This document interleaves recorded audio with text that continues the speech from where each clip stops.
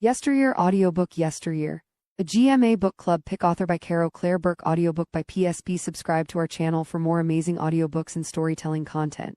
Yesteryear, a GMA book club pick. A novel. Part 1. The past is THEL day of the life I imagined for myself.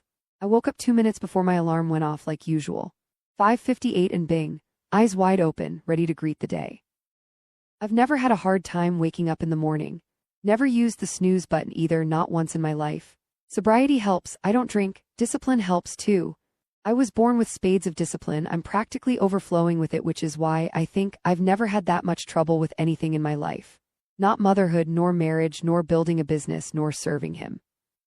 All of it appeared to me as a series of tasks to be accomplished each day at the right time in the correct chronological order. I know it's not that easy for other people, but it really is for me. That's why all those strangers like me so much. That and the money. The money definitely helped too. It was wintertime, January. A cold front had just blown through the pass. By my bedroom window the radiator was puffing hot air. The sky outside was deep as death black and would be for another few hours. Our farm was nestled in the rolling divots between two mountain ranges in Idaho, which meant we didn't see the sun until 9 or so in the winter months. We were located 5 miles down a long, winding gravel country road. Not even airplanes flew overhead. In the darkness I listened to the distant mooing of Sassafras, our beloved dairy cow. I could tell by the pitch and register of her moans that my husband, Caleb, was milking her. Right on time. The man was good. My husband was not disciplined before he met me.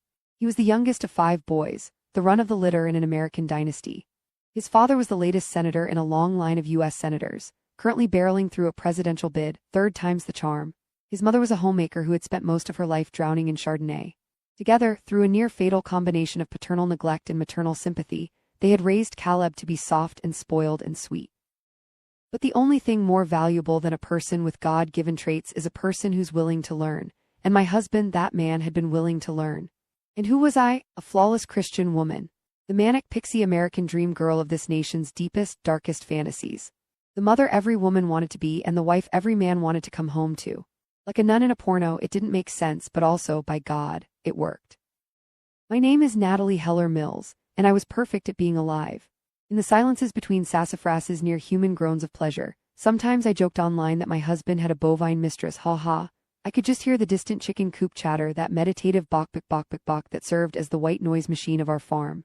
I loved our chickens. They were as domesticated as dogs, as harmless as toddlers. Sometimes I went out to the coop just to sit with them. I liked to stroke their silky necks, let them peck softly at the feed in my cupped palms. We'd be killing them soon. In the darkness my mouth watered. I'd been yearning lately for fresh bone broth. Once you've made it from scratch, the store-bought kind tastes rancid. Through the open crack of my bedroom door there was a spilling of little boy laughter. The children were down the hall having breakfast. I closed my eyes, felt the rhythms of my house like a heartbeat. Nanny Louise, a godsend for our family, was at the stove, making pancakes. Producer Shannon, my right arm, was by the kitchen sink, getting the video equipment prepared for a long day of work. Stetson and Samuel, my darling young men, were sitting at the table, shoving and pulling one another in equally groggy measure. Clementine, my eldest, the girl who made me a mother, was at the head of the table, ignoring her brothers, reading a book. Nanny Amy, our second in command, was moving through the far corners of the house, waking up each of the littles, kissing sleepy eyelids, tugging my 2 toddlers gently forward into the day. She would bring one to the kitchen, hand her over to Nanny Louise, and go back to get the other. I closed my eyes and whispered my daily thanks to the Lord for everything he had provided me. Thank you, Father, for Caleb. Thank you for the inheritance. Thank you for Clementine, Samuel, Stetson, Jessa, Junibug, and the little angel we haven't named yet. My hand moved instinctively to my stomach, resting at the height of the curve. I was 32 years old, 6 months pregnant with our 6th child. It had been the easiest pregnancy to date, though all my pregnancies, relatively speaking, had been smooth. I was born to be a mother. I never felt more connected with him than when I was tasked with carrying one of his creations. Do you see what I'm saying? Perfect.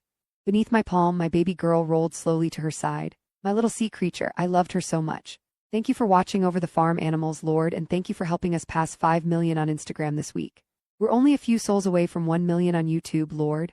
It's through your will and your will alone that I have reached so many hearts and minds. It's in your name that I work to spread your truth. A wave of nausea passed over me and I suffered beneath the shadow. Sometimes it actually made me sick how perfect my life was and how good I was at living it. On the bedside table my phone sputtered awake. I reached over and silenced it, then threw off the sheets and got up. We hadn't always had this much help. For the first few years, it had been us and the kids and the farm. When I became pregnant with my fourth, we hired Nanny Louise. When I was pregnant with my fifth, I hired Nanny Amy, and shortly after that we hired producer Shannon. What we had now in terms of help was more than enough for the time being. It allowed me to be present with both my children and my followers in all the ways I wanted to be at all the different points throughout the day. That's the thing about being a mother and a wife and an influencer, all at the same time. It's basically like breastfeeding 3 babies simultaneously. Like seducing 3 lovers at once. Why don't you ever show all the help you have behind the scenes? We love our employees like their family, so we go to great means to protect their privacy as they've requested. I wouldn't be able to forgive myself if my social media account ended up compromising them in any way.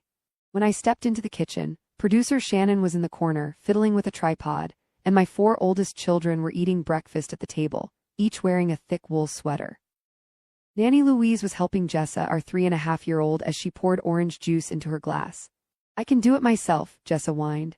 Nanny Louise, who also served as our homeschooling teacher, nodded and said, "Of course you can, look, you're doing it right now, all by yourself, big girl." Jessa grinned, the verbal pronouncement of her autonomy enough to make her forget how Nanny Louise's hands never left the cup. "Big girl," she echoed. Nanny Louise tipped the glass and my little girl drank greedily. I watched with approval as the pulp dripped down her chin. The orange juice was homemade. The tutorial would go online later this week. "Good morning," I said to the room. 5 heads swiveled toward me. A chirpy chorus of morning mama came in reply. I made my way around the table, kissing each perfect cheek, ruffling each perfect head. All my children, even the boys, wore their hair long. The girls looked just like me. Freckled, narrow faces, soiled dark hair, expressions prone to penetrating seriousness. Catch one of us in a pouting moment, and you'd be forgiven for summoning images of some 16th century martyr on a hunger strike. As for the boys, they looked like Caleb, ruddy cheeks, big toothy smiles. When they were all walking in a group, and they often were, the boys worshipped Caleb. They made me think of a trio of politicians in lockstep, scouring the land in search of babies to kiss. I rarely paid attention to the differences in the children. Both the girls and the boys spoke similarly, laughed similarly. Their clothing was a rainbow of neutrals. The same pile of olive and tan and ochre had been tumbling down our growing family tree for over a decade. It's amazing how long good cot can last. I walked over to my 2 boys, Stetson and Samuel. Stetson was 8 years old, a full year younger than Samuel, but as of last summer the boys were the same height, same weight. With their shoulder-length hair and the way they seemed to do everything, run, play, do chores, shovel food into their mouths in jerky, awkward-limbed unison, they reminded me of a pair of dressage ponies. I rested a hand on either head as they ate their cereal with little boy gusto, felt their skulls move around beneath my palms like possessed bulldozer levers. "What's on the docket for today, boys?" "Need to build a new enclosure for sassafras," Stetson said, mouth full. I said. "Very important." "Papa will love the help. Papa said I could use the nail gun." Samuel shoved Stetson, knocking the spoonful of cereal out of Stetson's hand and sending it clattering to the floor. "It's my turn to use the nail gun." "You'll both use the nail gun," I said. "Nanny Louise." She nodded, wiped the pulpy juice from Jess's cheeks and chin, then got up to clean up the mess. People refused to believe my babies were as amenable as they appeared online. There's no way this is their actual life. The angry women would write. That's what Caleb and I called them, the angry women. To which I would reply, absolutely nothing, of course. A mother's main task is to protect her children from the world. There was no need for some hateful witch in Manhattan to see how physical Samuel got with his brother, and even his sisters sometimes. No need for them to witness Stetson's daily tantrum over arithmetic. I loved that boy, but he had not been gifted with a standard helping of brains. If the angry women found out about any of my children's failings, they'd go crazy with bloodthirst. They'd also be devastated. None of them realized it, of course, but they needed me as much as I needed them. It was a symbiotic relationship. I was a shark and they were 5 million tiny fish nipping at the nutrients along my belly. Little idiots. They were desperate to eat me. They had no idea I was the one who was keeping them alive. How does it feel to know that millions of people around the world know intimate details about your children? I show only very selective moments of my children's lives.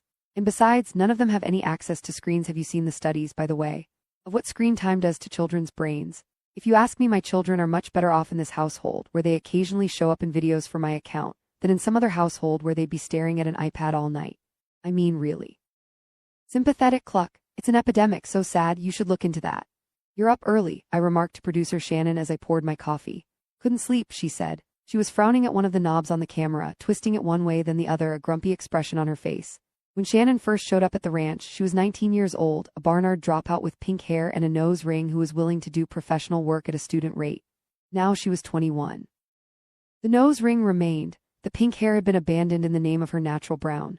I wasn't sure if that was an indication of any personal identity shift so much as a practical acceptance of the realities of living an hour away from the closest city. Not exactly many options when it came to qualified hair colorists near a 500-acre farm. I paused, then said delicately, "Are you having those dreams again?" She looked at me. "Who told you about that?" In the dreams, Shannon stood on the nearby hillside watching the farm burn to the ground. The house, the chicken coop, the gardens, all aflame. Car-sized balls of fire raining down from the violet heavens. As the fire spread across the fields, she would run or try to run while the barn collapsed, the animals screaming in the rubble. Sometimes she could see us in the distance, waving to her, saying something. And sometimes when the dream lasted this long, she could see beams of light shooting down from the heavens, shining grace onto my children and Caleb and me, saving everyone but her. "Nanny Louise is worried about you," I said, which was more diplomatic, I thought, than Nanny Louise is sick of being startled awake in the middle of the night by screaming. All our farm employees lived in a set of rooms above the stables, next to the homeschooling classroom. "I'm fine," Shannon said. "It's no big deal."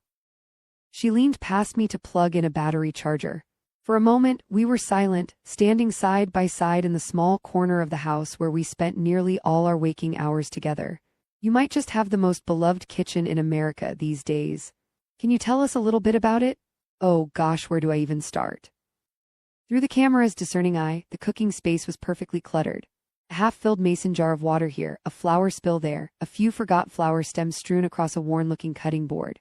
It looked like a space where a mother worked, like a kitchen in the real world, only obviously better than anything the real world had to offer.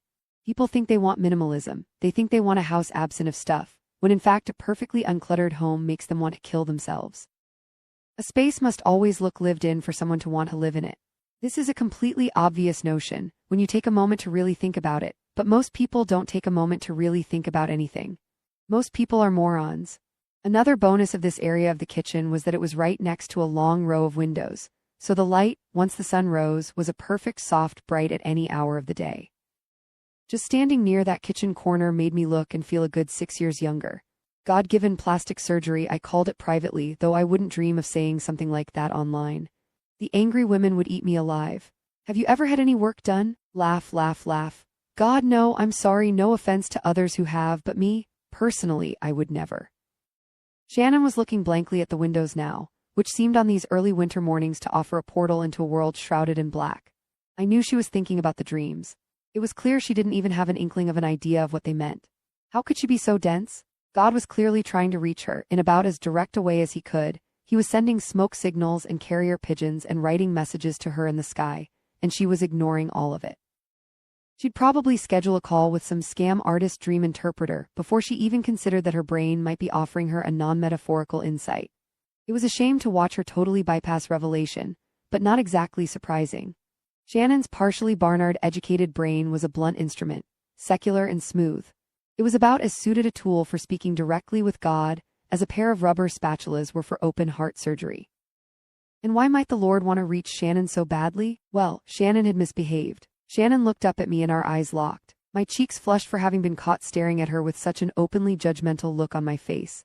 "By the way," she said, "my new phone arrived today. Thanks again for letting me do the rush shipping option." Of course. One of the children had dropped Shannon's phone into a puddle, apparently a week earlier. And because I was such a good boss, I'd remedied it immediately, handing her the company card to order a new one along with a little light-hearted joke. "Wouldn't want you to be stuck out here without access to the real world. Weren't you going to wear the purple apron today?" "Ah," I said and laughed. Whoops, pregnancy brain. I hated that phrase, pregnancy brain, but it was an excellent way to sound relatable. The apron I was wearing was a dark navy. We were using these videos to announce a new shade option for the aprons on our online store, $35.99. $100% cotton, buttons made of recycled plastic made in Spain. I'll go get it now. As I left the kitchen, Nanny Amy walked in with my toddler Junibug. Jessa got up from the table, her glass empty now, and trailed whimsically after me like a dandelion puff. She grabbed Junibug's hand as she passed, and soon both nannies were calling plaintively after the little girls as they followed me up the stairs. "It's fine," I called over my shoulder. "They can come with me." It was a particularly special gift from our Creator that we had been blessed with 3 girls in a row. All children were gifts from God, of course, but groups of girls, little jewelry sets of 2 and 3, that was something else altogether. A girl was lovely, a boy was nice, but girls, plural, were rainbows and fluff personified, radiant balls of delight. Such community-oriented creatures. With the addition of each new little lady to their little lady tribe, they all seemed to grow a little taller, glow a little brighter. They carried each other like dolls. They braided each other's hair. They picked and preened and poked at one another with motherly obsession. The boys would keep us fed when we were old and feeble, I like to say, but the girls. They would dance around our wheelchairs, toss rose petals over our graves. Plus, I'll admit it, they were easier to train. The boys occasionally resisted or got frustrated or bored, but not the girls. They could perform on film for hours without complaint, just like their mama. Mom. I winced instinctually, then rearranged my expression into softness. Yes, honey. I was standing in front of my bedroom mirror, fixing the new apron, and my eldest daughter, Clementine, was standing in the doorway. She had turned 12 over the summer and promptly stopped calling me mama a few days after. It made my eye twitch each time I heard her say mom. I hated the word. It was such an ugly sound, so short and masculine, far much less musical than my preferred alternative. I didn't fight it, though. Clementine was a preteen, which meant she was testing me. The worst thing I could do would be to push back. I watched through the mirror as Clementine crossed the room and sat next to the girls on my bed. What does tradwife mean? Record scratch. Who said that word to you? What, is it bad? Tradwife, Jessa said and giggled. She threw her head back and said it again. Tradwife. It almost seemed possible Clementine might hear the mechanical clicks of my brain as it whirred into warp speed, sorting through 500 possible answers to that question. My eldest daughter was like me, not just in likeness but in disposition too. She held her intelligence like a knife behind her back. Now that she was creeping toward womanhood, I found our similarities a bit unnerving. Like watching a clone of myself walk slowly toward me from a faraway point in the distance. What would happen when she arrived? I'm aware this isn't the kind of thing you're meant to feel about your own daughter. But motherhood is its own kind of curation. Which is to say, every woman I know lied to me about what it would be like before I became one myself. If your children became influencers someday, would you be proud of them? I just want my kids to be happy. Big gummy smile. I opted for casual ambivalence. The worst thing you can ever do is let a child know you care. I know that trad is short for traditional. Some people call women like me a traditional wife, for obvious reasons. By some people, I meant the angry women. The angry women were the ones who called me a tradwife, who said trad like it was short for something evil, like traditional wasn't a fine word in any sane person's universe. But these women were not sane, nor were they happy, nor were they big believers in personal accountability. Instead of asking themselves why they spent so much of their precious time on earth scrolling through other people's lives, when they could be making their own home-cooked meals, or even offering eye contact to their own children, instead of asking themselves why they spent so much time bathing in their own rancid jealousy, when they could be building their own lives into something they were proud of, they were apparently far more interested in drinking a bottle of wine each night, and typing their little hearts out in online chat rooms about me. I suppose I'm assuming that these women were winos, but judging by the number of typos riddled throughout each of their messages, I'd call it an evidence-based assumption. Tradwives were ruining the country by staying married to their husbands, apparently. Tradwives were destroying America because they actually liked spending time with their Silden.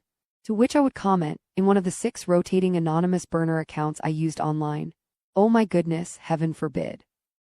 Before these women called me a tradwife, they had called me a religious zealot, a cult leader, a breeder. Compared to those names, tradwife seemed mild. I don't personally think celebrating traditions is bad, I said. Do you? The two little shook their heads. No, Mama, we love you, Mama, but Clementine just stared at me. So you're saying you are one? I felt suddenly like I was being deposed for a lawsuit. Clementine, why don't you just tell me who told you I was a tradwife? No one, Clementine said. In a flash, she was bored. I was just asking a question, geez. As she stood up, I faced my reflection again, busying myself with the apron bow. I wasn't smiling anymore. Tell Nanny Louise to look at the weather forecast, I said to Clementine. It might rain today, the children should wear boots. Clementine didn't respond, and by the time I turned back around, she was gone. Nannies. It had to be the nannies. They were constantly leaving their phones on countertops and couch cushions, no matter how many times I told them not to. It was an overwhelming task, protecting your child from the world. Jessa and Junibug were still so young, so impressionable, but Clementine, practically a woman now, she couldn't be trusted. Do your children enjoy being filmed? Oh, they love it.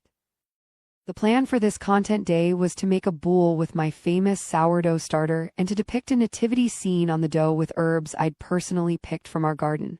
This was, excuse the pun, my literal bread and butter. Plus, the holiday season always led to a major boom for our online store. Yesteryear Ranch Cherry Cutting Board, $120 made in Brazil. Yesteryear Ranch French Salt Blend, $45 made in France. Yesteryear Ranch patented indoor paint gallons in shades of Homestead, Pioneer, and Cowgirl, $80 per gallon, all made in America. The bull wasn't the main attraction so much as the gateway drug. Baby lavender Jesus in a rosemary manger, 3 wise times sprig men, fa la la, and the followers would click, click, click, until their hearts and their online shopping carts were full. They would beg, they were always begging for more. The herb bull took 4 hours. A standard amount of time, which would be clipped and snipped by Shannon into a 30-second time lapse, my fingers spinning dizzily around the screen, packing and kneading and caressing a lump of pale dough. The second half of the day was natural dinner. I was going to make a traditional Sunday roast, or should I say a trad Sunday roast?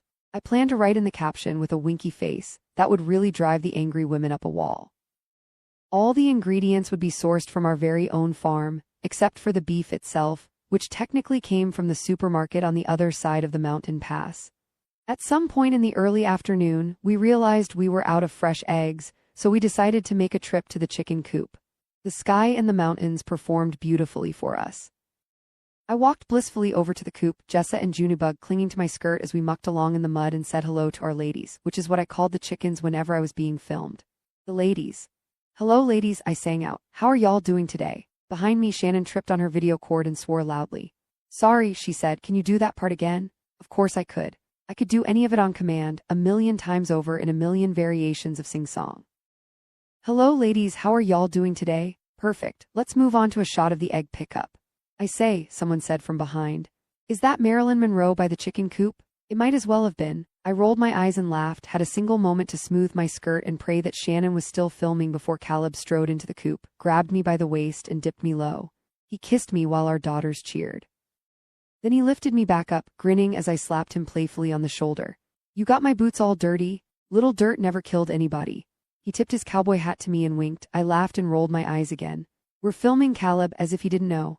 Actually, Shannon said, we're not. I paused right before Caleb spoke. So you guys are good. If you want to take a quick break, I can go have some coffee. Oh, I said, crestfallen. Okay.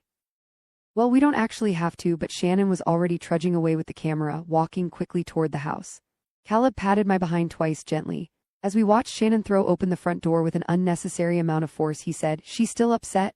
A surge of emotion rolled through me. Yes, Caleb, she's still upset. Well, she'll feel better soon. I looked at him and he fell silent. You don't understand women at all. He was about to reply, and I was about to cut him off with an even sharper statement, and then both of us seemed to realize at the exact same time that we were being watched. Jessa, Junebug, little girls, sweet things peering up at us. Watching always. Where the hell was Nanny Amy? No matter. It was good practice anyway. That was what I told myself when I found myself under surveillance by a child who should have been under surveillance by someone else. It's good practice. A flawless performance, after all, does not arrive overnight. It takes years and years and years of practice. I leaned forward on tiptoes and kissed Caleb twice in quick succession. Get back to work, cowboy. The girls laughed and clapped, and I flushed from the reward. Caleb tipped his hat to the three of us and strode back toward the barn, where he would probably spend an hour or two messing around with the organization of some hay bales. Caleb was very good at keeping himself busy. He was also very good at only ever doing the farm chores that he actually enjoyed. Milking sassafras, driving the big John Deere tractor around in tight donuts in the pastures, staying up all night with a laboring sow. As for the chores he didn't enjoy, cleaning, planting, picking, mucking out the stalls, he left all that to the ranch hands. Hold on. You have ranch hands too? Pause. Did I not mention those before? Shit. Consider mentioning pregnancy brain. We have 2 or 3 usually. Just seasonal work, depending on what's going on at the farm. We need as much help as we can get. But why didn't you pregnancy brain? The filming for Natural Dinner ran late. All throughout the house, moods went sour. Shannon and I started bickering over how to do the overhead filming, and then our bickering wasted 10 precious minutes of afternoon light, causing us to rush, which then led to further bickering. Then the older kids' homeschooling lesson ended 15 minutes earlier than usual, because Nanny Louise apparently didn't feel like providing a comprehensive education for the day, and all of a sudden the kitchen was filled with incessant whining. The boys arguing with Clementine about what to play before dinner, and the nannies who were, the agency had assured us, the absolute cream of the crop, but sometimes made me feel like I was paying full-time prices for part-time work, were just sitting there on the couch scrolling on their phones, while a world war was waged over the tiny Scotty dog game piece in the Monopoly set. The only board game allowed in our house, by explicit demand of my father-in-law. It was important, Doug said, for children to learn the value of a free market as soon as possible. The nannies. Oh, the nannies, they tended to veer toward uselessness during this time of the day. From Nanny Amy I expected as much. She was a dumb girl from Lowe's Angels with a perfectly symmetrical face, capable of keeping the kids alive and not much else. But from Nanny Louise, who was 5 years older than Nanny Amy and had a master's degree in education, I expected more. She was like family to us. Did you just say your nannies are like family? Silence. I'm sure you can understand that there's a long and controversial history of white women calling the people who work for them family. Longer pause, soft, knowing smile. No, that's not right. Soft, unknowing smile. Better. Next question, please. Ladies, can I speak with you for a moment? The nannies looked up from their phones. Clementine has been using someone's phone unsupervised, I said. She asked me what a tradwife is today. Well, Nanny Amy said, then paused. I trained my smile on her. What, I mean. Another pause. She looked like a muppet with a gummed-up jaw. I resisted the urge to step forward and work her mouth open myself. We'll be more careful moving forward, Nanny Louise said. She gave Nanny Amy a sharp look, the visual equivalent of a kick beneath the table, and Nanny Amy nodded. Yep, she said. Won't happen again. I took a deep breath, sighed my anger out. Can you both handle dinner prep tonight? I was thinking about making a little trip to Target. In my periphery, Clementine perked up. Right on cue. It was a rare gift of decadence when I took the girls with me to the super Target 30 minutes away. At the Starbucks inside the store, Clementine ordered a frappuccino with extra whipped cream, and I bit my lip about having so much caffeine and sugar this late in the day. I got Jessa and Junebug each a cake pop and an apple juice, and then a non-fat decaf cappuccino with oat milk for myself.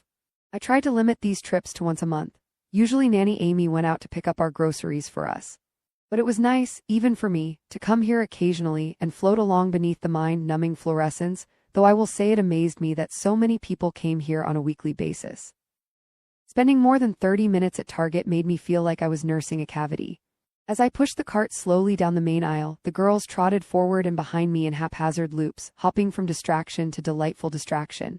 The jewelry stands, the clothing racks, the shelves of body lotion in colorful packaging, tangerine and persimmon and bubblegum pink. See how good the little things can feel, girls. See how thrilling a sugar high can be if you choose it consciously after so many days of careful Natalie? I paused, looked around, pretended to be confused when really I was thinking, oh Jesus Christ, not you. Vanessa and I had gone to high school together. She'd been on the track team too, but had made varsity only her senior year, so we hadn't spent much time together. She was in nursing scrubs now, standing by 2 overflowing shopping carts, her preteen daughter glowering behind her with the same expression of profound disappointment that Vanessa had worn at every track meet. I glanced at the cart closest to me. Disposable razors, disposable tissue boxes, a half-dozen slices of chemical-bloated ham wrapped in 3 layers of plastic. I could practically smell the stink of the landfill where all this stuff, all these products designed to be trash, would end up a month from now. Then I looked back at Vanessa, who was now frowning at me with the same sour expression as her daughter, and my heart softened with nostalgia. Poor thing, she'd never won a race in her life. It's so good to see you, I said. It's been what, a decade? She sniffed, looked at my empty cart. I didn't know you came to Target. Of course I do, I'm human, aren't I? I turned my grin to her daughter. And who is this? Vanessa looked at her own daughter with a strange expression, like she was trying to see what she looked like through my eyes. This is Zoe. Zoe looked to be a few years younger than Clementine. If she recognized her own name, she didn't show it. She just stared at me, her expression a springboard of tight misery. And those ones, I'm guessing, are yours. I followed Vanessa's gaze to see Clementine crouched in the aisle ahead, flipping through a picture book while the little girls peered eagerly over her shoulder. A flush of pleasure ran through me, stronger than any artificial sugar high. Yes, those are my girls. The oldest is Clementine and the younger ones are Jessa and Junebug. When I turned back to Vanessa, she was smirking. When was the last time I'd seen a grown woman smirk? You know, I really admire your commitment to the olden days with those names. My smile shrank by an inch. Here we go.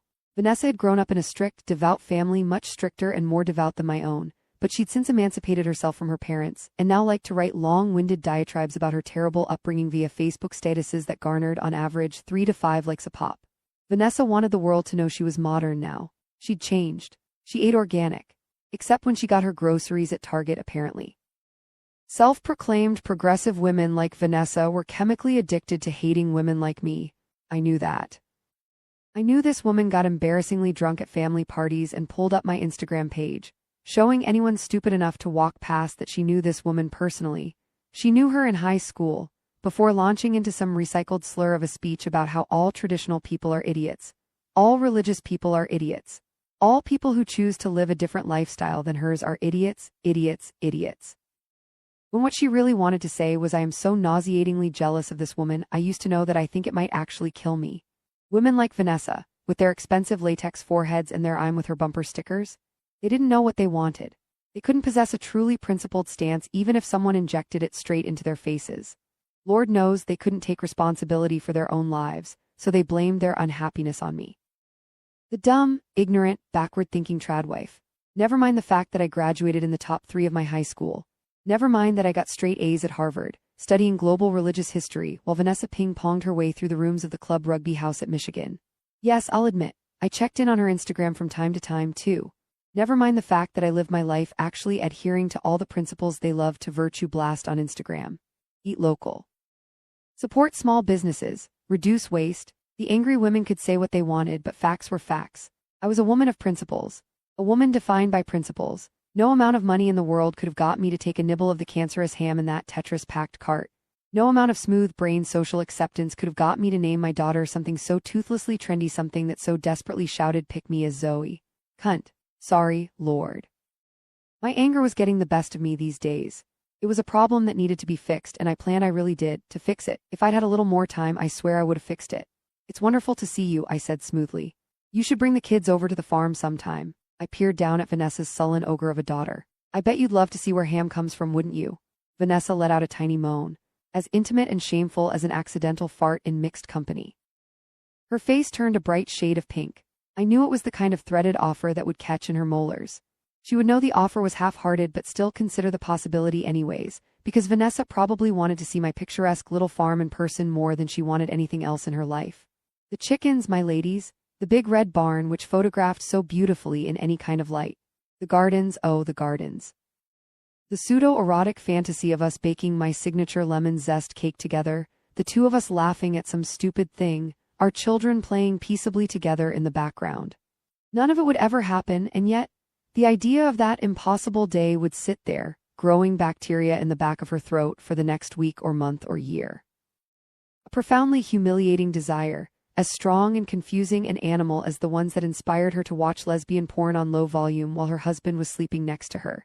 She was definitely the kind of woman who watched lesbian porn on low volume while her husband was sleeping next to her. Grind away, Vanessa, I thought, smiling beatifically. Go ahead. Give yourself a migraine thinking about me. A notion so pleasurable it was worth the guilt that came wrapped up inside it, like a penny candy.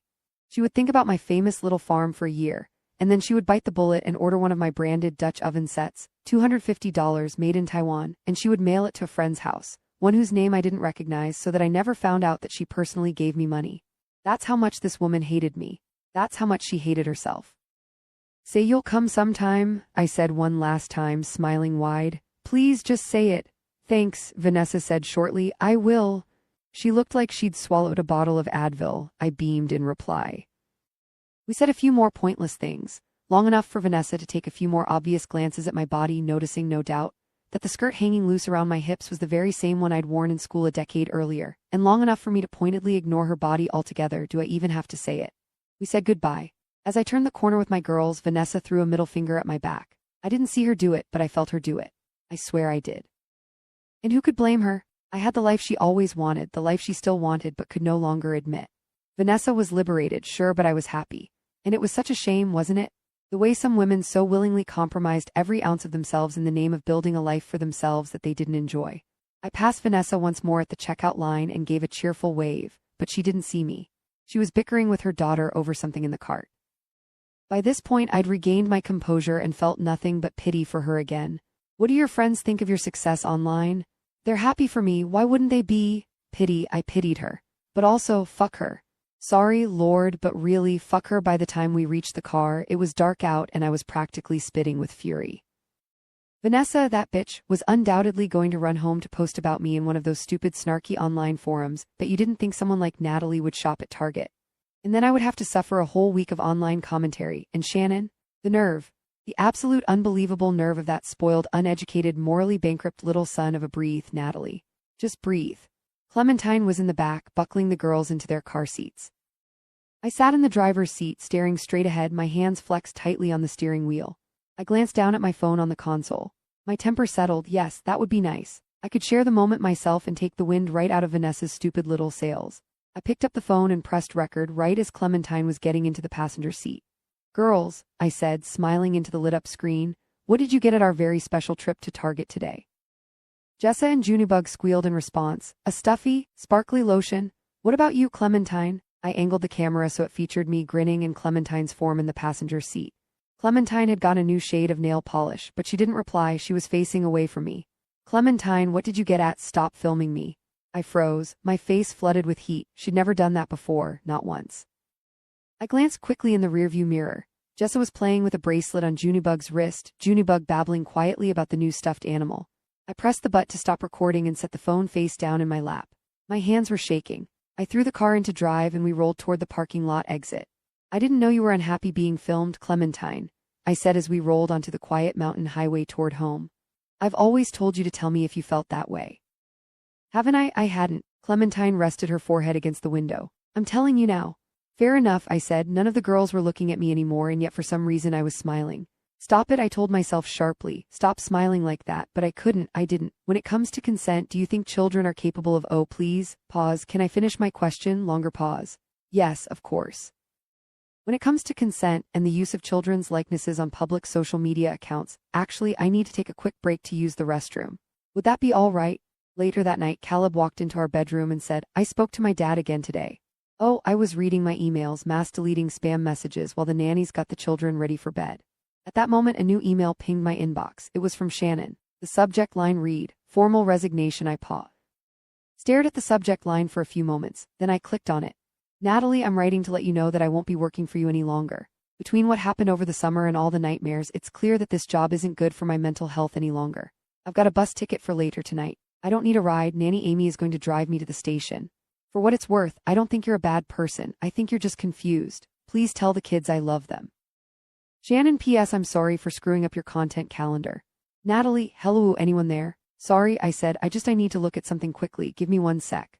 I read the email a second time, then a third, then I looked at Caleb. "What were you saying? Is everything okay?" I laughed a bit too brightly. "Just silly publicity emails. Now please, I'm all ears. Tell me about your father." "Well," he said. He paused dramatically. "Drum roll, please. He thinks that now's the time."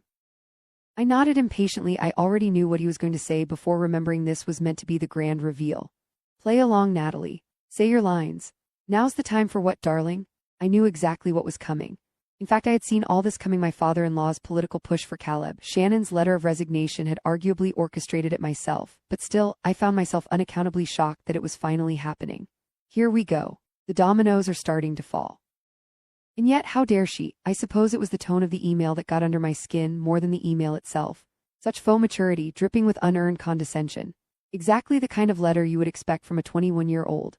Exactly the kind of letter I would have expected from Shannon in particular, that lost little lamb, that stupid little bitch. "Sorry, Lord, sorry. Now's the time to run," Caleb said. "For office." Oh my gosh, wow. Caleb's father wasn't just a senator. He was a bona fide political icon. He'd been in office for 4 decades, running uncontested every 6 years. He was a war veteran, a family values traditionalist, the kind of guy people described with abject sincerity as a real-life John Wayne. They weren't wrong. Doug Mills was broad-shouldered and confident, the ultimate patriarch. Nearly every comment he made to another man was accompanied by a hearty clap on the shoulder. He was, if the polling was even remotely accurate, about to become the next president of the United States. He was also my closest ally. What my father-in-law and I both knew, there was no otherwise. There was only this plan, a very delicate one, in which 2 variables, my producer, my husband, were taken care of in one fell swoop. Final question, Mrs. Heller Mills. Would you like to comment on these horrific allegations of assault at Yesteryear Ranch? Unfortunately, I can't comment on an ongoing legal investigation. I would just like to pause here and say, another woman would have cracked years ago. I don't think you're a bad person. A bold thing to say to the wife of the man you've been fucking. That was the word I was looking for, bold. The whole email was so hair-raisingly bold that it might have caused another, lesser woman to have a complete nervous breakdown, to throw her phone across the room, to hiss at her stupid, useless, can't keep his dick in his pants husband. Look what you've done. Not me. As I stared at my philandering moron of a husband, I gave myself a mental pat on the back for all the work I'd done over the years to harden myself against the world. We were facing down the barrel of our first PR disaster.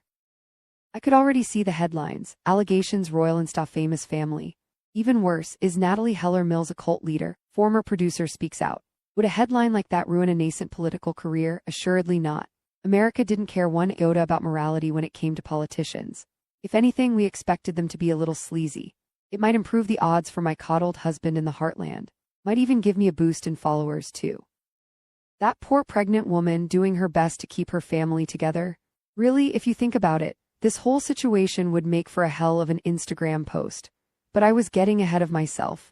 There was no need to think about that now. No need even to tell Caleb about the email just yet. This was not the kind of thing my husband was capable of dealing with.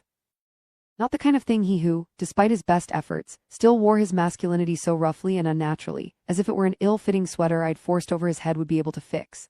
If he knew, he'd only make it worse. He'd do something completely idiotic like drive to the bus stop and beg for forgiveness from Shannon in front of a crowd of strangers. I think it's a great idea, I said, exactly like I'd practiced. I bet you'll be president one day, just like your dad. Caleb's face lit up in relief. He would never admit it, he'd spent half his life running away from it, but this was the only thing he'd ever truly wanted, to be just like dear old dad. Now, I said, let's pray on it.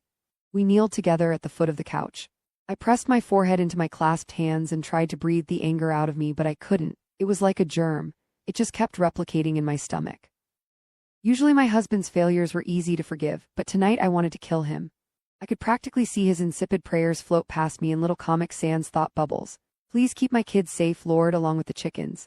Help my wife continue to love me. A blowjob would be nice, Lord, and if it's not too much, I'd like the strength to become something memorable. I'd like to become a legend. All men wanted to become legends. It was so embarrassing. And what did I want? An easy answer. I wanted more of what I already had. I wanted the whole entire world to see itself through my eyes, a new level of influence. That's not the kind of thing you ask for directly, though, so I settled for something simpler. Please let this plan work, Lord. Please don't let her win. And please give my husband a spine. I'm tired of him needing to borrow mine. Amen. Part 2. Present one was it a day, a week, a month. What I know is this: I wake one morning and think, Jesus fucking Christ, it's cold. Then, sorry, Lord, cussing like some scummy teenager is not the ideal way to start a day. Still, it is cold. Colder than usual, and darker than usual. Calm yourself, Natalie. A little cold never hurt anybody.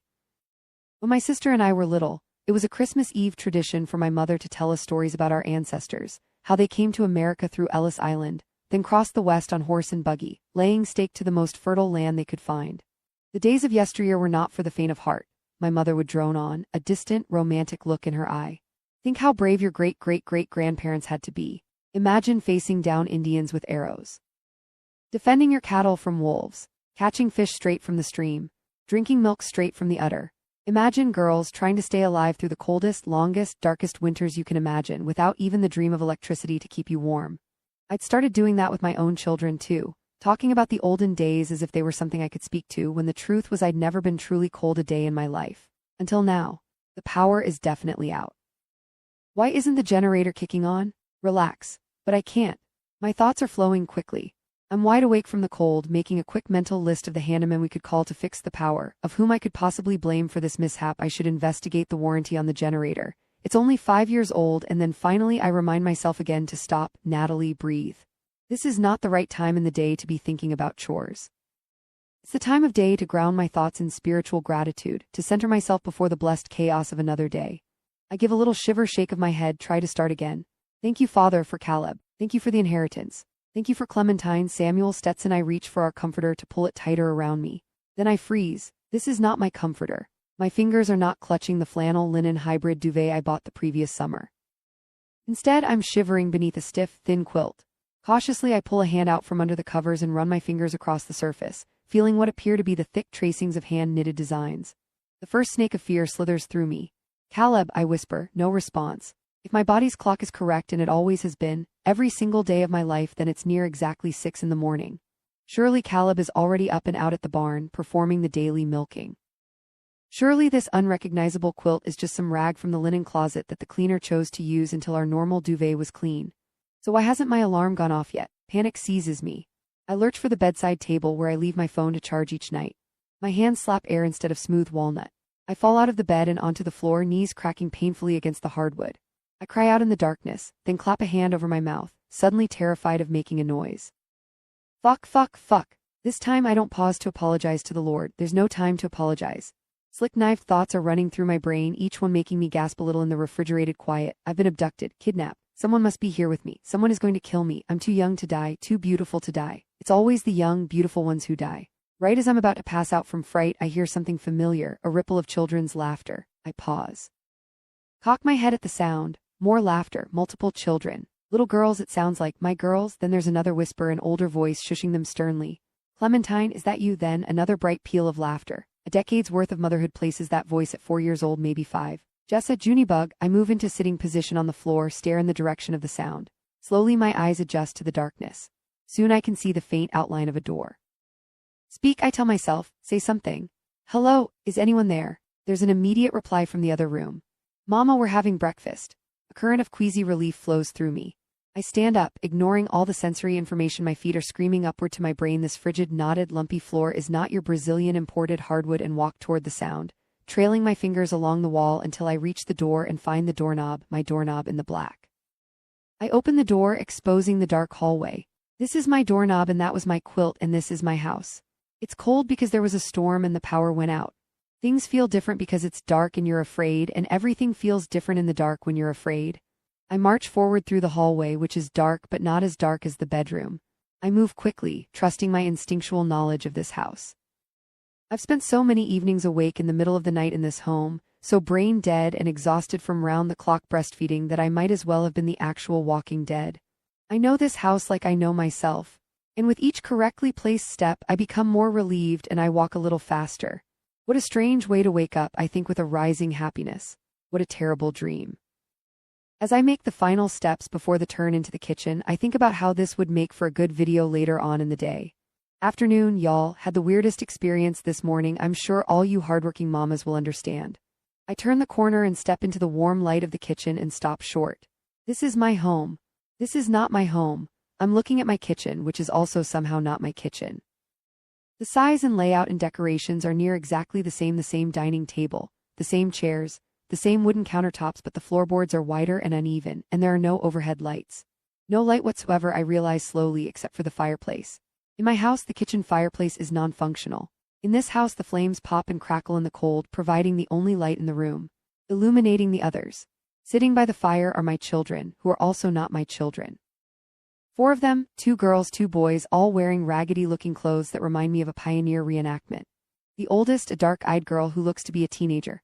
Hair pinned and plaited. She's like Clementine, but not Clementine. She's also the only one who isn't looking directly at me. She's braiding the little girl's head with perfect, unyielding focus.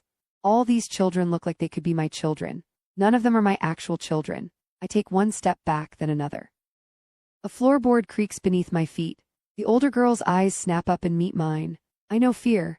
I have on more than one occasion in my life felt it so powerfully as to be crippled by it. A week before I was set to leave home for the first time to go to college, I was born again in my church. Right before the pastor dunked my head into the warm pool water, my knees buckled in fright.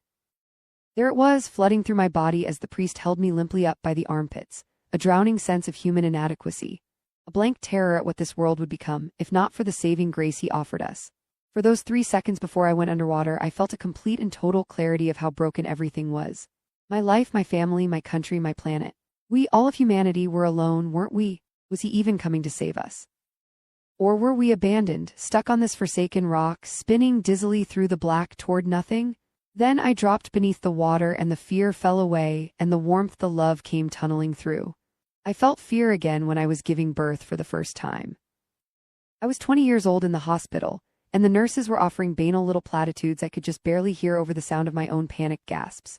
You're so strong, just a few more pushes now, you can do this, Mama. In the instant before my daughter came screaming into the world, I felt for the second time in my life a debilitating certainty of the wrongness of the situation. Mama, I thought, who is Mama? I'm Natalie. My name is Natalie. I was not ready to be a mother. I felt this certainty in the deepest parts of my body, and so it seemed inevitable that he would intervene before this mistake of parenthood developed further. She's going to come out blue. Or maybe he was going to punish me in some other way. Caleb was going to slip and fall and hit his head on the corner of the bed. My mother was going to suffer a fatal car accident on the way to the hospital. A trade must take place for this life to enter the world. As my body slowly halved open like a peach, I realized it was me who was losing my life, me who would vanish from the world to make room for this new child. I will never be Natalie again. I will only ever be Mama. For one single moment I wished the child gone, not just out of me but out of this world. Erased. Then the room was filled with her bellowing, and the fear fell away, and the love or something like it came tunneling back through. I thought I knew true fear. But this, what I'm feeling now, is not a fear I've ever known. The feeling inside me is big and black and bottomless. It feels like plummeting into hell. Mama, the younger girl says. She's small and freckle-cheeked, one half of her head braided neatly, the other half long and bed-headed, swinging by her waist. I've never seen her before in my life, and yet she says it again, that sacred call. Mama, she's the one who laughed and then who called for me. I stare at her, nausea roiling my insides. She is of me and not of me, so close, so similar, and yet the dissonance sends my mind skittering out of control. I think of plastic dolls, I think of aliens in skin suits, I think, oh God, of my own children taking off their own faces and handing them to strangers to wear like rubber masks. I let out a noise. It sounds like a moan, it feels like a gasp, and I finally think to say, "Who are you?" The children look at one another. Mama, the young one says again. My voice rises in pitch. Where am I? Oh, a little boy says, 8 years old, maybe 9. He looks like my Samuel, my Stetson, but he's neither. It's us, of course, the older boy says. He looks to be about 13. Barn, the oldest girl says. She's looking at me, but her hands are working of their own volition, braiding the younger girl's head with a force that makes my own scalp hurt. The little girl says nothing, just looks at me with big baby eyes while her head is yanked left then right. Go to the barn, the oldest girl says impatiently. I stumble across the room to the front door. My hand is wrapped around the doorknob when I see something and freeze. There, carved into the threshold of the front door, are notches and scribbles, dozens of them. Names and numbers positioned in a vertical line, a list, no record. At the doorknob's height, a series of particularly clear markings: MAEV 1852, MAEV 1853, MAEV 1854. Height measurements, which can't possibly mean I follow the line of measurements, gaze traveling uneasily upward. By the first pane of window, Noah 1853, then by the second pane, Abel 1854, and then at exactly the level of my eyesight, a freshly notched entry. Mama, the carving reads, 1855. No. No, no, no, no, no, no. I rip open the door and step out onto the porch, stumbling down the stairs and taking a few steps into the darkness before I stop short. There it is again, a scene I recognize intimately, which slowly disintegrates into the uncanny, like an evil sister of nostalgia. There's the big red barn and the chicken coop and the sloping road that disappears over the backside of a hill. There's the world I built for myself, poring over every blueprint, taking years to get it totally right, except there are no driveway lights here. No lights above the entrance of the barn either. Everything is bathed in shadows beneath the still black sky. As my eyes adjust to the darkness, I see how the barn looks old and worn and unloved. The roof has a deep bow. The chicken coop is not the $30,000 technological marvel we bought years earlier, with an automatic door that opens and closes at sunrise and sunset to protect the chickens from foxes and mountain lions and bears. Instead, it's a small shed with a thatched overhang. Even the chickens look different in the dim moonlight. Thinner, less friendly. Hello, ladies. My body is so flooded with cortisol I feel paralyzed. Oh God, help me. Natalie, I spin around. A figure is standing by the barn that is both mine and not mine. He begins to walk toward me, and suddenly the moonlight illuminates his face. It's Caleb. Unlike the children who look like waxy versions of my own, this is my husband with the soft face and the plaid shirt and the puppy dog eyes. I step back, he stops walking. The two of us stand there silent, about 10 feet between us. This man's eyes are not my husband's eyes. This man's eyes are black and cold and dead. More I look at him, the more unfamiliar he becomes. He's Caleb, and then he's a distant relative of Caleb's, and then he's a stranger, an older man staring at me in the dead of night. Distantly I register how cold I am. I look down at myself, take in the strange nightgown I'm wearing, a floral cotton thing I've never seen before in my life. Natalie, he says again. I think about running. My legs don't move. Wake up, Natalie. It's time to wake up. What's happening? I say. Where am I? Christ, the man mutters. He rolls his eyes, then throws his hat to the ground, making me jump and sending a small puff of dust into the cold air. You're home, Natalie, he says. Now, for the love of God, get inside before you catch a chill. Who are you? I'm your goddamn husband, he snaps. I'm Caleb. Maybe this is a dream. It's illogical like a dream, it's terrifying like a nightmare, but then if it's happening in my head, why are my knees aching so horribly from the fall out of bed? Why can I feel my lungs heaving in my chest, my terror vibrating through my body like something trapped and desperate to escape? Take me home. Whatever you want, I'll give it to you. I have money. Lots of it. You probably know that, don't you? Is that why you took me here? Do you want money? Natalie, something snaps in me. Stop saying my name. He lets out an aggravated noise and begins to walk toward me again. If you're going to start shouting like that, finally, my nervous system shifts into drive. I break into a run. As I fly down the road, I feel the whining strain of muscles gone soft, but I don't care. Now is not the time to worry about pulled muscles. Now is not the time to think about anything but flight. I sprint through the darkness, very distantly registering the pain in the soles of my feet as my skin is ripped apart by the gravel. Right as I begin to think ahead whether the closest neighboring house is 5 miles away or 8, whether it would be smarter to run along the road, looking for a passing car, or to disappear into the woods, I trip and pitch forward and oof, my body skids and rolls. Just scrapes. Get up, Natalie, you can do this. Get up and run. On the other side of my fear, shoes on gravel coming closer. I'm gasping and rolling on the ground, trying to find my center of gravity, trying to place my palms flat on the earth so I can push myself back up and keep running. But the night sky is so black it looks like dirt. And the dirt is so black it looks like outer space, and I keep grabbing at air, and the air is filled with dust, and my vision is rolling, and I think to myself, get up, and I'm trying, Lord, I am trying, but I can't. The footsteps disappear. Silence. I roll over onto my side, gasping, grabbing. Then I see the man standing a few feet away, watching me with a passive, unimpressed expression. Arms folded. Get up, he says, echoing my thoughts. Run, Natalie, fight. I turn onto my side and scream. I tell myself to say help, but I'm not sure if I do. The noise of my own voice is too loud in my ears to discern any words. I see in my periphery the man drop to one knee. A fresh current of panic surges through me. He tries to gather me into his arms. I thrash my arms and legs. He leans forward and easily pins my arms down, then maneuvers my wrists so he's holding both in one grip, his other hand free. In an instant, without any conscious thought, I spit into his face. This shocks him. He stares at me, cheek glistening in the moonlight as I wriggle desperately beneath him. Fuck you, I snarl. The first time I've ever said that phrase aloud in my life. The man wipes his face with the back of his sleeve. Then he says, a good wife doesn't speak to her husband that way.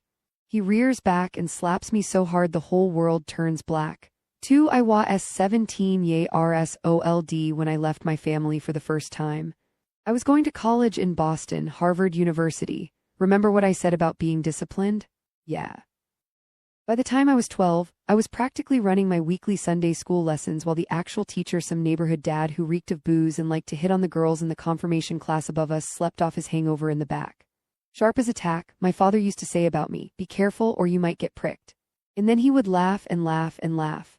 That's all I remember about my father. He died when I was 10. At least that's what my mother told my sister and me to say when we moved to our new town in the southwestern corner of Idaho, 4 hours away from where we'd grown up. Tell the teachers your father is no longer with us. You had to give it to her with that rhetorical sleight of hand. She wasn't lying, she hadn't committed a sin, he was technically no longer with us. With that phrase, my teachers would come to their own conclusions, and the conclusion would not be that Eliza Heller's husband had fled the state with a woman from his local bowling league. Now the works of the flesh are evident: sexual immorality, impurity, sensuality. Even at a young age, my mother's logic checked out to me. Daddy's dead.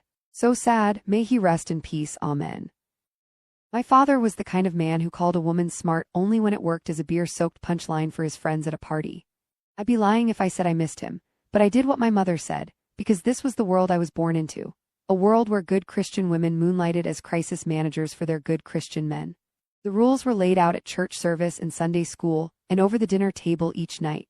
The job of a woman was threefold. Be a mother, be a wife, and keep the household clean. Oh, and don't forget to smile. And so I came of age in a small mountain town, no grandparents or cousins to speak of, with a single mother who steadfastly refused the best efforts of other women in church to set her up on dates since she was technically already married. By day, she was a secretary at a local law firm. By night, she crocheted baby sweaters, socks, and hats for the women in our neighborhood. Since the families in our church popped out 5 to 9 children on average, business was always booming. The bills were always paid on time. My mother's carpal tunnel syndrome flared up monthly, but the pain, she said, was worth it for such a good American childhood.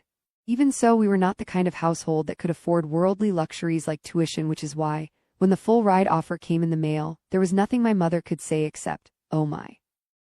It was surprising to my mother that I wouldn't want to go to the honors program at our state university. Surprising, more generally speaking, that I would want to venture outward into the world, when the world so clearly had lost its way. Out in the coastal cities, nuclear families were an endangered species.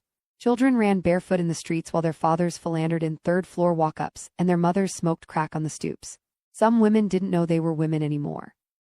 Some men didn't know they were men. The birth rate was plummeting. Humanity was self-immolating.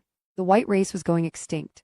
These were the prayers my mother sent to the Lord each night while I packed for school down the hall. Keep her safe, Lord. Lead her from temptation. Deliver her from evil. In the name of the Father, the Son, and Holy Spirit. At the airport, my mother and sister hugged me goodbye.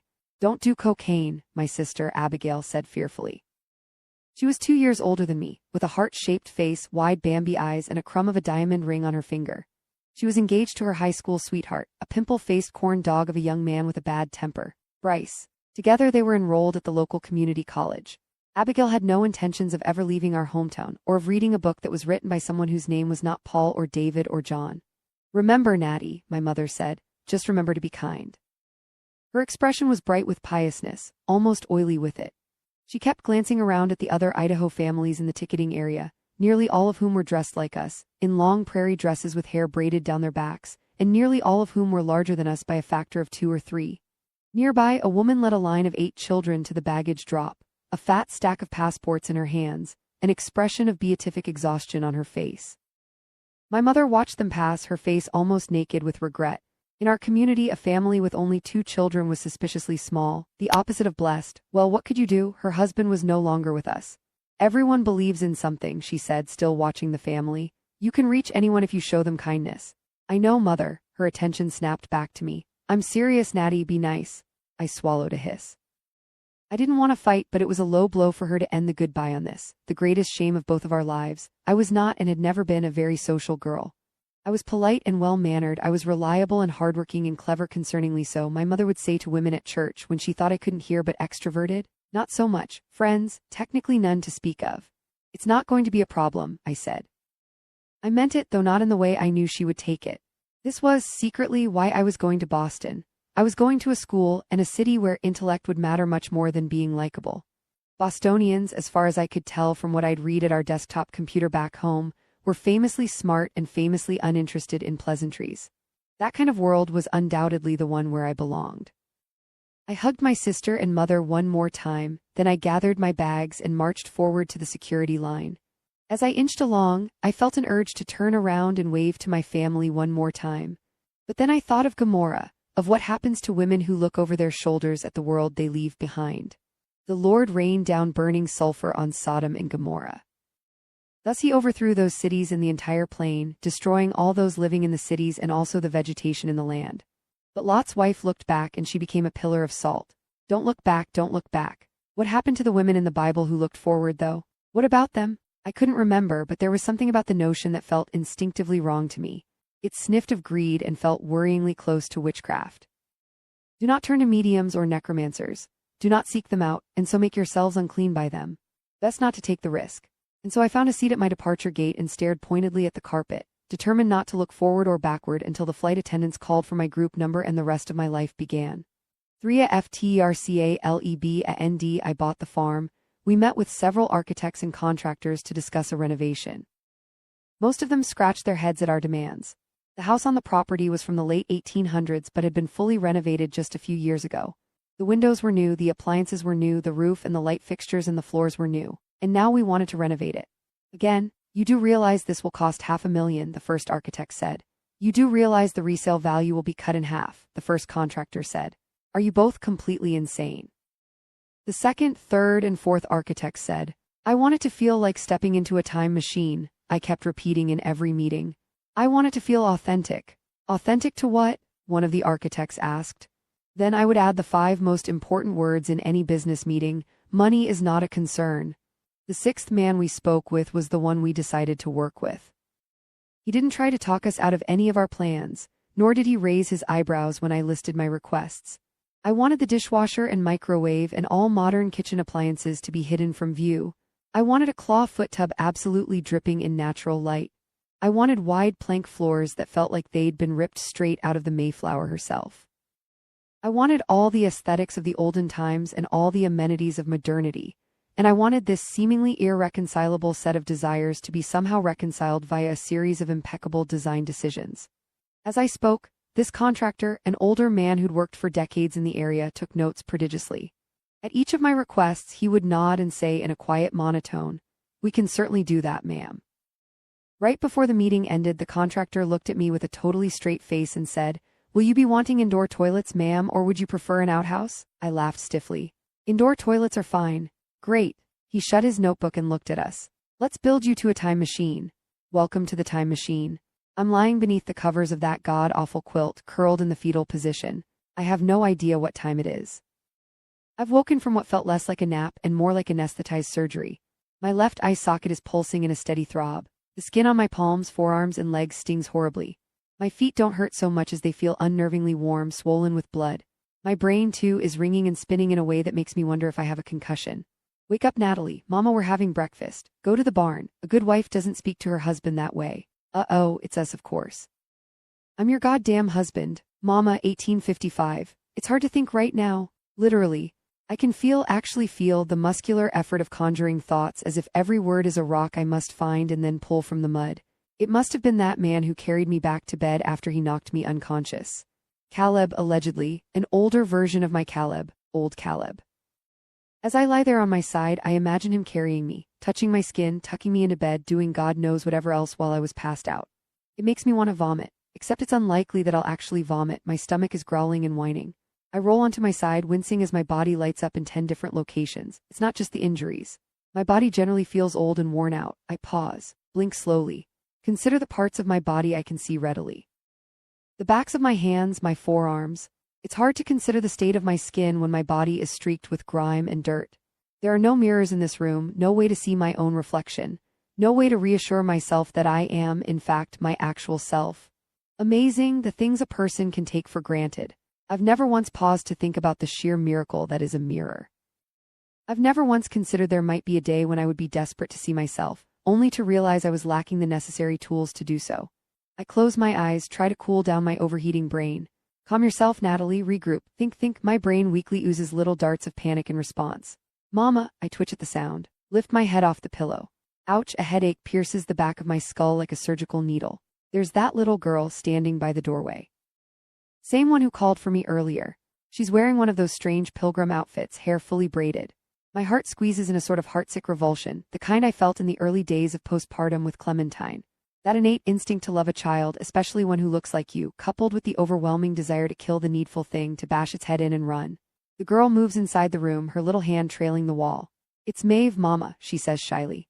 It's me. Maeve, I echo groggily like some demented cavewoman. I love that name. It's always been on our list ever since the very first child. With each of our girls we considered Maeve but never found a soul who seemed to fully fit the bill. This little girl, though, is a perfect Maeve. Soft and watchful and sweet. I close my eyes, paw roughly through my thoughts. Mumble, where am I again? Home, she says immediately. She's staring at the floor now. She looks upset or maybe disappointed. Like she's playing a game she doesn't want to play. A prickle of dread runs through me. A new thought rises to the surface, spiked with paranoia. She was trained to answer these questions. What day is it? She's been slowly creeping along the wall toward me as we talk, in an incremental shuffle that feels less intentional than instinctual, like she's magnetized by me. Like she loves me.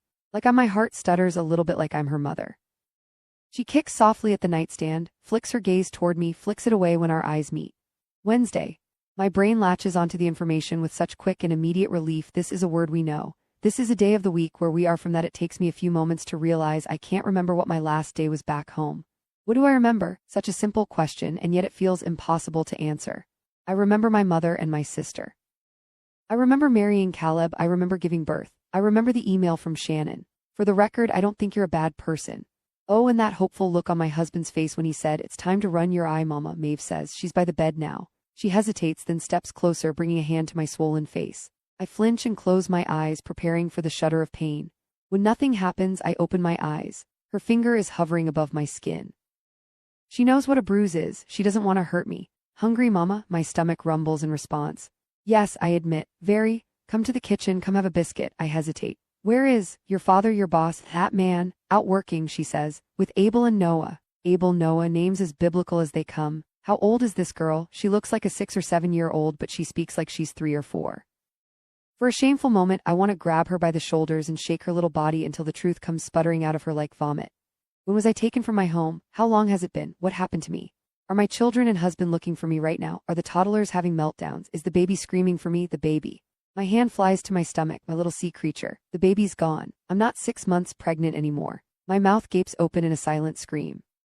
Throughout my life, on so many different occasions, I've wondered with genuine curiosity how people were able to move through the world without faith. In college, I watched the girls in my hall so proudly emancipate themselves from every institution that shaped them, their families, their country, their creator. They were insistent on snipping every last one of their tethers to the mortal universe. It was unfathomable to me. The idea of floating forward through the world, held up by absolutely nothing. What kept you from plummeting? As Maeve guides me down the hallway and back toward the kitchen, her little hand tightly gripping mine, I remind myself I'm not alone no matter how much it feels like it. Even though I walk through the darkest valley, I will fear no evil, for you are with me. Your rod and your staff, they comfort me. I remind myself with more than a little bit of unease that nothing is accidental. Nothing in this world happens that is not a part of his plan. Visions of martyrs dance in my mind, women burning alive, children losing their heads so some man's faith might be restored. My hand drifts back to my stomach and another wave of lightedness passes through me. I'm not some sacrifice, am I, Lord? The kitchen is quieter now. The two boys and the man are, as Maeve promised, nowhere to be seen. The older girl is bent over the kitchen table, her back to us. As we walk closer, I see her stirring something that looks like cake batter. She picks up the bowl and pours it carefully across a wooden grid, filling a dozen or so rectangle molds. Soap. The girl is making soap. I've done that before. It was one of the first tutorials I ever shared online, only a week or so after the blessed day my account went viral. That video was sloppy and boring. I recorded it in one long take, wrote a painfully trite caption, "Cleanliness is close to godliness," and uploaded it, then watched with abject horror as all of my new followers shredded it to pieces. Why is this chick even famous? This video is so out of focus. Lol, did someone accidentally lobotomize Martha Stewart? In the year following that moment, I made a dozen more soap-related videos, each one cleaner, and more well-executed than the one before. Before long, the praise outweighed the anger, and the anger itself shifted in tone, from criticisms of the execution law, why is she even famous, to criticisms of the concepts inherent in the video law, who has time to make soap. When that happened, I knew I had won. Now Maeve drops my hand and runs over to the table, where she climbs into the chair next to her sister. "Mama wants a biscuit," she says. "Mama can wait until dinner," the older girl replies. Maeve is now distracted by the materials on the table, and so she doesn't answer, instead reaching for a small wooden bowl filled with lavender sprigs. She grabs a fistful and dumps the flowers unceremoniously over the center of the grid, so that half the molds are covered completely in purple and the other ones are untouched. "You have to spread them evenly," the older girl says. "Let me show you." She takes her own fistful of sprigs and scatters them perfectly across the remaining untouched soap molds. I point at the lavender sprigs. "Who taught you to add the herbs?" The older girl turns to face me. "You did," she says calmly. "It was you." "Drinkt is," my new college roommate commanded and shoved a plastic cup into my hands. Her name was Reina Magliotti. Standing before me in her branded jeans, with her branded headband and branded sneakers and branded t-shirt, she looked like a walking, talking directory for the nearest luxury mall. It was the first night of college. We were hosting a pregame, the definition of which had been provided to me approximately 15 minutes earlier. I held the cup up, raising my voice to be heard over the rap music playing from the speakers on Reina's desk. "Is there alcohol in this?" "Don't worry," Reina said dismissively while she poured another cupful. "You won't taste a thing." I sniffed the cup strawberry jam and then blushed at the sound of laughter. A few girls were sitting on Reina's bed. They looked identical to the poster collage of models framed on the wall above, modern, manicured, and just a little bit surly. "It's basically juice," one of them offered. The other girls snickered again. Neither had opted to sit on my bed. They hadn't even stepped over into my half of the room, which held the small handful of things I had brought from home. A hand-stitched quilt, a framed picture of my family, a desktop computer paid for by my scholarship. No posters on my side of the room. I nodded politely, though it was starting to bother me, the way these women refused to answer the questions I did ask and pretended to hear questions I didn't ask. Still, my mother's voice bellowed through the hallways of my brain. "Be nice." Was it more important to the Lord that I abstain from alcohol or get along with strangers? I took a sip. It was surprisingly sweet, less like juice and more like syrup, not unlike the fake wine they offered out at church service each Sunday. I closed my eyes, then took a larger gulp from the cup, and then another, ignoring the girls as they laughed again, ignoring Reina's whoop of support. "Hell yeah, Rumi." As the juice dribbled down my chin and dripped onto the lace collar of my dress, leaving a spattering of blood drip stains that would never come out. The music was loud. Louder than loud. How were so many young women capable of fitting into such a small room? Worse, they all kept talking over and around and past me. From what I could gather, these girls all knew each other already somehow. Friends of friends, summer camp, boarding school. Your dad went to? No way, my mom pledged. Across the room, Reina stood in a semicircle of women who all looked like misshapen clay versions of her and were equally covered in the cursive scrawl of corporations. Standing together like that, they looked like a huddle of branded cows, freshly escaped from the hot iron poke. They were laughing or screaming. The music, it was really so loud. And the floor, I couldn't see it, could see only dozens of sneakered feet, moving and shifting like snakes. The floor was filled with snakes. These people were snakes, no. Silly sneakers, not snakes. Was this what it felt like to be drunk? I wasn't drunk. No, not drunk, well, maybe a little drunk. The room held the atmosphere of a jungle. Every few moments a gust of rank, warm air drifted past. It felt less like we were in a college dorm room and more like we were standing inside some horrible monster's mouth. Monsters, mouths. The wicked are estranged from the womb. They go astray as soon as they are born, speaking lies. Their poison is like the poison of a serpent. There it was, the lurch of panic. A tear rolled down my cheek. I was standing in alongside, a group of girls who were all talking to one another simultaneously, a strange simulacrum of conversation that was clearly preventing any true exchange of information. One of them caught my eye, then leaned forward and said, "I like your hair." She gestured at my braid approvingly. "It's so long." At once, the torrential monologue ceased. All the girls were looking at me now. The pressure of their collective attention felt like a gravitational force. I resisted the urge to drop to my knees. "It's so healthy," another girl chimed in. They were all grinning at me now, unnerving. Everyone I met so far at college had teeth so straight and white, they barely looked like teeth at all. "Have you ever cut it?" a third said, mimicking scissors. "Have you ever cut your hair?" Oh, that's what was happening here. These girls thought I was dumb. But how? I'd barely spoken enough to identify myself in a lineup, let alone to incriminate my intellect. I cast my gaze across our huddle, caught one girl frowning contemplatively at the juice-stained blouse of my prairie dress. She startled at my attention and looked quickly away. So that was it. My hair, my dress, it signified stupidity to them. Too late, I wiped my tear-stained cheek with the back of one palm and said shortly, "No, I've never cut it." "Woo," they said as one. A desperate, childlike loneliness fell over me. My free hand clenched into a fist. What I would have given to feel my mother's skirt fabric in my grip, for me to look up and see her kind, authoritative expression peering down at me.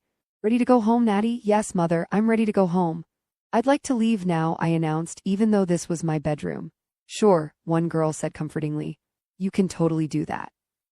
As I walked away, the beginning of a new overlapping conversation unfolded. "She's Amish, right?" "I think Orthodox Jewish, Mormons are totally. But have you ever met an evangelical?"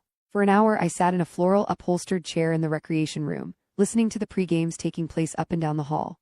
When the last thread of laughter disappeared behind the entrance doors of the dorm building, I got up, walked back to my room, and began to clean up the mess.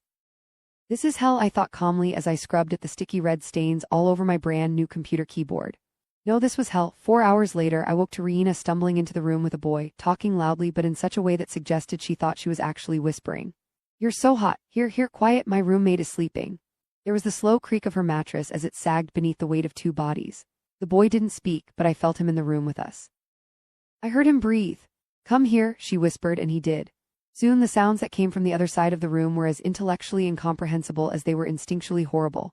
Laughter and grunting, rustling of sheets, the sticking of skin against skin, a thick, wet slipping, a terrible mechanical suction, a long, choking, guttural sound like water moving through a clogged drain.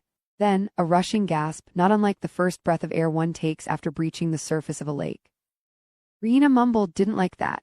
"Oh," was the first thing the boy said then. "No worries." "Feel sick." Pause. "Want me to go?" I was praying so loudly in my head that it seemed possible they might hear me too. "Please send him home, please send him home, please send him home." "No," she said. "All good." They moved forward. A minute later, he was pushing inside her slower, she said, only it felt like he was pushing inside me. The pain was unbearable. I wanted to scream no, to tell them to stop, please stop, that I didn't want it, I couldn't bear it. But the pain and the fear and the humiliation had snatched the sound from my mouth. And so I lay there beneath the covers, heart still, blood frozen, mouth stretched open in a breathless corpse gasp, and let them have their way with me. "And the 10 horns which thou sawest upon the beast, these shall hate the whore, and shall make her desolate and naked, and shall eat her flesh and burn her with fire." An entire lifetime later, the boy left. Riina got up and moved around our bedroom slowly in the darkness, getting dressed. Then she opened our bedroom door and shut it quietly behind her. I listened to her footsteps carry down the hall and into the dorm bathroom, and then I leaned over the side of my bed and vomited strawberry jam 5 in THEDAYLGHT. It's easier to see how ramshackle this house truly is. The floorboards are old and rotted. Through the ceiling eaves in the kitchen, I can see slivers of sky. As for the kitchen, it's as simple as mine at home. A long wooden countertop, a big sink made of cast iron, a series of open shelves holding big containers, each of which I peer into and inspect. Some of the contents I recognize: flour and animal fat and potatoes, jarred peaches and cherries and pears. Then there are containers of seeds and syrups and strange colored substances I can't begin to name. For aches and pains, the older girl said when she saw me scrutinizing a jar containing a scarlet-colored syrup. She frowned at me, suddenly watchful. Do you have a headache? I did, but I wasn't going to tell her that. In this kitchen, there's no hidden pantry containing a massive refrigerator, 2 dishwashers, and a microwave. There's no laundry room with a shelf of chemical-free, scent-free, dye-free detergents. No bathroom either. Through the kitchen window, I can see a small shed by the chicken coop, undoubtedly an outhouse. I am actively, at this moment, ignoring the nerve cells screaming upward at my brain about how badly I'd like to use it. The floor plan of this house is identical to mine, a small, single-story house with a large kitchen and living space and 4 bedrooms down the hall. The bedrooms are in the same locations, but instead of bunk beds and pottery barn bureaus, the children's rooms have straw mattresses and exposed wooden shelves, each of which holds a few small piles of ratty-looking clothing. Like a time machine, I keep thinking as I poke my head into every room, like a bruised and beaten version of my life. Finally, I can't take it anymore. I approach the girls at the table and say formally, I need to use the restroom. Then go, the older girl says without even turning around. My head is pounding quietly, a drumbeat reminder of what happened earlier this morning. A good wife doesn't speak to her husband that way. I step outside onto the porch. The sudden brightness sends a high, arcing warning flare of pain through my skull, which momentarily lights up every thought I've ever had and then just as quickly douses them in darkness. A breeze lifts my hair, cooling my neck. As my eyes adjust to the daylight and the pain recedes, I see that it's autumn here. The leaves on the trees are a deep golden brown, and the faraway mountains are just barely snow-capped. By mid-November, they'll be coated in white. I stare at the mountains, my gaze slowly traveling back to the ranch, over the dips and rolls of thousands of acres of rugged Idaho wilderness, dotted by scrubs of sagebrush and not much else, until finally I reach the far fence line of the crumbling paddocks by the barn. A shabby show of an enclosure, nothing like my fences, which are painted every summer a blinding church white. Suddenly one of the boys' door threshold, shorter one, Noah, walks out of the barn with a horse guiding him to the paddocks. Our horse, Snickers, beloved brown and white beast. Only no, not our horse. It feels like I'm looking at the world through an oil slick. The horse's patches are in a slightly different place. The stripe of white on this horse's nose is wider than the one on Snickers's, and there's an extra white patch by his belly. We should never have bought a horse to begin with. None of us were riders, and I kept telling Caleb to be reasonable, to think about it, to consider for 1 second how much work a horse would be. But Caleb insisted we would learn. He insisted it was essential, back when a sudden agoraphobia sweeps over me. The fields, the woods, the mountains. An infinite stretch of land. The wild, wild west, gold rush, cowboys and Indians, mountains of dead buffalo, manifest destiny, smallpox blankets, rifles and covered wagons and dust bowls and herds of Mustangs in Area 51 and spaceships and aliens, less like planet Earth and more like planet Mars. Suddenly I'm half walking, half jogging across the clearing to the outhouse. I throw open the door and step inside. The stench takes my breath away, but still I shut the door tightly behind me. I feel like a child again, operating on dream logic. If I keep myself hidden beneath the covers, the monsters won't see me. Speaking of children and dream logic, silly, it couldn't possibly work, but well, what if it did? Forgive me, Lord, I have to try. After I'm finished peeing, I stand up straight, close my eyes, organize my thoughts, and click my heels together 3 times. There's no place like home. There's no place like home. There's no place like home. I throw the door open and say, shit. 6 every moan day, even in G. My mother called the dormitory phone line at 7 on the dot to ask me how the week had been, how my social life was going. Had I met any French girls? What about Irish ones? Were there any deep breathier Jewish or Muslim girls in the building? Did they pray in front of me? Did they smell like me, or was the odor different? My mother had given birth to my sister when she was 18, then me when she was 20. College hadn't been a consideration. Worldly travels were not an option. The farthest she had ever traveled was to Arizona for a wedding. At the airport, her anxiety about my decision to go to college had been palpable, but now perhaps because she'd never had the opportunity to do so herself, or perhaps as a means of redirecting her anxieties about her daughter living so far away, she talked nonstop about how exciting it was for me to be there. I can't imagine how many interesting people you'll meet. In response, for the first time in my life, I lied to my mother. I told her it was exactly as she was picturing it, because I thought she'd have a nervous breakdown if I told her the truth. No, college was not the intellectual oasis I had hoped it would be. There were no lecture hall sparring matches of the likes of Socrates and Plato, no passionate debates over free will and creation and the divine intellectual light of man. Nor, though, was it Gomorrah as my sister and mother had worried it would be. Or at least, not as they might have imagined it to be. Rather, I'd found myself in a highly claustrophobic holding tank for rich kids. An artificially intelligent Eden, a warm, incubated landscape designed to keep the worst kids in America safe and warm and well-fed until they matured past the urge to peck each other's eyes out. At first, I thought my roommate troubles would be my biggest challenge, but Riina hadn't brought anyone home since that first night, and then school began, and the true nightmare revealed itself to me. In the first several weeks, I sat frozen in the front row of each class while brash, marble-mouthed kids from Chicago and Los Angeles and Darien talked loudly from the back row. The boys complained about power hegemonies and overseas military interventions, waving their uncalloused palms, even their fingernails unnervingly clean. As for the girls, they proclaimed their horror at the wage gap between the sexes, and while I first thought a shocking number of them had the same medical issue, I soon realized their fingers and hands and forearms were all tie-dyed a grim shade of orange from the fake tanner that passed through our dorm hallways like a spiritual totem. On weeknights, the girls in my hall piled into one room and drank Smirnoff vodka mixed with zero-calorie grapefruit juice while they complained about their parents, their boarding schools, their high school boyfriends. No one was grateful to be here. As far as I could see, no one was grateful for anything at all. They all planned to be wives and mothers, and yet they absolutely hated men and kids. They talked about nuclear families the same way they talked about the nuclear bomb. It was a destructive, sexist, militaristic, heteronormative force designed to ruin the world. Literally, they would add for emphasis, at the end of every statement they made that could not possibly work in any literal sense. Literal lie. When they talked about stay-at-home mothers, specifically about their stay-at-home mothers, their eyes didn't go misty with gratitude. Instead, they argued bravely that old-school femininity was a scourge. Any woman who chose to stay in the home instead of working in the world was complicit. Any woman who identified as a homemaker was both a victim and a perpetrator. Of what? I made the mistake of asking once in the beginning. The girls exchanged a series of looks. The Amish girl has spoken. Then Riina, who, over the early days of school, had been visibly disappointed to realize she wasn't going to climb as high up on the social ladder as she had clearly planned to, and who obviously found me at least partially responsible for this fact, cleared her throat and said tiredly, "The patriarchy, Natalie. Duh. Someone always had a sister who'd left her job to take care of the kids, because the daycare costs compared to her salary didn't check out. Someone always had a cousin whose nipples and sleep schedule and sex life were being destroyed by breastfeeding. Someone always had a mother who was actively drinking herself to death in the suburbs, while the father played 52 pickup with some restaurant hostess in the city. One night, one of the girls said, I kid you not, I quote her verbatim, I really want to get an elective C-section because then the baby's head won't be all lumpy when it comes out. On another night, Riina told everyone about what happened the first night of school, about the horrible night she'd spent with that boy.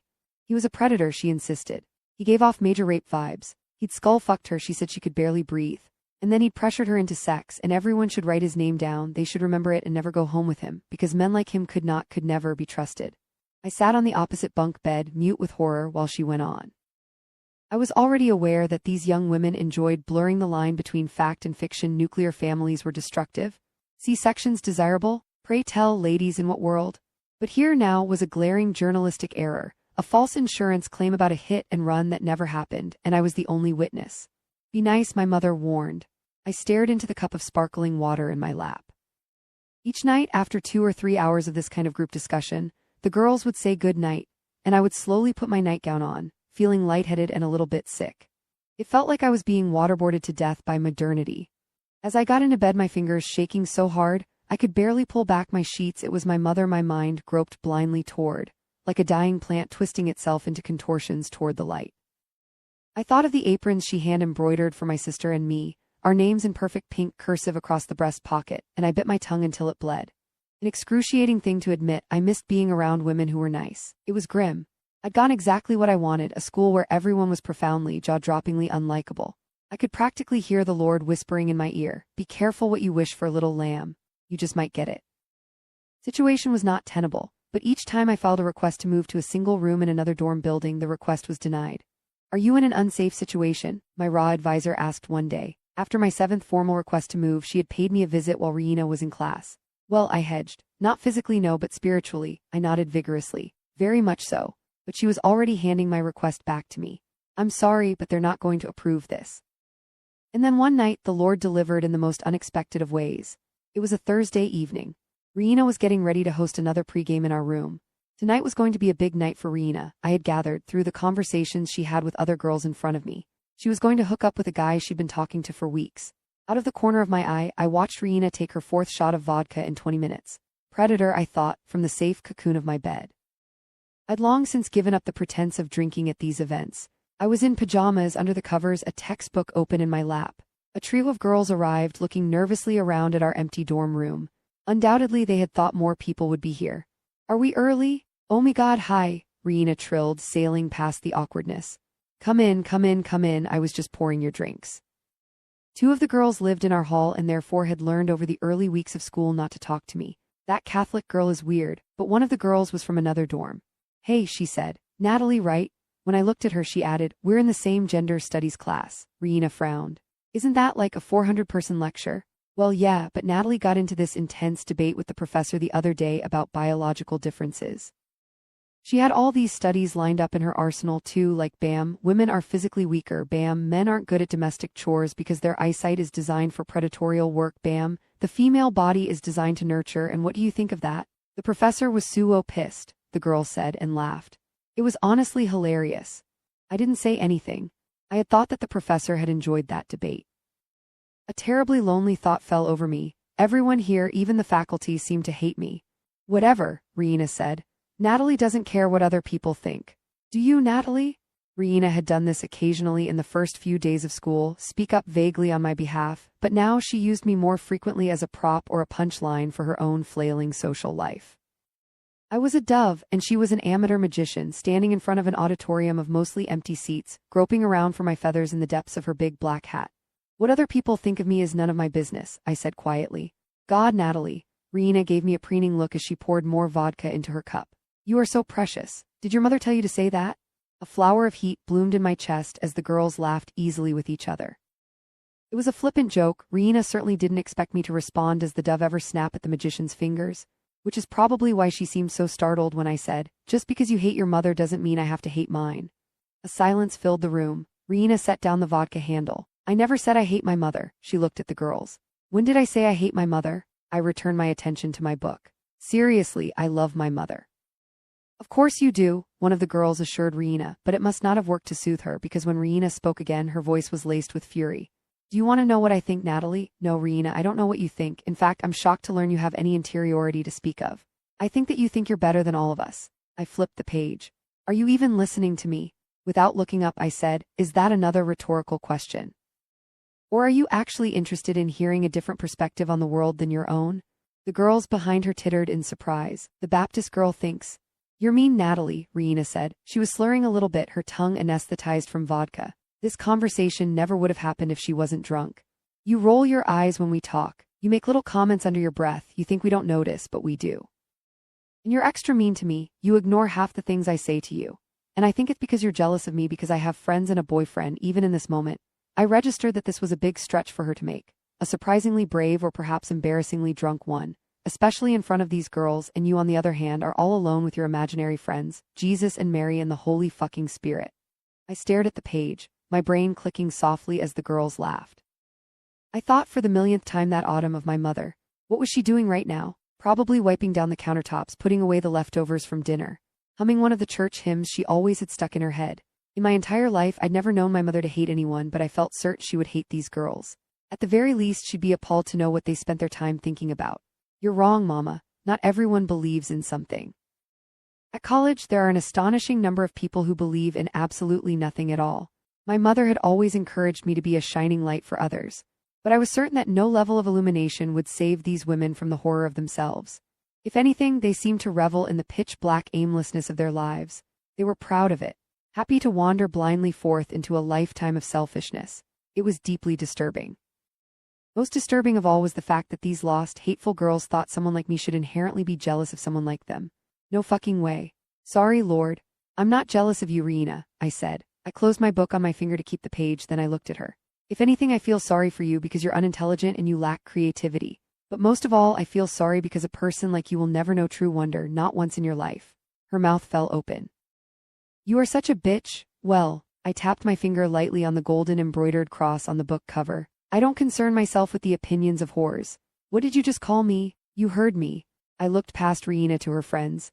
She lied, you know, that boy who went home with her the first night of school, he didn't hurt her, not even close. In fact, she asked him to have sex with her. She practically begged him, and now she's telling everyone who will listen that he threatened her when he did nothing of the sort. So if you ask me, I shrugged. She's the real predator, not him. There was an otherworldly noise, a shriek that split the world in two. In the single moment before my focus returned to Riina, her fingers were already in my hair. Riina, poor thing, wouldn't remember any of the details of that night. She would wake up the next morning in a shirt covered with vomit, her knuckles bruised, a note from the disciplinary committee taped to our door. As for me, I would remember it mostly as the night I learned an old saying was actually true: the Lord did work in mysterious ways. After months of requesting and being denied, I finally got approved to move into a single. As it turned out, all I'd needed was to get my roommate to punch me in the face. The next day, I moved into a small single on the opposite side of campus. Clean and quiet and mine. Finally, I could wake up each morning and whisper my daily prayer of gratitude without worrying she would make fun of me.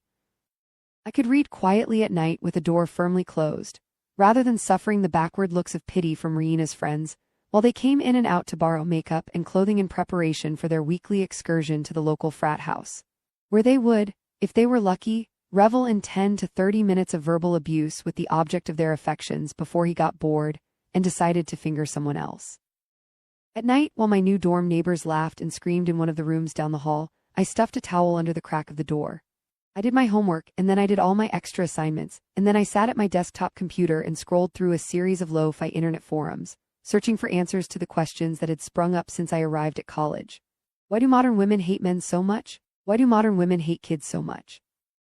Why do modern women hate themselves so much? How can you have a full-time job and breastfeed at the same time?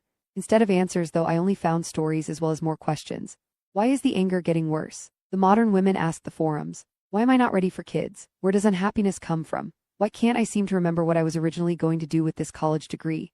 At the end of my first semester, I ran into a girl I'd met at orientation. She was the same year as me, and she belonged to a church group that served Christian students from schools all over the city. I'd gone once at the very beginning of the semester. It had not been my cup of tea.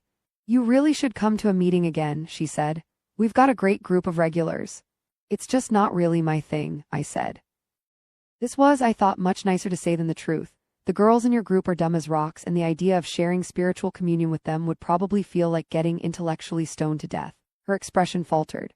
To be honest, Natalie, I'm worried about you. You don't look so good. I smiled stiffly at this girl who'd only ever seen me in passing.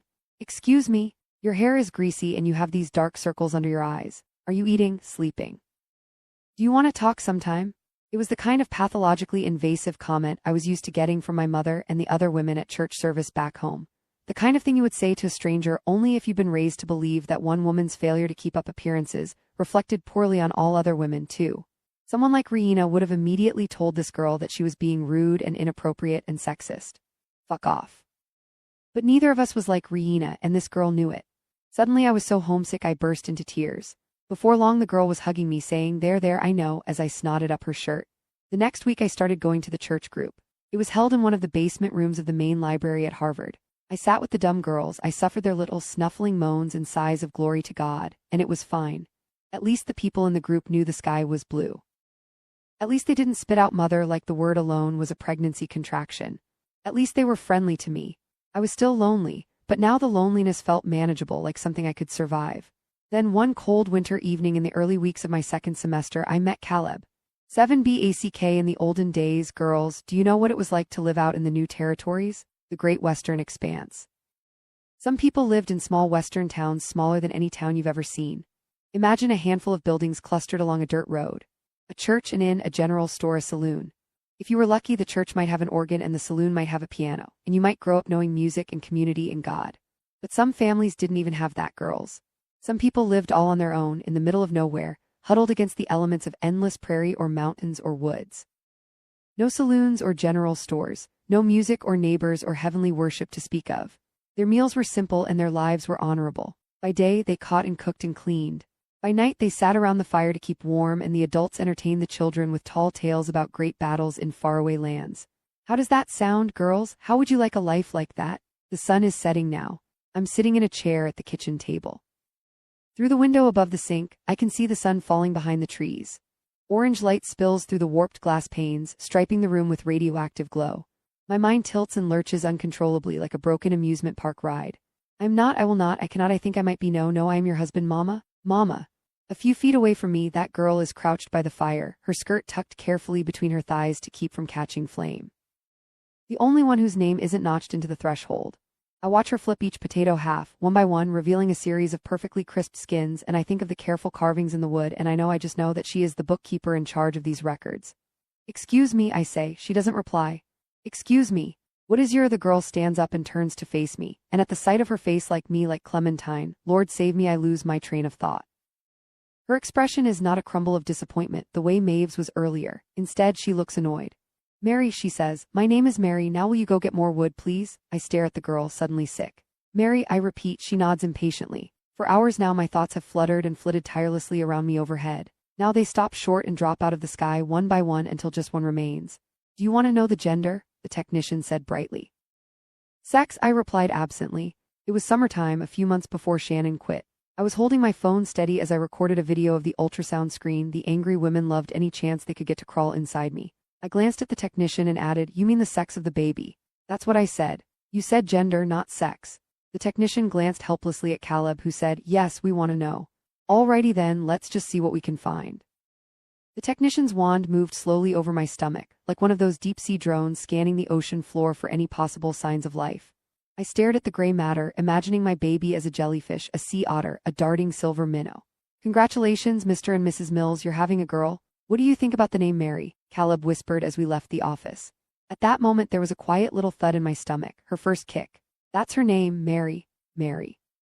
My mind, which felt like a beehive up until this moment, buzzing and angry and alive, now feels hollowed out. My brain not a brain at all but a husk of one, a plastic replica. That's a beautiful name, I say numbly. Did Caleb tell anyone we were going to name the baby Mary? It's certainly possible. We had been calling the baby Mary out loud to each other. He might have mentioned it to his parents or his brothers or maybe a neighbor in town. But even if he did, it's hard to think clearly through my headache, which has returned in full force. I blink stupidly through the pain. I hadn't shared the name online, had I? No, definitely not.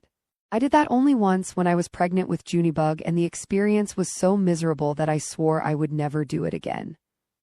I'd spent the last month of that pregnancy watching, while thousands of people filled the comments section of my posts daily, ripping apart my child's identity with glee, desecrating her existence before she even came into the world. Dear God, the names keep getting worse. Future ignorant bitch alert, wee oo. But even if I hadn't shared the name myself, that doesn't mean someone might not have been able to guess it. Plenty of followers have guessed the names of our future children correctly in the past.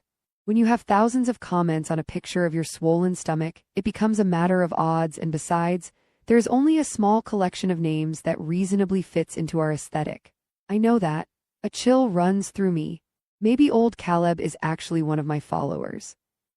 Maybe he's a psychotic stalker, a man whose own striking similarities to my husband have convinced him of his entitlement to me, and who has designed this whole thing as some elaborate form of cosplay. Even before this thought is fully formed, though, I throw it out. What's happening here would take too much work, too much planning for one person to pull off. No, this is a multi-person job. These people, whoever they are cunning. They're cunning and angry and dangerous. They're the wood. Mary is staring at me, waving a hand in front of my face, a distinctly modern gesture. I think suspiciously, before realizing I have no real evidence for that argument. This time I ignore the carvings on the doorframe. I open the door and step quickly onto the porch, shutting it behind me. The wood is stacked in the same place on the front porch as we stack it at home. I drop into a crouch and begin loading up an armful. When I've managed to stack 6 pieces in my arms, I stand up and look out for the second time today at the craggy mountain peaks backlit by the fading light. This is my property. This is my land. These are my mountains. And yet this is not my house or my family. These are not my chickens. This is not my nightgown. Something is lodged painfully in my throat, a rock or maybe a memory. I try to swallow, but I can't. My headache flares and I wince.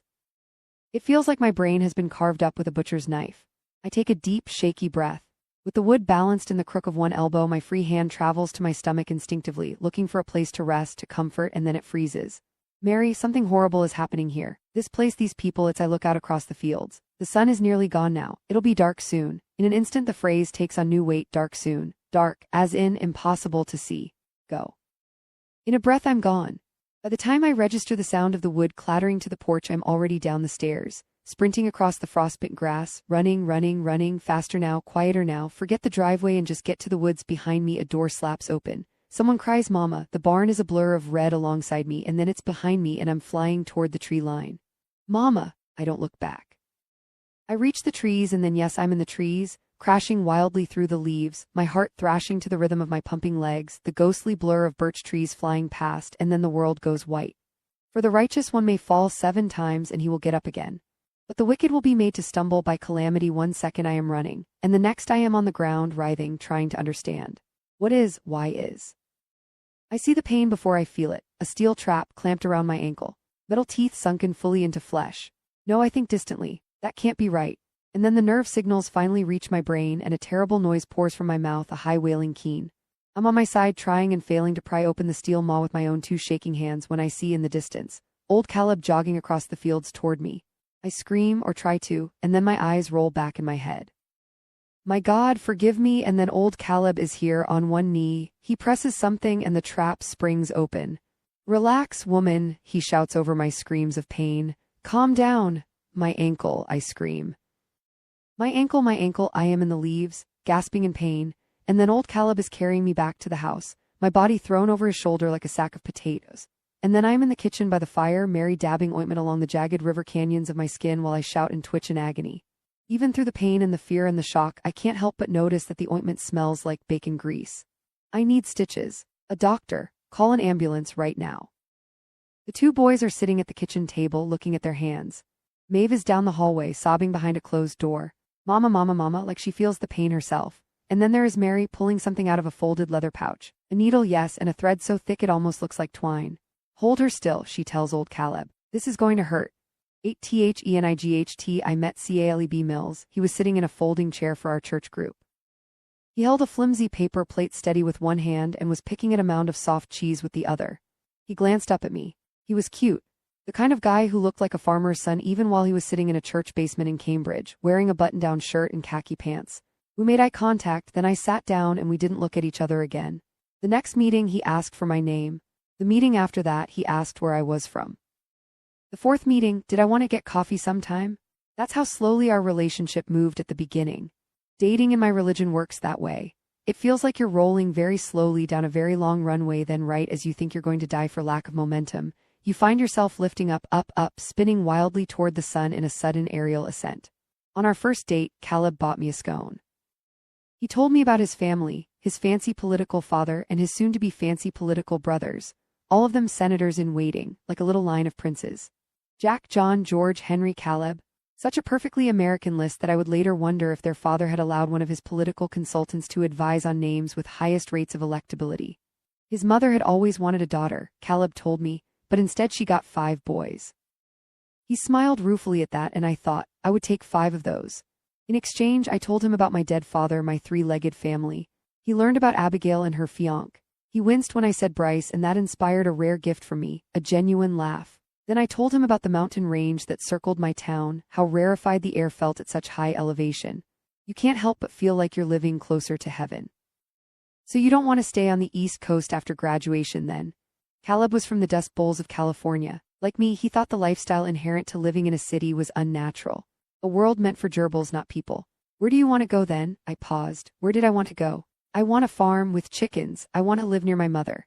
I want a view of the mountains from my bedroom window and I'd like to study theology. Part-time, of course, and only after the children are grown. This was pretty much exactly what every good Christian girl back home claimed to want except for the theology bit. I'd added that part for myself. Caleb didn't say anything, just cocked his head and gave me a strangely wistful smile like he was already feeling nostalgic for the moment we currently found ourselves in. How about you? I said, suddenly anxious. What do you want? He looked shyly into his cappuccino cup. I don't know, he shrugged, stared thoughtfully past me. What you said sounds nice. On our second date, Caleb took me to dinner at an Italian restaurant in the North End and I realized he was capital R rich. Over $80 plates of truffle pasta and cold glasses of lemon water, he said. I've been thinking about that farm nonstop since we met. It was an innocuous statement, yet his face was suddenly bright red. I reached for my water. I couldn't decide if I loved the taste of truffle or hated it. What farm? The one you want with the chickens and the mountains? Oh, I said, fingers paused around the cool glass. Of course, what about it? Now that I'd learned more about Caleb, the idea of a farm seemed like amateur hour for dreaming big.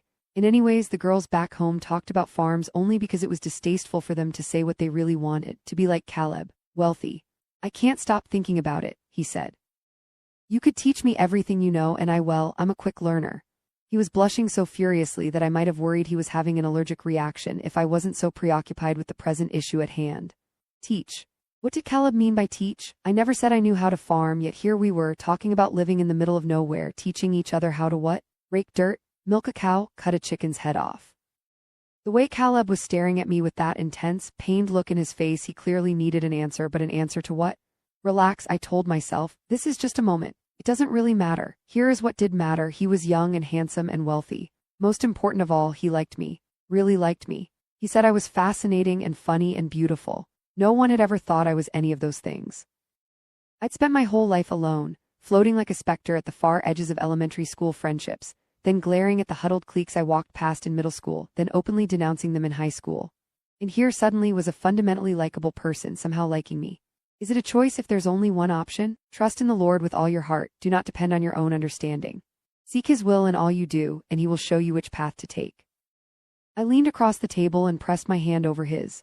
Sorry, I mean his, Caleb's, and at my touch he let out a great gasp of air and I realized he'd been holding his breath, waiting for me to decide. On the third date we discussed marriage. On the fourth date Caleb stood stock still as I leaned forward and pressed my lips just barely to his. I felt his heartbeat vibrating through my mouth. The kiss was dry. It lasted for a second. As I pulled away, I found myself imagining his tongue the size of it. A shiver ran through me. Caleb touched my arm. You have goosebumps. He looked awestruck that he was capable of having that effect on me. I didn't know what to say. I felt the heat rising off my face like steam. I'd never understood what it felt like to want. I stepped forward and pressed my face into Caleb's chest, suddenly desperate to feel compression against my skin. He wrapped his arms around me, and we stood there like that for a while, both of us breathing hard. Then I felt something long and firm pressed against my thigh, and I stepped quickly back. The weekend of our engagement, Caleb's parents flew into the city to celebrate and paid for my mother to fly in too. Caleb's father rented out the back room of a 4-star steakhouse in Back Bay. I wore a white dress made of a crepe linen fabric. Caleb's mother had bought it for me and shipped it to my dorm room. She had also encouraged me over the phone to invite friends to the party, and I had tactfully declined, citing my interest in making this a family affair. You look like Jackie Kennedy, my mother whispered when she saw me at the restaurant. She was wearing a simple navy shift dress, a pattern she'd sewn herself, and was gazing at the fabric of my dress with an expression of nervous awe. Let me see that ring. I held out my hand, so proud that it felt like my head was going to lift off my neck and bob around by the ceiling. It's an antique, I said as my mother turned my finger this way then that way, letting the diamond catch the light. She looked as thunderstruck by the display as I felt by it. It's just over 4 carats. Natalie, my mother breathed, it's huge. I know, I said, matching her tone. I told Caleb it was way too big. She gave me a look of approval. That was the way women operated in my community. If you wanted to be a wealthy Christian woman and maintain good standing, you needed to publicly disavow your luxuries in order to maintain possession of them. It was a strange tug and pull I'd borne witness to my entire life. The only surprise was that it was finally happening to me. I was becoming the kind of woman other women were jealous of. Each time I looked at the ring, I felt an intoxicating combination of embarrassment and glee. It was a rich, decadent piece of jewelry. If I looked at it for too long, I started to feel sick. It was too much, it was a shameful display of wealth. I should give it back and demand we find something smaller, and also, I'd launch a holy war before I parted with it. As for Caleb, he insisted it was a perfect diamond for a woman like me. I was a flawless woman, he said, a timeless piece of decoration. The engagement party was filled with Caleb's family's friends, as well as some major donors to Doug's current senatorial campaign. What I would learn quickly, Doug was always building toward in the middle of or conducting a postmortem on a campaign. For most of the evening I sat in a booth with my mother while Caleb and his older brothers and his father, Doug, schmoozed through the crowd, Bray laughing and backslapping. I'd already lost track of which brother was which, they looked so much alike. The tech one, I thought firmly, staring at David, or was it Henry?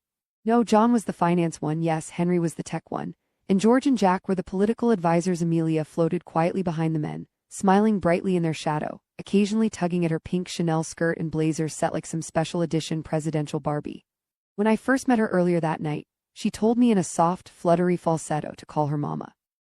I had thought her teeth were so white they almost looked purple. Then I saw how much wine she drank and I realized they were actually just purple. I watched my mother watch Amelia across the room. I knew we were thinking the same thing. Then my mother turned and looked at me.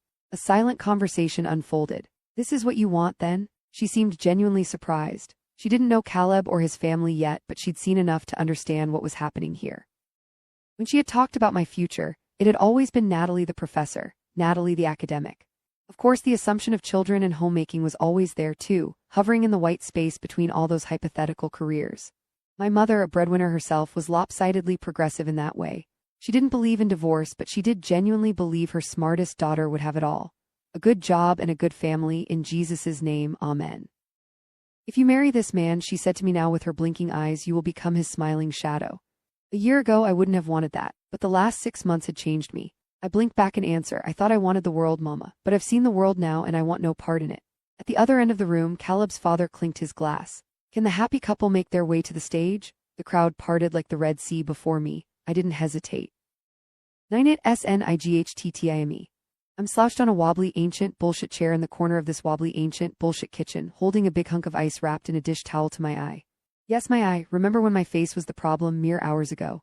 Remember when the worst thing that had happened to me was getting slapped? Well, I never thought I would look back fondly on a knockout. My foot, Lord, my foot is bandaged and elevated on a chair opposite me.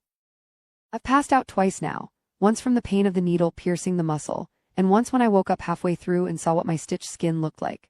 Now even looking at the tightly wrapped bandage makes me whimper with grief. The pain. How to describe it? I'll be brave and say it is dulled to a roar. It feels like my body has depleted a month's worth of energy from the mere translation of so many nerve signals screaming emergency to my brain. It's not just my foot either. Every bit of me feels broken. My brain is a smashed computer drive, my memory and logic and intellect crushed into little shattered pieces, glittering and useless in the dim firelight. Emphasis on dim. The light from the fire just barely illuminates one half of the kitchen, leaving the rest of the room in shadows. I sit there in the flickering light while the girls move all around me, disappearing confidently into the darkness and just as quickly reappearing in the light as they walk around the room, making dinner. Perfect little homemakers. Big fat bitches. Sorry, Lord, but excuse me, I call out weakly. Mary says sharply, don't answer her, right as Maeve pipes up. Yes, Mom, I shake my head softly. My eyes are warm with tears. I want to go home, I whisper. Please take me home. But Mama, Maeve starts. Mary cuts her off. Will you go get some firewood, Meavy? Maeve hesitates, her big bright eyes locked sadly on me, and then she nods and walks to the door. As soon as Maeve is outside, Mary crosses the room in 4 short steps and crouches by my chair so that we are face to face. I'm going to say this once, she says in a decidedly less friendly voice than the one she used with Maeve. So listen closely, you are my mother. I'm not your mother, I nearly growl, but I clench my teeth. This is your home, Mary continues. This is your life. You're behaving like a child right now, and you're not a child. You're a grown woman with children of her own to take care of, and do you know what? Your actual children can't stand when you act like this. Especially Maeve, it makes her very upset. My mouth is open, I'm about to protest. This is not my life. You are not my children, but she barrels forward, leaving no room for me to speak. You're a grown woman, she repeats. You should know not to walk willy-nilly through the woods during trapping season, so really you have no one to blame but yourself. Now, she says and claps her hands like she's trying to startle me out of hypnosis, I'm going to give you 2 options. You can pull yourself together for dinner, or you can go back to your bedroom and shut the door. So which is it, bed or dinner? I take a quick inventory of my own needs. I have a raging headache, a foot that is connected to the rest of my body by 12 inches of string, and I'm starving. One of those problems can be fixed. I'll stay and eat, I mutter. Wonderful, Mary says in a tone that indicates otherwise. Soon the 2 boys come barreling into the house, shouting and stomping their boots, followed immediately by old Caleb, who tips off his cowboy hat and sets it on a hook. He walks over to Mary and hands her a large sack, which she takes and sets on the counter. I watch as she pulls 3 fish from the bag, each the length of her forearm and the color of quicksilver. Beautiful, she says and asks Abel to fillet them. He goes outside into the nighttime with the fish and returns 10 minutes later with a handful of long white strips, which Mary drops into a boiling pot. You can set the table for dinner, she says to me over her shoulder. When I don't move, Maeve and Noah do my chore for me. And then we are seated at the table, me closest to the firelight and old Caleb at the far end, barely visible in the darkness. Mary is walking around, ladling soup into our bowls. The spread for dinner looks nothing like the meals I've made for our natural dinner series. In the videos, I showcased homemade cornbread, baked carrots, thin strips of pork with homemade cherry marmalade spooned over the plate in mouth-watering swirls. On the table before me is a single steaming crock of watery-looking soup with some vegetables and chunks of white flaky fish bobbing along the surface, and a small plate of biscuits. The meal looks frankly like shit. Are you feeling better, Mama? I look up. It's Abel who spoke to me. He's staring at me from the opposite end of the table. Just a meekly firelit shadow, and still through the darkness I can see he's the spitting image of Caleb. Ruddy cheeks, blazingly innocent eyes. His voice is soft and light, it hasn't yet cracked, but he holds himself like he's planning for it to crack very soon. Well, old Caleb says loudly from the dark, startling me. Answer the boy. Yes, I whisper. Good, Abel says. You really shouldn't be wandering around in the woods all alone. That's how the savages will get you. Right, Pa? Right? Noah chimes in. Better be careful or they'll stick you in the belly with an arrow like this. He mimes stabbing himself in the stomach, then leans back in the chair with a groan, eyes wide, the very picture of a shocked and dying soldier. Mary, old Caleb says, ignoring the boys. Lead Grace. The hilarity dissipates immediately. Noah sits forward in his chair, Mary clears her throat, and they bow their heads as one. I watch everyone eat for a good long minute. The boys shovel big sloshing spoonfuls of soup into their mouths. Mary sits with her hands in her lap, watching her brothers with obvious disdain. Maeve stirs the broth with her spoon, talking quietly to the bits of carrot and celery and fish that bob along the surface, until Mary snaps at her to stop playing with her food, so Maeve lifts a spoonful of soup to her mouth, looking regretful to have to kill such precious friends. I hesitate, then reach for the biscuit that looks the least likely to be poisoned. A fluffy golden one from the dead center of the pile. If it were possible for a biscuit to look cheerful, then this one does. It's slick with butter, warm in my fingers. I take a small bite, chewing slowly. Oh, it's delicious. The butter is as fresh as anything I've ever made, and the biscuit is perfect in texture, soft and fluffy and just a bit crumbly. For a moment, I stop thinking altogether. I take another bite, then another, and suddenly the biscuit is gone and I'm reaching eagerly for another. After dinner, as the fire is dying and this world is turning slowly to black, Mary and old Caleb half walk me, half carry me to bed. I'm feeling a bit nauseous now. My cheeks are hot to the touch. You poison me, I mutter as Mary tucks me into bed, the room just a few shades lighter than pitch black. Those biscuits, you quiet, she says. You just have a fever. You're lucky it's not worse after all you've done. She leaves the bedroom and then comes back. Here, she says, and shoves a spoon roughly into my mouth before I can protest. She misses my mouth a bit and a thick liquid drips down my chin. I swallow the amount that made it into my mouth, making a face. It tastes like rancid cherries. That will help, she says. You're welcome. And then she's gone. I turn over onto my other side and suddenly I'm staring straight into Maeve's wide eyes. Like a little owl. Hoo. She must have climbed into bed while Mary was guiding me in. Hello, Mama, she says, barely visible. Hello, Maeve, I mumble back. I've never felt weaker in my life. Sorry for your boo-boo. Thank you, Maeve. We lie like that for a long time. My breathing becomes hoarse and ragged. My teeth begin to chatter. I wonder if I will die tonight. Maeve, I say softly, where are we really? Home, she whispers back. Home. Pointless. This is pointless, like slipping quarters into an empty gumball machine. Is there another word for home? What do you call home, Meavy? Oh, she says as I drift slowly away from her.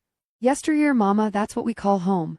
10th air w air f our hundredpeople at our wedding, which was hosted at Caleb's parents' estate in California the summer after my first year of college. I wore a strapless gown with a pearl necklace. Caleb wore a navy suit. We stood beneath the shade of an olive tree as the pastor said the magic words I'd been waiting to hear my whole life. I now declare you man and wife. The audience rose to their feet in a breathtaking ovation. The pastor's final words, his prophecy of our future, disappeared beneath the waves of applause. Caleb grabbed me and twirled me and dipped me low so my hair was brushing the ground. Then he whispered in my ear, I can't wait to taste you.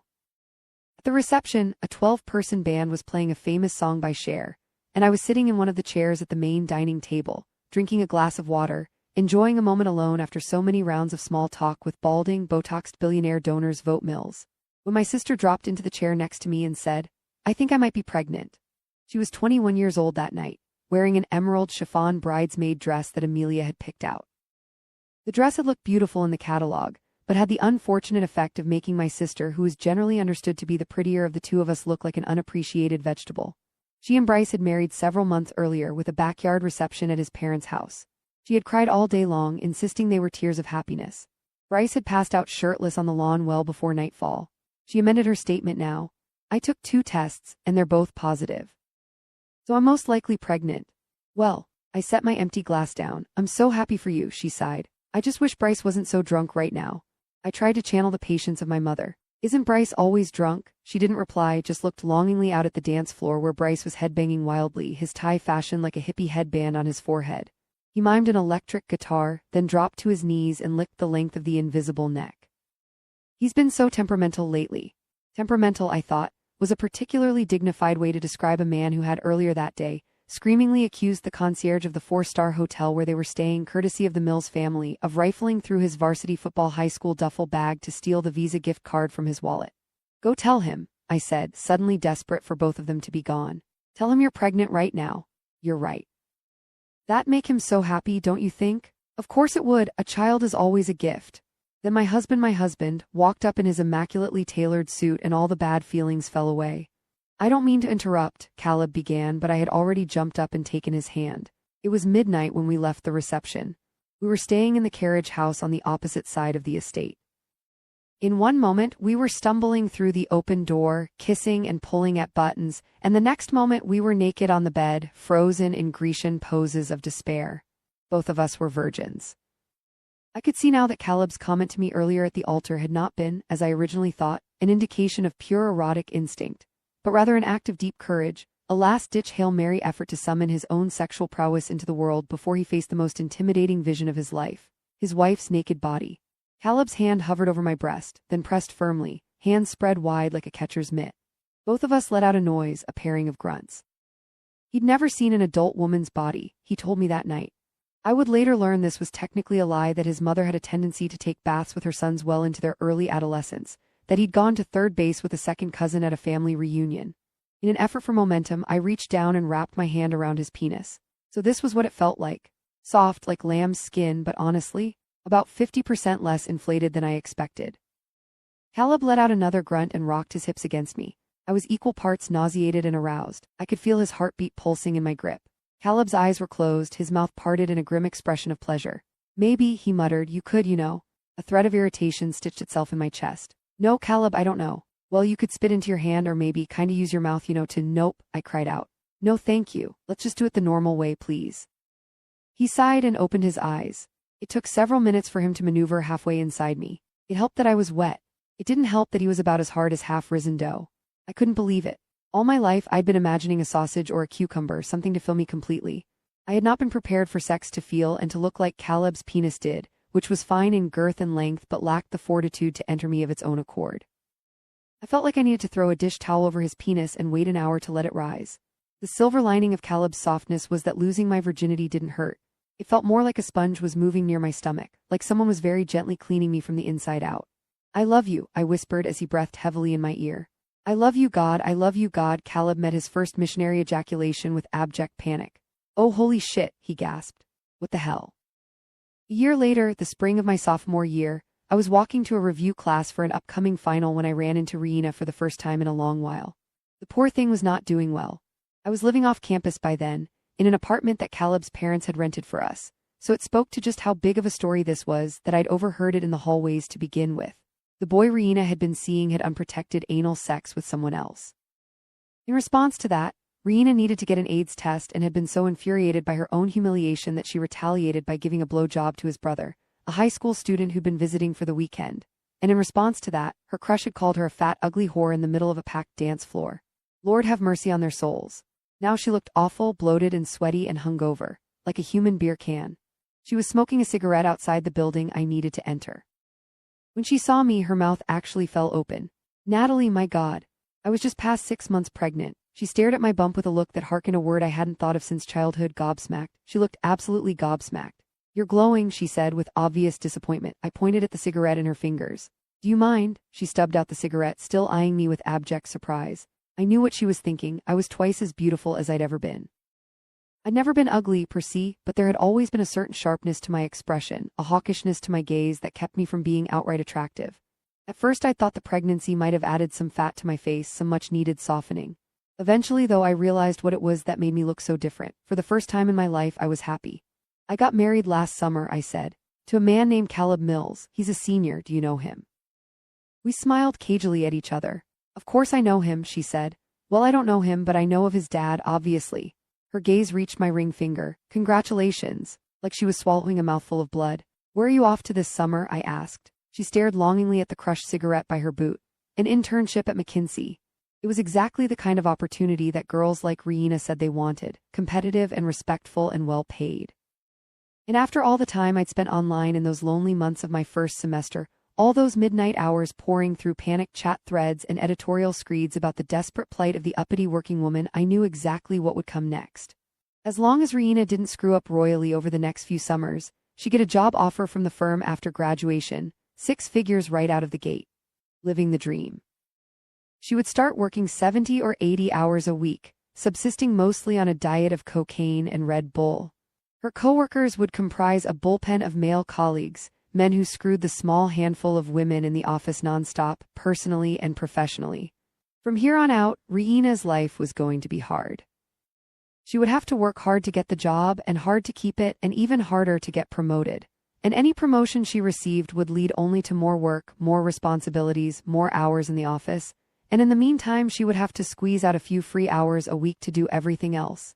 Date, stay fit, buy groceries, see friends.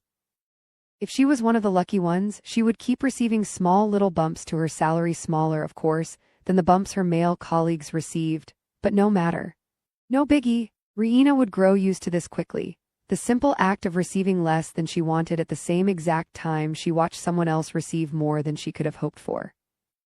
She would spend her 20s feeling disappointment and labeling it gratitude, and then she would convince herself that this was a form of Buddhist enlightenment. Be happy with what you have. This is what she would tell herself each time she was faced with the fact that she had once again received less money, less praise, and even a smaller portion of blow than her male coworkers. Don't forget to say thank you. Little bumps, little bumps. During this time period of professional growth, Riina would also do her best to fall in love and get married. And if she managed that, then years later, when she finally got around to having kids, she would act utterly shocked when her doctor informed her she was a geriatric candidate, and it would be an uphill battle to get pregnant. If she was lucky, and from what I had seen, Riina had never been all that lucky, she'd have to do only 1 or 2 rounds of IVF, and there would be only a small handful of months where she found herself joking loudly about lighting money on fire, while her husband jabbed at the fat of her ass with a needle, his mind starting to wander past his miserable aging wife to the fun young assistant in his office, the one who was easy and light and funny. The one who had started to look subconsciously to him like the appropriate age for a woman to become pregnant. And when the time came, when Riina finally gave birth, when she finally looked around and realized she'd made it, she was at the top of the mountain. She had it all. The landscape would look like this. Her husband no longer wanted to touch her, and her boss no longer wanted to promote her, and her childless friends no longer wanted to spend time with her, and her friends with children no longer had time to see her. And Riina, sweet precious Riina, would complain about none of it, not the disappearing husband or the flailing career or the crushing loneliness, not a word of it to anyone. Because she would technically be one of the lucky ones, a flush retirement account and 4 months maternity leave. In Jesus' name, amen. And in the world that Riina would soon inhabit, you don't get to complain about those kinds of problems. You don't get to complain about privilege.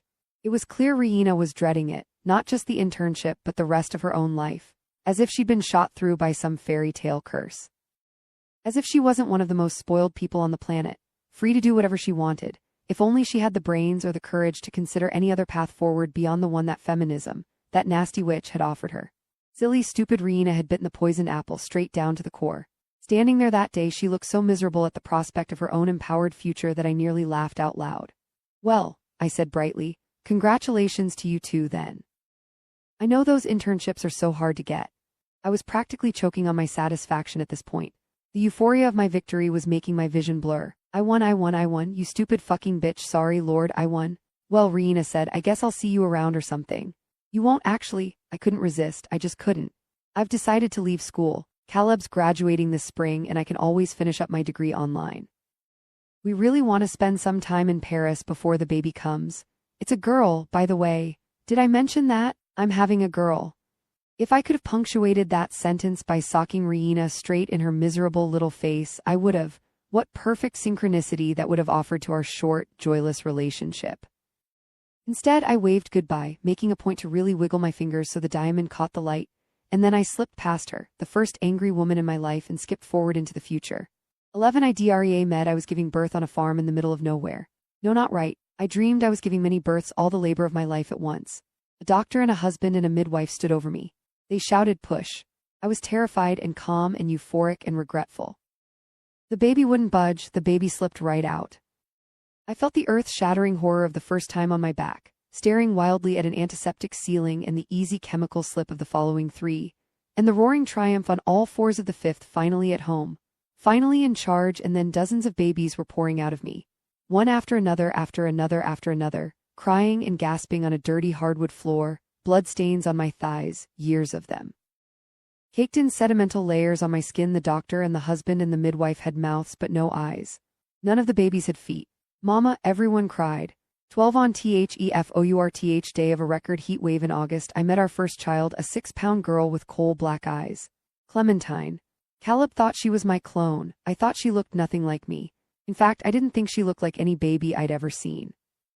Her eyes were so dark they appeared aquatic, and even when she was crying, her lips remained frozen in a perfect O, so that she almost looked like a wax doll with a sound machine buried inside.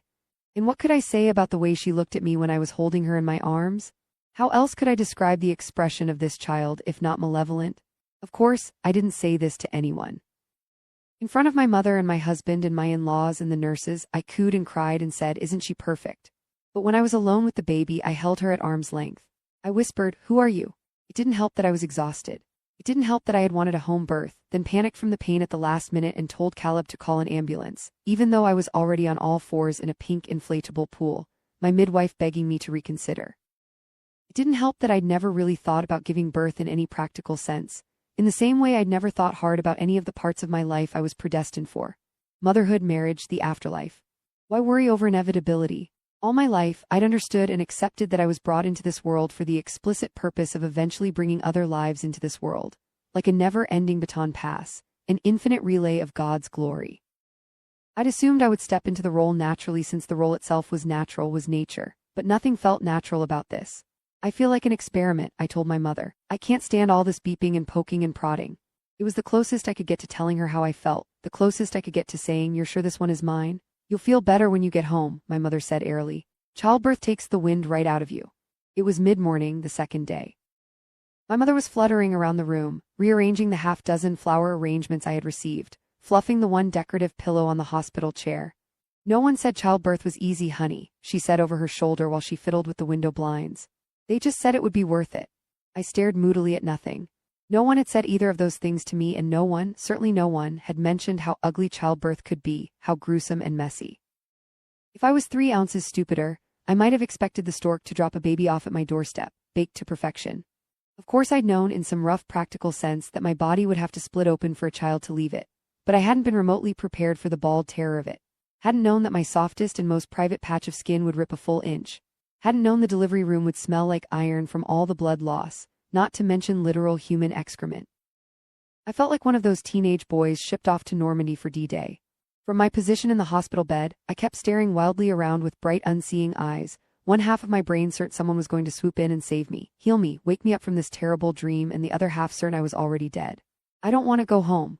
I hadn't meant to say it aloud, but there it was. My true thoughts floating in the air-conditioned space between us. My mother stopped fiddling with the blinds. Her eyes flashed to me, suddenly watchful.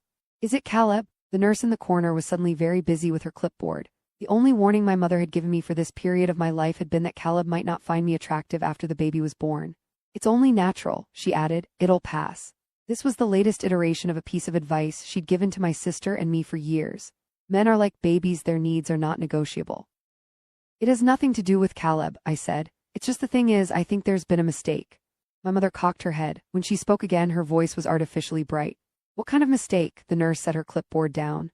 "The baby doesn't look like me, Mama. Do you honestly think she looks like me? And the way she watches me?" I would never say it aloud, the word I wanted to use to describe the feeling I got around my baby, evil. It wasn't a term we bandied around in my family, but I felt it clearly when I was with her, a deep, dark sensation like all the joy had been sucked from the world. My mother was staring at me now. "Stop looking at me like that," I snapped. "I'm perfectly aware of how disgusting I am." I'd gained 26 pounds throughout my pregnancy. 10 of them were now outside me. Those 16 lingering pounds felt like a second suit of skin, itchy and ill-fitting. "You're going to be back to feeling like yourself in no time," my mother said. She sat down on the hospital bed and patted my blanketed legs. "You know what might make you feel better? What if you went on a little jog around the hospital? Get your endorphins up. You never were one to enjoy lying around."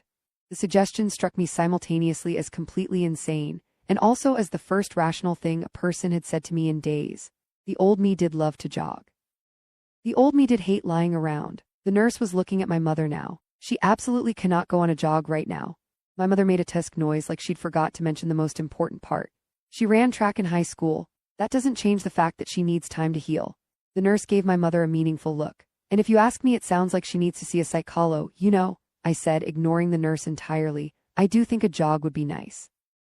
My mother gave me a look of thoughtful surprise, like she hadn't just essentially told me to do it. "Now there's an interesting idea. You are not going on a jog right now," the nurse said firmly. My mother rolled her eyes behind the nurse's back. For the first time in days, I smiled.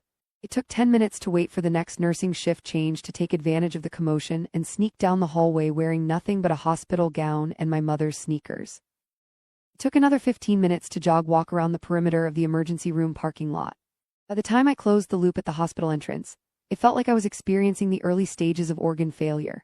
My heart was throbbing wildly in my chest, my appendix screaming its threats to rupture, and with each step forward I could feel, literally feel, the precious stretch of skin down there as it ripped open again, the doctor's stitches no match for my mother's voice in my head. "That a girl, Natalie, get those endorphins up, up, up." Blood ran in slick rivers down my thighs. I collapsed into a nurse while I was walking back through the hospital entrance. The nurse half carried me back to my room, helping me fall into my mother's arms. "What's all this about?" my mother said lovingly while I cried into her lap, like I was a family dog coming home from some neighborhood walkabout with a coat full of burrs. "I can't do it, Mama," I sobbed. "I can't do this." It was hard to breathe through the sheer panic coursing through my veins. "Oh, Natty," my mother rubbed my back in great, sweeping circles. "Of course you can. How do you know?" I wailed. "I know you can," she said softly, "because you have to." She kept rubbing my back, whistling a cheery hymn about his love and glory while I shuddered and sobbed in her lap. When that song was over, she sang another. She moved through a whole church service's worth of music while my body slowly went still. Right as I was about to drift into unsettled sleep, Clementine began to cry. My mother leaned over and whispered into my ear, "Get up. 13, get up, Natala." My mother whispers into my ear, "Come on now, it's time to wake up." "I can't do it, Mama, I can't do this." "Of course you can. How do you know?" "I know you can because you have to. Now get up. Get up, Natalie. Natala, get up." I startle awake. Clementine is sitting at the foot of the bed looking at me. No, not Clementine, Mary, frowning at me with interest. Between her tightly pulled braids and her navy button dress, she looks in every way like the sternest candy striper on the planet. "It's time to get up," she says again. "No," the word shapes itself like a sob. "Yes," she says firmly. "You've been in bed for long enough, your fever has broken and it'll be good for you to move around." The more I blink awake, the more aware I am of my leg. My God, it hurts. I close my eyes, desperate to fall asleep and wake up somewhere else. "Come on." She shakes my good leg and I moan pitifully. "You have to get up. I can't keep neglecting all the other work I need to do in order to tend to your violent moods." I open my eyes and look at her incredulously. "Is that what you would call what happened to me, a violent mood?" She rolls her eyes, smooths the wrinkles off her lap and stands up. "You people are criminals," I hiss wildly. "You'll rot in jail for what you've done to me." For a moment, I think she's going to walk out the door without answering me, but then she points a finger at me and snaps, "If you're not up in 5 minutes, I will come back here and saw your foot off myself." She stomps out of the room before I can respond. I feel like I'm living in the aftermath of a failed punchline. As I slowly sit up, wincing at the throbbing in my leg, a distant memory surfaces. Mary leaning over me, her voice a distant echo, her face a rippling reflection. She's lucky she didn't snap the bone clean in two. And then old Caleb amending angrily from across the room, "It's not luck, it's science. That trap is meant to catch ferrets and squirrels and marmots. It doesn't have the force necessary to crush a human bone." And the babies, all those babies, what a strange, terrible dream. It seemed to last forever. A whole lifetime caught up in a single nightmare with the doctor and the midwife and my husband standing over me. My husband. Hold on. Old Caleb, where has he been sleeping if not here in this room? Another strange vision surfaces, half memory, half recollected fever dream. Old Caleb walking through my bedroom in the darkness, crawling into bed with me, and me pinned to the bed by my own terror, moaning in pain and fear. Did it happen, or did I dream it? Us lying there side by side in the pitch black, what I remember, feeling each of his heartbeats like they were my own. The two of us like a pair of foxes tucked into a knoll. And then he turned to me and said in my mother's voice, "It's all in your head, Natali. No, that can't be right. In fact, I think wildly looking around the room, none of this can be right." "Mama," I glance sharply at the doorway. There's Maeve again, sweet small thing. My brittle heart softens at the sight of her face. I think of my own little girls. Jessa Junibug, how Caleb would sometimes walk into the bedroom to see me snuggled together beneath the covers with them. How he would chuckle and call them my little shadows. They'd crawl back inside you if they could. Yes, I think bitterly. The little girls love me, it's the older ones who give me trouble. Well, if Mary will go on hating me, might as well make a friend of Maeve. "Good morning, sweetie pie." Maeve's face lights up. Before I can say anything else, she crosses the room and climbs into bed with me, her fingers snarling into my hair, her breath warming my ear. I wonder if she loves me like a child loves her mother or like a child loves a new pet. "How's your foot, Mama?" It's a whimper escapes me. "It honestly hurts a lot." "Poor Mama." She strokes my face gently, her little face crumpled with almost comically adult concern. Poor mama. She's like a little kitten purring at the first gentle hand. As we lie there, she tells me about her dreams one by one. She was a princess, then a pony, then a princess pony. She flew through the sky. Whoosh. She held the whole world in her cupped hands, and it felt cold and smooth like a marble, and in the marble she'd seen me, tiny as a chicken, waving up at her. Hello, Big Maeve, peep peep. Maeve, I say, Mary wants me to get out of bed. But what in the Lord's name am I supposed to do? Chickens, she says immediately. Little ladies. A chill runs through me. Yes, let's go see the ladies. First I need to get dressed. But my foot, how am I supposed to walk? And then I see it placed carefully by the door, a hand-carved walking stick. I ask Maeve to help me pick out my outfit for the day, and she thrills at the idea. I'm hoping the activity will kill at least 45 minutes. It can't be later than 7 in the morning, and the promise of the day looms impossibly before me. Every minute I spend with Maeve in here is one less minute I have to be out there. It'll be cute, I tell myself glumly as we get out of bed. You can try on a bunch of different outfits, like some romantic comedy montage. See, Natalie, see how you can create fun no matter where you are? Quite the contrary. Unfortunately, all I apparently have to choose from is an unbelievably sad little bureau with 3 drawers, each one containing the same kind of god-awful clothing the others have been wearing. The shirts and the skirts are so dated they look like costumary. Civil War drab fashion. The fabric manages to be depressing and colorless and stiff all at once. I feel a sharp pang for my closet at home. My garment bags, my steamer. My sweaters, fluffy and fitted and oversized, each one plucked to perfectly match my exact coloring, which is light summer according to the colorist expert I'd met years earlier. I look best in lilacs and chocolates, the purest vanilla creams. And while the clothing I'm looking at now technically has colors, somehow the fabric still feels colorless, like it's designed to match the skin tone of a corpse. The first drawer contains 3 prairie dresses, neatly folded into a row of what I would kindly describe as faded earth tones, olive and taupe and gray, as well as 2 additional nightgowns, both of which are the kind of white that makes me think of teeth in need of a good bleach.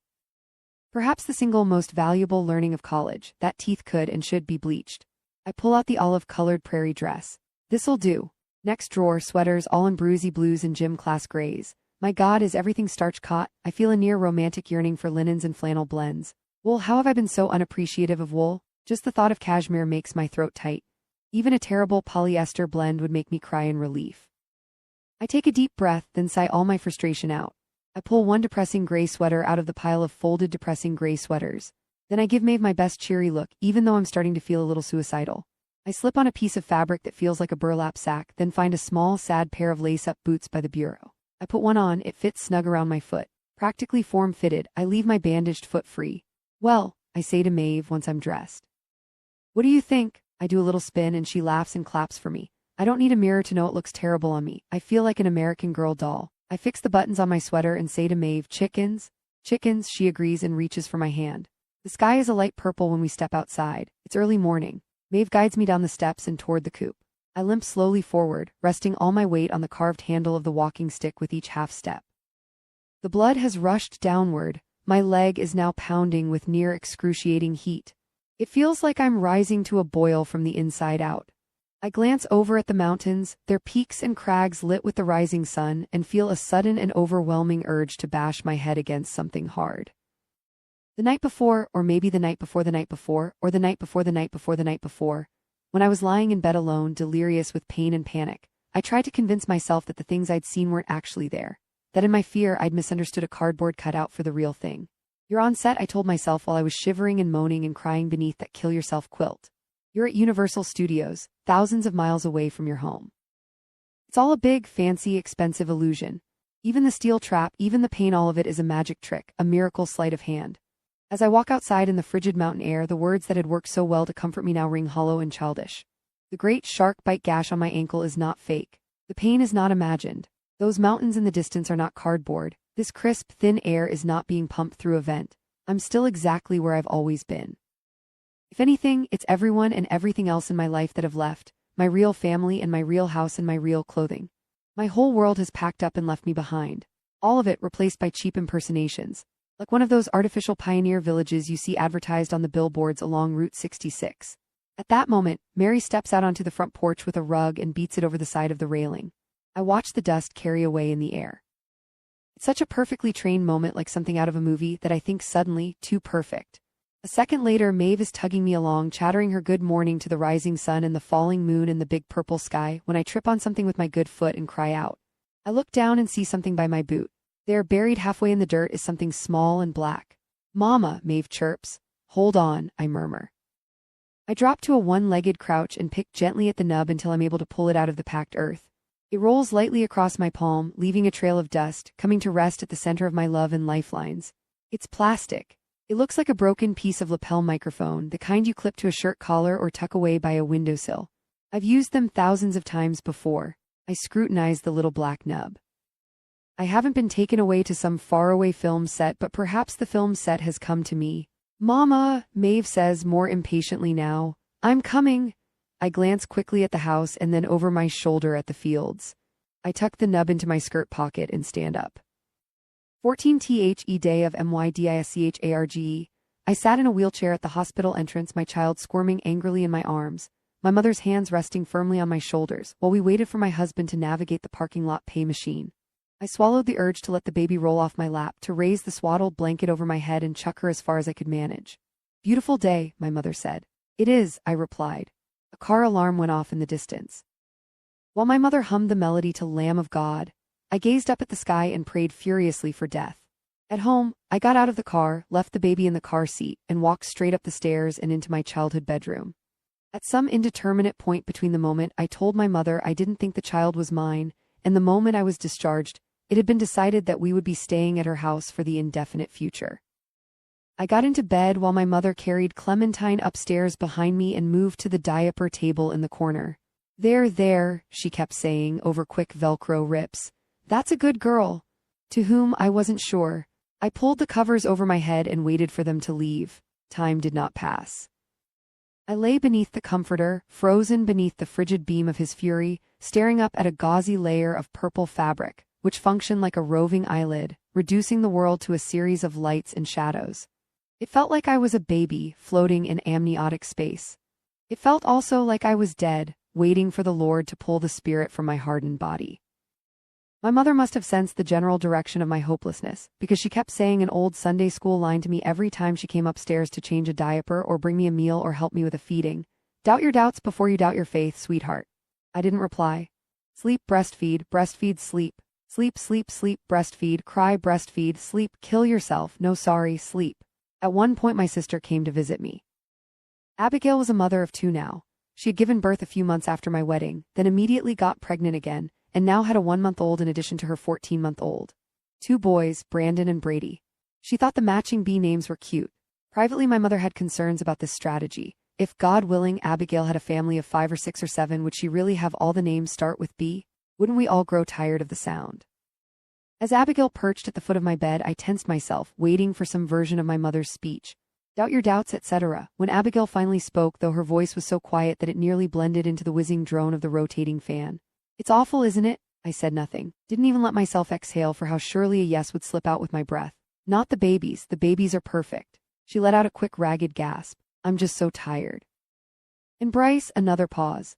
He always wants to have sex, and I'm just in the boys or so. I closed my eyes. Where were the boys anyways? Downstairs, probably with my mother, the only woman in this house who seemed actually interested in taking care of these children. I think I might be pregnant again. Can you imagine? 3 babies in 3 years. I can't believe it. I never thought it would happen this fast. There was a stirring in my heart, a deep agitation. My sister and I didn't talk like this. We never had. Our relationship had always felt a bit like the relationship between a queen and a pawn on the chessboard. We danced around each other, sometimes as allies, sometimes as rivals, but never once in any sense as equals. The idea that we might finally have found ourselves on equal footing in this moment as complete and utter failures of motherhood was not a recognition I was equipped to handle. I've been thinking about it, she whispered. Getting birth control. Bryce doesn't believe in it, but I heard you can just go to the doctor and get it. Without them knowing, I mean. This was my breaking point. I sat up, startling her, and hissed, birth control? Lying to your husband, these are sins, Abigail. But I'm sorry you're having a hard time, but it's not fair for you to project your issues onto my life. For a moment it looked inevitable that Abigail, crybaby of the family, would collapse into sobs, but she didn't. Instead, her eyes, liquid soft, seemed to harden and dry. Of course not. I just wanted you to know if you're having a hard time, I'm not having a hard time. I'm just tired and I like to sleep when the baby sleeps, which is why I was trying to take a nap before she woke up. I lay back down in bed, pulling the covers high around my head. At that moment there was a gurgling peal from downstairs, undeniably Clementine. I'll let you sleep then, my sister said, before she wakes up. But she sat there anyway for a long time, motionless at the foot of my bed, her hand on my feet, before finally she whispered something about getting home to make dinner, and then I was alone again. The next time I saw Caleb, he said, "Your mom mentioned you might need a little pick-me-up." We'd been home from the hospital for 10 days. I'd showered once. My young, jovial husband was sitting at the foot of my bed for the first time in days, a handful of presents in his lap. He handed me the first one, a small box. I opened it to find a small silver flip phone. "That way I can call you wherever you are." I looked at him. "But I don't go anywhere." That brings me to gift number 2. I opened the bigger box. Inside were a brand new pair of turquoise running shoes along with a handwritten note. As I read it, I could practically hear my mother as she instructed Caleb, word for word, a new pair of baby blues to run the other kind away. "Lady at the store said this brand is everyone's favorite," Caleb said. He pointed at the foam heel. "Famous runners use this style." Before I could reply, he leaned over and picked up another bag, pulling out something black with mesh straps. "I also got this," he said, lifting it up so the straps dangled in the air. It was a baby carrier. "So the baby can go with you when you run, and you can bring the phone in case you need to reach me." Neat, huh? This was the moment the crisis became clear to me.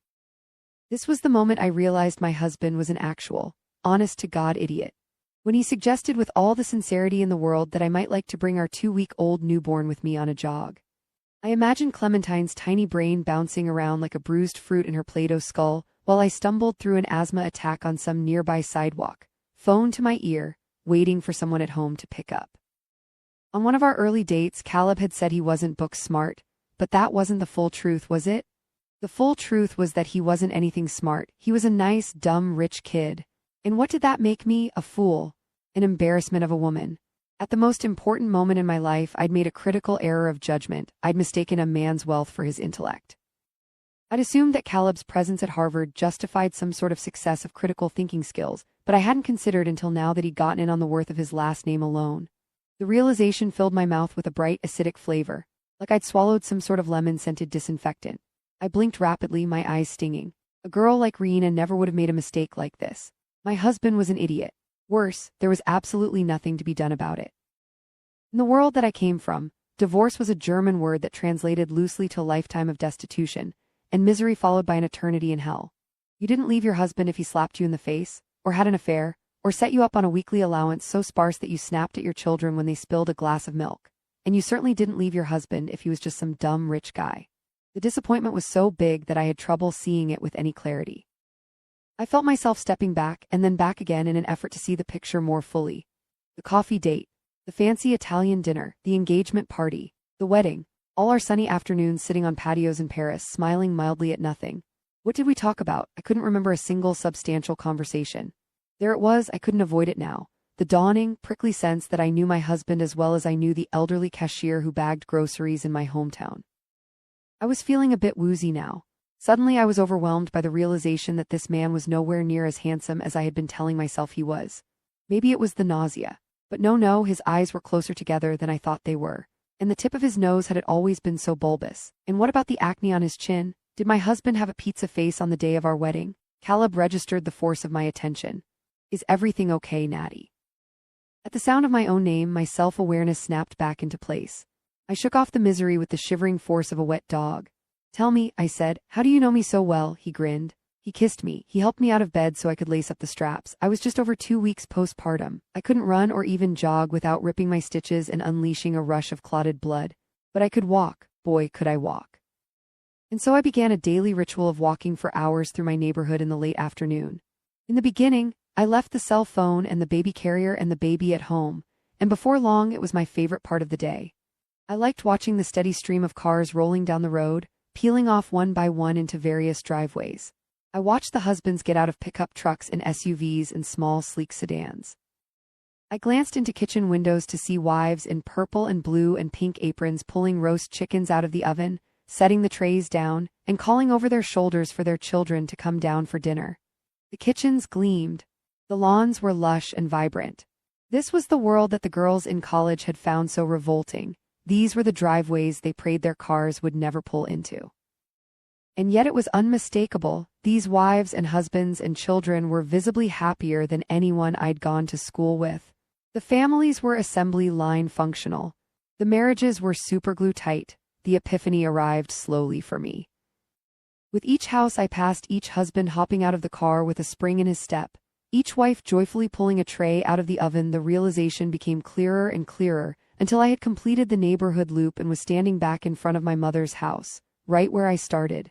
Inside, my mother was holding Clementine at the kitchen island. "I'll take her," I said. She carefully transferred the swaddle of pink into my arms, blinking away tears as she stepped back and watched me become a mother. My daughter looked up with cold, unimpressed eyes.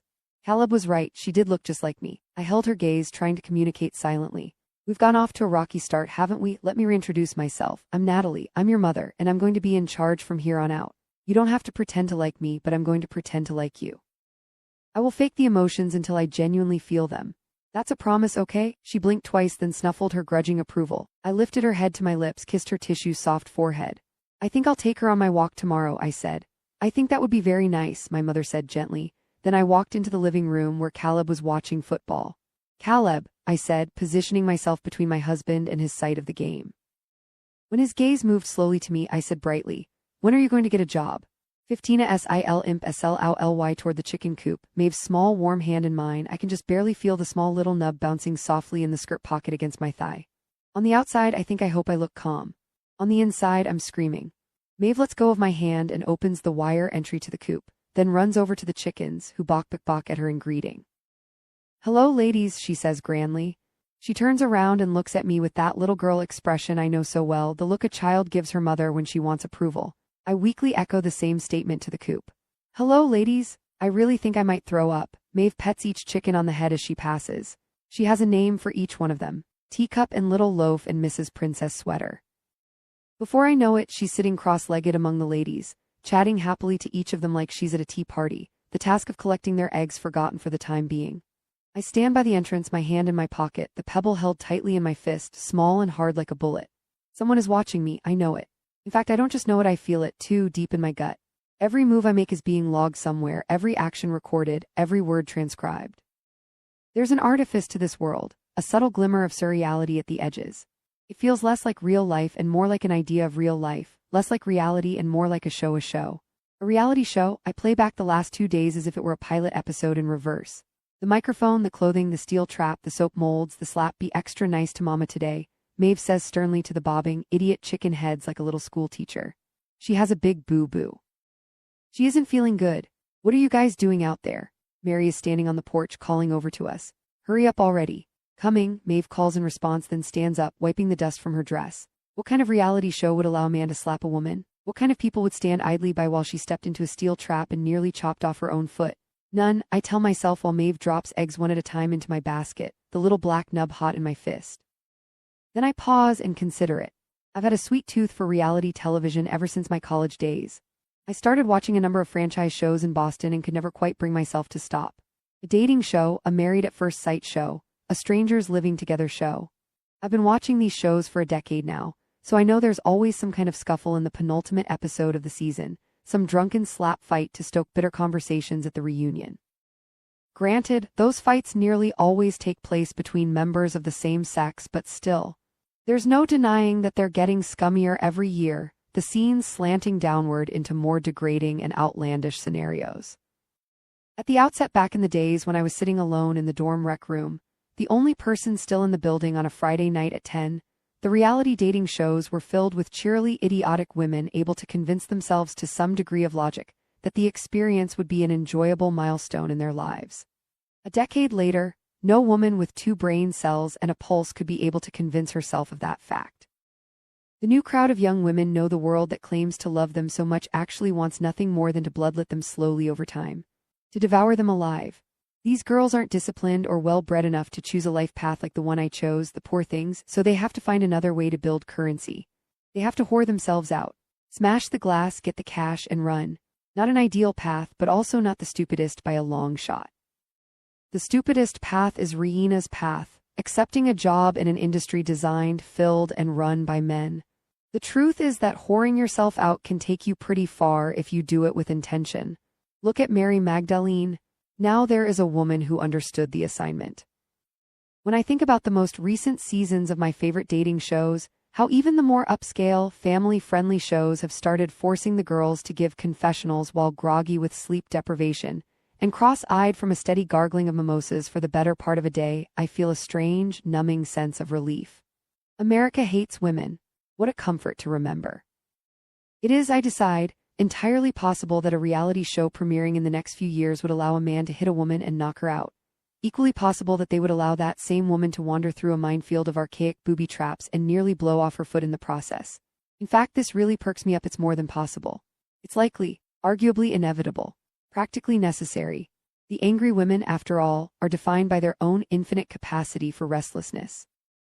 If you want to keep them entertained, you must be willing to constantly raise the stakes. Nothing too serious, I can see the producers saying to one another in some brightly lit conference room, over gold-flecked green juices and caviar-topped salads. Just one little knockout. Nothing that could actually hurt her, and besides, we'll have the paramedics on site in case anything goes awry. I watch them in my mind's eye, hemming and hawing over the precise angle of the shot, the correct velocity of the slap, the precision of the metal trap clapping shut around my ankle. Hard enough to cause a blackout, soft enough to avoid brain damage. That's the needle to thread here, boys. Oh, and we must make sure the trap has the right force to break the skin but not the bone. Otherwise, we'll need to airlift her out of there. I float overhead as they walk out of some production office in Culver City, clapping one another on the back for a job well done. Maybe this year we'll get an Emmy. I follow them as they drive home in electric cars littered with pink bumper stickers Save Our Oceans, Believe Women, and I let out a long sigh of relief at the hypocrisy of modern coastal elites. As for the vanished pregnancy, I don't like to think about it. Even now, as Maeve drops the last egg into the basket, this strangely fraudulent world so real, so crisp all around me, that it makes my brain flicker with discomfort. I have a hard time accepting the fact that I'm not pregnant. In fact, yes, I would really like to stop thinking about that now. I gaze out at the property, the barn, the fields beyond, long grass rolling in waves beneath the breeze. You fuckers, you masochists, you wolves in sheep's clothing, where are you? This reality show blows, I say aloud as Maeve tugs me back to the house. The wind whistles in reply. 16 ATFIRSTCALEBARGUED that he didn't need a job. We have money, he said. What's the rush? He would go to graduate school in a year, he said, or the year after that, or we could travel. Let's take the baby to Rome. We could feed each other handmade raviolis at some patio table tucked away on some cobblestoned alleyway while Clementine slept peacefully in one of our laps. He would get a job, eventually finance, maybe, or law. He could teach or own some business. He'd always been fascinated by the world of day traders, or maybe he could open a bar. But there was no need to rush into it.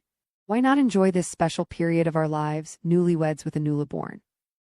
By the end of this argument, which was delivered to me at least a dozen times, my teeth would be so clenched that my jaw felt wired shut, and I would have to take several long breaths before I could reply, as coolly as possible, that the idea of taking our 1-month-old to Europe made me want to stick my head into an oven and turn up the burners. Fine, he would say easily. No Europe, no travel, let's buy that farm. At which point I would shake my head and say in exasperation, do you know how much work a farm is? I can't do that with a newborn. I think it would be fun. We could get some chickens and cows. I've always wanted to ride a horse. We're not buying a farm right now, Caleb. Okay, then let's buy a house, settle down, grow some roots. Buy a house where? He gestured out the kitchen window. How about here? I imagined buying a house on my mother's street. Caleb's father would undoubtedly give us the money for it. We could pay cash. Our expenses would be negligible. And each day, as all the husbands drove home to their families, at least one man would glance over at our house, where the car would already be parked, the football game already on, and slowly the word would get around. The new couple in town were a shameful pair. You had to hand it to my husband, this fairy tale fever dream of a man-child I'd married. He'd offered the only vision of the future that felt more damning to me than the one of us carrying a screaming infant around Italy. It was hard to keep my cool during these conversations, hard even to think straight when I felt a desperation so overpowering it verged on self-harm. My husband's lack of ambition was astounding, quite literally hard for me to comprehend. I'd never known a man who didn't want to work. Then again, I'd never known a rich man. Was this what happened when you were born into such wealth and pre-established power? Or was this the only clear way in which my husband, the father of my child, was special? People don't just work for money, I tried. They do it to create meaning in their lives, to establish order. At this, he smiled wide, revealing his yellower than I remembered teeth. Why can't I stay home and help you with the baby? Because your idea of helping with the baby is saying, aw, isn't she cute? I thought but didn't say.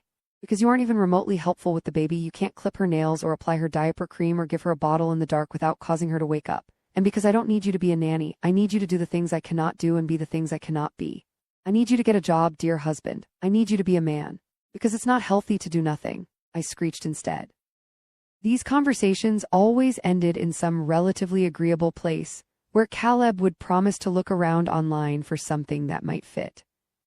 And then 5 days would pass, and I would ask him how it was going, and he would give me a blankly shameful look, the look of a dog who'd briefly forgotten they weren't meant to piss inside.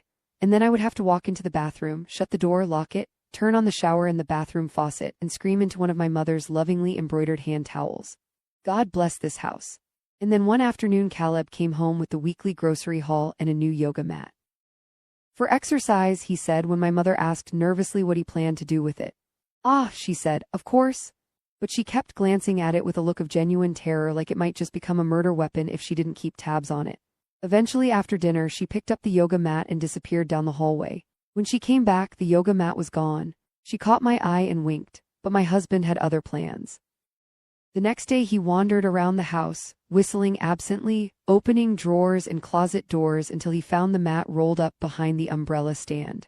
He took the mat, stepped outside, rolled it out in the driveway, and dropped to his stomach in the early morning sun. I watched through the kitchen window, stricken, as a seemingly infinite line of cars rolled past us on their morning commute. A long procession of men in suits glancing out with suspicion at the young father frozen in downward-facing dog on a Tuesday at 8 a.m. This was it. The moment I lost my patience. So I did what any good Christian woman would do when she can no longer bear to do nothing. I went to my mother in tears, and she instructed me to call his mother in tears, and then his mother called him in a hurricane of humiliation and fury. The journey to California was silent. Caleb drove the whole time. He was angry with me, obviously, but I think he was also shocked by what I had done. And do you know what? It was strangely gratifying to watch him sit there in the driver's seat, grinding his teeth with anxiety, occasionally looking over at me, and just as quickly looking away when he caught my eye. I'd spent the last month becoming slowly horrified by certain aspects of my husband's character, traits that were emerging only long after the opportunity had passed for me to change my mind about picking him.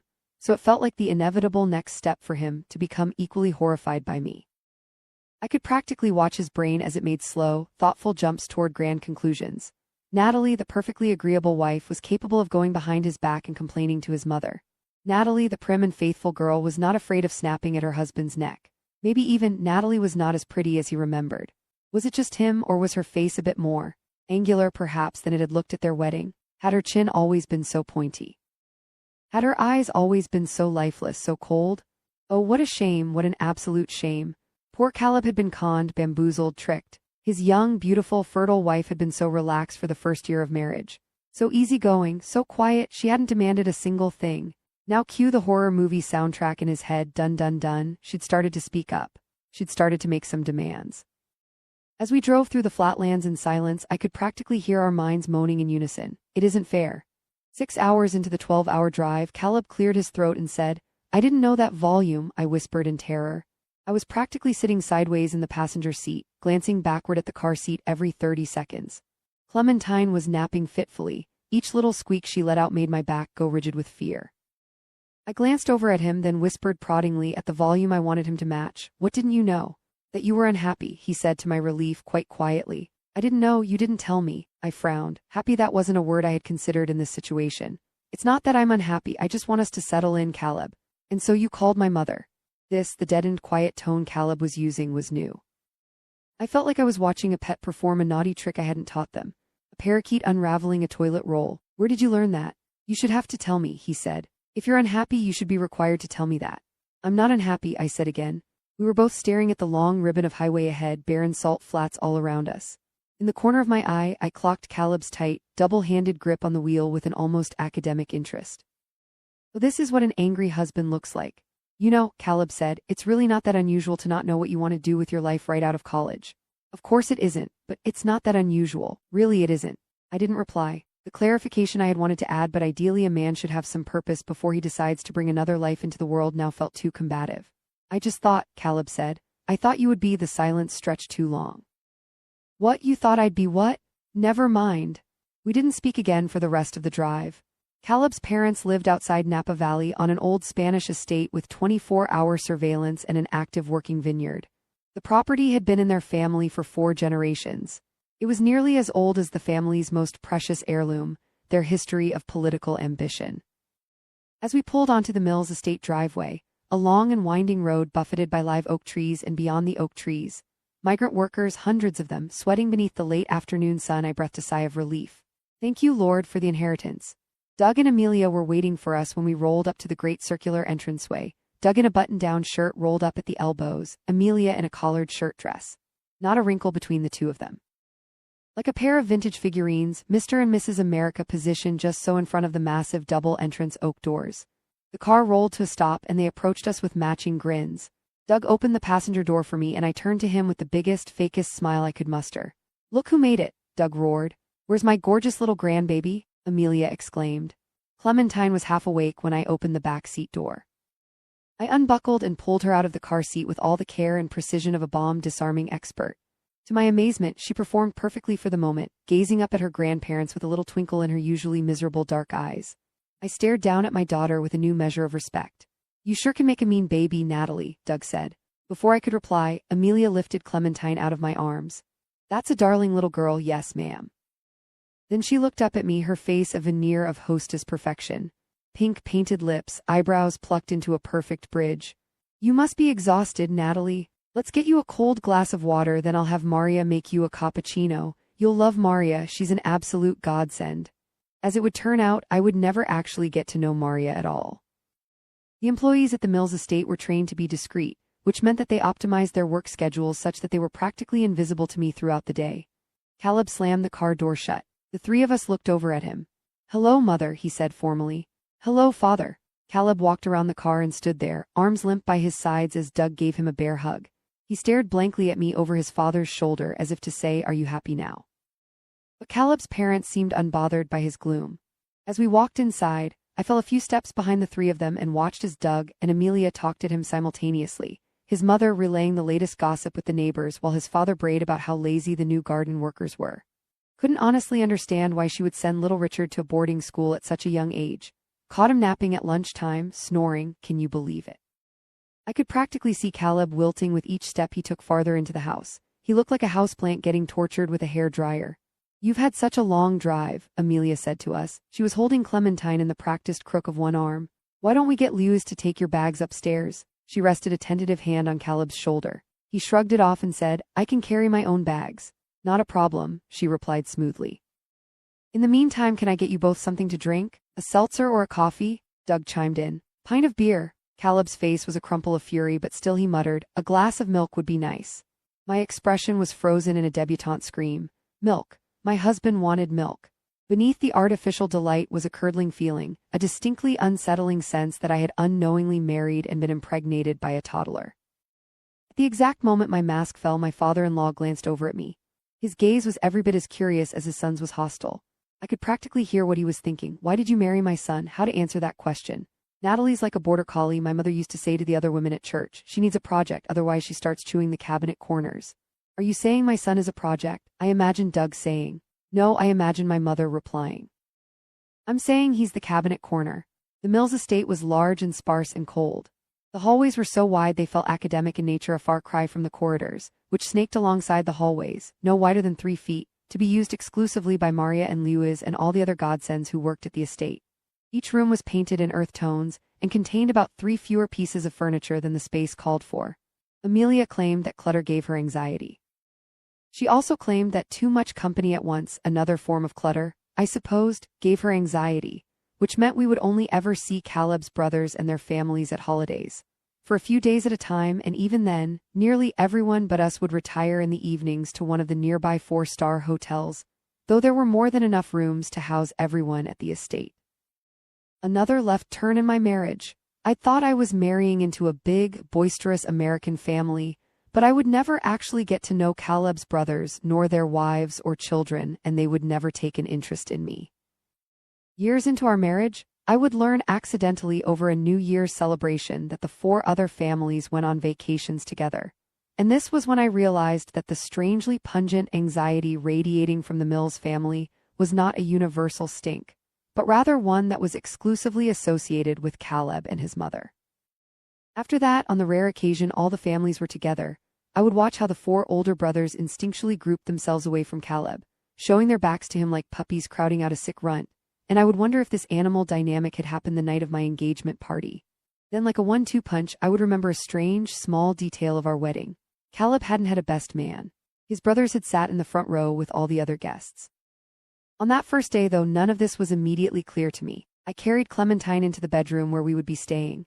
It was Caleb's childhood bedroom, Amelia said, but it might as well have been a suite at the Ritz-Carlton. It was so decadent and anonymous. "Welcome home," I whispered to my daughter once the door was shut and we were alone. I gave her a hopeful smile. She began to cry. Rihanna was entering her junior year of college soon. That was what I thought about while I held my wailing child in my arms. This week, maybe today, even marked the beginning of the fall semester. Back to class, I thought distantly. I would never complete my degree. 17 MA Eva ND. I bring the basket of eggs inside. I stand holding the basket while she marches around the kitchen, getting a bowl and then guiding me to the kitchen table. She climbs onto a chair and then cracks the eggs one by one and begins to stir. Mary is by the fire, carefully pushing a covered pot into the coals, positioning it until it's surrounded by embers but not actually touching flames. Biscuits, my stomach growls. For pretty much the entirety of my 20s, I never thought about food. I was a woman of discipline, not cravings. Now I'm constantly hungry in this world. While Maeve carries the bowl of scrambled eggs to Mary, I sit down at the kitchen table exhausted. "We need the frying pan," Mary says to Maeve. "I'll get it." He crosses the room, throwing me a dirty look as she passes. "Well, don't you look cozy? What, isn't breakfast about to start?" "Breakfast won't be for another hour." She grabs the frying pan from the counter and returns to the fireplace. "What should I do until then?" Mary looks back at me with an unnerving maturity. 15 going on 50. "You should get to work." I look around the kitchen, my gaze coming to rest upon a half-full container of flour on the kitchen shelf. "Do we need bread?" Flour, salt, water, a jar of sourdough starter. At the sight of those simple ingredients lined up in a row on the countertop, I feel an unfamiliar pressure building behind my eyes. I've never been one to cry, but right now I could. Hello, old friends. The jar of starter is surprisingly well kept. No crust around the rim, and the starter itself looks bright and airy, not the dark color of jaundice that happens with even a week of neglect. Not surprising, I suppose, given how militant Mary is with housekeeping. She must be keeping an eye on this little yeast ball along with everything else in this house. I wouldn't be surprised if the girl does chores while the rest of us sleep. As soon as I dive my fingers into the wet jar, a calm falls over me. I scrape as much of the bubbling starter out as I can, then drop it into the bowl. I pour 3 cups of flour on top, then add a sprinkling of sea salt. Then I begin to knead, my fingers digging deep into the dough in a quick, restless pattern. The trick to baking a good loaf of bread is to build tension. You have to fold and press the dough in on itself, just enough to lock air within the layers of flour. Too much kneading and it becomes a rock. Not enough kneading and it comes out mealy. As I work the dough into a tight, springy ball, I remind myself that I am being watched. I lovingly pat the ball of dough, then place it into a bowl and spread a towel over it to let it rise, right as old Caleb steps inside and hands Mary a large steel bucket. She takes it carefully. It looks heavy. As she walks over to the kitchen sink, taking care not to slosh the liquid inside, I peek into the bucket. It's raw milk. A delicacy I used to tell my followers, a medical marvel, capable of curing any known ailment, except this bucket is smeared with cow shit. Mary takes out a gray rag and wipes down the sides of the bucket in a businesslike fashion, then takes the bucket and carefully begins pouring it into 2 pitcher-like containers. Then she turns to me. "I think we should change your dressing." I feel the blood leave my face. "No, thank you, I think I'm fine." 2 minutes later, I'm sitting in a kitchen chair, my foot in Mary's lap while she carefully unwraps the bandage, revealing something that looks more like a pickled chicken foot than any leg I've ever seen. The skin is yellow and wrinkled and streaked with dry blood, and the stitching looks like a beginner's crochet project gone awry, and my God, the little flecks of hardened muscle that got caught on the wrong side of the seams. I cast my gaze quickly to the ceiling. Frankenstein's monster, that is what I feel like. I close my eyes as Mary begins to apply the ointment. I twitch at her touch and she says, "Oh, stop being such a baby. Look how it's already begun to heal." "No, thank you." I'm all finished with the looking part of this assignment. Instead, I keep my gaze trained on the kitchen window, which from where I'm sitting offers a portal into a clean square of blue sky. My foot jerks uncontrollably again. "Stop moving." I find the little microphone in my pocket and hold it tightly in my grip. "Hello, America. Are you watching me right now? Are you entertained?" 18th air comes a point in every marriage when a woman realizes that the man she married is a freak.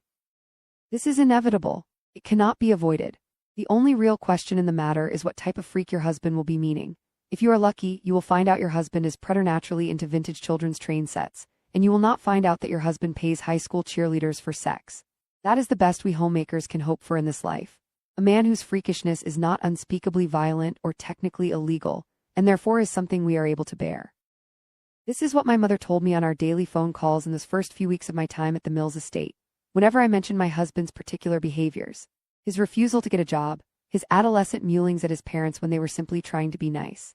I would tell my mother about these moments while pushing Clementine in a stroller down the long, tree-lined driveway, and she would listen patiently before reminding me that it was a woman's job to encourage her husband to be normal. The problem, Mother, I would say at this point, is that he isn't trying. Well, she would reply, I'm sure he will soon. And then the phone conversation would drift off in a quiet deflation of mutual uncertainty. I had hoped Caleb's parents would whip him into shape upon arrival, that Doug might offer some sort of ho-hum rallying cry for the tenets of traditional masculinity, or that Amelia might grab her son's wrist and squeeze tightly, telling him in as few words as possible not to embarrass the family. But so far they'd done nothing of the sort. They'd barely said anything to him at all, had only reprimanded him mildly whenever he slouched through the kitchen in sweatpants in the early afternoon. We'd been here for weeks, and nothing had improved. If anything, it had gotten worse. Caleb now spent all his time in our bedroom, the glow of his computer screen turning his face an unworldly blue while he played video games or read niche culture blogs or watched porn. Yes, porn. This I hadn't told my mother. One afternoon, I walked into our bedroom to find Caleb's laptop open at his desk. I glanced over to our bathroom door and saw it firmly shut tight, a band of yellow light by the floor.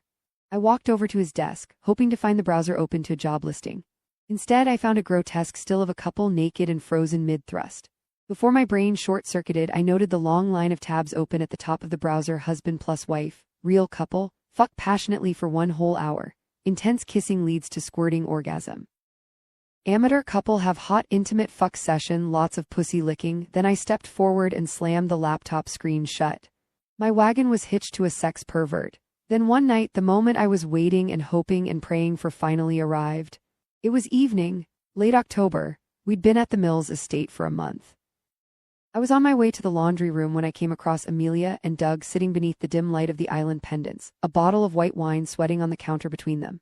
Doug was about to leave for a week in D.C. A black rolling suitcase lay by his feet like a family dog. His tie, lipstick red, was loose around his neck.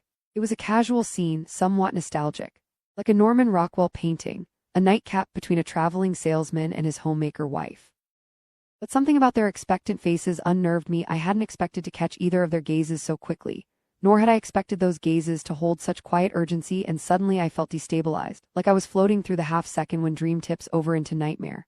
The moment when you realize an intervention is taking place and the person it's meant for is you. Natalie, Amelia said. Could we chat for a moment? Of course, I said, though my heart sank. Clementine was just starting to sleep through the night, which meant that I was just starting to sleep through the night. But nothing threatened my 9 o'clock bedtime more than Amelia with a bottle of Pinot Grigio. You know how much we love having you here, Amelia said a bit breathily. It was clearly a beginning, a first half to a sentence she'd already rehearsed in full, and yet she paused unnaturally here like a teleprompter was frozen. She looked helplessly at Doug. Natalie, Doug said. We have an honest conversation. He gave me a congenial, we're all friends here kind of look. Sitting there in his starched white shirt, with an American flag pin fastened neatly on the breast pocket, I could suddenly see him perfectly at a campaign stop in West Virginia, sitting down in a booth filled with coal miners, ordering a round of pints for the table, giving some hearty speech comprised entirely of 1 and 2 syllable words, closing with some rowdy punchline about God, family, and beer. It's about Caleb, he said. Oh, when he told us he was engaged, Amelia added, we were so thrilled. We thought it was just the thing to help him, but it wasn't, or it didn't, I suppose. We thought a wife and a baby might make him grow up, Doug said. Help him become a man, but we were wrong. He swirled his glass around, aerating it, his eyes on me. A shriek of fear whistled through me. All this time that I'd been hoping Caleb's parents would fix their son, they were hoping the same of me, and all the time I'd been wondering why they weren't doing more, they were wondering the same of me. We want to help you, of course, Doug said. We're a family now. Absolutely. Amelia reached for her glass of wine. Teamwork. She was very drunk. My spirit buckled softly. I whispered, I don't know what to do. Well, first things first, we've got to find Caleb a job, of course. A good, respectable job, but one he can actually handle. Doug paused meaningfully, and in the silence I considered all the jobs Doug had probably got for his son over the years that hadn't worked out. Business school would have been ideal, a nice little time waster if he hadn't screwed up the interview. Interview? What interview? I bit down on my lip to keep my expression perfectly blank. I knew nothing of this business school plan. I wondered when the plan had formed and when it had fallen apart. Doug was watching me closely now, trying to see, no doubt, if I knew what he was talking about. Well, I said finally, it wasn't in God's plan. Amelia tipped her glass toward me in a wobbly cheers. A man always been a dreamer, our Caleb, a gentle soul, He wrote a beautiful poem about the Garden of Eden when he was in grade school. I'm sure I still have it somewhere. Do you remember that poem, Doogie? How he rhymed Eve with believe? He could be perfect for politics someday, Doug said, ignoring his wife entirely. It's actually one of the few positions of power where it benefits you to underthink. If you don't think too hard, you never get rattled. There was that one silly little debacle with the classroom rabbit, Amelia went on, frowning mistily at no one. But it was an accident. He didn't mean to. I imagine him as a state senator. Multiple eyewitnesses said the rabbit bit him first. I said nothing. I was having a hard time processing so much information at once. My husband, a former poet, a future politician, a convicted rabbit killer, a presently unemployable man. We'd put the right advisors around him, of course, Doug said, sensing my panic and diagnosing it incorrectly. But I'm getting ahead of myself. Right now, I think we should just get him a stable job, keep him busy and working, and then we figure out something from there. Here, Doug gave me a smile that was at once condescending and encouraging, and for a moment I felt myself in that booth again, a pair of sweating beers between us.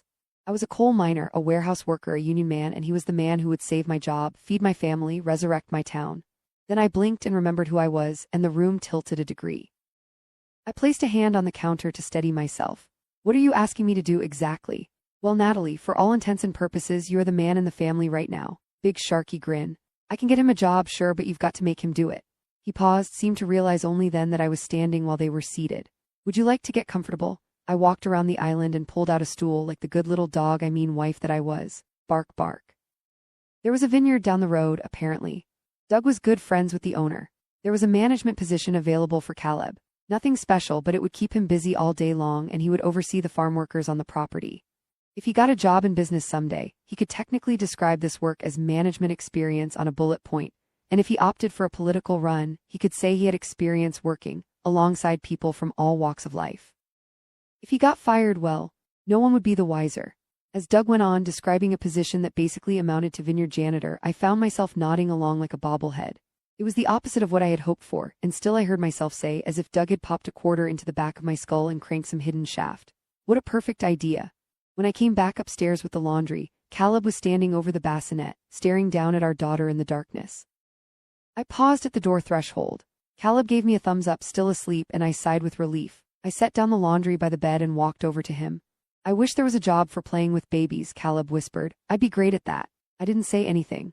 The panic I'd felt earlier in the kitchen was gone now, replaced by a dull, sweet throbbing in my chest. He was good at playing with babies. He never grew bored or irritated with Clementine.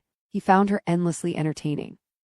In fact, that was the problem, wasn't it? He had no desire to do anything else. My husband wanted too little from his life. And me, I wanted too much. Suddenly it was so obvious. Caleb should have been born a woman and I should have been born a man. A sad sickness turned my stomach. We were equally broken in that way. Listen, Caleb said quietly. I know this hasn't been easy. I just need to figure out what my purpose is, what I want to be. And I will, Natalie, I promise. I looked up at my husband in the darkness. Then a miracle took place. The beauty of his divine will broke over me. It felt like the childhood game the girls in class had played with one another, but never with me. Crack an egg on your head, let the yolk drip down. I shivered, suddenly alive with his presence. Marrying Caleb had not been a mistake or an act of ignorance. No, quite the contrary. It had been the beginning of a divine mission. We were put on this earth to teach each other how to be. To give each other purpose. I would help Caleb become a better man, and he would help me become a better woman.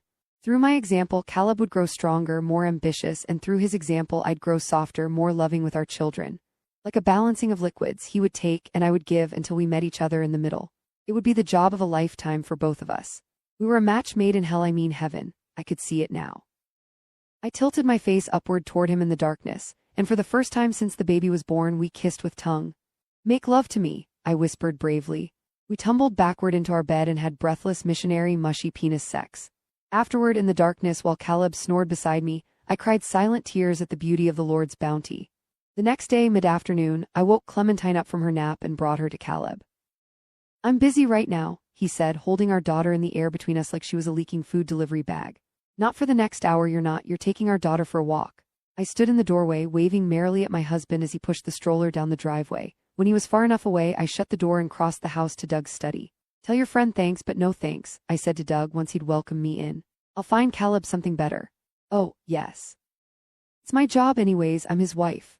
Then I added before I lost my nerve, you're wrong about Caleb, you know, he's not a man yet, but he will be.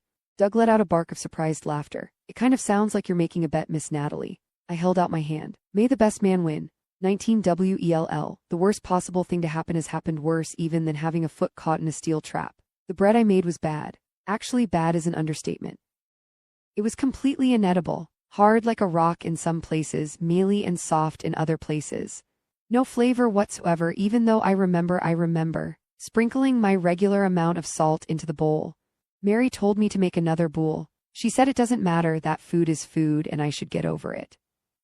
And in response, I told her at a decibel level that I really do now regret that something is wrong. Something is terribly and utterly wrong. And really, how many times do I have to explain this to her before she understands? Then she yelled at me to go to my room until I could control my temper. And I yelled at her to leave me alone, stupid little girl. And so she screamed for me to get out of this house right now. So now I'm standing on the front porch fighting tears, feeling sorry for myself, when suddenly the front door opens and the two girls step outside. I glance over my shoulder at them. They're wearing coats which are worn and stained and covered in patches. Mary is fastening a hand-knitted cap on Maeve's head. Maeve says, "We're gonna find flowers, Mama." I turn away to face the mountains. "We'll be back in an hour," Mary says to my back. "In the meantime, why don't you go take a nap inside?" I roll my eyes and hiss over my shoulder, "Wouldn't you like that?" Mary sighs loudly. "Come on, Meavy." I stare firmly out at the mountains, listening to the tip-tap of their footsteps down the stairs. Maeve's chattering voice carries them farther and farther away. I turn around right as their figures are disappearing over the nearest hillside. It's quiet now, except for the occasional clanging from the barn. The boys and old Caleb have been in there all morning. I cast my gaze beyond the barn. Even the farm animals seem distracted today. The chickens are huddled quietly in one corner of the coop, all staring blankly in one direction. The horse is walking slowly away from me, up the shadowy hillside toward the sliver of sunlit paddock. The air is brisk, but there's no breeze. The sun is still rising.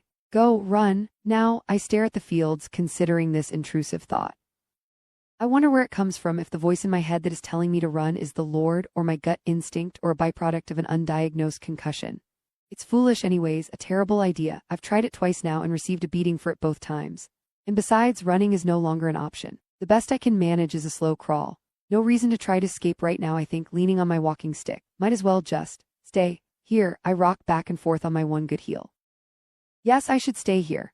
That's what a good Christian woman would do. Bake another loaf of bread and then maybe wash the floors and then start preparation for dinner, and then scatter more feed across the coop, and then check the chickens' feet and feathers for any sort of disease, and then ask them if they're bored, and then give the cow a bubble bath, and then wait, I suppose. That's what I'm meant to do. Wait here on this porch day in and day out until someone or something saves me. And yet, at this very moment, I feel my mind repelling itself from the house, pushing me backward like a magnet with incompatible charge. No need to run away, but I could always go for a walk, couldn't I? I limp down the front porch stairs. This time my pace is calm, my walking deliberate, the kind of movement that doesn't trip a single sensor. Right down the road, none of that nonsense of darting into the woods and getting shot down like some moronic woodland creature. No. I am a human, and humans are meant to walk down roads, and so I am walking when a voice stops me from the barn. "Where are you going?" I freeze, turn slowly to see one of the boys standing at the barn entrance. "No, nowhere." I glance down the road, gesture merrily with my walking stick at nothing. "I thought I'd get some fresh air." Noah peers down the road. I know that look of consideration on a little boy's face. He's considering the merits of such an adventure. "Can I come?" "Of course," I say, though my heart sinks. I don't have a plan. Clearly I don't have a plan. I'm a one-legged woman with an 8-year-old sidekick walking at about a mile-an-hour pace. Regardless, we walk along the path together for several minutes. I don't say anything to Noah, and he doesn't say anything to me. This doesn't surprise me. My Samuel and Stetson are just the same. We're just the same, are just the same. I send a little prayer to the Lord for my boys right as Noah starts to whistle. He doesn't seem to mind walking at this pace. He's holding a long stick, waving it in the air occasionally, but mostly dragging it through the dirt behind us while I limp steadily forward. At one point, I glance back at the house to see how far we've gone, and I notice a long, shaky line in the ground, as if the boy is carrying a tether to the farm, slowly unspooling it while we walk. Soon we're at the base of the hill beneath the trees. This is the farthest I've been from the house. Noah's whistle slowly peters away. He gazes around with interest. A strange thought occurs to me. Is this the farthest he has ever been from the house too, or is he acting, trying to fool me? "Do you come here with Pa?" I say as calmly as I can manage. "Down this road toward the highway." "Highway," he repeats, frowning, then he looks up at me and nods quickly. "MHMM, of course." He's lying. A shot of adrenaline rolls through me. "What else do you do with Pa these days?" Lots of stuff. Lots of stuff, like what?" "All the manly chores. Fence work and wood chopping and stall mucking and the like. I'm growing up, you know, I'll be a man soon." I glance at his tiny little arms. "Chopping wood?" "Well," he shrugs abashedly.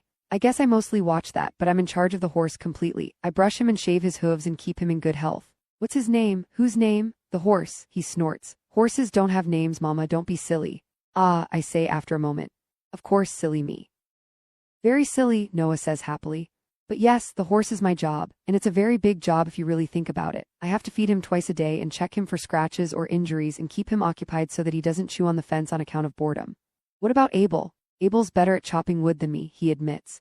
Pa says Abel's almost old enough to go out with him into the far woods. 13 is when it happens. I can't go yet 'cause I'm not old enough. Where will they go? He shrugs. Everywhere, all over the place.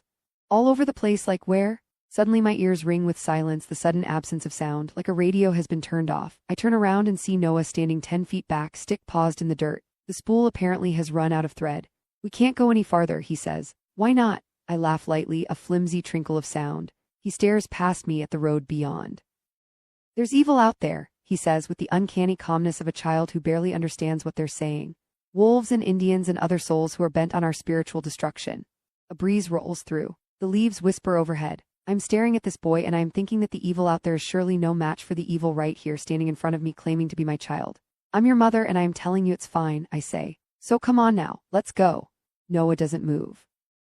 Just looks at me with a face of plain skepticism. It'll be fun, I cajole, an adventure? Nothing. Come, I snap. Come here. No, he shouts. He drops the stick and runs back up the road toward the house. I let out a wail as he sprints away, his boots kicking up little plumes of dirt along the path. He's up the hill and then at the top of the hill and then he disappears into the barn. 1, 2, 3 old Caleb comes crashing out. Run. I don't because I know it's a glitch of a command, a neural instinct that no longer applies to my current situation. I cannot run, I cannot hide. And so I just stand there leaning on my walking stick, practically humming with fear and sadness and fury while my husband barrels toward me, his own face twisted with fury. There's nothing to be ashamed of, I tell myself. You're only going on a walk. Do not apologize for going on a walk. And yet, right as he reaches me, a different kind of instinct takes hold. I drop my walking stick and fall to my knees, fingers clasped in prayer. I'm sorry, I cry to his bloody, dirt-smeared boots. Forgive me, dear husband, and deliver me from evil. 20 and wake to whiny snuffling. Fumble through the darkness until fingers wrap around cool wooden edge of crib. Change diaper. Breastfeed, breastfeed, breastfeed. Rock, rock, rock. Put baby back to sleep. Walk past snoring husband to guest bedroom down the hall, turn on light, sit down at desk, open laptop and click on file labeled CALE Beer Zoom. Tweak, tweak, tweak. Fudge, fudge, fudge. 3.4 GPA previously rounded up from 3.3 now rounded farther up to 3.5. Submit our sum to at least 5 job openings, optimizing for respectable but relatively unchallenging work. Look out the window. Watch the sun rise. Pray. Morning. Walk downstairs to find Maria's daily cappuccino waiting in the empty kitchen. Pick up mug right as baby starts to wail. Swallow the cappuccino whole in 3 scalding gulps and return upstairs. Change baby's diaper. Breastfeed, breastfeed, breastfeed. Wonder why the baby drinks milk so slowly. Chastise self for thinking ill of his creation. Walk past still snoring husband with baby. Set baby down on the bathroom floor, then reach for toothbrush. Brush teeth while the baby runs her fingers around an outlet. Chastise the baby. Pick baby up and walk downstairs, waving to in-laws in the kitchen. Strap baby into stroller. Walk down the long driveway. Wave hello to the vineyard workers already sweating and scattered throughout the fields. Hello, hello, hello. Oopsies, hola, hola, hola. Pause the stroller occasionally so baby can say hola too. Thank the Lord for a beautiful day. Ask the Lord if he could please wake up snoring husband by the time the walk is over. Pray. Afternoon. Spend nap time scrolling through job posting sites and highlighting potential listings for tomorrow's 5 required applications. Keep face blank when husband ambles past. Make comment of support when he mentions going on a jog or applying to some jobs or looking at the jobs you've sent over even though you know he will do none of these things. Pray. Evening. Wake baby from nap. Change diaper. Breastfeed.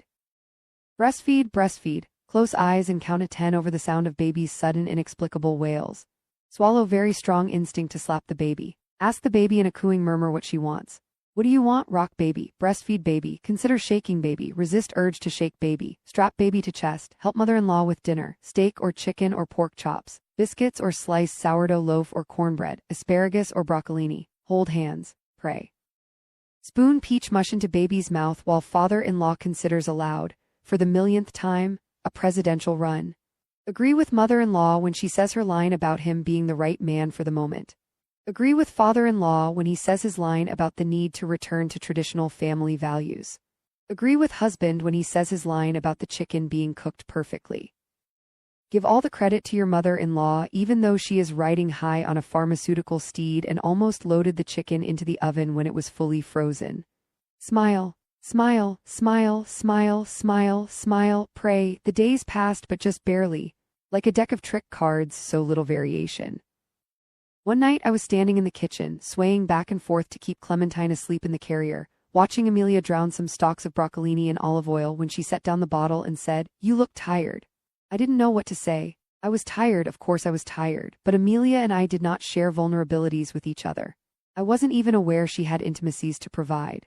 She was like a porcelain doll, that woman. There were two kinds of Christian housewives. Then my mother was the first kind, the kind who spends her whole life pursuing a work ethic so breathtakingly valiant in its refusal to account for basic necessities like sleep that mere secular mortals could only shake their heads and mutter some needlepoint idiom about these women finding hidden hours of the day. And Amelia was the second kind. The kind who floated through the dreary tapestry of domesticity via a steady cocktail of Chardonnay, painkillers, and practiced ambivalence. This too was hard work, but of a different sort. Nothing rattled Amelia, not her useless son nor her power-hungry husband. I'd been living with her for the better part of a year, and I hadn't seen so much as a shudder of pain or pleasure cross her painted smile, which is why it was so unnerving to bear witness to her first genuine expression of concern, and to realize that the subject of concern was me. "Really, honey, you look a bit gray. Are you feeling all right?" "I'm fine." I tried to smile and found that I couldn't. The bridge of my lips was frozen in place. "What's wrong? Isn't Clementine sleeping through the night?" Amelia clucked disapprovingly. "If she's not, honey, she should be. She's not a newborn anymore." I paused, looked down at Clementine's large, fuzzy head. Funny, I hadn't even taken a moment to think about it, but it was true. She wasn't a newborn anymore. She was 7 months old now. Crawling and making noises, and yes, sleeping through the night. Things should have got easier by now, I thought with surprise. I should be thinking about having another baby soon. "You know," Amelia said, "sometimes when I'm feeling really tired, I throw on the brightest shade of lipstick I've got." Her lipstick today was an almost neon floral red. Now that I was really looking at her face, she did look exhausted. "Do you want me to watch Clementine while you take a shower?" "I'm okay." Yesterday morning, I thought vaguely. I showered then, or maybe the day before that. "Honey, I insist." She beckoned again, her smiling growing wider. "In fact, I won't take no for an answer." I reluctantly left Clementine in the kitchen with Amelia and went upstairs to our bathroom, where I found a little collection of gifts waiting for me on the sink countertop. A blow dryer, a curling iron, and 4 tubes of lipstick, plus a sticky note with a scrawled cursive message pressed to the mirror at eye level. "Take your time, Mama." What an elegant little ambush. Amelia might as well have scrawled the true meaning in all caps lipstick across the mirror. "Pull yourself together, you selfish little freak." Then I noticed the little white pill placed next to the lipstick tubes. I felt a sudden thrashing desperation to hear my mother's voice. I pulled out my cell phone and called home. She answered on the second ring. "How's my natty girl?" "Mama," I said, then paused. What was I thinking? I couldn't tell her what happened. She would be horrified to learn that her daughter let it get this bad in front of such a well-standing family. The very thought of her daughter standing in the kitchen of a senator's house in sweatpants with greasy hair would give her a heart attack. "Can I ask you a question?" There was the sound of water sloshing. I could see her perfectly, standing in our kitchen, ear pressed to her shoulder to keep the phone in place while she scrubbed the dishes. "Ask me anything, sweetheart." I sat down on the closed toilet, buried my head in my free hand. "How were you always so good at everything?" She laughed. "Honey, I don't think anyone ever accused me of being good at everything before. I just mean the little things. The house was always clean, you always got dressed and put makeup on, we always had outfits planned for us. How did you do all that on top of your job and the knitting?" "Well," the water sloshed in the silence. "You know, I don't know if I ever really thought about this, Natty, but do you know what trick I used to do once your father had passed on, God rest his soul?" It still amazed me how easily she referenced his passing. She really had convinced herself he was dead. Whenever I was reaching my wit's end, I would pause for a moment, and do you know what I would do? Her voice lowered to a conspiratorial register. I would imagine I was being watched. I opened my eyes and frowned at the tiles on the bathroom floor. Watched? It's lonely, you know, housework, but it felt a bit less lonely when I pretended I had a little audience sitting on the couch with me, watching me vacuum or take out the trash, cheering me on. I didn't say anything. I felt suddenly nauseous. So that was the secret. All those years I'd spent watching my mother and the other women in our community, marveling at how effortlessly they performed their roles as mother, homemaker, wife. All the moments I'd thought of them at college, summoning their easy joy and holding it in my hand like a lucky rabbit's foot while the girls in the dorm complained about everything. It was a lie, wasn't it? If not an outright lie, then certainly not the full truth either. They weren't actually happy. They were just pretending that they were. And the Lord is fine with this, with you needing to pretend. My mother didn't skip a beat. She'd locked into her argument and was on a roll now. Oh, I wouldn't call it pretending. It's more like a form of remembering, don't you think? After all, who do you think encouraged me to come up with that little idea to begin with? Who is our Lord and Savior if not the original audience member for our lives? Huh, I said. I couldn't argue with that. I said goodbye to my mother, hung up the phone, and stared at myself in the mirror. Tried to imagine a small group of women standing in the corner of the bathroom watching me, holding little score sheets, stern-faced and mascaraed like an Olympic judging panel. I hesitated, then picked up the pill and dropped it into the toilet. There it was, undeniably, the sudden swell of applause. Middle of the night, wake up, shower, wash and condition hair, exfoliate, shave, blow dry hair, curl hair. Layer creams and pigments onto skin, foundation, blush, eyelash curler, mascara, brow liner. As your mother-in-law would say, the bare minimum. While the sun rises outside, stare at reflection in the bathroom mirror, inspecting for flaws. Practice saying it's nothing. Practice saying I just like starting my day with a little bit of me time. Swallow the rising misery in throat. Swallow the fury. Swallow the anxiety. Swallow the desire to light the house on fire and walk out the front door while husband, baby, and in-laws burn to death.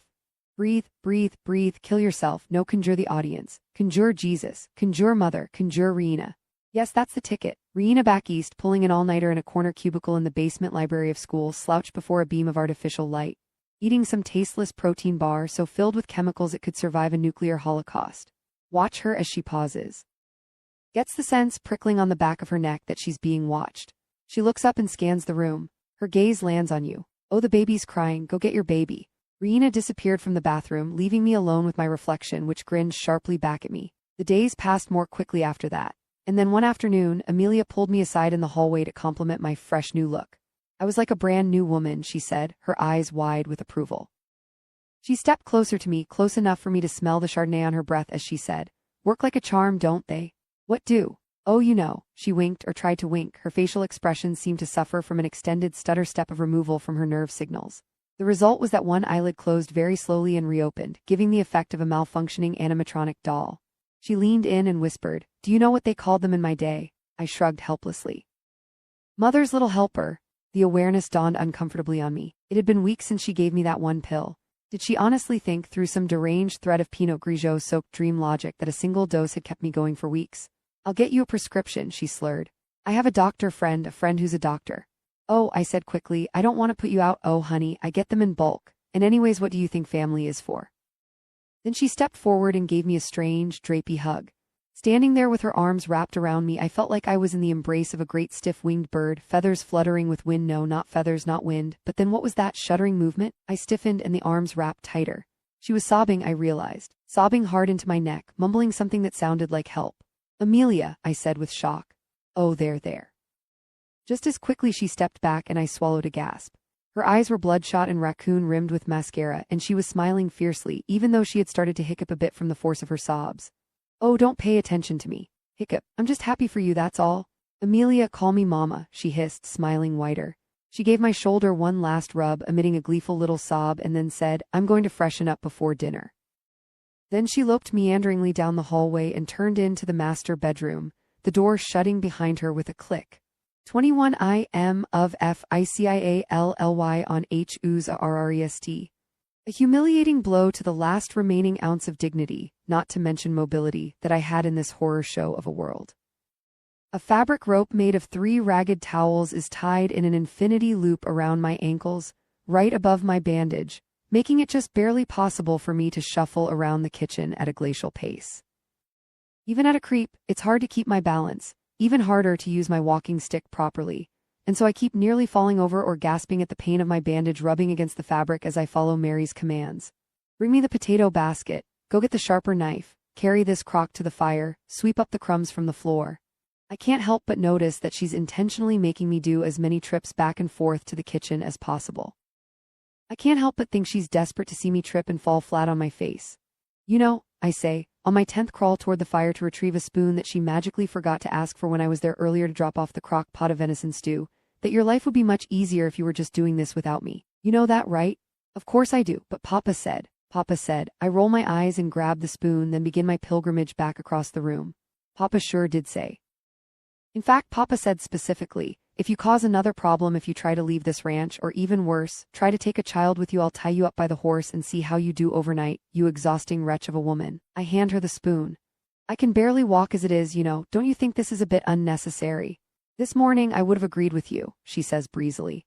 And then you tried to run away on one leg. She reaches for a covered bowl of milk that has been sitting on the counter by the window since morning. She takes the cover off and begins to skim the cream off the top and into another bowl. Butter. She's making butter. As she takes the bowl of cream and pours it into an old wooden churner, I think of my electric mixer and feel a rush of yearning. Afternoon, y'all. Today we're making butter from scratch, well, except for the fact that we're using my good old KitchenAid to do the churning part. Otherwise we'd be at it all day, and no one wants that. Ha ha ha ha ha ha ha. Mary starts to churn, working the cream with the wooden ladle in effortful thrusts, putting her shoulder into the movement. Over the steady clunking she says, "Why do you try to run away so much?" She isn't looking at me, which is perhaps why I'm able to tell the truth. Or maybe I'm just exhausted to the point of being incapable of thinking strategically.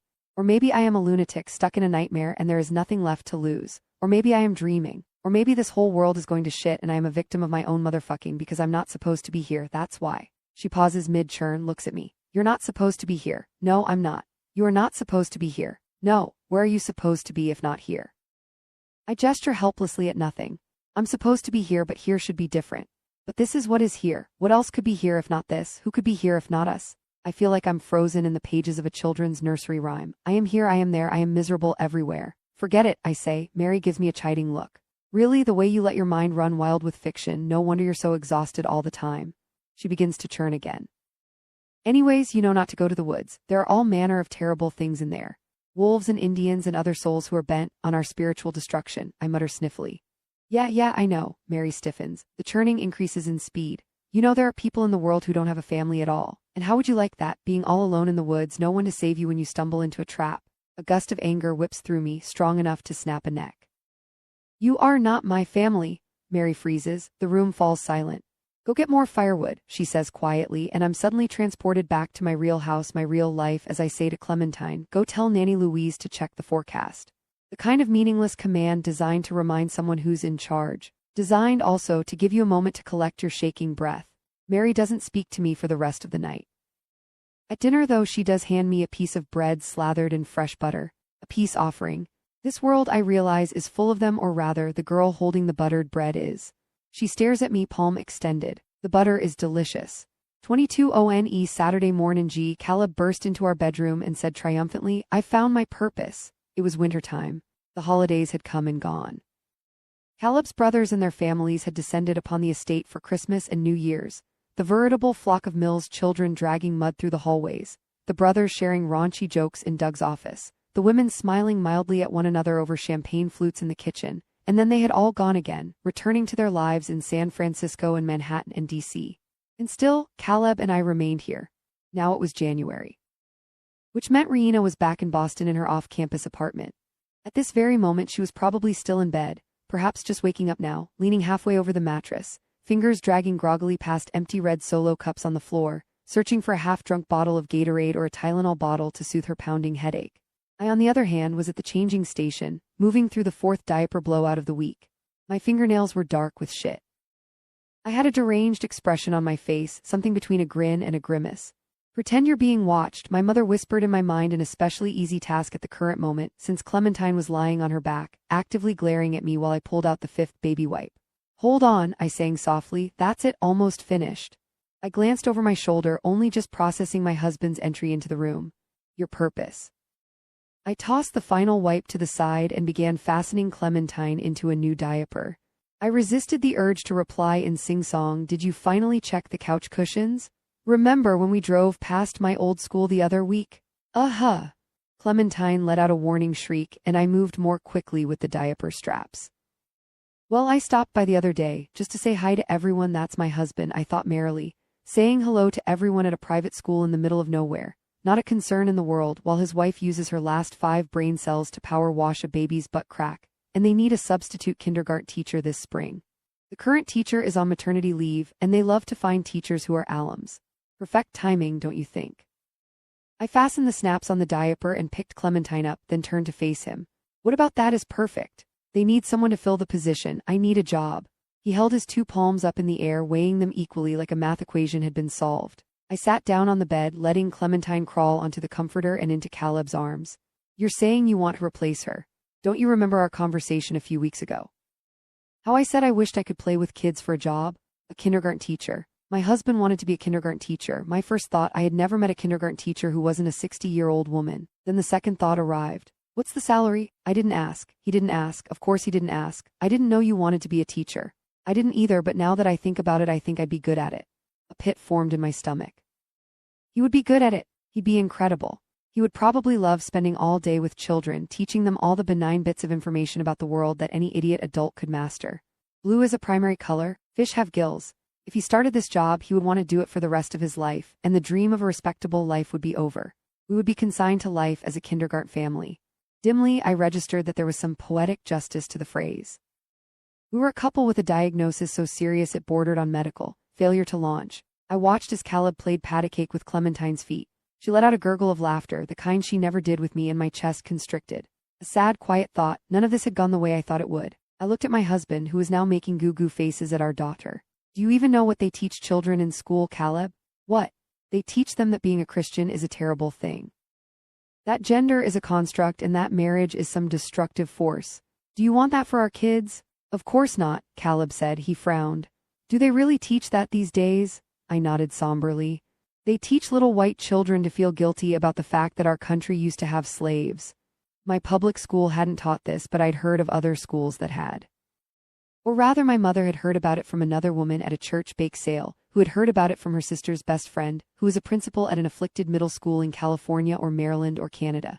My mother or the woman or her sister could never quite remember where. But that ended centuries ago. It doesn't matter, they don't care about facts. Well, I'm sure they don't teach that in kindergarten. It's a job for a woman, I nearly snapped. Instead, I took a deep breath, exhaling slowly, thinking, I suppose that's true. I just worry that you're selling yourself short on something more intellectually rigorous. He didn't answer. He was counting Clementine's little toes, and she was making little shrieks of delight. Time to switch tactics. You know, I had an interesting conversation with my mother the other day, I said. She told me about how sometimes, when she has to do something she doesn't want to do, she imagines that she's doing it for an audience. An audience? He snorted. That's funny. He made a face at Clementine. Isn't that funny? Yes, an audience. Like if you took a job as a financial analyst, maybe you would imagine a bunch of smart, admirable men watching you, almost like a game. Caleb frowned. Are they real people in this audience, or are they angels? I'm imagining angels, like of God. I could feel my smile straining on my face, the stitches threatening to snap. The point is sometimes you have to pretend to like something at first, and if you pretend for long enough, you might just end up liking it. You mean pretend to like one of those jobs you send me every day? Exactly, yes. But I know I wouldn't like that. He gave me a meaningful look. You know what I would like? Being a kindergarten teacher. He raised his eyebrows at Clementine like checkmate, daddy won. What had I been thinking? The strategy worked only if opting out was not an option. But for Caleb, it was always an option. In every single waking second of his life, he had the opportunity to say, simply, I don't want to do that. Imagine if I said that. Imagine if Clementine started crying and I rolled over in bed and said, I don't want to do that. Breastfeeding, I don't want to do that. Scrubbing Caleb's little flecks of calcified shit from the toilet bowl in the guest bathroom, even though there were housekeepers here, because my mother had always taught me that what your family does in the bathroom is no one else's business but your own. Nope, don't want to do that. Well, I said shrilly, you shouldn't do things you don't want to do. I felt like my brain was going to melt into a pool of liquid and drain out of my nose. Exactly, Caleb said. He looked relieved and victorious. His wife had actually started making some sense. So I'll call the school in the morning and we can hold on. I pressed a hand to my forehead, which felt like it was overheating. Just hold on a second. This was the longest conversation we'd had in months. My mind stretched and contorted in little panicky grabs at a plan, a strategy, anything to stop him from taking that position. Being a kindergarten teacher cannot be the only thing that you would have fun doing. Think, Caleb, think. What did you want to be when you were younger? He scrunched up his face. I dunno, he said. I don't think I ever had a clear idea of it. I mean, when I was little, I wanted to be an actor or a cowboy, but that was just kid stuff. A cowboy or an actor. Lord, give me strength. The options were so absurd as to render me without any clear opinions to begin with. It would be years before this moment made sense to me in any intellectual sense. Specifically, it would be just under a decade from now, at the campaign stop in Iowa where Doug would announce his third presidential bid, when the introducer would describe my father-in-law as the last living John Wayne, and I would turn to look at my husband and see the light in his eyes, and the memory of this conversation would click into place. Caleb didn't want to be an actor or a cowboy. He wanted to be his father, an icon, a true American patriarch. Men and their legends. Embarrassing. Well, I thought, here we are at the end of the road. Kindergarten teacher, actor, or cowboy, pick your poison, drink it quickly. Then I looked at my husband and remembered our first date. His misty eyes at the idea of a farm. What you said sounds nice. Over the last few months, Caleb had mentioned the idea in passing several times, talking wistfully about growing our own crops, taking care of our own livestock. I hadn't even remotely entertained it as a possibility. But now I felt the weight of the idea drop into my lap. The Lord might not have given me a mother's instinct, as I'd been praying to receive for months, but He had given me something even better, a plan to make the father of my child a man. A substitute kindergarten teaching job was the professional version of a fully flaccid penis. Humiliation incarnate, but a real-life cowboy, that I thought with surprise I can work with. Caleb didn't have to be good at farming. He didn't need a strong work ethic or even a working knowledge of how to keep farm animals alive. He just had to learn how to pretend. A chorus of angels sang hallelujah in my mind. 23 WHATY my mother used to say about those days of yore. The pioneer days were not for the faint of heart. Think how brave your great-great-great-grandparents had to be. Imagine facing down Indians with arrows, defending your cattle from wolves. No, not that part.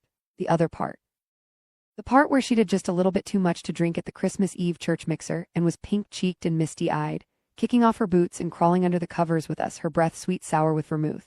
The winters were long, girls, very long, long, long, long. The nights seemed to last forever and the snowstorms like you wouldn't believe. They had to rely on the food they'd stored from the earlier seasons, and sometimes resources would become scarce.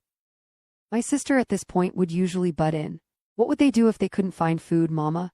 They would eat their dogs, I would say with authority. And if they had no dogs, they would eat each other. Natalie, my mother would give my sister a reassuring look. They never ate each other. And as my sister and I stuck out our tongues at each other behind her back, she would go on, no, they always found a solution before it came to something like that. They were so plucky and brave, and do you know what helped them stay alive more than anything? Trust. Trust in each other and trust in the Lord. And then she would turn out the light and the three of us would fall asleep in bed together, dreaming of the frontier. You can untie me now, I say, it's late evening. The children are gathered around the fire. Abel is sharpening a knife and talking quietly about battle tactics to Noah, who is idly poking a stick around in the fire, listening thoughtfully, nodding occasionally, like a little hardened war general, the flame reflected in the whites of his eyes. If they came from higher ground, we would take up defensive positions by the barn. Maeve is sitting in Mary's lap, and Mary is brushing her hair with a needle comb. Old Caleb is sitting on a chair, watching me with a look of complete and total distrust. Please, I say again, untie me. Mary stops combing Maeve's hair and looks to old Caleb, who is still staring at me. He gives me a long, appraising look. Burps, says, "You're not going to run away?" "No, I'm not going to run away." At this point, it hardly feels like a concession. I have a foot that is literally hanging on by a thread. The rest of my body is torn and bruised and beaten, and I'm so tired that I have worried, on several occasions in the last few hours, that I might fall asleep sitting up. At the same time, I am facing another night of sleeplessness. I can feel it coming, my eyes threatening to roll back in their sockets at the promise of another long, cold night in this hellish place. No one to keep me warm, nothing to keep me safe from my wild, roving mind. At the very least, I would like to be free of these fabric chains. Old Caleb unties me. I twitch at the feel of his rough, calloused fingers on my skin. If he notices, he doesn't say anything about it. He simply says, "Mary." 5 minutes later, I'm sitting closer to the fire, massaging my one good foot when Mary comes to me with a mug. "To help you sleep." I sniff the mug. The liquid smells cold and bitter, completely different from what she gave me for my fever. I look at Mary, her expression is calm. "It will make the bad feelings go away," she says. Trust me, another peace offering, except I don't trust her, not even a little bit. I don't trust anyone in this house, least of all myself. "Go ahead," Mary says softly. "Drink it." She's looking at me now with pity, like I'm the most wretched, helpless person on the planet. My gaze wanders past Mary, across the kitchen. "This is my kitchen. This is not my kitchen," and then past each of the children's sleepy firelit faces. "These are my children. These are not my children," and then comes to rest on old Caleb's face. "This is my husband. This is not my husband." I feel like I have been dropped into an unfinished pencil sketch of a maze. No way out, except of course for sleep, the briefest of exits. I bring the cup to my lips and drink it all quickly, gagging a little bit at the taste. Then I let Mary guide me to my bedroom, her arm hoisting me up by the armpits, taking the brunt of my weight. She tucks me into bed and stands there silent while I turn away from her. There, Maeve says from the doorway. "Sleepy time for Mama." My eyelids flutter shut. 24 ONCE I can yield what needed to be done. I called my mother and told her the plan, and she called every realtor she knew, and all of them sprang into action. Not exactly surprising their enthusiasm, we were dream clients. A wealthy young couple interested in finding a lot, and I mean a lot, I said to my mother, and my mother repeated to them of land. The listings flooded in. The property we would eventually buy arrived in my inbox on the very first day. It was an old cattle ranch that had fallen into disrepair. 500 acres, set in the rolling hills between two mountain ranges in the southwest region of Idaho. There were old-growth forests and sprawling pastures, a 100-year-old apple orchard, a series of creeks that crisscrossed through the acreage, and about 1,000 feet of frontage to the most trout-plentiful river in the state. The land was veined with old fences and man-made trails, even 19th-century stone walls in some sections. It sat at the end of a long dirt road, several miles in length, surrounded by reservation land. By the time I found the listing, there were already multiple active bids on the property. At the encouragement of my realtor, I called the owner to plead my case. He was an old man who was moving to a retirement home. His only son, a banker who lived in Sun Valley, had planned to take over the property and had accordingly done some major renovations on the main house in preparation, but had died several months earlier. Pancreatic cancer. A total shock. This was the information I was given in the first minute of speaking to the man, and already I was desperate to get off the phone. There was nothing that made me more uncomfortable than sudden access to the painful sentiment of a stranger. "It's real wilderness out here," he said. "Gets so quiet at night that your ears start to invent sounds. Crickets and the like, that's on the nights when the wolves don't howl." He paused. "You ever hear a wolf howl?" "Not personally, no, but I was hiding in the darkness of the foyer coat closet. We're quiet souls, my husband and me. We spent some time in the city, but it's not for us." There was a rustling beyond the door and I froze. Amelia's drunken humming carried closer, and then I heard her open the coat closet on the opposite side of the foyer. "Hello," the old man said gruffly. "You still there?" "Yes," I whispered, covering my mouth with my hand against the receiver. "Just one sec." There was a rustling of hangers, a clanging sound, a rattle, clatter, a whoopsie, and then the whisper click of a prescription bottle being picked up off the floor. "Hello, did I lose you? Hello." Then the humming carried down the hallway until a door shut and it was silent again. I lowered my voice to a whisper. "Yes, hi, I'm here. Listen, sir, we want to give our children a true American childhood, and my husband is a natural at farming." "Well," the old man said, "that's nice, my son. Well, he was a natural, too." The man cleared his throat wetly, giving sudden sound to his grief. A long silence unspooled itself. Anxiety took hold of me. "We have big plans, sir," I said quickly. "We're going to revive your cattle farm." "That's nice," he said again, "but you know farming's hard work." Absolutely it is. The margins were never great and they're getting worse every year." I nodded vigorously to no one. "Such a shame." "I don't mean to make any assumptions, ma'am. I just mean to say," he paused here, "I know it's trendy now for young people to fancy themselves farmers. And I wouldn't want you to bite off more than you can chew." "Trendy." I nearly sputtered at the word. "Thank you so much for the concern, but with all due respect, sir, my husband and I are nothing like the young people you know." Not long after the phone call ended, my realtor texted me. "He's going to go with someone else, not to worry. We will indeed something better." I texted her back and told her to make one last final offer. Go over ask by $500,000. I imagined the old man sitting in his kitchen, reading the number on his phone. I hoped he felt happy. I also hoped he felt just a little bit defeated. Later that evening, my realtor texted me the happy news. I stared at the message on my phone for several minutes, then set my phone down on the counter and walked down the long hallway to Doug's office. I knocked on the door and Doug hollered immediately, "Come in." Doug's office was a fever dream of 1950s manhood. The walls were dotted with diplomas and pictures with famous people. There were 2 leather chairs positioned in front of a fireplace with a cigar box sitting between them, and he, at this moment, was sitting behind a mahogany desk so large and ornate that it must have taken 3 or 4 men to get it in here.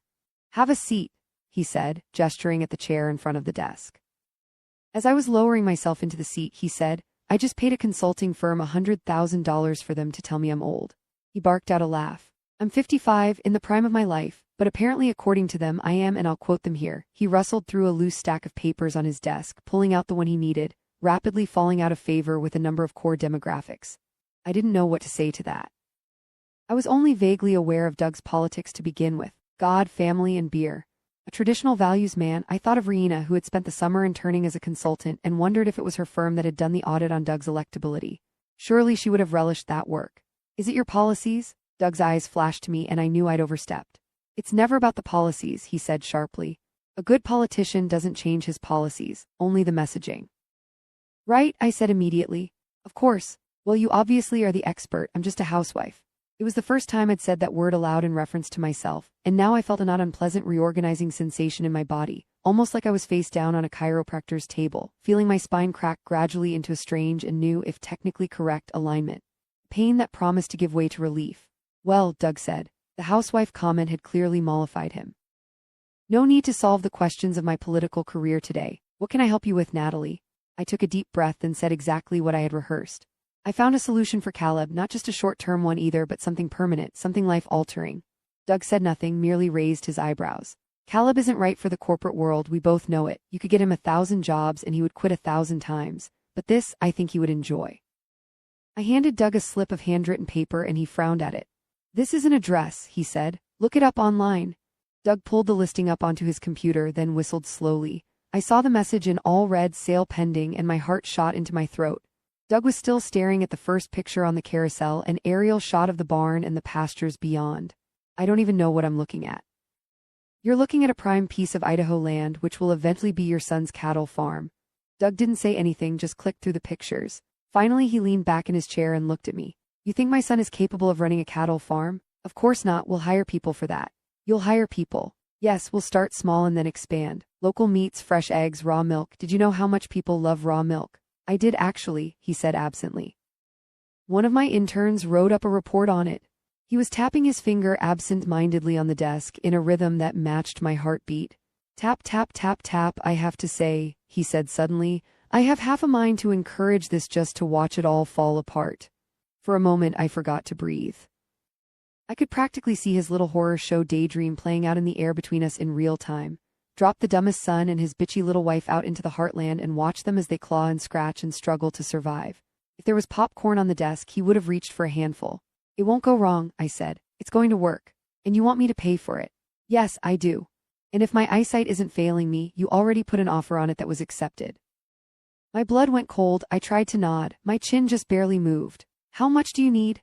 $5 million. That covers the purchase amount and the first 3 years of operation. My heart was a cricket in my throat. It felt breathtakingly unhinged to say that number aloud. My mother had never handed me more than a crisp $20 bill. But I knew that this was how men like Doug operated. You couldn't blink. And anyways, that was how much it would cost to get the ranch up and running, according to a small handful of websites I'd scrolled through earlier that day. All right, Doug said briskly. I'll give you the money.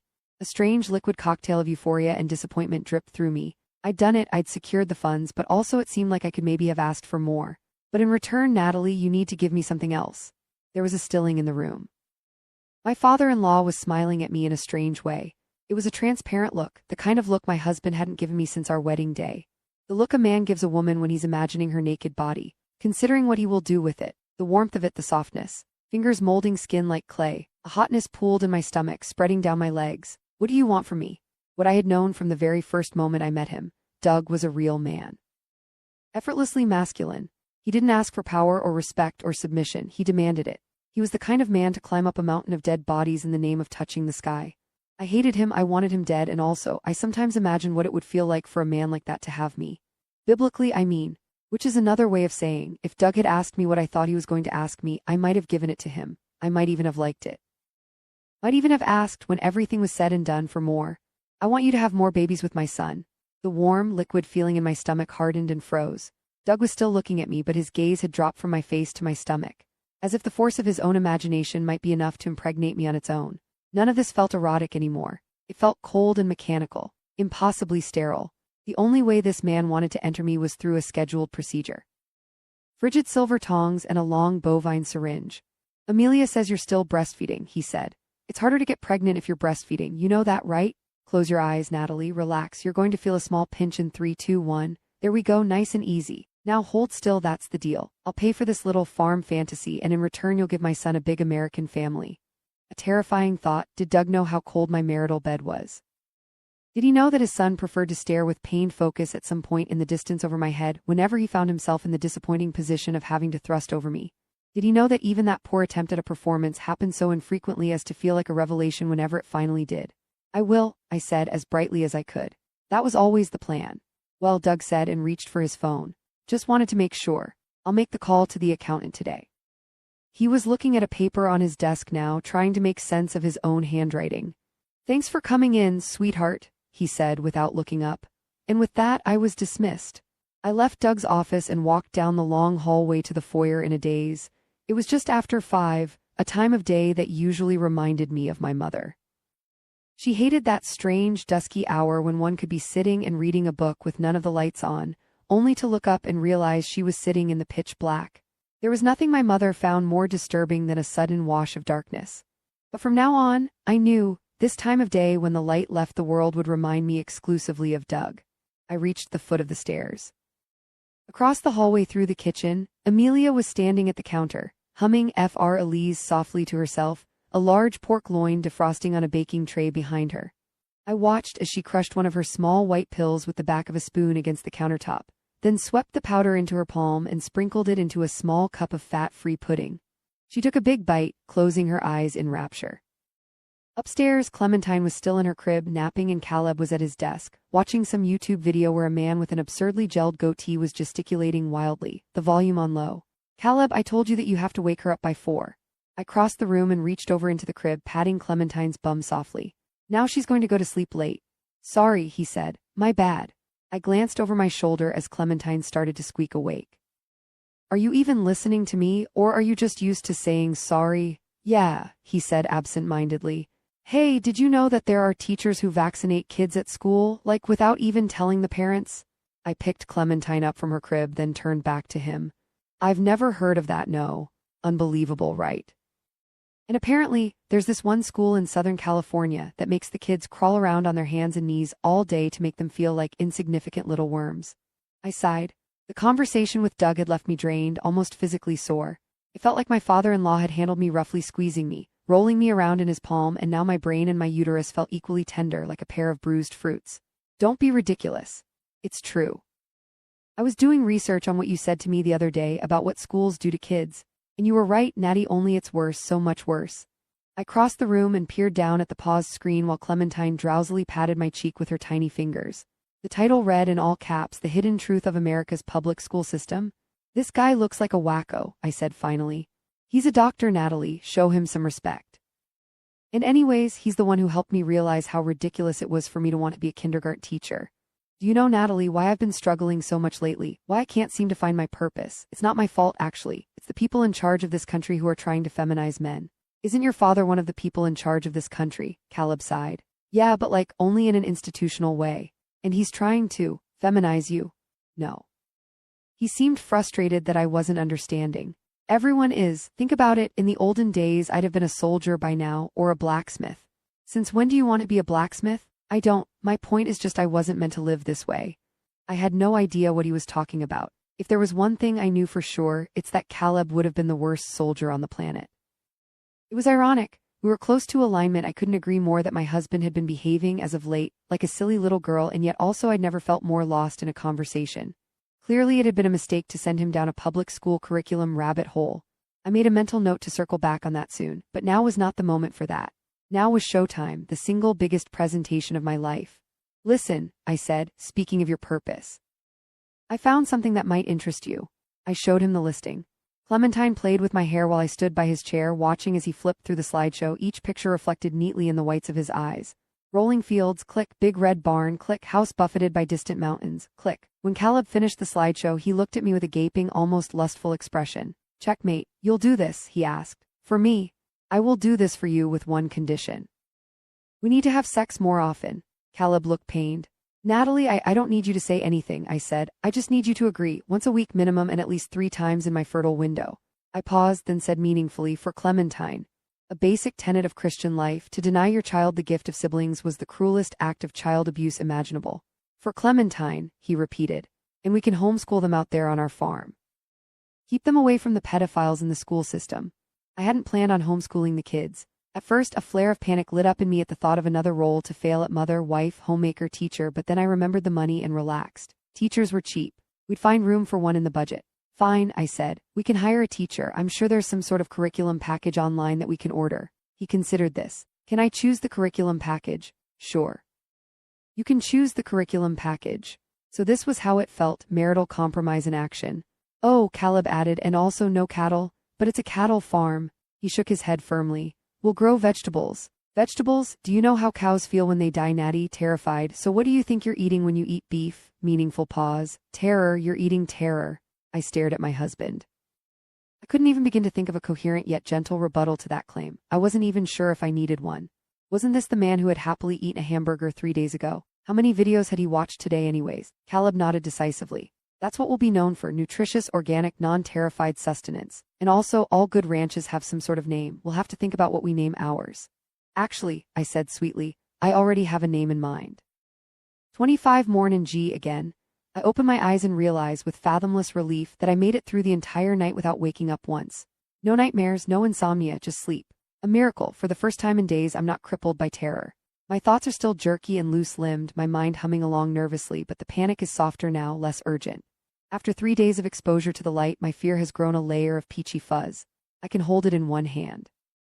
I can manage this. A moment later, like clockwork, Maeve is in the doorway. Mama, this time I'm ready for her. I'm not afraid. Hello, darling, I say lovingly. She lights up in response, leaps into bed, nuzzles her head into my neck. Mama, you're back. When Maeve and I walk into the kitchen, Mary is sitting at the table stitching a piece of clothing. Good morning, I say brightly. Mary stops sewing and looks at me, her expression frankly critical. Good morning, she says. Did you sleep well? Yes. I look around at the kitchen and feel a sudden rush of amazement. This is incredible, a feat of engineering. It truly feels like I'm living in the pioneer days. I turn back to Mary. Can I shower? Mary looks at me for a long moment, then she sets the fabric down. Together we walk outside to one of the tin wash basins set by the porch stairs. Wait here and I'll get the water, Mary says. It's a brisk autumn morning. The sky is bottomless and blue. You can feel it, the promise of winter in the air, but the sunlight cuts through and warms my skin. In the distance, the cragged peaks of the mountains are so sharply vivid it feels like I could reach a finger out and prick myself on them. I feel suddenly and deeply alive. I stand there by the wash basin while Mary pulls the nightgown over my head, then slowly unwraps my ankle bandage. The skin underneath is well. From the quick glimpse I manage before casting my gaze just as quickly back up to the sky, it looks like a pair of lips have been sewn bloodily shut. Lean on me, Mary instructs, and I do, a hand on her shoulder as she places a wooden children's stool in the wash basin, then helps me hop awkwardly in. I sit down on the stool. My bad foot stretches awkwardly out in front of me. I stare firmly past it while Mary talks above me, a series of chiding little comments that are delivered in a gentle tone. How it's very inconvenient for me to bathe on a separate schedule than the family. It's so much less work when the boys are around to haul buckets of water from the well for all of them to use in one single go of it. And Maeve isn't nearly as strong as her brothers, so we'll have to be patient with her bringing back half-filled buckets of water every 5 minutes really. The girl always finds a way to dilly-dally. Beautiful day, beautiful day. I wince each time Mary pours a bucket of ice water over my head, but it doesn't hurt. It feels like waking up.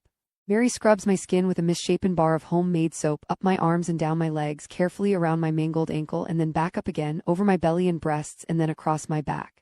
She reaches every nook and cranny of my body, even the most private parts. Before long, the spongy suds have turned the color of clay. All the while Mary talks. There's so much work to be done today, so we must be efficient. We can use this water for laundry when we're done. And then after that we can use the water again to mop the floors, and then we need to collect the eggs from the ladies. We should have already done that, so technically we're behind for the day. The rhythm of her voice is so comforting, I wish I could disappear inside it. Instead, I start to cry. Mary doesn't stop washing me, but she does become gentler with her scrubbing, saying there every few moments. This'll make you feel better, Mama, she says at one point. Is it the first time she's used that word? I can't recall. Regardless, it makes me cry harder. Don't be sad, Mama, Maeve says when she sees me in the tin. Oh, darling, I want to say I'm not crying because I'm sad. I'm crying because of how good it feels to be clean again. Instead, I smile and say, hello, ladies. After I'm clean, Mary takes care of laundry while Maeve and I go get the eggs. Together we make breakfast, Maeve monitoring the eggs over the fire while I try my hand at another bread bowl to be eaten at lunch. This one will be better, I tell myself, and as I watch my hands move of their own accord, I actually almost believe it. When the bowl is cooking above the fire and Mary has finished mopping the floor, we go to the barn. Usually old Caleb milks the cow early each morning, and she isn't our problem. But today Mary says he told her about an infection on the udders, so we have to check on her. As Mary leads us into the barn toward the far stall, I pause by a farming scythe hanging on the wall. Next to the scythe, an iron axe, the kind used for splitting wood, and next to that, a sharp metal rake which looks a little bit like a pitchfork. A current of queasiness runs through me, and I swallow it. Props, I think to myself, willing the good cheer back through my limbs. That's all they are, tools for imagination. The cow is standing totally still in the back stall when we arrive. Mary shows me how to spread the ointment all over the udders, taking extra care in the places where the skin has grown red and irritated. Big girl, I say quietly while I work, Mary watching behind me. Beautiful girl. When I'm finished, I pet the cow's nose, even though I know how stupid cows are. They're not like dogs or horses. I used to hate spending any time around Sassafras, the way that four-legged lard monster would roll her tongue across my hair whenever I got too close to her head. She's like a golden retriever, Caleb would insist, to which I would say, if the retriever had brain damage, sure. Good girl, I say to the cow. She stares at me with those black marble eyes, so spiritless she might as well be filled with stuffing. After that chore is finished, Maeve asks if we can go look for wildflowers to make a crown. Mary hesitates so much to do, then says, just a few minutes. We walk up the hill by the barn. At the top, Maeve Crouch walks around looking for colorful buds and finds none. Then she casts her gaze upward to the sky, which has started to speckle with clouds. I see a bunny, she says, pointing at one incoherent white wisp. What do you see, Mary? Mary says patiently. I see a horse. What do you see, Mama? I see. What do I see? The loneliest landscape on the planet. Fences in disrepair. The roof of the barn bowing dangerously. The horse that is not my horse standing quietly in a paddock corner, not even his tail swishing like a battery-operated game that is currently turned off. It looks and feels like the end of the world.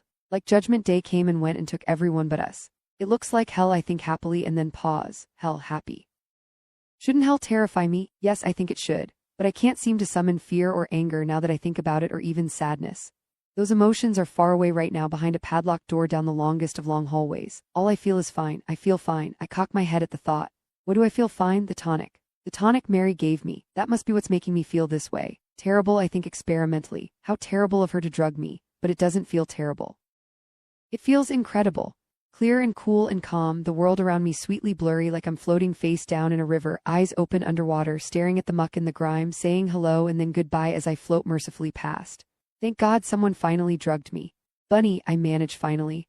I already said that, Maeve says. Something else, Mama, something else. I play along, gaze traveling upward. What do I see? I see a cloud that looks like my piece of shit pioneer husband when he's standing over me, watching me scream. Yeehaw, I see a cloud that looks like the kind of bread I'm capable of baking these days. Lumpy, lumpy, lumpy. I see a cloud that looks very much like what did Caleb become obsessed with once we moved to the farm? Chemtrails. Yes, I see a cloud that looks like a chemtrail streaking across the far corners of the horizon. Nothing, Mary says. Mama sees nothing, and now we should go home. She nudges me. Right, Mama? Right, I echo and smile at the girls. Nothing. Together we walk back down the hill toward the house. 6 hours later, I beam at my family. I cry out with joy, dinner is ready. 26 of THE-LINS of angry women who would eventually come to know and love Yesteryear Ranch. Many of them would believe and argue and debate and insist that they had been there from the very start. That I created the account the day we signed the papers for the ranch, and that they, my beloved disciples, my furious little women, had been there for every single moment of the journey. In a very simple sense, they were correct.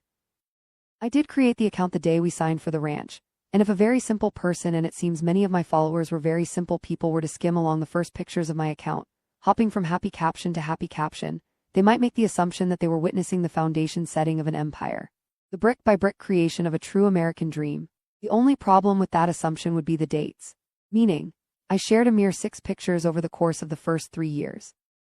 6 images, 6 moments were captured out of the millions that took place. Which is by design, I suppose. No one wants to learn life lessons or buy pie crusts from a woman who's near constantly covered in another animal's shit. Picture one, there I am, rosy-cheeked in overalls, standing in front of the big red barn with Clementine, who is about to turn 1 year old. Clementine has an expression of grim determination on her face. I am young and beautiful and smiling ear to ear. Caption, surprise, we bought a farm. The day of the inspection, we flew into Sun Valley and drove 3 hours out to the ranch. Caleb insisted on renting a pickup truck, just to get used to country life. I rolled my eyes but said nothing, just stood there in my little closing day outfit, navy blue prairie dress, heeled boots, a brand new overcoat, all purchased after Doug's deposit reached our checking account, and smiled at the parking garage attendants while Caleb pointed at the biggest, most unreasonable truck in the rental parking lot. But we only have a 20-minute drive, I said as cheerily as I could manage an argument that failed to sway my husband from his selection, and also incidentally turned out not to be true.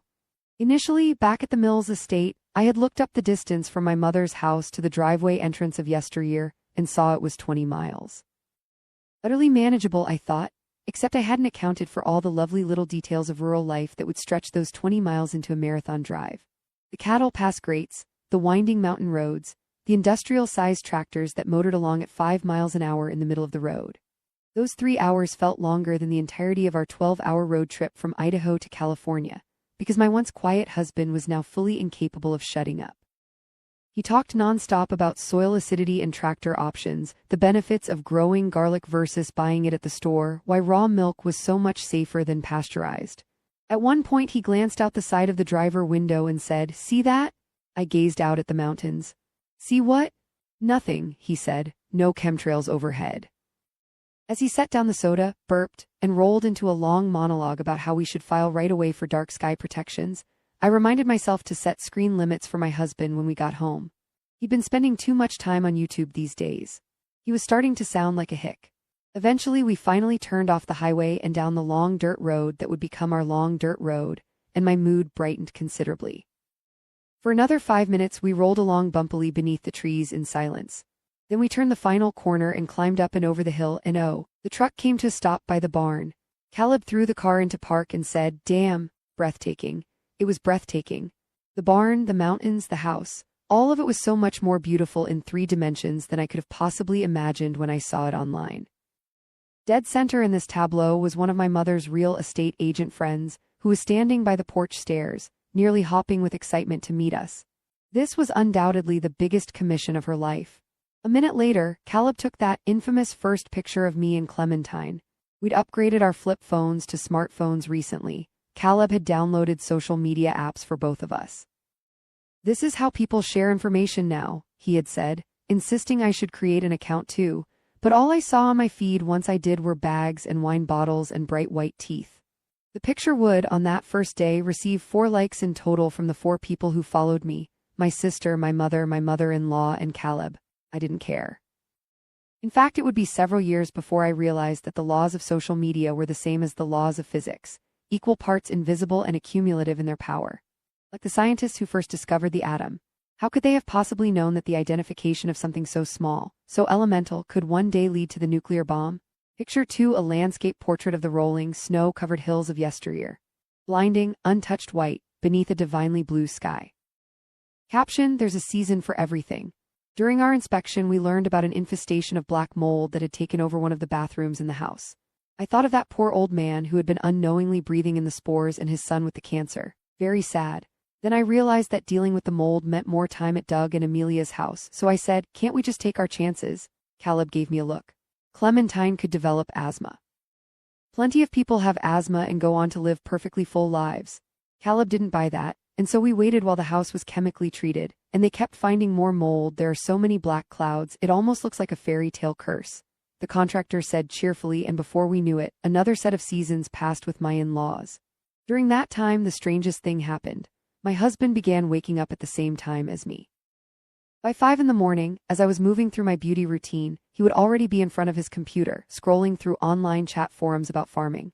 It was shocking to witness such a sharp onset of ambition in a man previously defined by the lack thereof. Each morning I thought, "There's no way this will last," and each new morning it did. Other things happened during that time period too. I finished weaning Clementine from breast milk, and she started eating solid foods. She took her first steps and said her first word, "Mama." Then she said it again, more insistently, and then soon it was not so much a word as a chant, a royal demand that rang in my ears even when she was rooms away, fast asleep at nap time. "Mama, mama, mama, mama, mama." It seemed that Doug and Amelia were both experiencing changes of their own during that time period too. At family dinner one night, Doug said he was planning on paying a consulting team to do some hush-hush research on the relative viability of a third presidential campaign. This seemed unremarkable to me. We were always talking about the proverbial campaign, but Caleb and Amelia both seemed to stiffen at the news.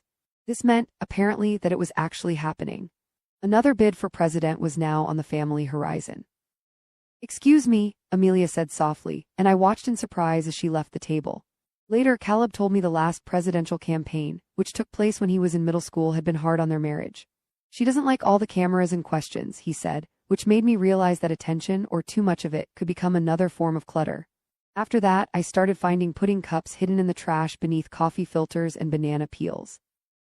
I began to suspect Amelia was having her me time more than once a day. As for Doug, he was away more frequently, appearing on the news as many times as the networks would have him. He came home one day looking permanently frightened, and when I asked him if he was all right, he paused, then leaned into me and said confidentially, "It's just a little bit of Botox. The consultant said it would keep me looking youthful." He hesitated, then asked gruffly, "Is it obvious?" Picture 3: a photo carousel. A cardboard box of yolk-yellow chicks. One chick peering through Clementine's cupped hands. A single black and white cow standing alone in the paddock by the barn, staring at the camera with an almost human-like expression of confusion. Caleb grinning and covered in dirt, leaning his arm on a shovel stuck in the dirt. Caption: Farm life happy hubby chickens cows blessed. From the first time Caleb suggested it, I told him it was a stupid idea. There was no reason to get farm animals so soon. But he did it anyway. He ordered a shipment of chicks, a dairy cow, and 2 packages of exotic vegetable seeds to arrive a day after we moved onto the farm. Clementine was almost 3 years old by this point, and still an only child. No longer a baby at all but a toddler. I'd never been around just one child before.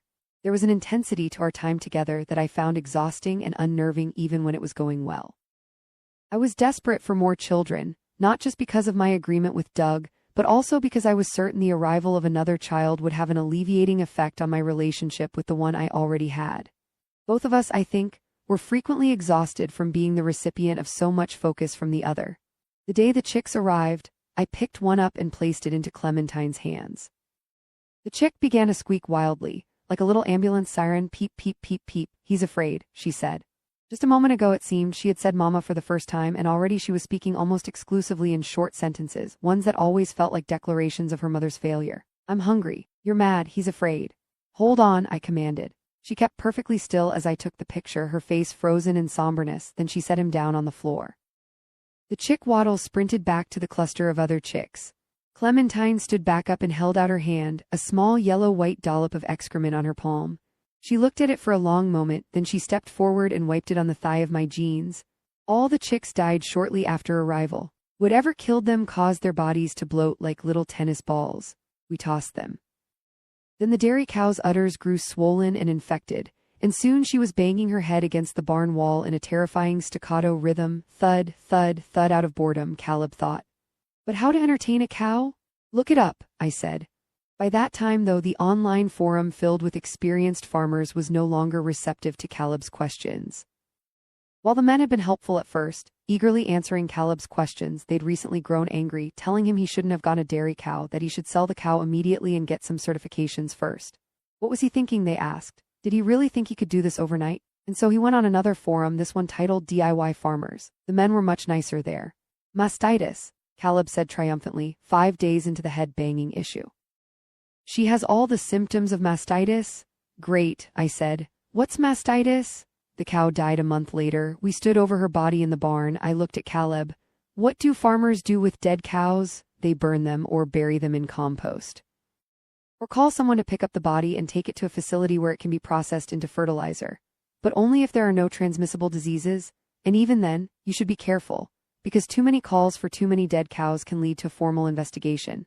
Caleb drove an hour to the Home Depot in town and paid 3 Mexican men to hop into the bed of his truck and help him drag the body out to a field. I watched from the kitchen window as the flames licked the sky. The bonfire smelled terrible. Later that day, when the men were loitering by the truck smoking cigarettes and waiting for Caleb to drive them back to town, I said to him, "I think it's time to hire some workers, don't you?" He looked reluctant. "I guess so." And I added, "I think it's also time for something else." "What dinner?" I raised my eyebrows, which was intended to give the appearance of flirtation but just made him look further alarmed. What is it? Are you sick or something?" That night we had 3 minutes of close-lipped missionary sex. The next morning, a new dairy cow arrived at the farm. We would never actually see the wolves, but we heard them howling all the time. Picture for the photo, Caleb and Clementine and me, standing alongside his parents and his brothers and their families on stage at an election night party in Salt Lake City, confetti frozen in the air around our faces. Caption: Proud to be an American. The night Doug won his 8th Senate re-election campaign, one of Caleb's older brothers, David, found Amelia passed out in Doug's dressing room, her pink pantsuit splattered with chocolate-colored vomit. "Jesus Christ," George, another brother, said from the doorway while David checked her wrist for a pulse. He gagged, then said, "Is that shit?" "It's pudding," I said, and George said, "Thank God," right as David said, "She's breathing." I stood with Clementine in the hallway between the dressing room and the stage, watching the brothers hand out NDAs to the paramedics before they could step inside. As they took Amelia away on a stretcher, her gaze drifted foggily toward me and Clementine. She muttered something at us, but it couldn't be heard beneath her oxygen mask. "Say bye-bye to Grammy," I instructed, and Clementine waved bye-bye, right as Doug's voice boomed through the auditorium hallways. At this very moment, my youngest son is working day and night to revitalize a working meat and dairy farm in southwest Idaho. Vegetables, I thought, not meat. Caleb would be so disappointed. He could have been anything, my son, but he chose to get his hands dirty like a real American, and you know what? I couldn't be prouder of him. "Do you hear that?" I told Clementine over the waves of polite applause. "Grandpa's trying to be electable. Can you say electable?" "Electable," she repeated, in a tone I could only describe as bored, and we both fell silent. Picture 5 the phode, Caleb and I in the fields at sunset, kissing him, dipping me low. The caption, "I always wanted my very own cowboy." "Let's have sex," I said one night. Caleb gave my vagina a long, skeptical look. "Is it safe?" "Of course it is. This is what we're designed to do." "But what about, for the last time, that wasn't a miscarriage, it was just a heavy period." This is what my mother had encouraged me to tell Caleb a month earlier, after he walked into the bathroom to find me sobbing wildly, my hands and thighs covered in blood. We'd been trying to have another baby for more than 2 years now. The panic I felt about this situation was indescribable. I tried my best to give a sexy look, but Caleb seemed put off by the expression on my face, so I dropped the put on and said, like always, "You promised." I massaged Caleb's penis for 10 minutes, squeezing and twisting slowly at the base of the shaft with one hand and milking the tip with the other. Usually this worked to get him erect enough for us to have sex. Tonight, though, nothing came of my efforts. Each time I glanced back up at Caleb's face, his eyes were closed and scrunched up, his mouth in a sort of grimace, so that I couldn't tell if he was trying hard himself to get into the mood, or waiting for me to give up. Finally I sat back, letting his penis flop away like a slinky. "What is it?" "It's nothing, I'm just exhausted." He did look exhausted. He was working hard, up at sunrise, outside all day long, then at the computer for hours each night. But wasn't this, too, an essential part of being a husband? A relentless, almost mechanical drive to repeatedly impregnate your wife? "But I'm ovulating. If we don't have sex now, we'll have to wait another month. Shouldn't we just leave this up to the Lord?" He'd said this once before, several months earlier, after someone on one of his forums suggested it was blasphemy for women to track their menstruation in such a fashion. These things should be left up to the Lord, full stop. Now I cut him off before he could start on that tangent again. "The Lord wants us to try, Caleb. He wants us to care." He didn't respond. His eyes were closed now. A second later, he was making soft little sleep snuffles. Even his penis seemed to be dead asleep and snoring against the bed of his thigh. Infuriating. I thought of what he said to me on the day of our wedding, "I can't wait to taste you," and then I thought of the horrible graphics I'd seen on his computer screen. Intense kissing leads to squirting orgasm. And I swallowed the urge to crack a lampshade over his head. Instead, I got out of bed and went to the kitchen, then came back into the bedroom with a cereal bowl and dropped it onto Caleb's stomach, startling him awake. "Wah, what's this?" "I don't care how you get it done, just get it done." "But you promised." Caleb was silent for a long time, then he got out of bed. 5 minutes later, he came out of the bathroom and handed me the bowl. "Thank you," I said, "now go to sleep." In the kitchen, I set the bowl on the counter, then pulled a sauce baster out of the drawer. Picture 6 the picture, me, 5 months pregnant with Clementine on my hip. The caption, "God bless this growing family." 27 in Yesteryear, time passes in a slur of good days and bad days. On good days, I wake up feeling rested, determined, optimistic, confident I can win over the world. And so I move through the hours as the best possible version of myself, the most obedient wife, the most loving mother. When Maeve appears in my doorway, I'm already wide awake and smiling, arms outstretched. "Good morning, darling." Together we pick out my outfit for the day, the same gray, stained catastrophe of a dress as yesterday. Fabulous. And then I limp outside to retrieve the stupid fucking eggs from the stupid fucking chickens. At this point, I usually need to pause to have a quick hard sob before I wipe the tears off my face and say, "Hello, ladies." Then I help make breakfast. I crack the eggs into the frying pan and sit by the fire, nudging the pan around the coals so they cook evenly. When I bring the pan to the table and set it down proudly, showcasing my perfectly scrambled eggs, no one is impressed. No one even says thank you. But I don't mind. Of course I don't mind. A good wife never minds. Instead, I think, with the blunt cerebral force of a spaceship hurtling through the atmosphere, how lucky am I? This life, such a blessing. On good days, I amaze myself at my own bravery. I take on each new chore and assignment with the obedient pluck of a picture book pioneer woman. Ironing and sewing and mopping and wood tending and utter cleaning and potato peeling. La-di-da, what a life. I ignore the fact that our meals are tasteless and beige, and usually consist of 2 or fewer food groups. I ignore about half the thoughts that pop into my head. Instead, I focus on being a tender mother and a cheerful wife. I never let them see me cry, especially not Maeve, whom I've nicknamed my little shadow, a metaphor that works on the visual level but falls flat on the auditory level. Shadows are quiet. Shadows trail behind you and never remind you that they're there. Maeve, on the other hand, never stops talking. She always has some new observation to share, some new reason to tug on my dress and say, "Mama, Mama," with genuine insistence. "Do you see that cloud, Mama? You missed a spot on that shirt, Mama. Mama, are you hungry, Mama? Want a snack?" On good days, Maeve's sweet little voice is a comfort, a soundtrack to my cheer. Together we say hello to all of it, the clouds and the sky and the fields and the trees, old Caleb and the boys and Mary, the cow and the chickens and the horse and the muck and the grime and the rain and the soot and the shit. On bad days, I don't wake up so much as I lie there, staring wordlessly up at the ceiling, while night bleeds away into morning. On bad days, hope is a four-letter word that floats limply in my thoughts, and life on this ranch feels less like a life and more like a nightmare, a contrived stage performance, a scene that never ends. On bad days, my thoughts swirl in eddies of relentless panic. I have to leave. I cannot leave. I think he might kill me. I think I might kill him. I know someone is watching. I know no one is watching. I'm worried I'll die here. I cannot die here. I think I would rather be dead. And then I get up anyway. I drag myself out of bed and limp self-pityingly through those swirling thoughts and into the horror of another day. I grin fiercely at the children, I give a deep curtsy to old Caleb, and then my face melts into a frigid glare as soon as they've gone past. A single bad day feels like 9 good days packed into one. Time moves so slowly that I often worry the clock in this world might break altogether, leaving me frozen in a single sepia-tone moment.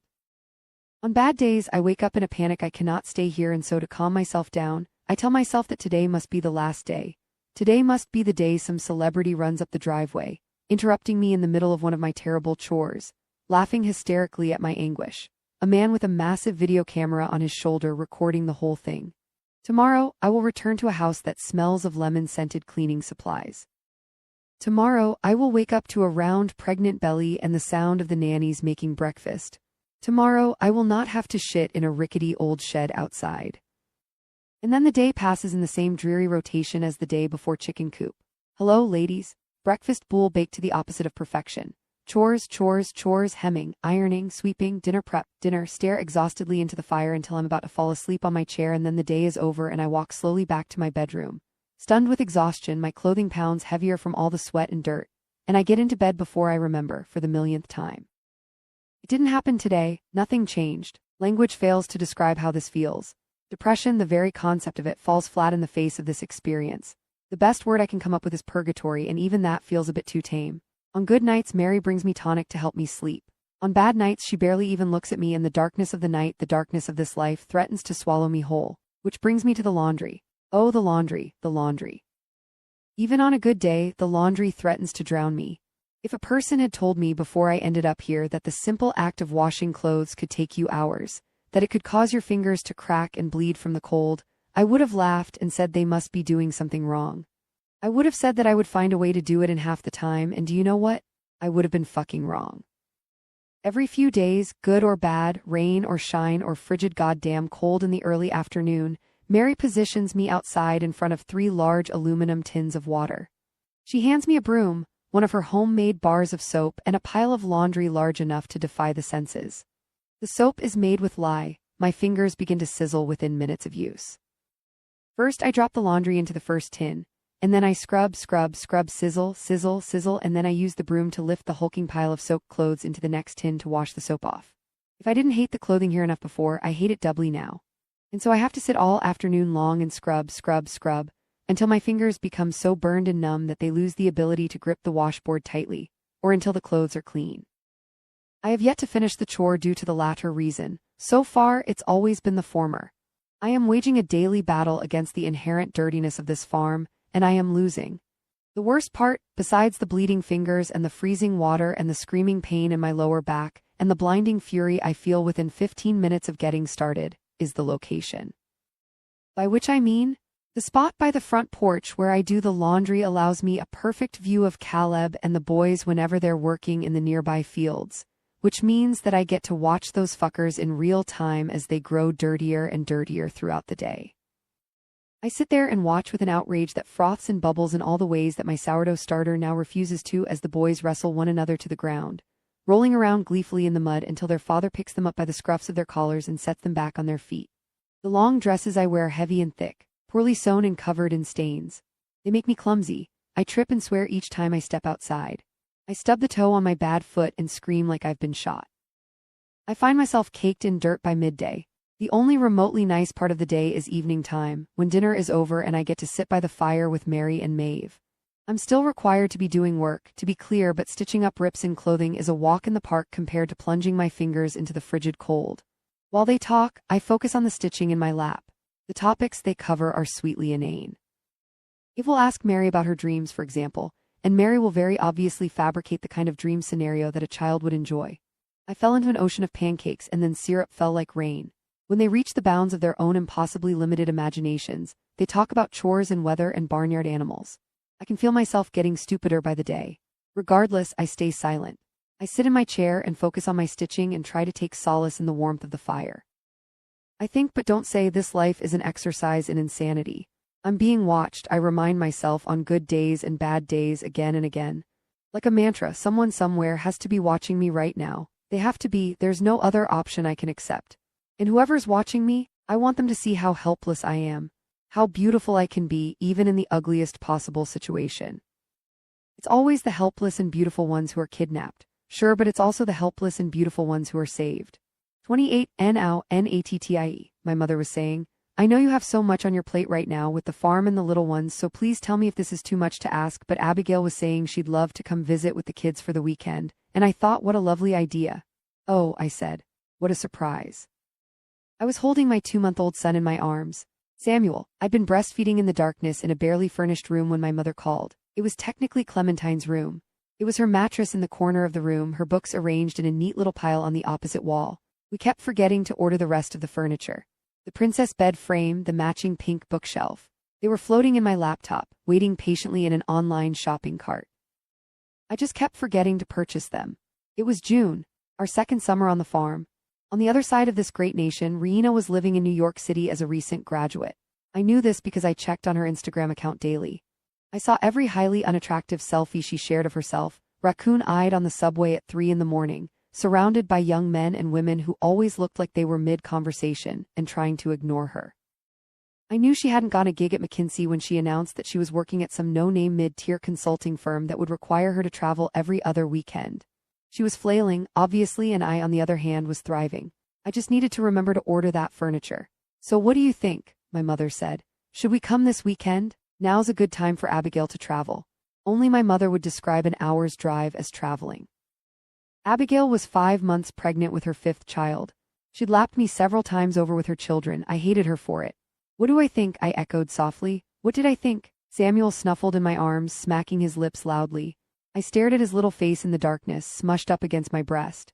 He was a sweet little boy with none of the sharp edges of his older sister. I loved him effortlessly and distantly. When I held him, it felt like I was waving at a relative from very far away. Hello there? Or maybe, goodbye. I'd opted for the anesthetic this time. I'd been miles away from this child even as he was making his slow exit out of my body. Here is what I thought first. If they come for the weekend, they will see the vegetables and the half-tilled fields and the workers, clutching their ribs and laughing breathlessly at Caleb's mangled attempts at Spanish. Here is what I thought next. If they come for the weekend, mother can hold the baby. I let out a long breath. I kept forgetting to breathe these days. I was so tired. My son was so beautiful. I was so happy. Really, I was happy. 2 days later, my family and I stood in the driveway as Abigail's junkyard minivan rolled up the hill. Little Samuel was in my arms in a brand new blue gingham shirt. Clementine was standing stiffly at my feet, wearing a too-small dress in the same fabric as the baby. I'd gotten the outfits from a local children's store in town months ago, certain that I could beat the pace of her growth spurt. Caleb was standing next to me wearing a wide-brimmed hat. Well, aren't you the perfect ranch family? My sister said when she got out of the car. Her children poured out of the van like termites. Brady, Brandon, Benjamin, Becky, each of them about 15 months apart. The children went careening toward the fields, screaming about a game of tag. Clementine hesitated, then dropped my hand and began to walk slowly after them. My mother got out of the passenger seat. Goodness, she said, would you look at those mountains? Welcome, y'all, Caleb brayed out suddenly. All of us looked at him. He looked back at us with an expression of terrified confusion, like he'd just woken up and found himself here mid-conversation. I sighed. It had been a mistake to tell my husband to pretend. He'd internalized it incorrectly and now managed the feat only in fitful spurts, which obviously defeated the whole purpose of performance. I threw a holly jolly smile onto my face. Caleb's becoming a regular cowboy these days. How marvelous, my mother said quickly, and rushed to hug my husband before he could humiliate himself further. While Caleb talked my mother's ear off about his wide-brimmed hat, Lord, give me strength, Abigail sidled up to me. He's beautiful, she said softly, looking at Samuel. She touched his bald head with an index finger and he let out a little squeak in reply. I nodded at her kids, who were now teaching Clementine how to play tag. The children seem well. Oh, they're the best. I don't know what I would do without them. They're like my little angels. I watched her as she watched her children. She'd aged. We hadn't seen each other almost at all when I was living with Caleb's parents. When I moved back to Idaho, I had noticed something different about her, something strange in her gaze, but I hadn't taken a moment to really consider it until now. I'd seen my sister in all manner of moods, happy and sad and tired and overwhelmed, but this, what I was seeing on her face now, was something else entirely. Something altogether new. Then she looked at me, and her expression shifted. And how have you been? She asked. Better? Oh yes, I'm perfect. Then I called to my mother, would you like to hold the baby? While Abigail's kids chased each other through the rooms, I gave my mother and sister a tour of the house, pointing out everything that was going to get replaced in the renovation. The light fixtures, the granite countertops, the marble-tiled bathroom floors. We'd been meeting with architects, I told them. Only a week ago, we'd found the one we wanted to work with. Do you still want indoor toilets, ma'am, or would you prefer an outhouse? We're just waiting for him to fit us into our schedule, I said, and then all this is going to go bye-bye. But it's all brand new, my mother said. Samuel was fast asleep in her arms. It's just not our taste, I said. I mean, really. I gestured to the living room. I mean, it looks like a Pottery Barn outlet got sick and threw up in here.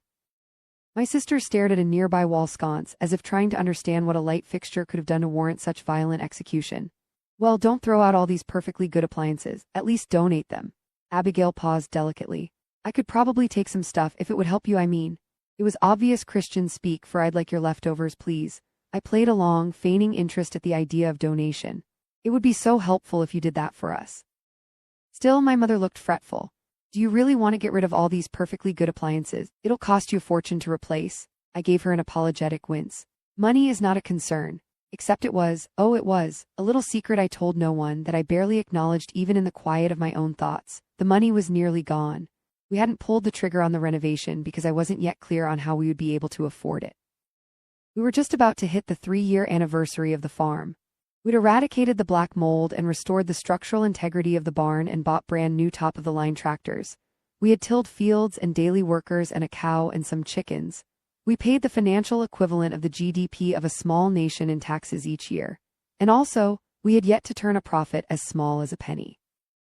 Just a few days earlier, Caleb had joked happily that our zucchini and egg earnings from the most recent farmer's market pop-up had almost covered a full tank of gas for the truck. To which I replied in happy wife sing-song, you can't put a price on learning. What I wanted to say, want to blow through $5 million so quickly it makes your head spin? Buy a fucking farm. After the house tour, I took my sister and my mother out to the fields. We stood at the top of the hill and watched my husband, several hundred feet away, chasing the kids in a turbocharged game of tag while our latest batch of men from Home Depot worked the fields, 2 of them driving tractors that dragged great silver rakes across the dirt, 3 of them walking around and pulling big rocks out of the soil. My mother stared out at the scene with a look of abject dismay, her poker face momentarily abandoned. What are you growing? Beets, I think, I said. And asparagus. I can't remember, something to complement the zucchinis. This is Caleb's world, I try to keep out of it and let him run the show. Ah, my mother laughed feebly, ever a good sport. Divide and conquer, always a good approach. I don't remember you ever wanting to live on a farm, Abigail said. She waved at a horsefly. It was my idea actually to move here, I said. I was the one who brought it up to Caleb on our first date, the idea of living on a farm. Did you? I did. Why, you hate animals and dirt. I looked at Abigail. There it was again, that strange expression on her face. Well, my mother said smoothly before I could reply, I don't think I've ever seen a prettier farm in my life. Pretty as a picture, Abigail said, then blasphemy, she pulled a pack of cigarettes from her bag. My mother and I both gasped. Abigail, I said. Abigail, my mother echoed fiercely. The children, the children, the children. Abigail said in soprano imitation, a cigarette now held delicately between her teeth. She rolled her eyes and said through a gritted jaw, there's specks in the distance, mother. She was rattling around in her bag for a lighter now, oblivious to or uninterested in our gaping expressions. God, she muttered as she held the flame to her lips. She took a deep drag, exhaled with evident relief, then said again, God, let someone care about me as much as they care about the children. She stepped back, waved her cigarette in a big circle, highlighting the scene before us, the fields, the workers, the children, my husband. You're right though, mother, it is pretty. She cocked her head, narrowed her eyes pensively, took another drag, glanced back at me. But do you ever get sick of the smell, Natty? Do you ever get tired of breathing in so much shit? I stared at her in shock. What is wrong with you today? Abigail, my mother said, why don't you go back to the house and take a nap? Abigail didn't respond, just took another long drag, frowning at something in the distance. Smoke billowed around her words. I'm not tired. Well, I snapped, you look exhausted to me. She turned sharply to me. You know what, I am tired. Mother, can you corral the children to nap when you come back inside? Before my mother could stutter out a response, she dropped the cigarette and pressed a cowboy boot heel into the grass, then turned and walked quickly back to the house. As soon as she was out of earshot, I hissed to my mother, what in the Lord's name has gotten into her? My mother gave me a skittish look. Let's just be charitable, shall we? The poor thing has had a hard time at home recently. She hasn't been sleeping well, she isn't herself. I rolled my eyes, then dropped to a crouch and rooted around in the high grass for Abigail's cigarette butt. That night we took the kids to a rodeo an hour away, farther into the mountains. It was a cool night, the kind of evening that felt like a postcard vision of the Wild West. All the reds and whites and blues dipped in shades of diesel-grade Americana. Cerulean sky, fire truck clay dirt, divinely bright rodeo lights. The ice cream truck sold popsicles colored like flags. The rodeo clowns wore tasseled vests made of blue and white star fabric. We sat in the stands and watched teenage boys face down bulls the size of Abigail's minivan, their expressions streaked with morbid determination. When they ran and dipped and jabbed, they bared their teeth like little animals, their metal braces catching the stadium lights. Teenage girls sauntered through the bleachers in leggings, holding out Tupperware containers for donations to the troops overseas. Caleb bounced baby Samuel on his lap, pointing at the bull riders, whispering to our drooling, incoherent son, "Someday that'll be you, pal." My sister kept glancing around at the men in the crowd, her gaze lingering on the bald spots, the muddy boots, the quiet belches, until finally she realized I was watching her and turned to face pointedly forward. The crowd roared in unison at the first sight of blood. Caleb bought all the children fried dough. My mother cried at the beginning when a 6-year-old sang the national anthem. Clementine cried at the end when she saw what happened to the bulls. We got dinner on the way home at a famous country fried steak house on the side of the highway. The waitress handed out plates loaded with sickly sweet dinner rolls and steak gone spongy with gravy. Abigail pushed butter-soaked veggies around on her plate, completely impervious to my glare. Across the table, Caleb was talking my mother's ear off about the forums. No, not one chat room, he explained patiently, but multiple. He used his fingers to tick them off as he went. He had his farming buddies, his homeschooling buddies, his intellectual buddies, and so forth. The manosphere, he called it, a phrase he'd mentioned in my presence before, which always sounded to me like an amusement park for grown men. Welcome to Manosphere, where the men go. Manosphere, my mother repeated, in the same way Doug had done months earlier, when he and Amelia had visited. Like they were both learning to speak Italian.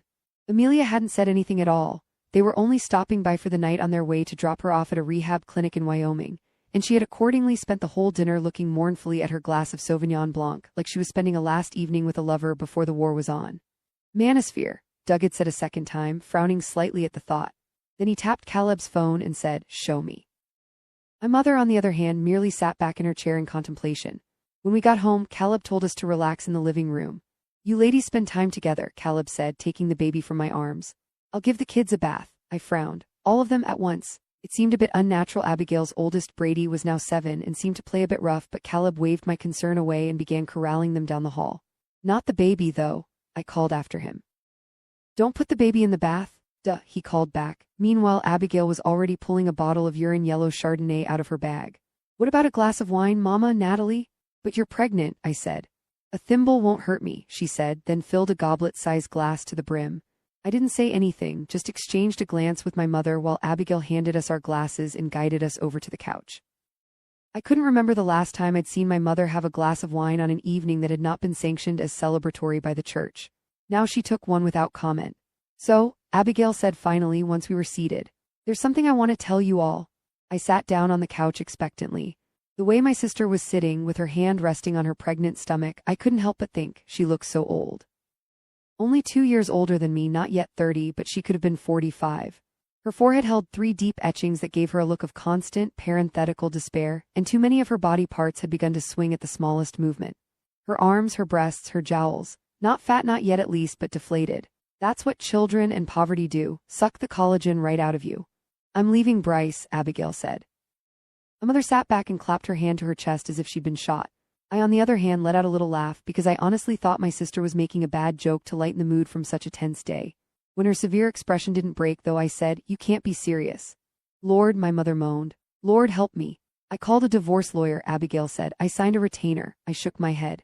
"But how can you afford a lawyer?" Abigail frowned. "That's your first question. You and Bryce have no money. How can you afford to divorce him?" "I took out a loan, if you really want to know." "But how did you qualify for a loan?" "I tell you, I'm getting a divorce and all you care about is the money." "How about I'm so sorry to hear this, Abigail." "How about why are you getting divorced, Abigail?" I rolled my eyes. "I know why you're getting divorced." "Why you might get divorced," my mother interjected. "I mean, really, I think we need to pause for a moment and consider the implications of, and why am I getting divorced, Natalie, if you know so much? Because your husband is mean and dumb and drinks too much. He probably calls you names in front of the children. He probably hits you sometimes." I paused, waiting for Abigail to confirm or deny this hypothesis, but she remained silent, her expression so still, so fathomless in its depth, that it looked like a great body of water at night. And so I went on, ignoring the terrifying stillness of my sister's face, ignoring, too, the horrified expression on my mother's. "Lord save us all. He's lazy, too. He's never done anything with that shop. The man is and has always been a loser, but now it's becoming harder for you to bear, and so now you, my poor sister, have somehow gotten it into your head that you will be better off without him. And I'm sorry, Abigail, but you will not." My mother's hand was still pressed against her heart like she was trying to staunch an arterial bleed. "The children," she kept saying. The children, less a phrase than a pulse. "The children will be fine," Abigail said angrily. "And you will be a single mother of 5 living on food stamps," I snapped. "That is what you will be. You don't even have a job history, Abigail, my God. You'd be lucky if they hired you to bag groceries with the teenagers in town." Abigail was crying now. My mother was too. It was just possible to hear the faint whistling of my husband down the hall while he shampooed 5 sets of heads. My fury circled back around, and it felt suddenly like I was eating myself alive. "Have you thought about where you'll live? You can move in with Mother for a while, but not forever." "And then what? You've never lived on your own before, Abigail. Do you know what it takes to apply for an apartment? Do you even know what a credit score is?" "Stop it," Abigail whispered. "Please, Natalie, stop it." I couldn't have stopped if I wanted to, and I didn't want to. I was angrier than I'd ever been in my life. I felt sick with it. "Do you honestly think the rules don't apply to you? That you can just waltz away from all your responsibilities completely unscathed?" "Of course I don't. That's not what I'm saying. That's not what Do you think Bryce won't file for custody?" "Of course he will. He'll be remarried within the year, and then he and his new bride will fight for the children just to spite you. He'll say you're a cruel mother, a drunk, and the judge will agree with him, and before long you'll be seeing your children every other Saturday. They won't even know you." "What do I do?" Abigail said suddenly. "Oh my God, what do I do?" She looked at my mother and me with such a blankly panicked expression that she seemed inhuman to me, like some animal that had wandered onto a highway.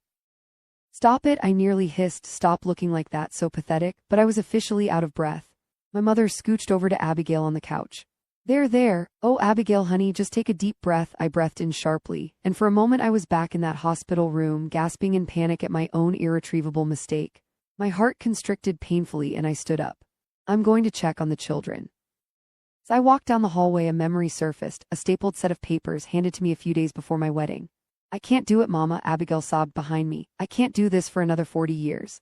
It's a basic prenuptial agreement," Doug had said. "You're welcome to look it over with your lawyer." "Of course you can do it, sweetie," my mother said. "Of course you can." As if I'd ever spoken to a lawyer in my life. How can I keep going like this? Just sign here, and here. That's it, and then you're finished. You keep going because you have to. And then the same paperwork, the same conversation 2 years later, a basic financial agreement.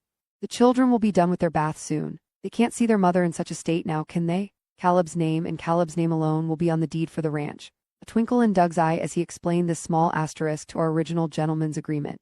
"I think I'm going to be sick, of course," I had said calmly. I was going to suggest the same thing myself, though my hand shook uncontrollably when I signed my name on the final paper. There, darling, there." I reached the bathroom door, opened and shut it quickly behind me. Abigail's children were screeching and laughing, splashing each other in the tub, while Clementine sat naked next to Caleb on the side of the tub, watching her cousins with a quiet smile, her wet hair already washed and conditioned and combed back. The baby was in a bouncer by the toilet, running his fingers along the inside of the porcelain rim. The bathroom floor was slick with water. My husband, to whom every red cent of our fortune and every square inch of this ranch exclusively belonged, turned to me and whooped. Well, he said grandly in his good all-boy Western accent. "Aren't you a sight for sore eyes, little lady?" The children shrieked in delight. An impossible thing to imagine. What might happen if my husband ever paused and thought about the governing law of his own starry universe? His wife might as well have been a farm dog for all the rights she had. Even the sweetest, stupidest man can grow cruel and cunning when he learns a thing like that. 29 Call DF Ron T SCOMING through this afternoon. I look up in surprise. Old Caleb is standing a few feet away from the laundry tub. It's a big one, he says. Might even get some snow. Behind him, on the porch 20 feet away, Mary is beating the table rug over the railing. She pauses when she sees him standing before me. I'm sure she's thinking the same thing I am. He never talks to me if he can help it. We'll need to take the animals inside the barn, Old Caleb goes on. And we should stack some extra wood. We might be snowed in for a day or longer. I don't know what to say. He hasn't asked me a question, so I return my focus to the laundry. Plunge my hands into the frigid water and watch them work. They're so numb I can't feel them at all, can only watch them move through the water with a sort of amazed wonder. So much work to get these clothes clean, and for what? The boys will stomp around in muddy puddles the next day. Natty, Old Caleb says. Underwater, my fingers twitch and dance. I swallow the rising bile in my throat. It was a good day, and now it's starting to feel like a bad day. I pull my hands out of the tub, wipe them dry on my apron, and look up at him. In my periphery, I notice the porch is empty. Mary has gone back inside. I don't like hitting you, Old Caleb says. You know that. I imagine a camera zooming in on my face. I tilt my chin slightly so the sunlight catches my pout. I didn't want to do that, he says. You made me do that. You were hysterical. And the trap, as if on cue, my poor bandaged foot begins to throb. This man, my husband. I wonder which of the tools in the barn I'd use if I needed to kill him. The wood chopping axe would work nicely, I think. No, the scythe, more personal, I think, and smile. Anyways, Old Caleb says, I've been keeping my distance, sleeping in the boys' room with them. I've wanted you to rest, but you seem much better now. Poor idiot, I think. You misunderstand my smile. So, he says, and casts his glance over my head toward the mountains. I'm going to share a bed with you tonight. The smile slips off my face. I won't have any complaints about it either, he goes on. You're my wife and I'm your husband, and we're meant to share a bed. I just stare at him. Pray against all rationality that I might hear in the faraway distance a director shouting cut. There's nothing but the wind whistling through the valley, a sky the color of frostbitten skin. Shame, I'd let my guard down. So many weeks of my own bed, I'd actually started to think it could stay that way.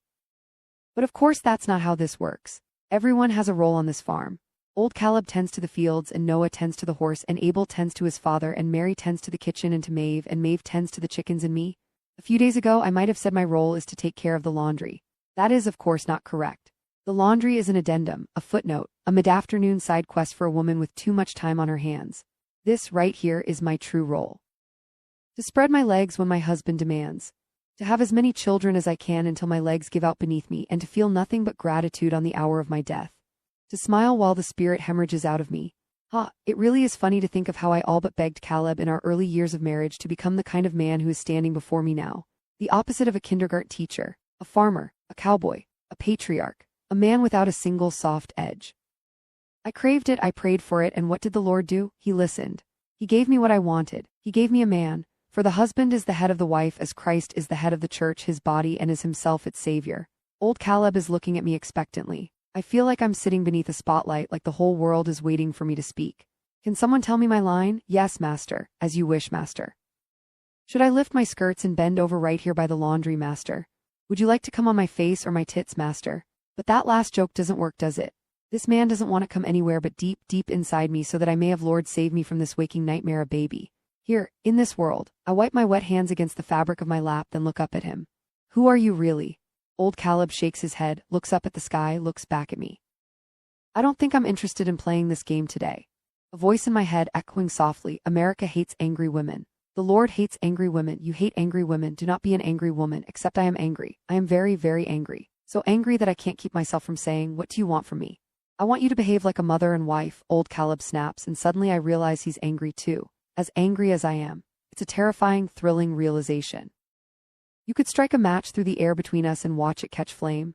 Well, I say, maybe I'm not interested in that anymore. Old Caleb raises a hand swiftly into the sky. I close my eyes. I'm so prepared for the thunderclap of pain that it takes me a moment to realize the moment has passed. I open my eyes, watch his hand push back his hair in agitation. He didn't hurt me again. He can always hurt me again. He will eventually hurt me again. A sob escapes me. I'm so tired of this place. Why am I here? You're here because this is where you want to be, he roars. Well, now I want to leave, I cry out. Now I want to go home. Go home then, Natalie. Go walk on home wherever you think that is. See what good that brings you. He leans over and spits, then wipes his mouth with the back of his hand. Stares past me at the mountains with a tight, working jaw. If I try to leave again, will you stop me? He's still looking past me when he says, it won't be me that stops you, no. A chill runs through me. I am looking at my husband, this stranger, but I am thinking of the woods and then the world beyond those woods. I can't imagine what they hold. That's not true, actually. The truth, the real truth, is that sometimes out here on this ranch I have this terrible feeling, like a loose electrical wire in my chest, that if I think hard enough for long enough I will know exactly what is waiting for me on the other side of those woods, and the horror of this knowledge will eat me alive. Lord God, save me, wake me from this dream. The wind picks up and a chill whips past the house. Old Caleb grabs his hat to keep it from flying away. I tuck my cheek against my shoulder to protect it from the stinging cold. He's right. A storm is coming. The clouds move quickly down the valley. One minute it's just me and old Caleb outside, a blue sky overhead, and the next minute the world has gone gray and the wind is blowing my hair out of its braid and the children are pouring out of the house like little weather vanes. The snow will be here in a minute, old Caleb says to me, raising his voice to be heard over the wind. Get the clothes inside. I look at the tub in indignation. But they're sopping wet. But he's already walking toward the pasture. I watch in amazement as the cow and the horse trot over to meet him by the pasture entrance, eager to be guided to the safety of the barn. Does every animal on this property have a better sense of the world's shifting currents than me? Then Maeve is by my side, tugging my arm. Clothes, Mama. I plunge my hands back into the freezing water, hauling the soaking pile of fabric out and wringing it as best as I can. Maeve holds her arms out and I drop some of the clothing into her arms. A few pieces fall to the ground, immediately dirtying themselves, and I let out a cry of frustration. I pick them up and stuff them back into the pile. Together, we run 2 loads of laundry into the house, setting up the clothing by the fire to dry. Around us, the other children are moving just as quickly, stacking wood and closing the barn up and shutting the kitchen windows and securing them with flimsy wooden latches. I've experienced storms on this land before. I know how powerful they are. In recent years, we even lost power a few times, but the generator always kicked in. Now I stare at the fire and remember that this is the only source of warmth we have. Get more wood, I shout at the children. My first true command, and who knows how long, and an utterly useless one at that. They're already doing it. Not an hour later, hail pounds the roof like machine gun fire. It's late afternoon, but the sky is so dark it looks like the dead of night. Mary is cutting up chunks of bread and slathering them with butter. That will be our dinner tonight. I am sitting by the fire, Maeve resting in my lap. Across me, the boys sit, their legs splayed out in front of them to warm their feet. Abel mimics holding a rifle, pointing the imaginary trigger toward the roof. Pow, pow, pow, he whispers. Take that, you savages. Noah watches with rapture. Through his gaze, Abel's rifle seems so terribly real. As the storm pounds away at our little cabin, I close my eyes and imagine it. Cowboys and Indians, a great bloody battle for these rolling hills. Old Caleb scalped by some hardened warrior chief. The boys slain. The girls and I carried off to some faraway teepee with smoke spilling out the top. Taken hostage. That's how people would describe the ladies in those Western stories when we were growing up, those poor, beautiful, dignified homestead women, taken hostage by the savages. It used to thrill me. Now I find it funny that no one ever acknowledged how those pioneer women were technically already hostages to begin with. Hours after dinner, the children are in their rooms, and the hail has given way to heavy, silent snow when old Caleb walks into the bedroom, leaving the door open behind him. I look at the open door. Don't you want to? He gives me a look. It'll be freezing in here in 3 minutes if we shut this door.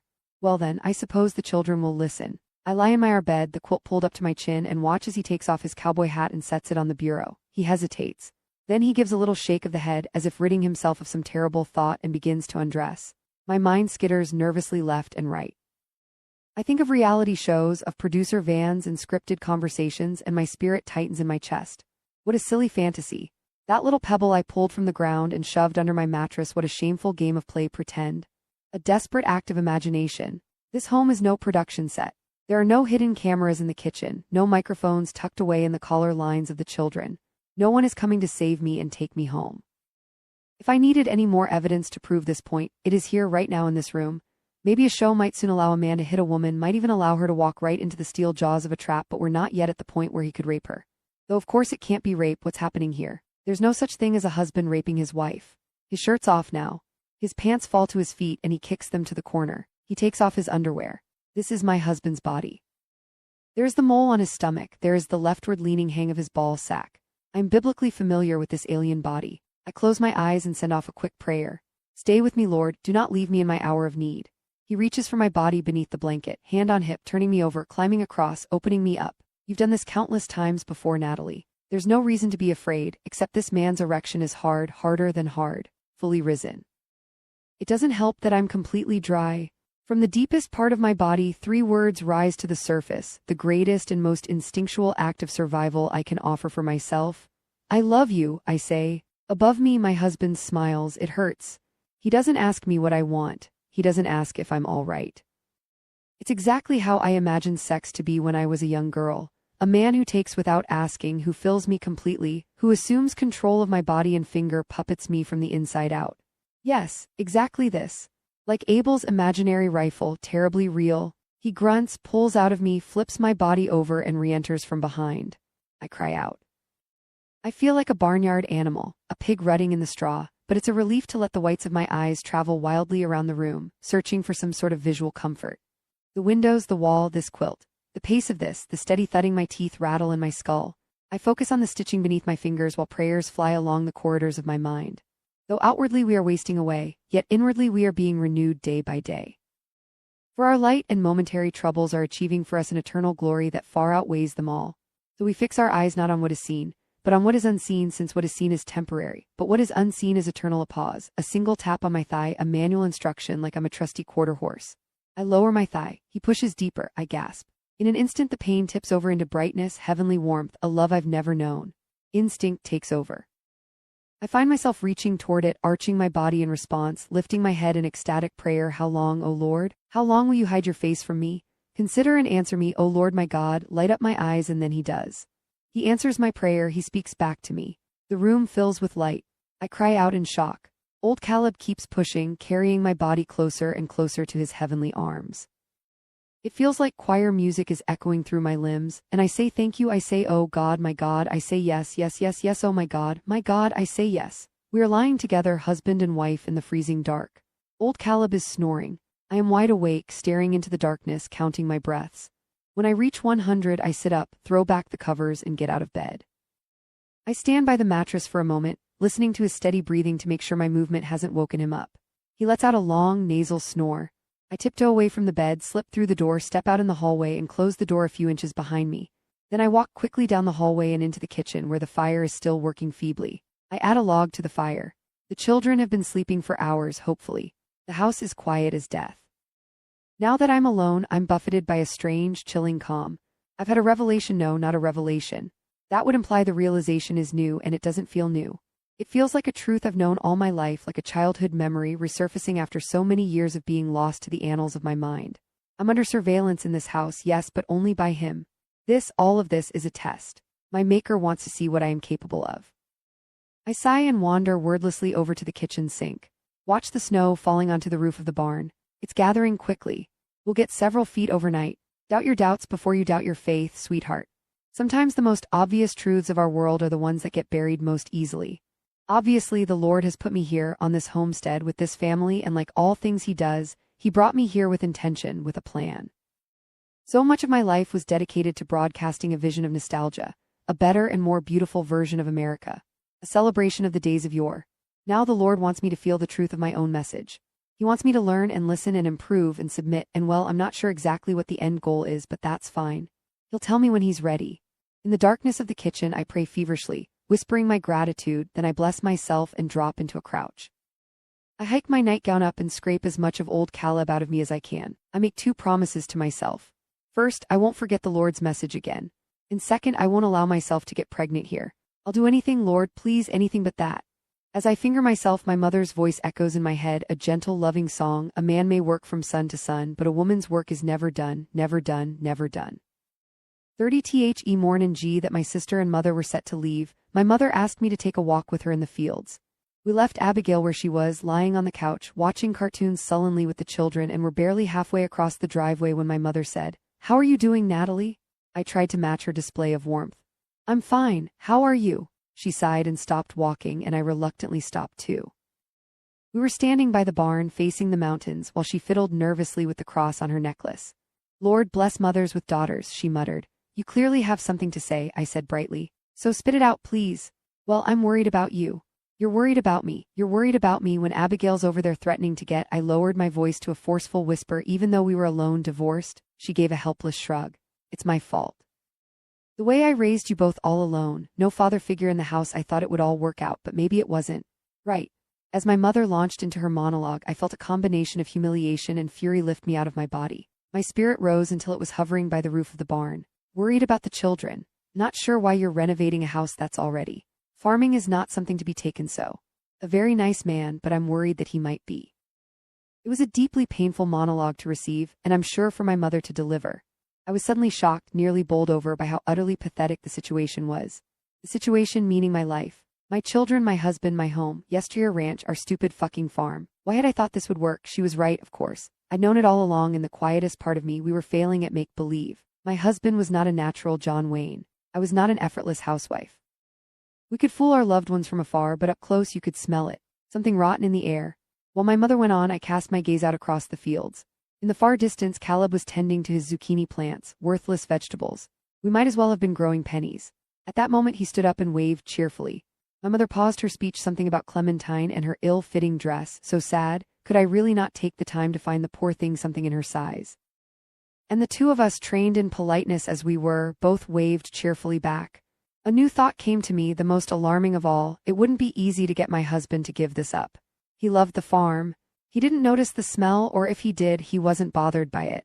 He was never going to leave, which meant Doug was never going to make him leave. Of course he wasn't. For months I'd been eyeing our 3-year anniversary nervously, wondering what would happen when we got there, if Doug would cut us off financially. Now I realized that had been a meaningless fear. He didn't care if the farm became profitable, not actually. He'd already got what he wanted, a corner of the world to sweep his son into, a little padded jail cell. It was merely a bonus that the jail cell in question sounded quite nice in a speech. No, Doug would never stop giving us money.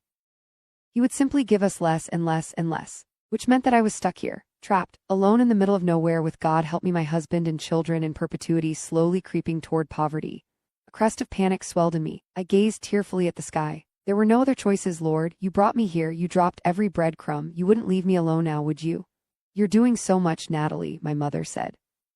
I just think you might have been off a little more than you can chew. Your friends are worried about you, you know. Friends? My mother and I both knew I didn't have friends. Vanessa, from track, she saw Caleb selling your vegetables at the farmer's market, and she was kind enough to point out that you really can't do that, sweetie, if the vegetables aren't organic.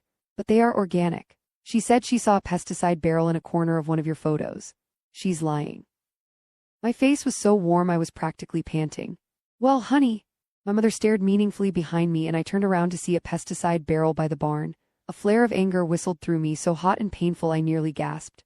Those dumb fucking immigrants, idiot Mexicans. They never cleaned up after themselves, no matter how many times I asked. Don't tell Caleb, I nearly said to my mother. He thought our produce was organic.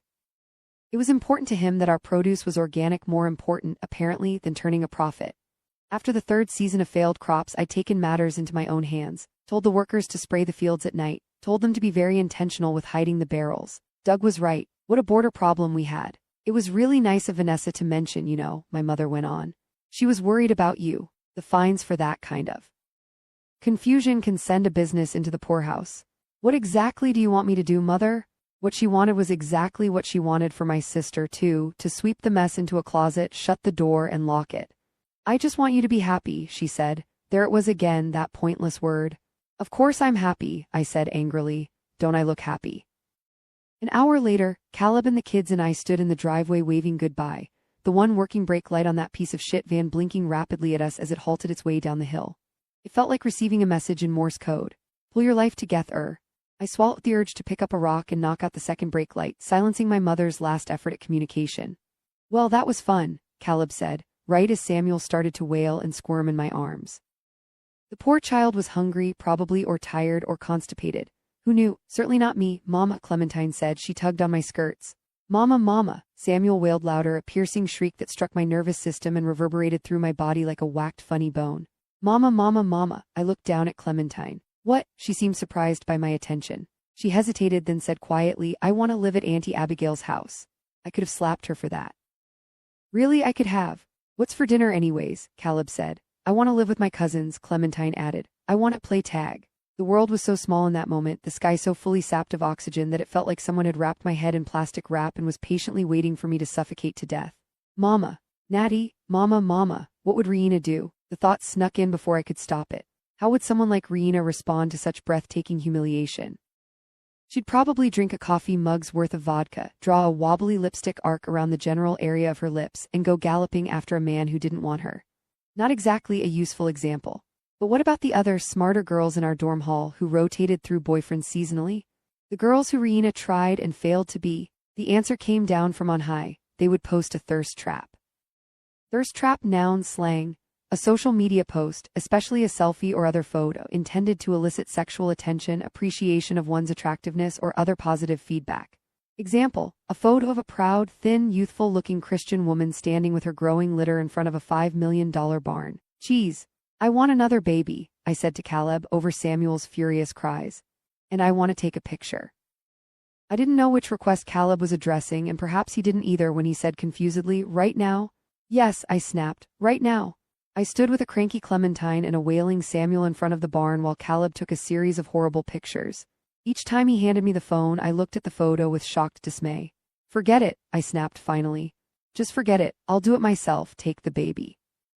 I stood there in the driveway and snapped 300 selfies of myself, my baby screaming, my husband and daughter standing nervously in the background like hostages waiting to be shot. "What are you doing, Mama?" Clementine said over and over again. "What are you doing?" Finally, I roared quiet. Even Samuel was startled into silence.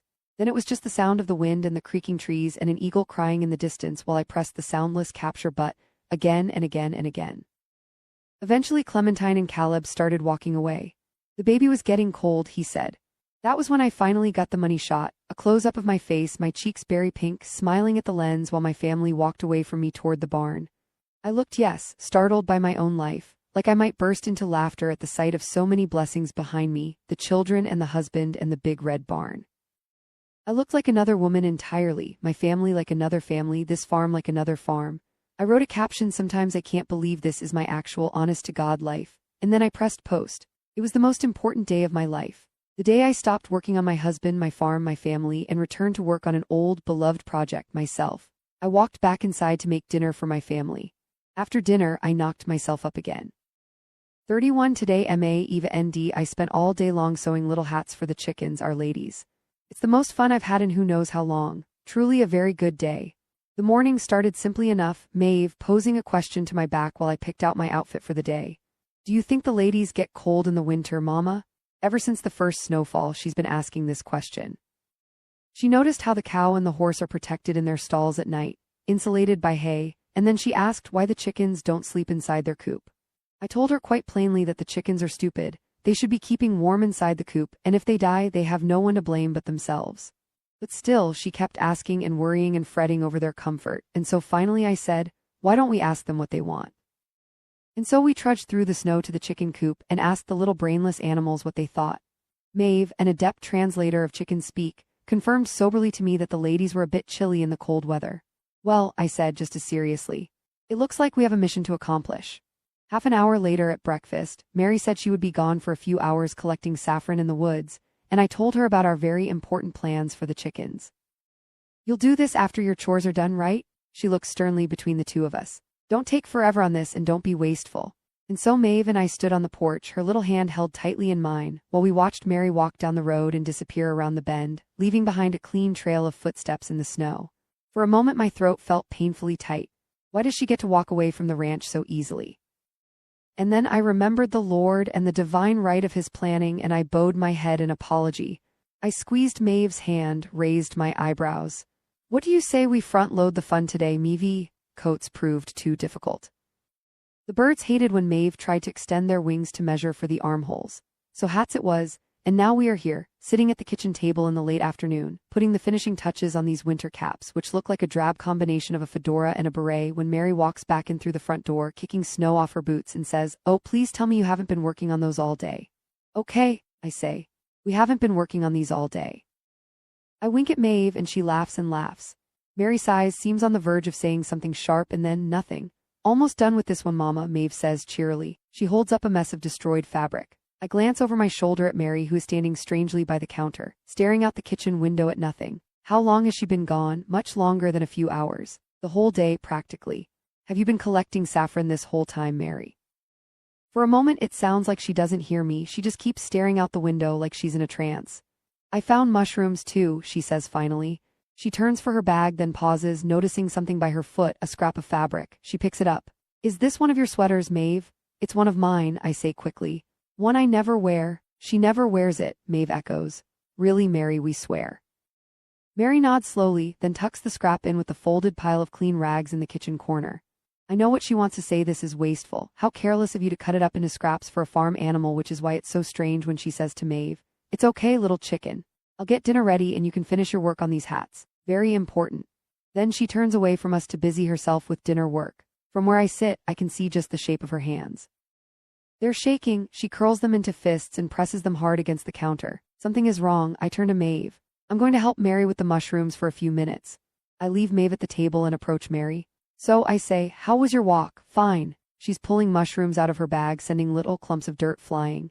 Your face, Mary, I say quietly. You look like you've seen a ghost. And you've been sewing hats for chickens, she spits back. Looks like we've both had a strange day. I'm just trying to. Maeve, she calls over her shoulder, will you go get a pail of water? We need to scrub these mushrooms clean. Maeve hops off her chair and trots away on her errand, and soon Mary and I are alone. She turns to face me. She's breathing hard, unable to look me in the face. I came across an animal, okay? In a trap, a mink, I think. It was struggling, in pain. Did you save it? Of course not, she mutters. It was practically dead. If the trap doesn't kill it, the temperature will. A tear rolls down her cheek and she wipes it roughly away. It was upsetting, that's all. She looks the picture of an overwhelmed, tired teenage girl. I feel the dim flicker of a maternal urge. I should hold her. I should pull her head beneath my own chin and stroke her hair and say, there, there. Then I remember Mary is the one who stitched my leg back together. The girl has an iron stomach, nerves of steel. And I'm to believe she would become a puddle of tears over some mangled woodland creature? I say carefully, almost experimentally. I don't believe you. Mary's breathing grows still. You're lying to me, aren't you? She says nothing. Mary, what happened in those woods? At that moment, Maeve walks through the door, carrying a full pail of water to us, sloshing a little on the floor in the process. Thank you, Meavy, Mary says. She takes the pail and sets it on the counter, begins to wash the mushrooms. Mary, I try again, but she shrugs me away and snaps. Can you please get out of my way, Natalie? I step back and then back again. She's never called me Natalie before. For a moment, we look at each other, a mirror of fear. Then the boys barrel through the front door, and a commotion ensues. Noah shouting about imaginary battles. Pow, pow, pow. Abel telling him the grip on his imaginary shotgun is all off. Old Caleb setting his hat onto the hook and asking what's for dinner, and Mary slips away into the chaos. She doesn't look at me for the rest of the night. 32 THESOCIAL Media, MA, RKTING course was run by an influencer called Tammy Lane. She was a mother based in Salt Lake City with 50,000 followers online who promised to teach us how to start making 6 figures a month on Instagram alone. It was advertised as a 6-week intensive course, in smaller font on the sign-up page, 1 hour-long Zoom call a week, and cost $1,500. By my estimates of how many women were in the introductory Zoom call, it was safe to say Tammy had made her monthly quota. In the first Zoom meeting, I expected to see a computer screen filled with women like the ones I'd gone to college with, smart and savvy and violently progressive. Instead, the Zoom opened to reveal a gallery of women who looked like me. This was the first time I realized that the business of influence was not a secular calling. Nearly everyone had a little cross necklace glistening on their chest, except for one curly-haired woman from New Jersey, Rachel Weissman, who looked increasingly distressed in the opening minutes of the call until finally she turned her video off. We prayed at the opening and the closing of each meeting. In the module, dozens of versions of myself stared back at me, with usernames like Jesus Mama and OG Organic. I couldn't tell if the women were older than me or younger, but I could immediately see what kind of communities they came from. I saw it in their presentation, in the way they laughed and frowned and cried on cue. I saw it in the way they talked about their families in the 60-second window when they were meant to offer brief introductory bios about themselves. Hi everyone, I'm Natalie Heller Mills, mother of 3, with a 4th on the way. My husband Caleb runs our family farm, which we lovingly call Yesteryear Ranch. We sell milk, cheeses, and organic exotic vegetables. But that's enough about me. What about you? I want you all to be so proud of yourselves for signing up today, Tammy said at the opening of the call. By showing up for this call today, you've taken the biggest step of your journey, the first one. She paused to let the gravity of the situation really land.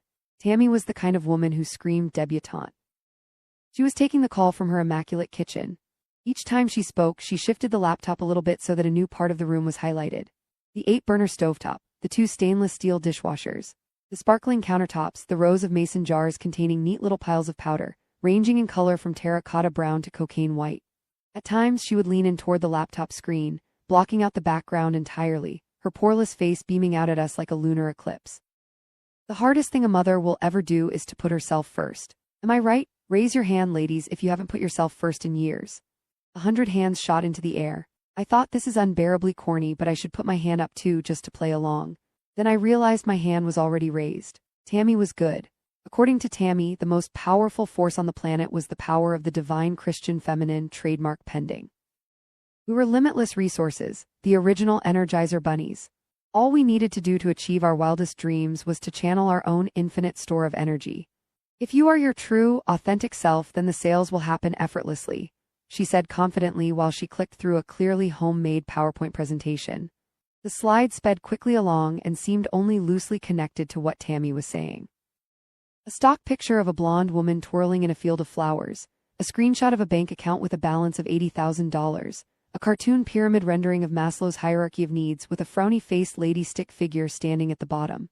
Our greatest fear is not that we are inadequate, Tammy continued, her eyes glowing psychotically from the computer light. Our greatest fear is that we are powerful beyond measure. She paused here for effect. Oprah said that. Tammy's talking points flowed zippily along from reassurance to damnation to jubilance. I could practically feel the collective psychic weight of 100 relatively gullible women trying to hold so many contradicting truths in their brain at one time. Everything they had to succeed was already inside them, but also they needed to pay this woman in order to succeed, and a truly successful social media sales cycle should happen effortlessly. It should happen in our sleep. And yet we needed to start reclaiming some of our own time from our families so that we could commit ourselves to the effort. And the point of this course was to remind women to sink further into their own divine Christian feminine. And also, it was time to develop some hard masculine skills. Ladies, it was time to learn some math. I glanced at my computer screen. We were only 8 minutes into the session, and already a few women were crying openly. As Tammy rolled neatly into a 30-minute monologue about harnessing the power of the divine Christian feminine to drive sales online, I tried to mirror the expressions of the other women at all the appropriate times, discomfort and awe and unbridled delight. I was having a hard time organically intuiting the correct response for any given moment. I resisted typing my own questions into the chat. When are we going to learn about hashtags? Can someone explain the analytics dashboard on Instagram to me? Why do some of my photos get 100 likes and only one comment? Why do my cheeks itch when I haven't checked my phone in the last hour? Why are you better than me at this, Tammy Lane? Why am I here? 2 years had passed since the disastrous visit with my family. In the time since I had given birth to Stetson, our new darling little boy. The day of his delivery, I actually leaned forward in the hospital bed and caught him myself, guiding the crown of his head out into the world. With Stetson, there had been no postpartum period, no miserable few months, because I had almost immediately got pregnant again. All praise to the highest, I'd written in the caption of the pregnancy announcement. Our fourth, a little girl, was due in a few months. As for my family, Abigail's divorce had been finalized a few days after she gave birth to her fifth child, an underweight little girl named Kaitlyn. I thought the metaphorical significance of ending the bees was embarrassingly heavy-handed. My mother was openly relieved about it. Abigail and her 4 Bs and her 1K were living with my mother now. 2 adults, 4 children, and 1 infant crammed into a 3-bedroom home. What was my sister doing for money? Well, I had been right. She couldn't find a job, and so she was bagging groceries with the teenagers in town. We weren't speaking at the moment, which was fine, arguably ideal, though it did mean I had to drive 15 minutes farther to the grocery store on the other side of town to avoid seeing her. It also meant I'd been freed from the obligation to witness my sister slowly destroy her own life. I was too busy for that. Too busy managing Caleb and the children and my burgeoning social media account, which documented the day-to-day events of our sweet little farm. Per the emailed paragraph of analysis on my page that I would eventually receive from Tammy Lane as one of the deliverables for paying full price for the course, referencing Yesteryear Ranch as our sweet little farm was a good decision. Specifically, it was approachable, intimate, and creative. Now the Instagram account for my sweet little farm had just over 1,000 sweet little followers.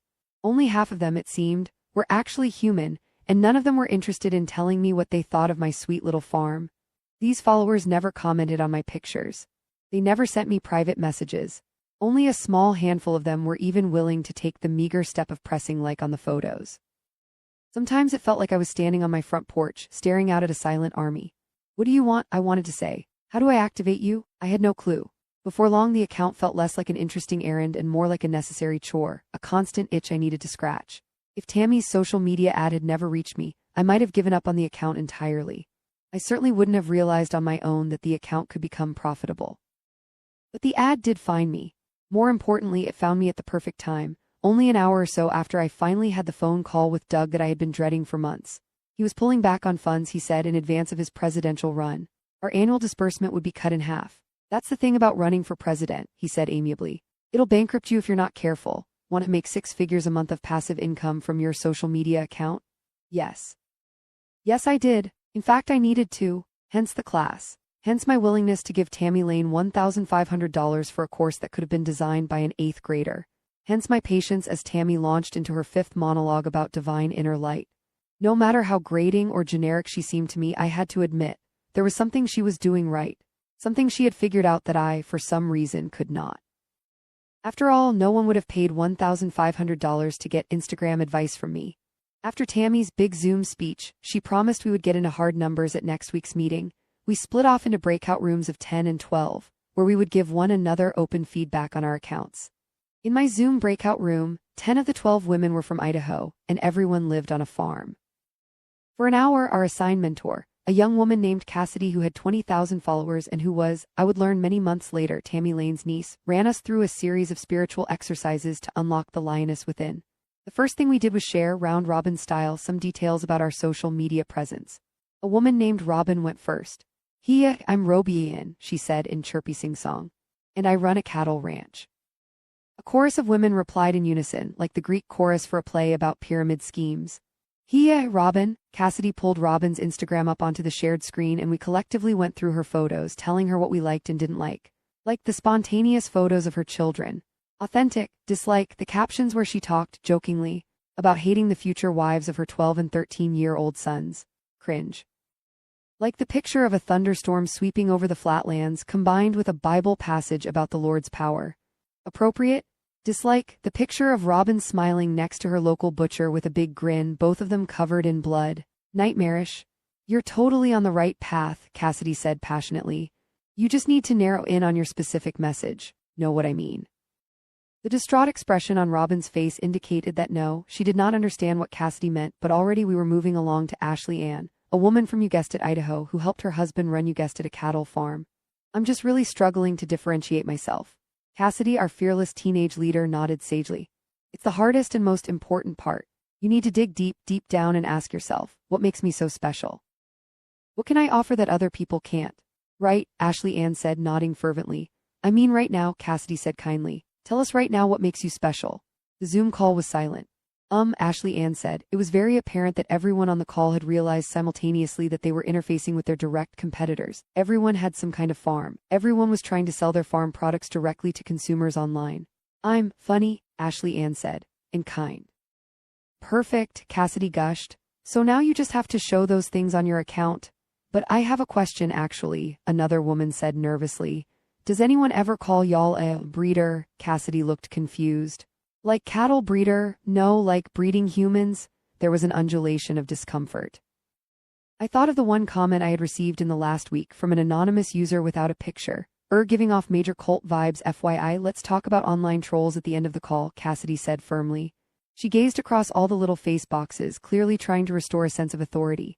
Next, let's do, Natalie. Hi everyone, I said to 15 flickering faces. I'm Natalie, my account is Yesteryear Ranch. I have just over 1,000 followers right now, and I don't know if they're real people. Don't know why they followed me. Don't know if they like me. Don't know what to do with them. Don't know why I'm here. Would like to drive more engagement on my page. Everyone nodded enthusiastically, an audience of bobbing chicken heads. Cassidy brought my account onto the screen. Let's see what we have here. The room was silent as she scrolled slowly through my feed. There was me, smiling in front of the barn, and then there was Caleb, milking our latest dairy cow, and then there was Clementine, twirling through the fields in black and white. All right, gang, Cassidy said. What do we think? Your brand identity is a little stiff, Ashley Ann said. I chirped brightly. How do you mean? You look really tired, one woman said. You don't come across as very likable, another woman piped up. Let's use relatable, Cassidy said quickly. She doesn't come across as very relatable. Cassidy stopped scrolling and paused on a photo of me with the kids, Clementine leaning against my legs, toddler Samuel in one arm, baby Stetson in the other. She read my caption aloud. A man may work from sun to sun, but a woman's work is never done. I like the caption, Robin said. I just can't really put my finger on it. There's something kind of Off. It's the smile, Ashley Ann said. That's it, Robin exclaimed. It's the smile. You don't actually look happy, you look like you're grimacing. 15 heads nodded in unison. That's just my smile though, that's just how I smile. Here's the thing, Natalie. Cassidy gave me a cloying wince. I think what Ashley Ann is saying here is that it looks like you're pretending. I laughed again, though it sounded more like a cough. Isn't everyone? Ashley Ann rolled her eyes. Well, yeah, sort of, but it's not supposed to be so obvious. She looked to Cassidy for approval. Right. Cassidy nodded gravely. Emotions need to come across as totally authentic. Why don't you practice smiling in a mirror? It sounds silly, but it works. You have no clue how you look to others.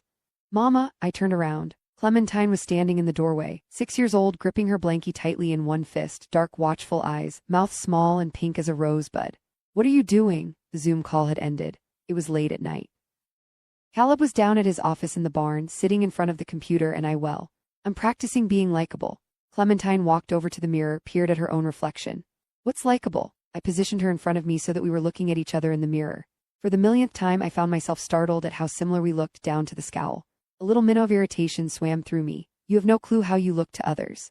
You're a big girl now, Clementine. You need to learn how to smile. Why? I resisted the very strong urge to press my fingers into the clay of her cheeks and drag the ends of her lips upward. Because it makes other people feel safe and warm and loved. Don't you want to make other people feel safe and warm and loved? She hesitated, then nodded. Then try it, try to smile. She tried. It looked terrible. That's close, but it needs to reach your eyes like this. Then I showed her what I'd learned. 33 MARYHS been acting strangely all week, and as a result, the whole farm has tilted on its axis. One morning, breakfast is an hour late. Old Caleb drums his fingers impatiently on the table while Mary, who slept in, casually makes eggs in a nightgown with her hair unbraided. Another morning, she sleeps straight past breakfast. I'm tired, she mumbles and slaps at my hand when I try to pull her from bed. The atmosphere is uneasy. Mary's fuse of patience, usually a mile long for everyone, but me, is now tripped up at the smallest indiscretion. She snaps at the boys for dragging mud into the house, even though they do it every day. She snaps at Maeve for humming, even though Maeve hums every day.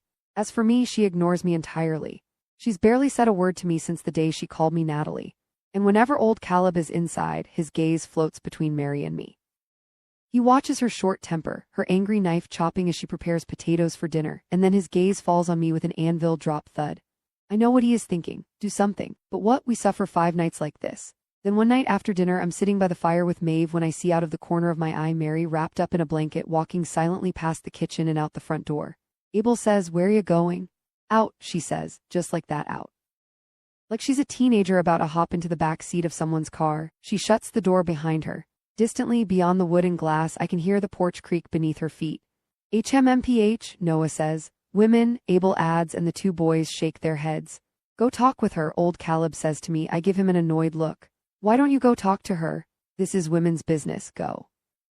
When I step outside, I find Mary sitting on the stairs, her form shrouded in blankets, her face as quiet and pale as the snowy fields, which look almost blue beneath the moonlight.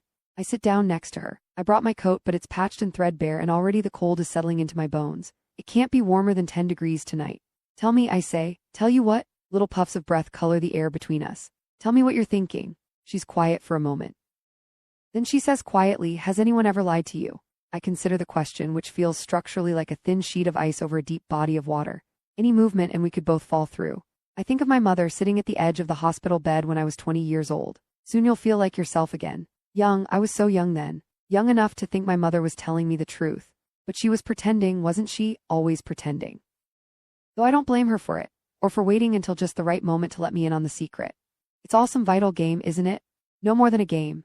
It's the long, golden string of insincerity that threads together the entire human race. A shared agreement between women to insist back and forth in endless conversation that this thing we spend our whole lives preparing for, this thing we were born for, is anywhere close to what we thought it would be. And do you know the truth beneath that secret? The water beneath the ice, it never stops. You never age out of it. Your mother lies to you, and then you lie to your children, and then your children lie to their children, and then you are an old woman looking back at your own life, lying to yourself. A lifetime of drowning, and then you are dead. Everyone lies, I say. Why must everyone lie? I'm about to reply when I notice the shimmer in the air, not just breath. Mary's face is glowing, practically fluorescent with moonlight, her hair levitating in the air around her face, and this is when I realize he's here. A shiver runs through me.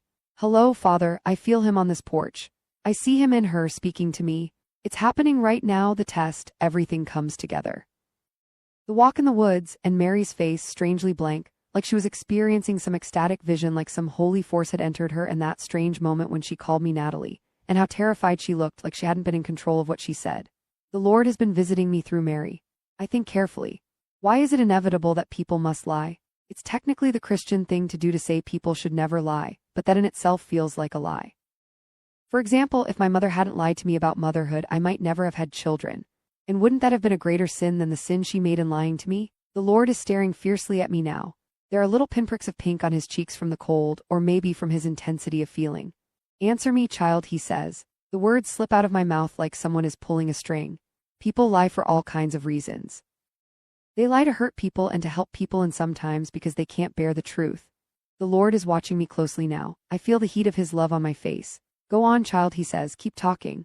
It's never okay to lie, but we do it anyway. That is the nature of sin. That's why we confess, and the Lord forgives us for our sins. We were made broken, and only in the light of his loving grace can we ever become whole. And do you, child, have anything to confess? A cold, dark fear takes grip of me. I nod. I am trembling as I whisper, Lord, help me, I have so very much to confess. Well then, go forth, confess. I open my mouth and a small choking sound comes out. Try again, child. Shannon, I manage. Caleb, my father-in-law, bastard man, and Clementine. The words pour out of me in a nauseous rush, and then suddenly I am empty and cold, and the shimmering light around Mary is gone. Her face looks dull and dead, her mouth drawn and sad. She looks less like a girl and more like a clay mold of a girl. Clementine, she says after a moment. Did you just say Clementine? The Lord is gone. I'm alone again, sitting on this porch across from Mary, who is staring at me with a strangely urgent expression on her face. I imagine telling the truth. Instead, I say no. Yes, you did. You said Clementine. She leans forward, expression almost pained. Who is she, Clementine? I said no one, I snap. Mary leans back like she's been slapped. We stare at each other. She looks like she's deciding whether to push me to ask me again. Instead, she shivers and stands up, staring out into the black of the woods for a long moment. Then she walks back inside without another word. I stand up too and follow this daughter who is not my daughter, this teenager who is also my mother, my captor, my savior in this cold, unforgiving world. 34 Heyeveryone. Rihanna sang out. I'm usually not big on this kind of thing, but I just wanted to share with my community that I was unfortunately involved in the recent round of consulting layoffs, and am now looking for a new opportunity. I was sitting at the kitchen table when her video popped up on my feed. As she went on about the state of the economy, I wondered vaguely if she'd gotten Botox. She looked like a stereotype of a modern woman, poreless and lip-lined and shrill. She must have layered a filter onto this video. Her skin was too beige, her teeth were too white, her positivity was so obviously fraudulent that I felt a pinprick of empathy for her. Poor stupid Rihanna. She was older but none the wiser. She had no one to blame but herself. So if anyone has any leads, please let me know. I'm based in New York right now, but I would happily relocate to the West Coast for the perfect fit. How embarrassing for her, how desperate. Flaunting her failures online like this. Pretending she was totally fine with how her life was turning out, when she so obviously wanted to step into the bathroom, shut the door behind her and scream into I paused. Rihanna and I were not alike. No, definitely not. What she was doing, practically begging people for attention and money, was totally debasing, a complete humiliation, and what I was doing was I set the phone down on the counter, smiled at my children. In retrospect, it feels like divine coordination that the day Rihanna announced she had lost the one job she'd always wanted was the day I finally got hired, so to speak, for mine. Rihanna and I were both 26 years old that morning. I had 3,000 followers and was 9 months pregnant with baby number 4. Clementine was sitting quietly at the other end of the kitchen table, drawing. Her brothers were playing on a blanket spread out on the kitchen floor, Samuel holding 2 plastic building blocks and occasionally clashing them together, baby Stetson lying on his tummy and craning his head up from time to time like an old wizened lizard. Then Caleb threw open the door, letting in a rush of spring air. Come quick, I sighed. What happened this time? We were on our 5th and 6th dairy cow. Caleb had recently become convinced they would live longer in pairs. It's not that, he huffed. It's in we and you, Lord Caleb, take a breath, you'll terrify the children. Just come to the barn. I told Clementine, watch your siblings until I come back. No, Mama, she said immediately. I want to come. Next time, I assured her as I slipped my shoes on. Caleb walked quickly down the sloping hill, saying occasionally over his shoulder, hurry. I'm going as fast as I can, I snapped as I huffed after him. Our little girl Jessa was due any day now. I hadn't been to the barn in over a week, and I was happy to see the inside looked clean. At the far end of the stalls, an older Mexican man was sweeping the floors. Another one was brushing a massive brown and white horse. As Caleb marched quickly down the hallway toward his office, which was in a former supply room, I said, Caleb, whose horse is that? Ours, he said. I got him the other day. You got a horse? No time, hurry. I turned into Caleb's office and stopped short. Oh, Caleb, you didn't. The room was the size of a supply closet. It probably had been a supply closet, but it was now literally covered in the kind of technology I associated with teenage boys. 3 big computer monitors were crowded onto a small desk shoved into the corner. Caleb was now sitting in front of the desk, hurriedly clearing off the other chair to make space for me. Quick, he said, sit, before the segment is over. I sat down, still taking in my surroundings with a queasy pit in my stomach. An image popped into my head. Caleb inviting one of the workers to his office for a business conversation, trying to look stern amid all his fancy gadgets. This guy has been talking about your account for like 10 minutes now, Caleb said. I followed Caleb's gaze to the middle computer monitor where a live stream was taking place. On one half of the screen, a heavyset man with a large beard was sitting in front of an industrial-size microphone. On the other half of the screen was me, smiling, superimposed on his screen. Caleb pressed the space bar and the volume blared through the speakers. This is the kind of woman who's going to get our country back on track. None of that city woman, equality of the sexes bullshit. No, this is a wholesome, traditional Aryan wife. He clicked through my Instagram pictures, creating a flipbook effect of me smiling all over this farm. Me in front of the barn, me in front of a cake mixer, me sitting on the front porch caressing my bump. Man, if more families in America acted like this family, think about it. Celebrating nuclear families instead of denigrating them. Cherishing the separate and equally valuable roles of man and wife instead of constantly challenging them. Eating local, working the land, and spreading good Christian values. The bearded man laughed heartily. I've got to say I'm sold. We're going to talk more about this after a quick break from our sponsors. I disappeared from the screen, replaced by a stock image of 3 tubs of protein powder. As the man began to read from a pre-written script, Cardio Choco Boom is clinically guaranteed to increase your muscle mass by 600%. I turned to Caleb and said, "What's happening?" This is one of the most popular daily talk shows online, Natalie. It's a huge deal and he found you thanks to me. You know how I have those internet friends? Of course I do. Internet buddies, my mother had repeated faithfully in summation of his 40-minute rant. Manosphere, that woman had the patience of an actual saint. Well, this guy is in one of them. I had no clue because all the usernames in the forums are anonymous, but he was there, the whole time. Talking with me and the other guys like a totally regular person. Can you believe it? I glanced again at the bearded man who looked like a totally regular person to me. And you talked about me in your forum, Caleb nodded vigorously. I talked all about our ranch and I shared a picture from your account. The 8 months pregnant one? I nodded. That one had performed relatively well for my account. A few hundred likes, a handful of cheery generic farming comments from other cheery generic farming accounts. Pregnant Mama Life. Caleb seemed aware that I wasn't processing this information in the way that he would have liked me to, and so he said again, Natalie, this is a huge deal. This guy has tens of millions of subscribers. I bet you're getting hundreds of new followers right now. I pulled out my phone right as the bearded man returned from his ad break. Now, like I was saying, he said, but the rest of the sentence was lost to me because I had just seen my follower count, 10,000. What every man needs to do his job is a wife who can do her job. This right here, this Natalie Heller Mills, that is a wife who does her job. I mean, look at her. Baking her own bread, milking their own cows, keeping their children healthy and safe and nurtured. I refreshed my account again, 15,000 followers. Look at how hard this woman works. Look how exhausted and beautiful she is. This, my friends, is the true American dream. Not that hamster wheel nightmare out in the cities. Don't let the media fool you. I found my voice. Caleb, he looked at me and I handed him my phone. Holy shit, he whispered, 20,000 followers. As Caleb refreshed 22 and refreshed again 24 and refreshed again 28, I was just beginning to process what that man had said. Exhausted and beautiful. Did I look exhausted? And why was that a good thing? And had he said I bake all our bread from scratch? I could count on one hand the number of times I'd done so in my life. The picture I'd shared on my account of a sourdough loaf had been a loaf I'd picked up at the store. He was talking now about my kitchen, saying I didn't use microwaves because they were radioactive and caused cancer. I thought of the microwave in our pantry, ugly, hidden from view, and said quietly, I think there might have been a mistake here.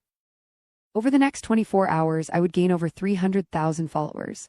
I was so stunned by the number that it took me quite a bit longer to realize how many of them were angry. This shit is so fake. Lol, this woman looks miserable. Religious cult alert. Ding ding ding. This is not real life. Over coffee the next day, Caleb and I scrolled through the comments silently. Wow, he said finally. That's a lot of angry women. 35 today is Abel Sthirtenth birthday. The day he becomes a man, we sit around the table and sing to him. He doesn't receive any gifts. He looks properly shy from all the attention. You're a man now, old Caleb says, but he isn't, not really. His voice has yet to crack. I'm still taller than him by a foot. Together we eat our eggs and biscuits, and the children guess what kind of man Abel will be. Brave, Noah says. Gentle, Mary corrects. Huge. Maeve shouts. We all laugh at that. After breakfast is over, old Caleb looks at Abel. Are you ready? He says. Abel looks terrified. He swallows and nods.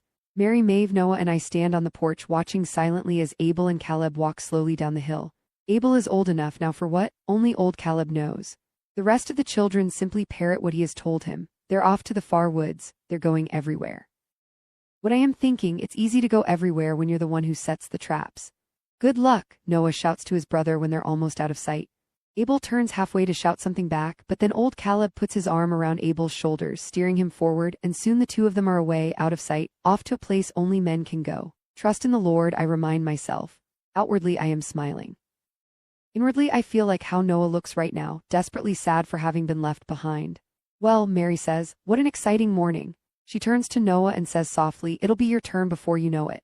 No, it won't, he says. It'll be years and years. When will it be my turn? Maeve asks. Never, Noah mutters irritably, and now Maeve's face has fallen too. I turn to the children. Say, why don't we have some fun today? We could go pick some flowers or play cowboys and Indians, or I look around for inspiration.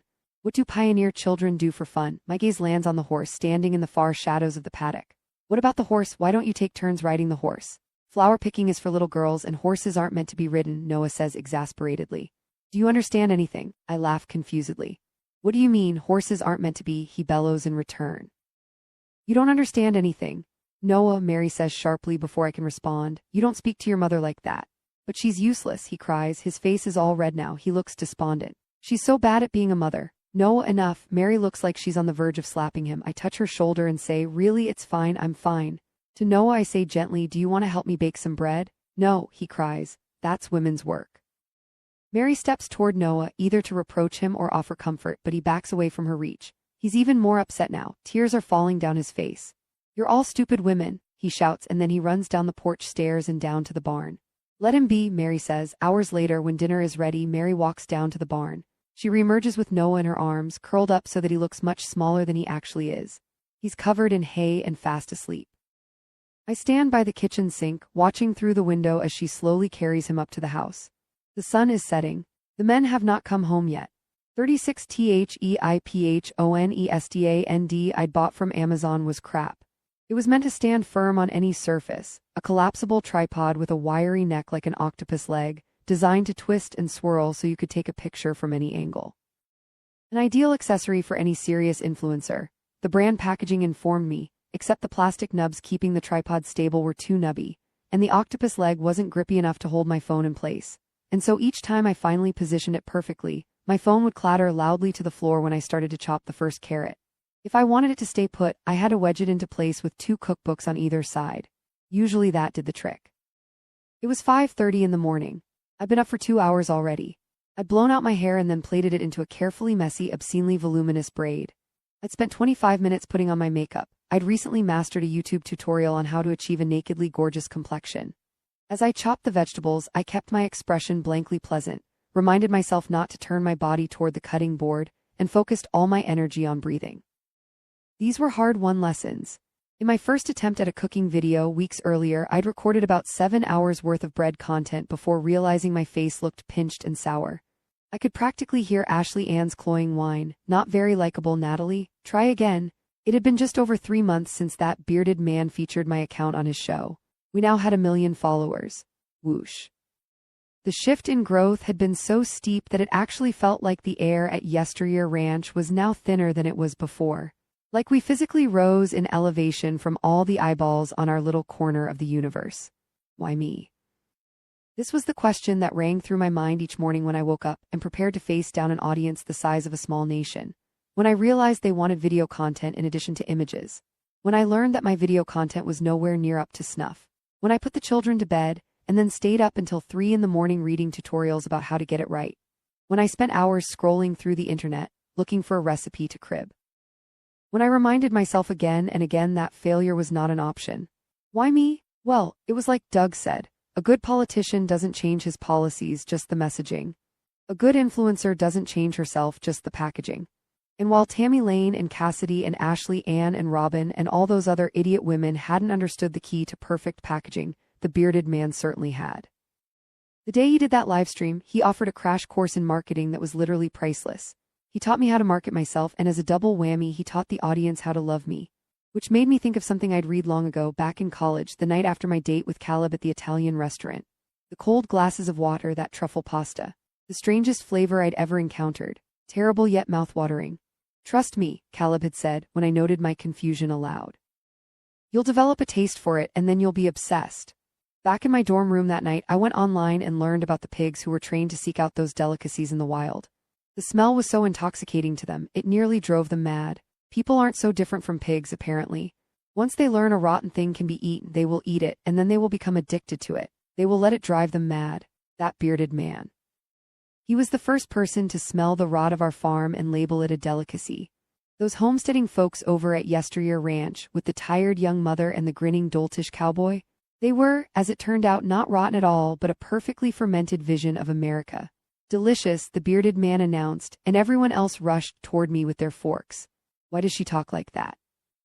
Seriously though, when does this woman sleep? I am so obsessed with you, I can't believe so many people are buying the crap this woman is selling. I wish my life was half as perfect as hers. The goal of an influencer is not to be lovable, and it is not to be unbearable. The goal is to be both at once. In other words, addicting. That was just the first of many lessons I'd learned since the day I went viral. Another lesson: the angry women, as Caleb had dubbed them, were overworked and underpaid. This I had learned after many nights of sleepless demographic research, in which I would click through hundreds of accounts that followed me, noting where they lived, what they posted about, who they claimed to be. What I had learned: nearly all these women had crappy jobs and snotty kids and loser husbands. Alternatively, they were single and whiny and depressed. Either way, these women wanted their content to be every bit as mindless and pleasurable as their lives were not. These women they needed perfection from me. After all, the tighter the stitching, the more soothing it is to pick apart at the seams. At the same time, the angry woman claimed to want honesty, or at least a working illusion of it. Which meant, in practice, a perfect woman making a perfect meal and occasionally spilling a little flour along the way. Oopsie. A doting mother approaching a baker's dozen of children smiling with blissful exhaustion as her daughter dragged a finger through a bowl of frosting. So darling. A patient wife rolling her eyes with bottomless adoration for the man who tracked dirt onto the freshly washed floors, who beat her or chastised her or spoke over her until she trailed off into silence. Meow, hubby. Seriously, do her kids ever complain at Yesteryear Ranch, where did you get that dress from? I can't decide if her husband is a psycho or not. Lol. A third lesson: the less a woman speaks, the better. That one I'll admit I already knew. On cue, I glanced at the camera and offered the lens a private, tired smile. I finished chopping the vegetables, swept them into a big ceramic bowl, and let out an exaggerated sigh of accomplishment. I paused in that position for 3 long seconds. Mississippi, Mississippi, Mississippi. This made for easy video splicing. It also allowed for a brief relaxation of the face, a moment for the expression to drop and the eyes to go dark. Like walking off the lactic acid in between sprints. I consulted the recipe for the 12th time, then closed my eyes, running through a series of quick math equations, the cup of flour times the iPhone recording me divided by the moment my children were set to wake up. My brain whined happily beneath the pressure. What a relief to feel the galloping strain of my own intelligence again.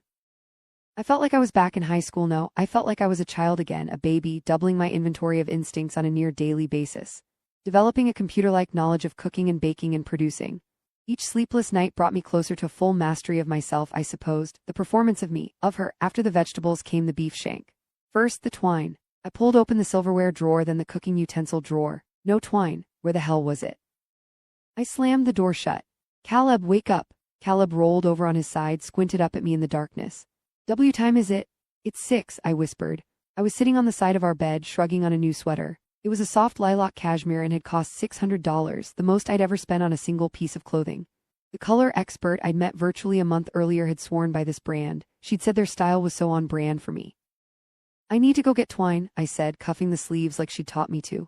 I'll take Jessa with me, but you need to get Clementine, Samuel, and Stetson up and dressed and fed. I'll be back in 30 minutes. 40 tops. Twine, he mumble repeated. Get him up. 40 minutes, why? But I was already out the door. Inside the car, I set the camera mount up on the dash, checked my hair, and then pressed record. Morning, y'all, another busy day at the ranch. I thought I got twine yesterday, but I can't find it anywhere, so now I need to go to the grocery store and get some, which means today is going to be another very busy day. But luckily I have my favorite coworker with me for the ride. I shifted the phone to capture Jessa, 6 months old and fast asleep in her car seat. Then I pressed the end recording button, turned the car on, and hit the gas. My phone went off as I pulled onto the highway. Doug was calling. "How's my most famous daughter-in-law?" "I'm fine, Doug. How's the campaign trail coming along?" Doug was practicing a few new campaign strategies in advance of the big run, a presidential push in 18 months. "Oh, fine," Doug said, echoing me. "Busy, you know." He cleared his throat and I sighed. I knew what was coming next. It was the only reason Doug ever called me, though he liked to pretend otherwise. "So listen," he began casually. "I know we've discussed this before, but I was thinking you might take some time in the next few weeks to. You know I can't get political on my page, Doug. I'm not asking for anything crazy, just hell, I don't know." He trailed off theatrically, as if he was really trying to think of examples off the top of his head. As if he wasn't looking at a list written by an intern at that very moment. "Maybe you repost a video of me from that Senate Judiciary hearing. Or how about this, your latest grocery bill? Read through it line by line. And you can't believe how expensive things are getting and you're worried about your kids staying afloat 20 years from now." Doug was desperate to reach the youth. "I've told you what I'm comfortable with," I said firmly. "And that is showing up at your campaign stops, sharing photos of myself and the kids at your rallies, making it a family affair. That's where it starts and that's where it ends." Doug laughed tightly. "You know we're rapidly approaching a crossroads in this country, Natalie. The next election is going to be big." "Why? Because it's going to be yours," Doug laughed. This is what my social media account had provided me. I could challenge Doug now, and when I did so, he had to laugh. "I'm just reminding you how important all of this is. It's not just, or rather it's not only." He trailed off here, so suddenly frustrated by my refusal to play ball that he seemed perplexed. "Listen. We're making this complicated. I'm just asking you to write a simple little post saying that I'm a great leader. That's it. This isn't complicated, Natalie. It doesn't have to be complicated." "I didn't say it was complicated," I said, my tone still lemon bright. "I said I wasn't doing it. You know, Natalie, I don't like to talk about money." "Bullshit, Doug loved to talk about money. We gave you a lot of money. We helped you build that ranch." "I'm aware. I'm very grateful for your support of me and your son and your grandkids."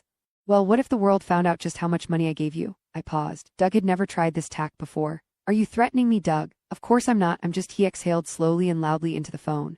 "Listen, a war is coming, Natalie, a major war, and it won't be me who has to live through the consequences of it. So I've been told." Civil war was all the rage in the forums these days. Caleb had talked about it nonstop for a while, waxing on each evening about the inevitability of a national schism, the imminent need for local militias and homemade weapons, until finally I turned to him and said, "Well, at least now you'll get to be a soldier and a blacksmith just like you always wanted." That shut him up quick. "Listen, Doug," I said, "I'm pulling into the Whole Foods parking lot. Let's discuss this later." He went on, speaking more quickly now, like a game show candidate chasing the clock. "Civil war, Natalie, do you hear me? Whether you acknowledge it or not, it's coming. Lines will be drawn, it will not be pretty. We have to get our act together as a nation and quickly, unless you want a civil war for your children and your children's children." MHMM, I know. Civil war, very scary.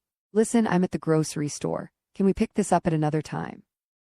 I hung up before he could respond, then checked my notifications quickly.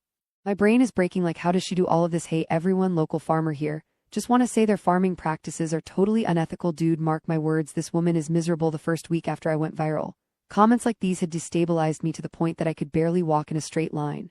Now I could practically write them myself. And then I scrolled past a name I recognized. I paused, then clicked on the message request. "Hey Natalie, it's Reina Magliotti from college. Random, but I'm an intern at American News now and I didn't know if you would ever do a Q&A with me. I know you haven't done any interviews yet, but it could be a fun reunion. LMK. I let out a little huff of amusement. Poor thing. She must have really swallowed her pride to write that message. And to be an intern at 27, yikes. Inside the grocery store, I moved quickly, grabbing 2 balls of twine and then adding a few more necessities to the cart. Brussels sprouts, green juice, active yeast. As I was checking out, the woman behind me tapped my shoulder. "Excuse me, I'm so sorry, but are you Natalie Heller Mills?" I paused. I hadn't thought it would happen today, which was silly. It could happen any time I left the ranch, but still I closed my eyes, took a deep breath, and counted to 3. This right here is the strangest part about becoming famous online. You can have millions of followers and still not have a single in-person interaction with a fan for months. "Hi," I said. "Yes, I am. Do we know each other?" This is the response I had decided to have. Friendly yet relatable. "Stars, they're just like us." "Oh my gosh, I am a huge fan of your account." She seemed delighted at how on brand the ingredients in my cart were. So organic, such vibes. "Go ahead and take a picture," I nearly said. "I'm sorry," she said and laughed. "I can't believe how pretty you are in real life." "You're so pretty too," I said immediately. This was going well, actually. What had I been so afraid of? This was fun. No, she was blushing now. I just ran out the door this morning to get some eggs. I'm sure my hair is wackadoo. Well, I said lovingly, I'm sure you'll do it better next time. The woman frowned. Bad Natalie, awkward. I swallowed a sudden rush of fury at myself, a fury which only doubled in power when the woman glanced back at me, her expression now colored with uncertainty. So you live in the area? Not really. I mean, technically yes, but not in town or anything. There was a stirring in the air between us. My response had been all wrong, not just in content but in the style of my delivery, heavy when it should have been light, condescending when it should have been grateful. Had I mistakenly implied that living in town was low status? I couldn't tell. Now a familiar discomfort filled my chest, a bodily awareness of the uncanny horror filling this woman's mind. I was not the same Natalie she loved so much. At best I was close. Nearly there, a clone or a robot. The twin sister no one knew about. Natalie adjacent, sharper in tone, not as tall as she'd imagined. In short, I was still me. Which meant I was nothing like her, the Natalie who lived online. This was, truthfully, why I hadn't accepted a single interview request yet, even though I'd received dozens. I simply wasn't ready. Well, the woman said, it was so nice meeting you. You too, I said a bit too warmly as I handed the cashier my card. Thank you so much for following. I walked quickly across the parking lot, my grocery cart rattle clacking loudly over the pavement, my gaze trained firmly on the brake lights of my own car. I was putting the grocery bag into my trunk when I heard that woman again. Hey, Natalie, just a sec. A tremor ran through me. I considered pretending not to hear her, then decided against it. By the time I turned around, the woman was standing there, smiling expectantly. I just realized I never thanked you. She gave a nervous laugh. That was why I wanted to talk to you, to thank you. I gave birth recently, and it was. She paused, glanced up quickly at the sky, blinking rapidly. Oh God, she was trying not to cry. It was really hard. I wondered what my expression looked like right now, if I was conveying the correct measure of understanding and concern. It's been a really long few months, she went on. Just really dark. I haven't been myself, but when I came across your account, I was so inspired. You seem like an amazing mother. Oh, I said. Well, that's so kind of you to say. At that moment, a squeal came from the back seat, and the woman nearly jumped out of her skin. Oh, I said, don't worry, that's just my little girl Jessa. She looked at the car, then at me. Did you leave your baby in the car while you were shopping? Oh no, no. My body flooded with cortisol. My vision blurred. I could barely hear what I said next. Something about being a very quick shopper, wrong answer. Something about raising our kids like they did in the olden days, worse answer. Through the fog of my panic, I could just see the shape of this woman's expression. Disturbed. She looked disturbed. Somehow the conversation ended. Somehow I was driving home, tears were streaming down my cheeks. I could feel them, but I wasn't crying. I was smiling. Wasn't I? Smiling? What I wished I had said to that woman, I was disturbed too. In fact, disturbing was the only word to describe the vast chasm of space between who I needed to be and who I currently was. I'm working on it, I wanted to say. I'm working day and night on this issue. Customer service is aware of the reported blackout. We are working to get service back online and running shortly. As I drove through the winding mountain roads back to the ranch, humming softly to keep Jessa's hunger snuffles at bay, I tried to visually map out the rest of my day. By the time I got home, the children would all be awake, the two boys smashing wooden blocks over each other's skulls while Caleb had his daily 30-minute-long homeschooling lesson with Clementine. God made dinosaurs. Skyscrapers give you cancer. Clementine's shirt would probably be inside out. Stetson's diaper would probably need to be changed. Caleb, meanwhile, would be itching to head out to the barn. Most of his favorite live streams got going around mid-morning.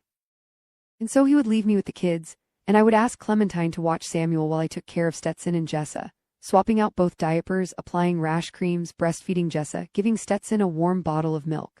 By this point, all the children would be desperate to go outside, to have outdoors time, and so I would stand in the grass watching them roll and play and laugh.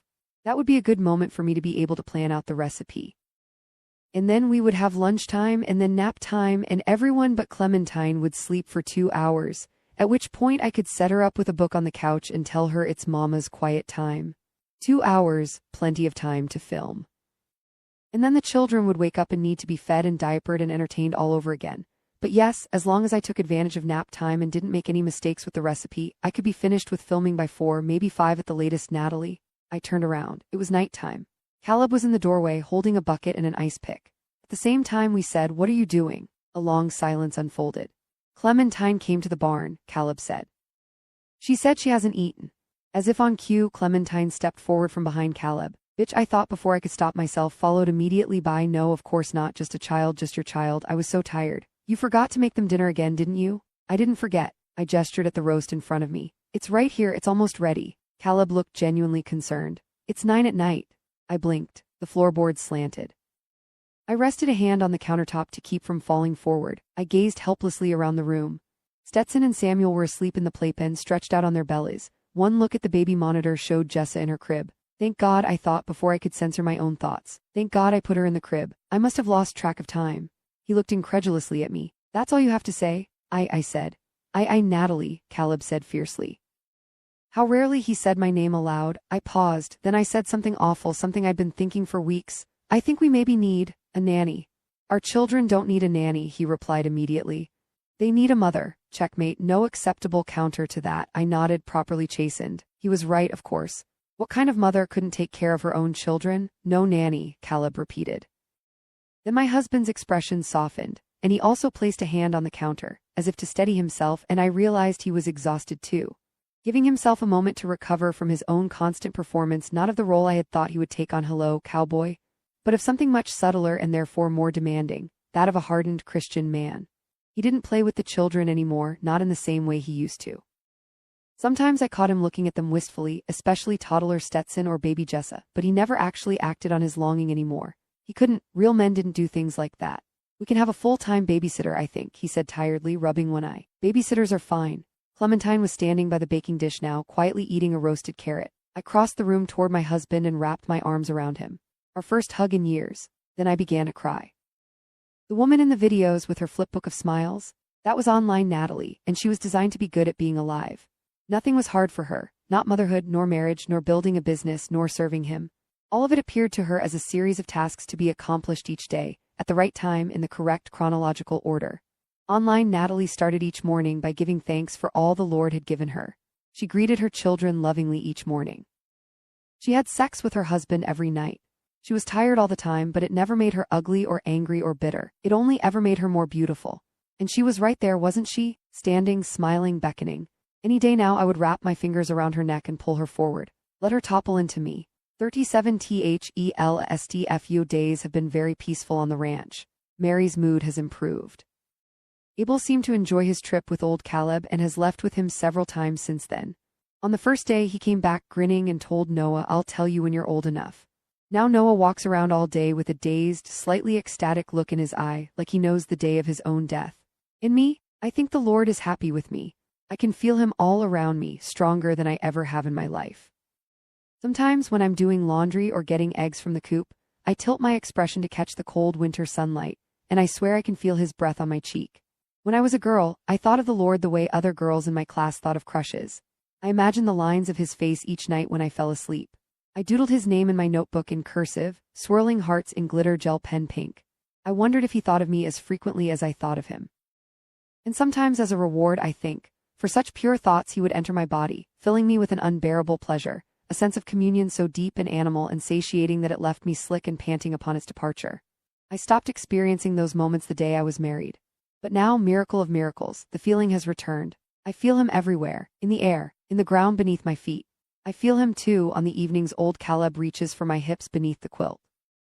Pleasure beyond imagining, like I am in a constant state of ascending. For the first time in my life I am being properly satisfied by a man. I'm not alone. I'm not stuck, not lost, not forgotten, not punished. I am here, a chosen one with him, and I will remain here wherever here is until he decides to take me elsewhere. Sometimes, when I have a moment to myself, I drop to my knees and let the gratitude hum out of me in waves. I cry hysterically, overcome by the magnitude of his power and his glory. Imagine how you would feel if the Lord created a whole universe just for you. A customized parable, a new biblical story in the making. Maybe one day even they'll talk about me in Sunday school.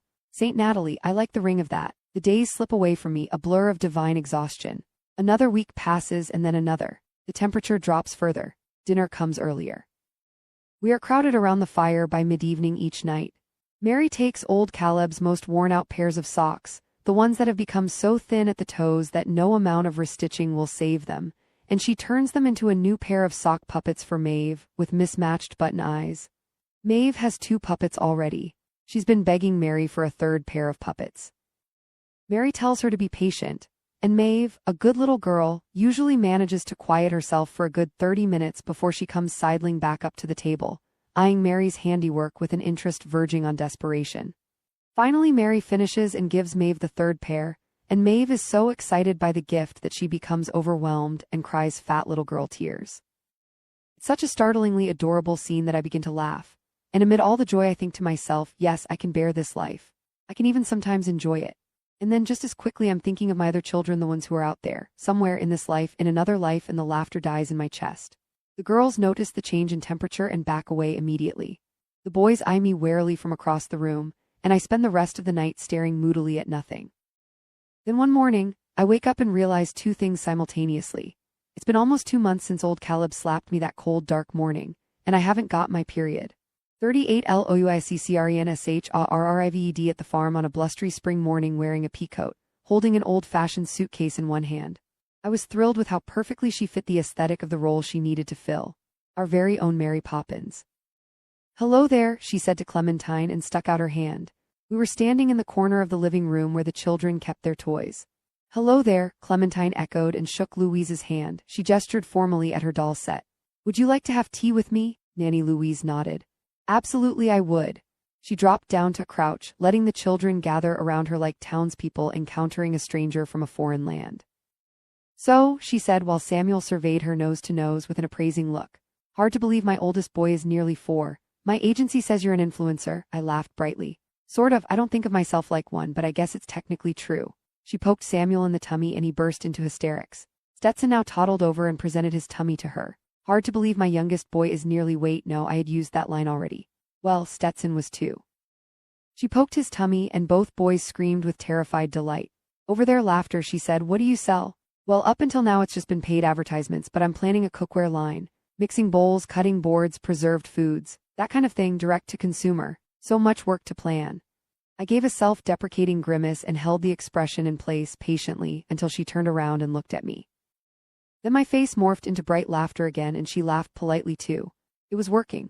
My first extended interaction with a stranger since that awful day with the woman in the parking lot, and this time I was actually doing it, being online Natalie in real life. Nanny Louise didn't exactly seem thrilled by me, but that was irrelevant. I didn't care if she liked me, I just cared if she believed I was real. "Well," I said, "I'll just let you get to it then. Best to leave when ahead." "Oh, and what's your Instagram handle? I'd love to follow you." "Oh, I don't have Instagram actually." "Ah," I said, "well, never mind." This was the strangeness of becoming famous online. I had 1 million followers, I could access more people in a single moment than any European king of the last 1,000 years, and then someone could effortlessly wipe my entire kingdom away with a single sentence. "I don't have Instagram." "And if you don't mind," Nanny Louise added, "I'd love to stay out of any content you share online." Of course, I totally understand those boundaries. I wondered if she had seen the email I sent to the agency. Nannies will never be visible on account, and they will sign a contract stipulating so, or if this was genuinely just a perfect coincidence. Clementine was pouring Louise an imaginary cup of tea now. Louise took it, sipped politely, then said over her shoulder, "Who has been doing the homeschooling for the children up until this point?" "Ah, that would be my husband." "And you're aware of the curriculum he chose for the children?" "Of course I am." This was vaguely correct. It would be a stretch to call what Caleb did with the children a curriculum, but from time to time I did see him on the couch with Clementine and a laptop, the screen open to some online website with poor HTML formatting. From what I understood, the endeavor had something to do with learning math through the moral framework of the 10 Commandments. Thou shalt not divide by zero, etc. "It's very ideologically driven," Louise said. "I just want to make sure you're aware and comfortable with that." "Oh yes, perfectly comfortable." I grinned at my daughter, who stared soberly back at me. "Well, Clementine, what do you think? Would you like to play with Nanny Louise for a while?" "Actually," Louise said, "Louise is just fine." "Excuse me? You said Nanny Louise. Louise is fine."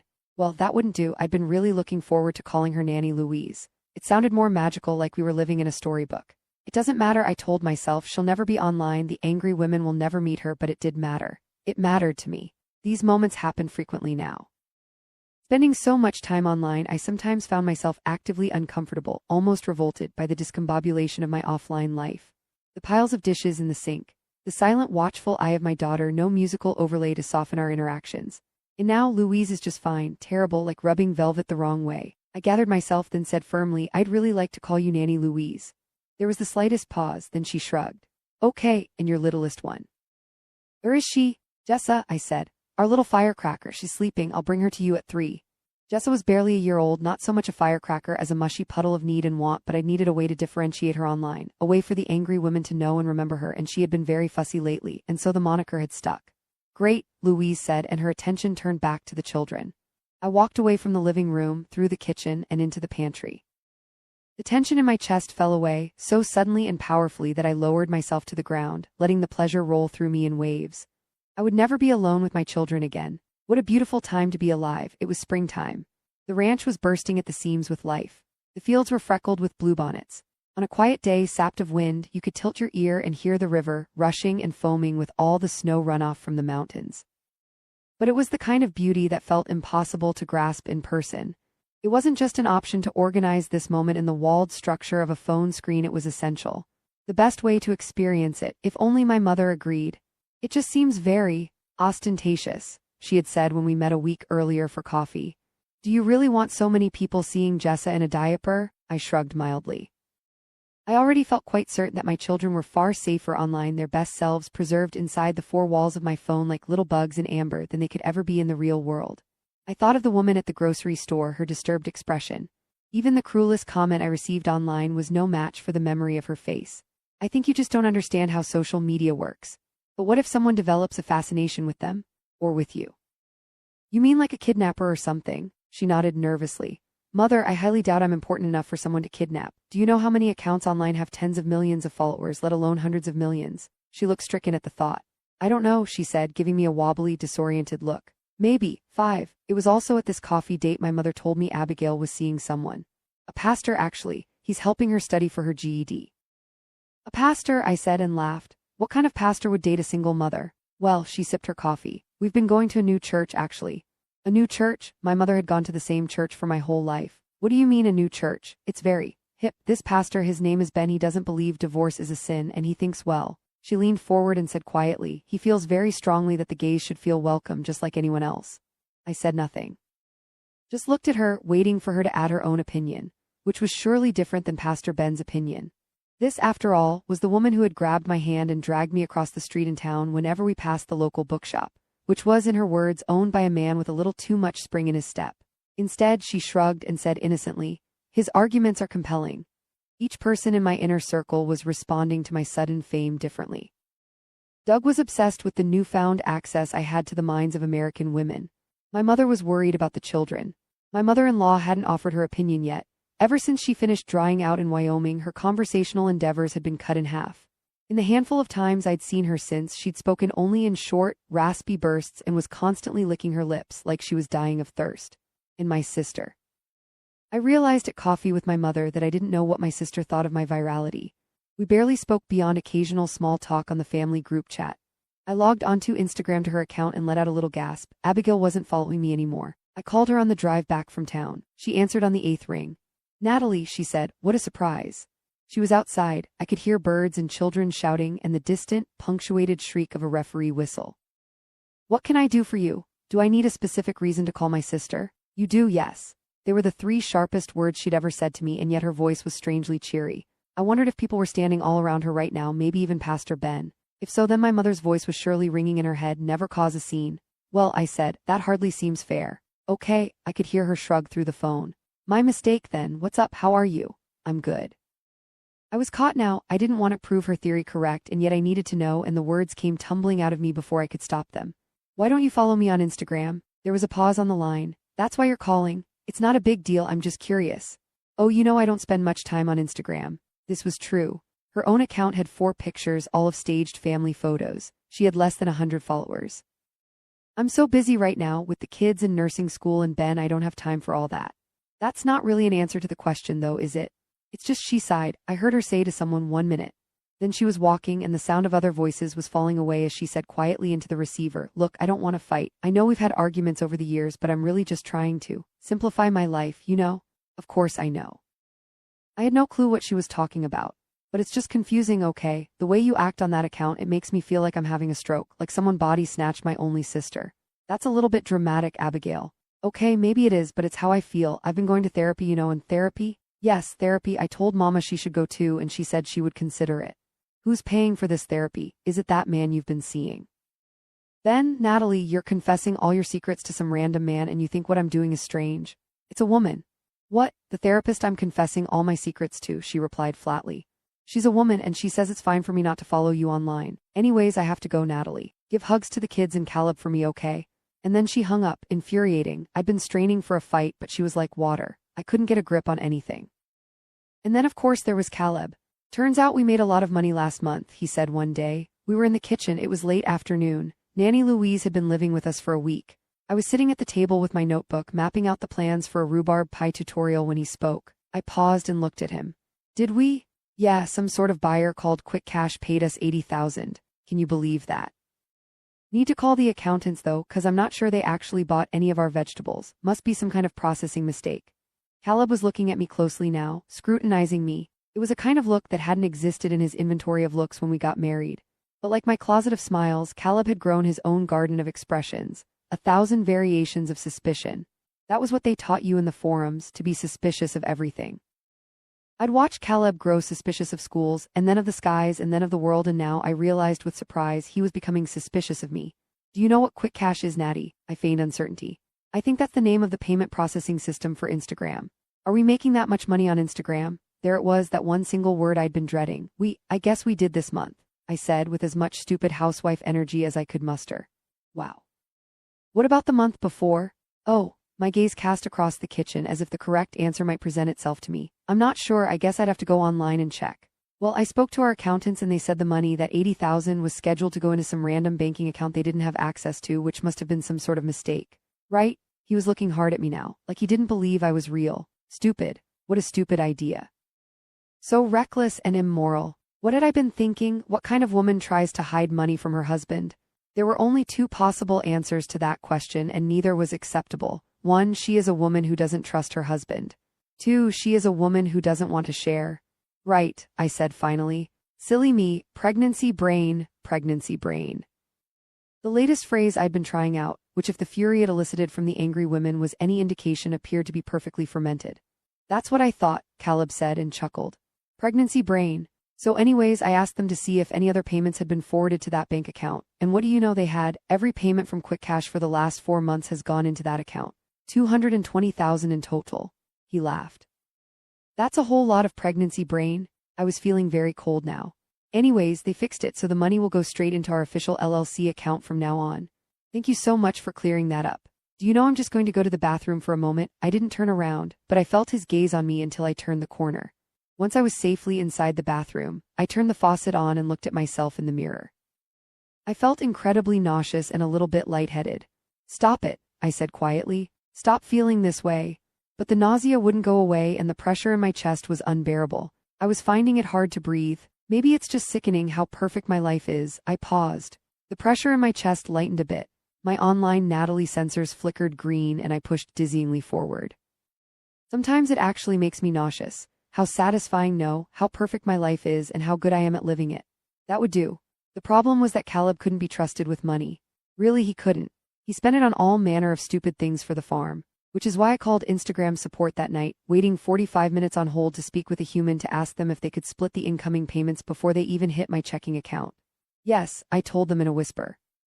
That's right, I wanted to split the payments between the checking account and another one I just opened. For Caleb, of course, I was doing it for him. 39 Remember how I said I wouldn't get pregnant? Remember how I begged the Lord anything but that? Yeah, me too. What's that insipid little idiom that insipid little women love to say to one another when their lives take a turn for the unexpected? If you want to make God laugh, tell him your plans. Ha ha ha ha ha. Ha ha ha ha ha ha ha. Except I'm not laughing, I'm not smiling. I'm having a hard time even finding a way to formulate a prayer to the Lord that makes any coherent sense. I try to stay calm. I walk around each day like a good little homesteader and I do my good little homesteader chores and bake my inedible little homesteader bread, and I swallow the rising panic that threatens to choke me out with each waking breath. Do you hear me, Lord? Do you see me standing here terrified? Not laughing. Hello, Lord. Could you explain what I'm supposed to learn right now? Hey, Lord, just wanted to bother you for a quick sec. See, I'm having some trouble with my assignment, and I was wondering if you could give me something else to do instead. The Lord does not reply. There are no good days anymore, it seems. Only bad ones. When I tilt my face to catch the sunlight, I don't feel his breath on my face. I don't feel anything at all. I'm starting to feel like a woman who has been knocked up by a man who will no longer answer her calls. It's a test, I remind myself. For days, my mind has been nervously circling a single question. What happens if I fail the test? Except now when I ask the question, I hear an echo of another one. What happens if I pass? 40 on a warm day in Jun E, I met producer Shannon at a coffee shop in town. Our interview was scheduled for the early afternoon. She was already there when I arrived, sitting at a corner table with 2 coffees. Her hair was colored a bright candy pink, pulled back into 2 messy pigtail braids. Her nose ring was a stud in the shape of a peace sign. "I kept it black," she said, pushing my coffee across the table.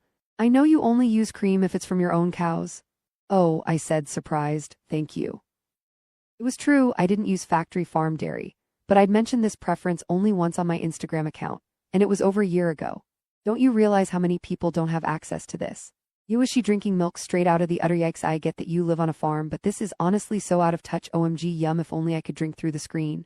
So Shan had been paying close attention to me for a while now. She was young, this girl, but she was not a child. And me, I was 30 years old, practically an old maid, newly pregnant with our 5th child, Junibug. The account had just passed 2 million followers on Instagram. I'd just begun considering expanding to other platforms. Weeks earlier, I'd issued a call-out for a producer position via my Instagram page. I received hundreds of applications. Nearly all of them came from women who looked like me. And then there was Shannon. When I clicked on her Instagram handle, I was certain there'd been some kind of error, that she'd linked the wrong account in her application or something.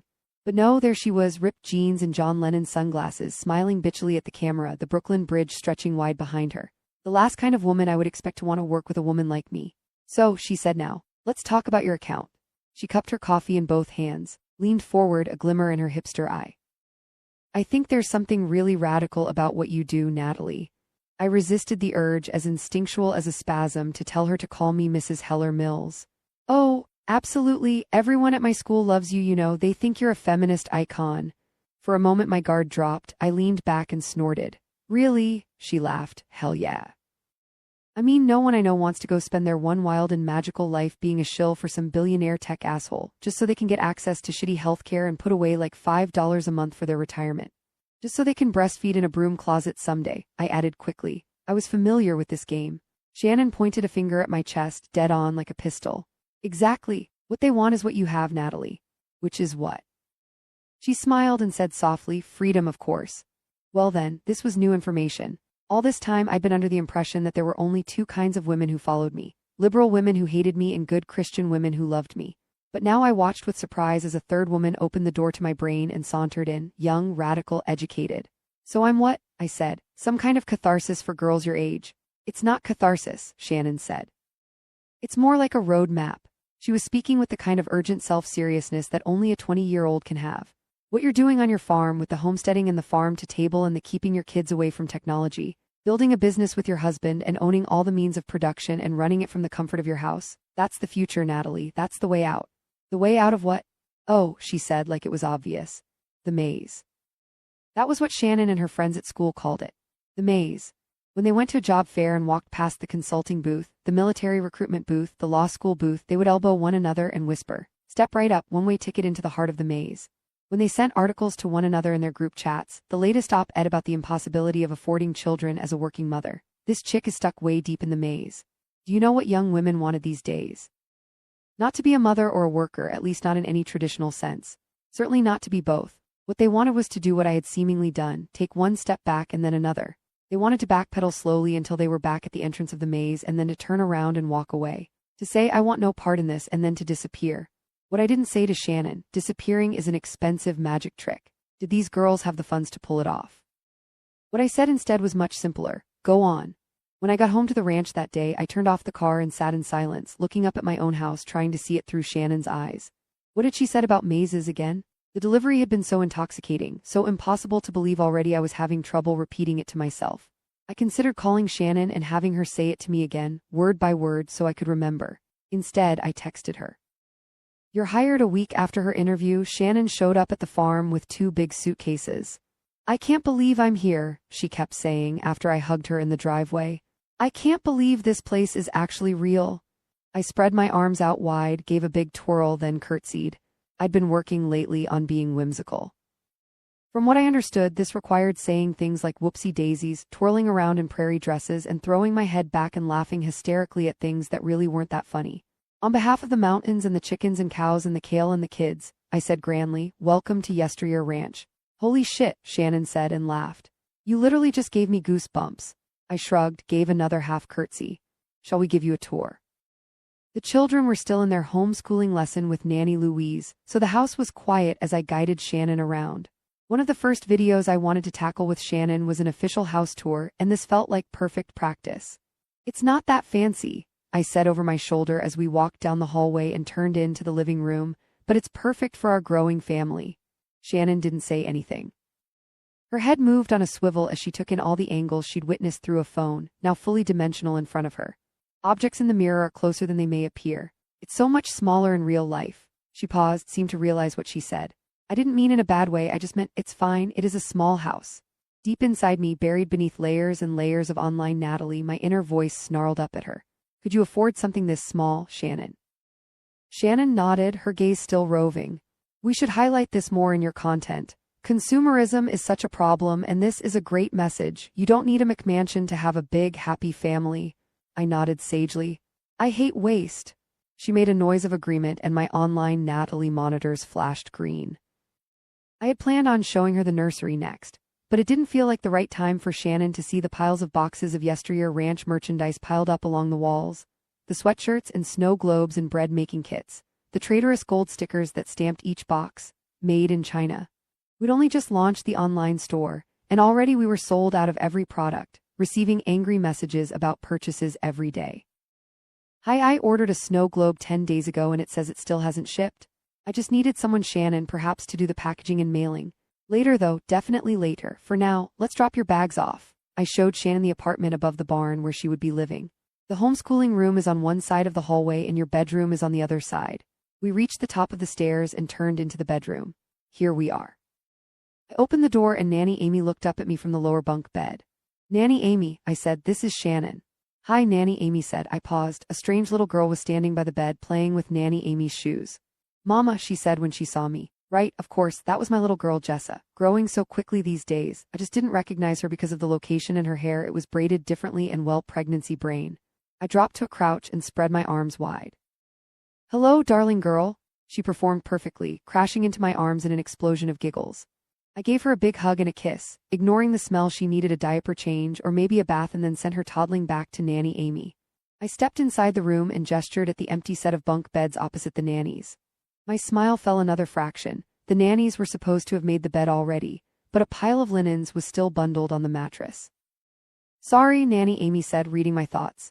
"I was just about to do that. I was just busy with Jessa. She took a huge poo and then I got her all changed and then she did it again."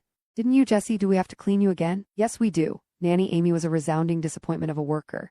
She'd shown up at the house months earlier, wearing a tube top and jean shorts, all gum-snapping and vocal fry. When I called the agency to complain, they told me they were running short on options. "No one wanted to work these days. I didn't know you have 2 nannies." Shannon gave a nervous laugh. "I didn't even know you had one." Nanny Amy was looking up at us with a cool, unblinking stare like a cat blinking lazily out from their sunlit perch. "We cleared out the bottom 3 drawers for you," she said and pointed at the bureau. Jessa copied her, grinning and pointing. There was, I was noticing now, a smear of dried poop on her chubby little thigh. Shannon didn't say anything. She was staring at the bunk. "Can you clean Jessa up?" I said to Nanny Amy. "We'll be right back." Then I shut the door so Shannon and I were alone in the hallway. "Is everything okay? It's just..." She gestured helplessly at the closed door. "It's a really small room. I don't even know if my bags will fit." "Well," I said, a thin smile spread wide across my face. Not a choice so much as a reflex, a drawing and quartering of the face. "The thing is, Shannon, I'm paying you a great salary." I wasn't, but what does a 19-year-old know about wages? "I'm not even charging you for room and board. You're saving everything you make." "Right," Shannon said after a moment. "You're going to love the nannies anyways. You probably just made 2 future best friends." Forward online, Natalie roared. "Let's go see the fields." It was midday, the sun blazing overhead, as Shannon and I marched up to the far paddocks where Caleb was working. "You'll want to wear bug spray all the time," I said to Shannon, my voice nearly drowned out by the drone of cicadas. "This place is tick city in the summertime. We keep canisters of DEET in the barn that you can use." "I thought you're against chemicals." "Caleb," I called when we reached the top of the hillside. He was motoring along in our new tractor. He killed the engine when he saw us. As he hopped out and began to cross the field to us, I turned to Shannon, smiling wide. "Well, what do you think?" What Shannon was supposed to say next was some version of "I can't believe how much land you own," or "I can't believe how beautiful this place is." Instead, she stared with a distracted expression at the far end of the field where the Home Depot workers were standing by a John Deere trailer, taking their lunch break. Too much time passed. My smile hung on my face like a hangnail. "It's quite an operation," she said finally. Then Caleb was there, saying hello with a big cowboy grin. "Nice to meet you, Brooklyn," he drawled. I swallowed the urge to punch him in the mouth. "Oh," she said, "it's actually Shannon." Caleb's expression faltered. He dropped the accent. "I know that, it's a nickname, like big city girl, you're from Brooklyn, aren't you?" "Oh," Shannon said. "Huh, yeah, I get it now." She kicked the dust, squinted up at the sun. "Bet you're happy to be out of New York anyways," Caleb said. "What with all those rats?" "Excuse me." "There are more rats in New York than there are people. That's why everyone's sick all the time, the rats." I'm sure you know that New Yorkers have historically had terrible oxygen flow to their brains. That's why the population is so dumb. For years, scientists couldn't figure out why until finally they realized what it was. Caleb paused meaningfully. Shannon ventured weakly. "The rats?" "Exactly, the rats." Shannon looked helplessly to me and I gave her my best "we're all God's creatures" smile. "Caleb has a lot of fascinating little theories about the world. I'm sure he'll tell you all about them at another time. Now that you've met, we should get back to, can I actually ask a question?" "Oh, absolutely not." "Of course, please Lord, don't let her ask about the rats." "How many people work here?" Caleb and I looked at each other. "I'd say we're at about 20 part-time heads," he said, "give or take, but that changes quite a bit on a seasonal basis." "Good man." "Wow," Shannon said. "Interesting." Here it was, another moment that should have gone one way. Shannon smiling brightly, "I can't wait to dig in," and instead swerved sharply in the opposite direction. She pulled a camera from her bag and pointed the lens at the workers across the field. The metallic sound that followed was deafening. Claw-chink. This was when I realized I'd made a mistake. 41 It's mid-December, I think. A frigid, cloudy, very bad day. I'm at the chicken coop, adding insulation for the ladies. Then I turn around and forget to breathe. Old Caleb and Abel are walking up the driveway with two other men. The two men have thick beards like old Caleb and are dressed similarly to him but are much younger. There it is, a flicker of recognition, followed by a clicking in my mind, a terrible flooding warmth. I turn back to the thatched roof, heart pounding. My mind feels like an overheating hard drive, a computer with a broken fan. I stuff more hay into the gaps of the rafters, sneaking glances each time I reach down to grab another fistful from the bale. Glimpse, they're reaching the top of the hill. Glimpse, they're standing by the house, old Caleb pointing at the stacks of freshly chopped wood. Glimpse, they're walking toward me. I turn around and don't look back. I feel deep in my gut the urge to let out a blood-curdling scream. I want to run from them and also to throw myself at them. I bite down on my lip until my mouth tastes like a penny. The men walk past the coop without addressing me. Only one of them, the taller one, looks at me. His eyes linger on my face, his expression completely blank. It feels like my brain is splitting in two. If this was a test from the Lord, the tests are getting harder to withstand. If it wasn't a test, I might have just missed my only chance at freedom.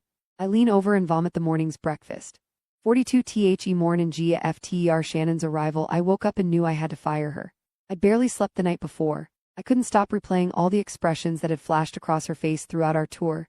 The disappointment when she muttered, "It's smaller than it looks online." The confusion when she said, "How many people work here?" That damning double stutter click of the camera as she captured the workers on film. Like the sound of a prison gate locking shut, claw-chink.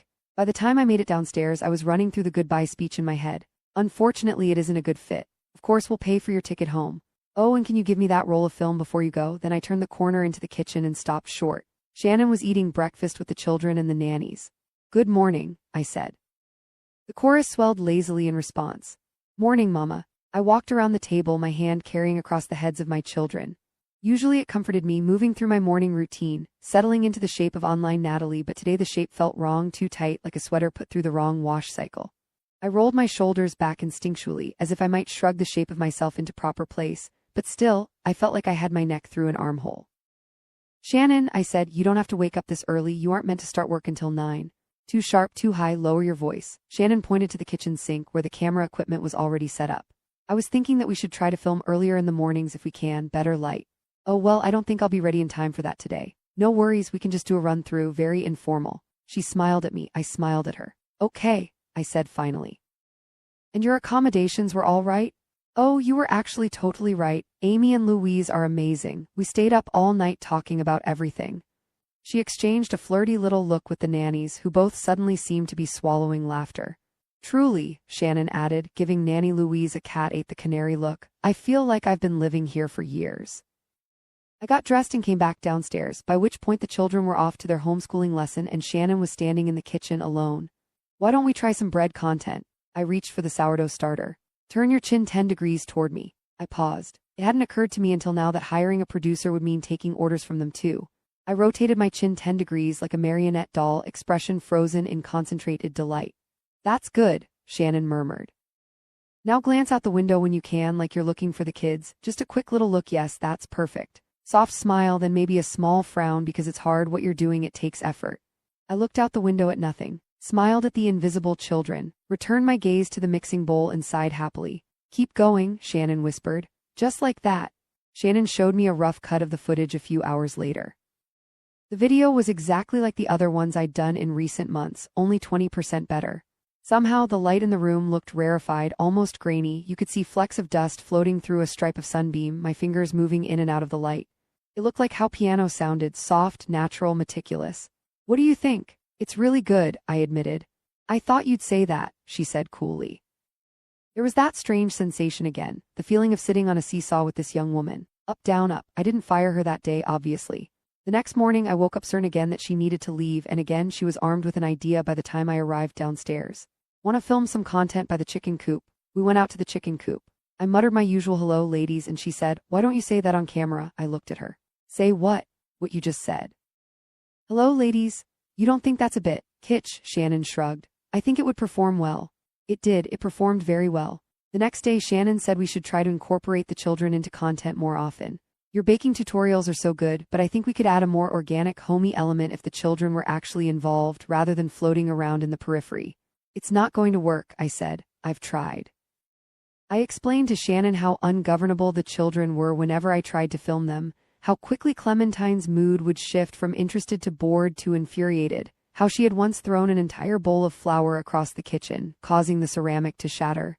Let's try it, Shannon said. Humor me just once. All right, I said, just once. And so we recorded a mother-daughter blueberry pie from scratch tutorial, and I did my best to keep a smile pushpinned on my face while Clementine and Jessa cawed and cackled and screeched around me like a pair of crows. Do you see? I said desperately over the sound of Jessa's sudden wails. She wanted to crack the egg, but Clementine had already cracked it. This has been a disaster. Actually, I think we're getting great footage, Shannon said. Keep going. Again, she was right. The next morning, a 20-second edit of Peaceful Motherhood arrived in my inbox. It was almost infuriating how much better Shannon's videos were than mine. I thought my photo and video content was well done, but now I could see how amateur it really was. A conundrum, indeed. I wanted the world to see Yesteryear ranch through my eyes, but everything looked better through Shannon's gaze than my own. At the end of the week, we pulled Clementine out of her homeschooling lesson after lunch so that we could use her in a picnic video on the hillside. A perfect mother-daughter moment right as the afternoon light went drippy and golden. At first, Shannon had hesitated at the thought of taking Clementine from class. Doesn't she need to learn, or whatever? 3 months from now, I would twitch at a comment like this. I would physically struggle to resist the urge to laugh and say lightly, isn't that the pot calling the kettle black, little Miss Dropout? But on that day I didn't think twice. It's totally fine, I said breezily.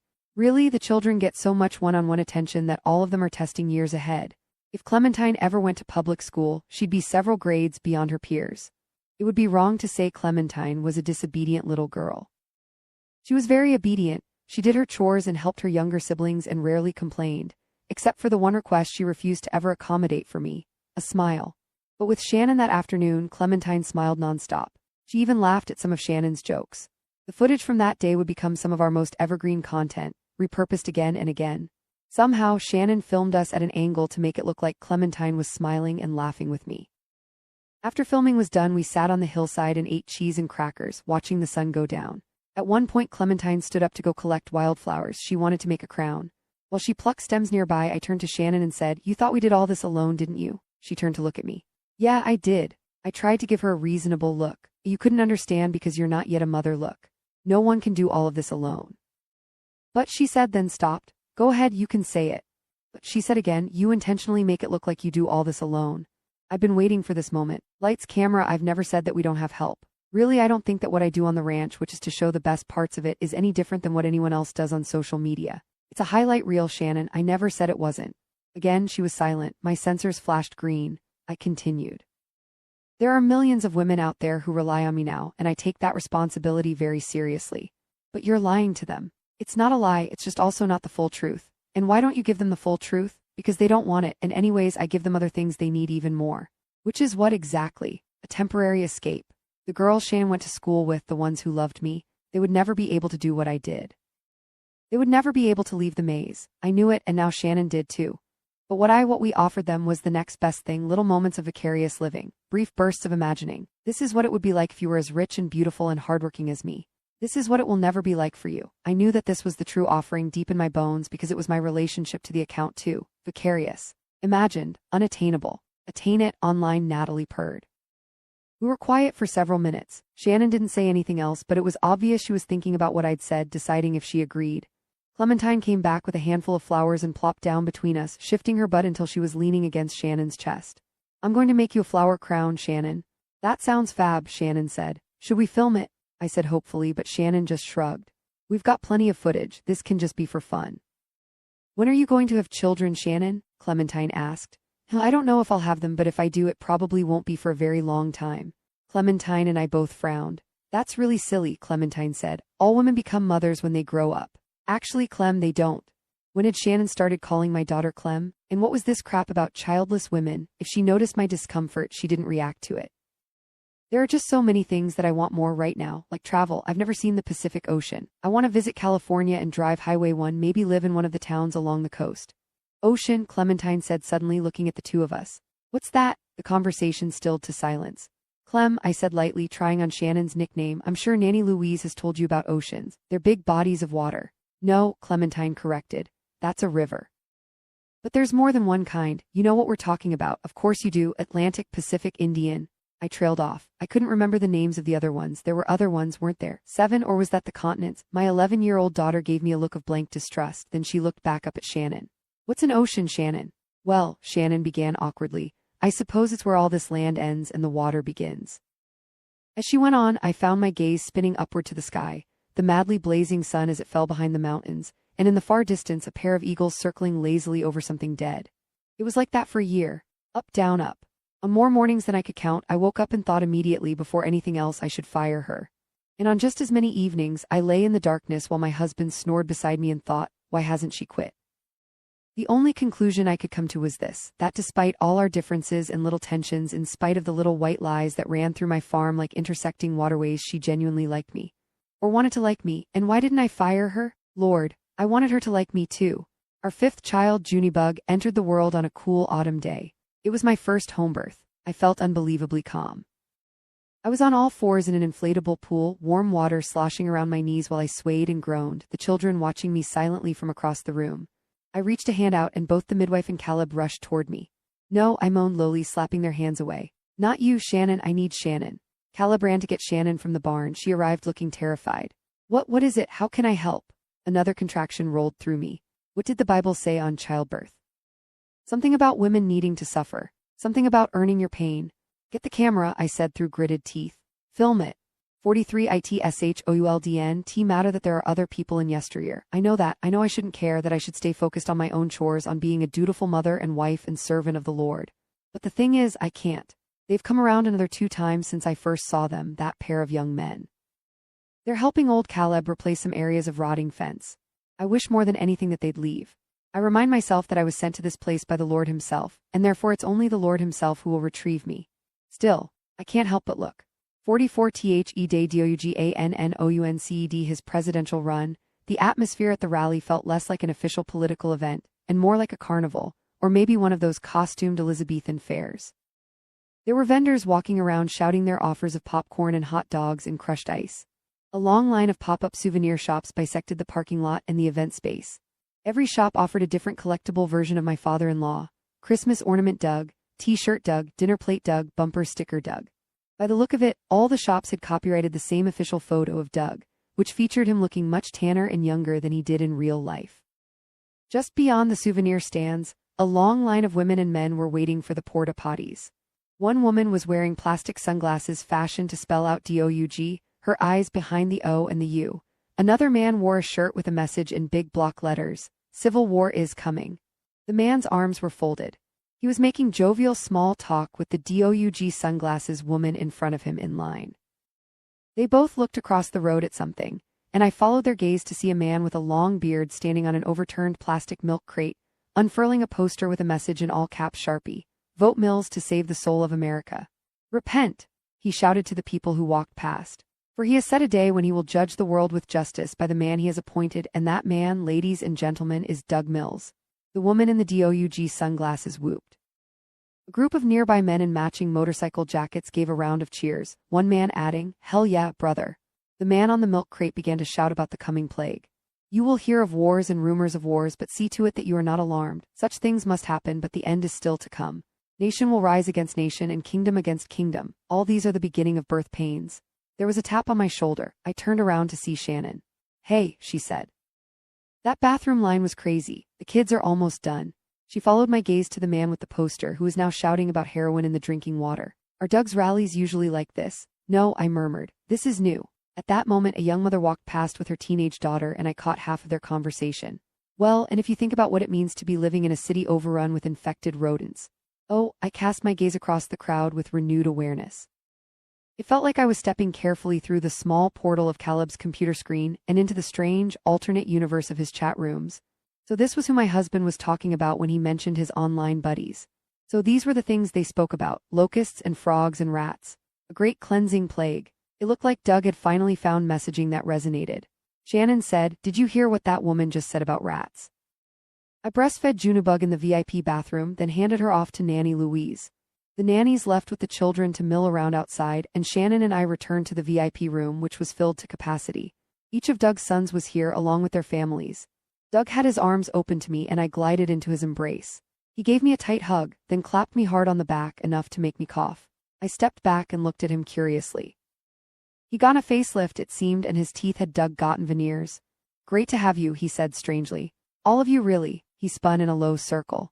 "Wonderful, wonderful, wonderful." He pointed at Amelia. "You hungry, sweetheart? Need a water?" Amelia was sitting in a folding chair in a tangerine-colored pantsuit that looked 2 sizes too big. She looked like a shriveled-up piece of fruit, puckered and collapsing inward. "I'm fine," she rasped. For a moment I saw not a face but a skull, a pile of bones beneath a worn canvas of skin.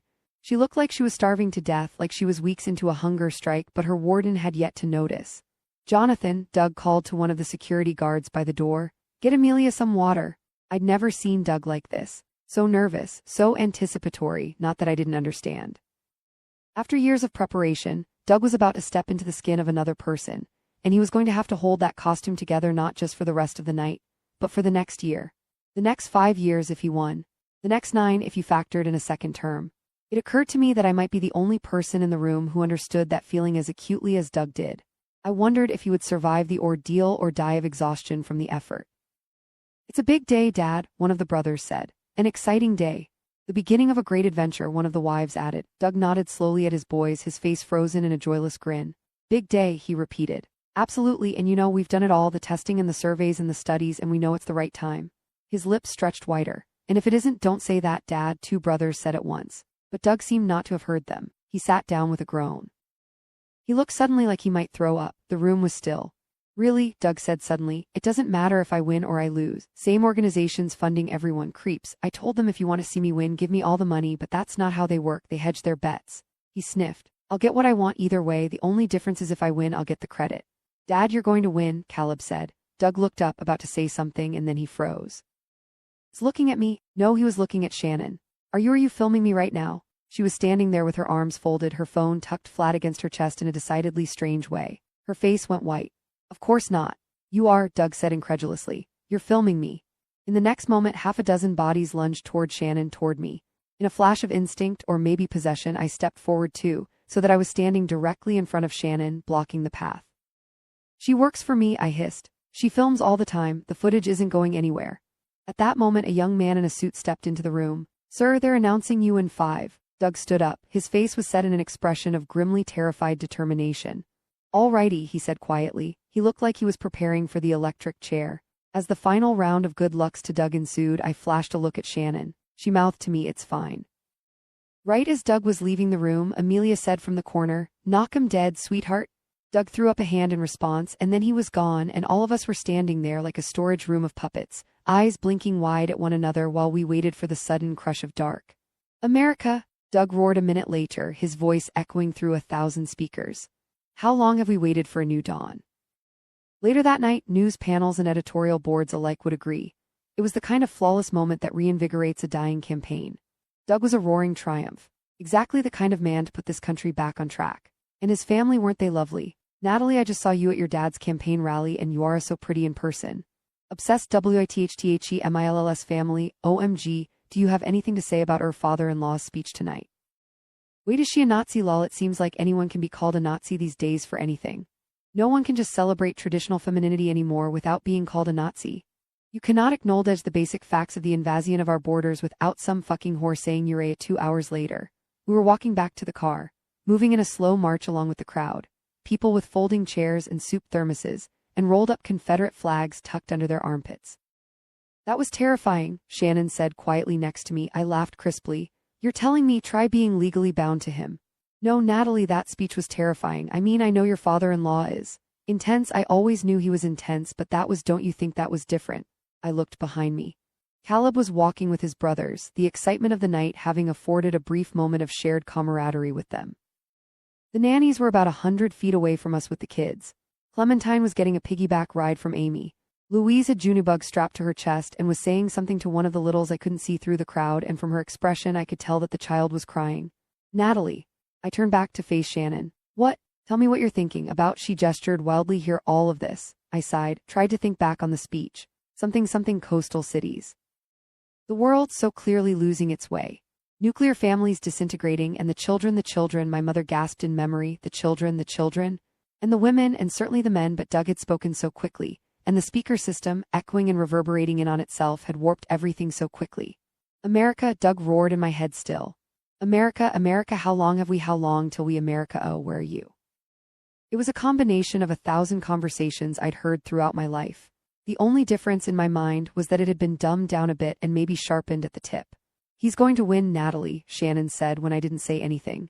You do realize that, right? That he's going to win? I rolled my eyes. It's a performance, Shannon. It's political theater, not real. How is a political election not real? I don't mean that. I just mean, I gestured at the crowd around us, all of this, the showmanship, the bravado. Do you honestly think there are no consequences to performance? Listen, you've known from the very start who my father-in-law is, right? She snapped. But the person I haven't known is you. I paused, looked at her. These people are talking about the same bullshit Caleb talks about, Shannon said. All that crap about rats. And then what Doug said on stage about returning to the days of yesteryear. He was practically quoting your Instagram captions word for word. I don't know what you're talking about, I said immediately, and I didn't. I'd noticed how Doug was changing his messaging to fit the atmosphere of Caleb's forums. Of course I'd noticed that, but I hadn't even considered that he would ever be plagiarizing from me. He couldn't possibly. I've never been more certain in my life about anything, Shannon said. She was frustrated now, speaking more loudly. A few people nearby were starting to whisper and point in our direction as she added, "This is bad, Natalie, this is wrong." Calm her down, online Natalie intoned to escalate right as a teenage girl said behind me, "Oh my god, that's freaking Yesteryear Ranch." My stomach turned. I was exhausted. This had already happened 20 or so times tonight. Still, I rearranged my expression, then turned around to face another fan, my sensors flashing red. Battery low.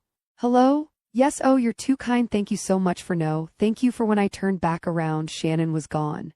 I was alone in the crowd, more and more people recognizing me, saying my name. It's Yesteryear Ranch. Asking for a picture, touching my hands and my arms and my waist, closing in. Excuse me, I said brightly, my throat closing with fear. If I could I really just need to find my children, a lesson it had taken me much longer to learn.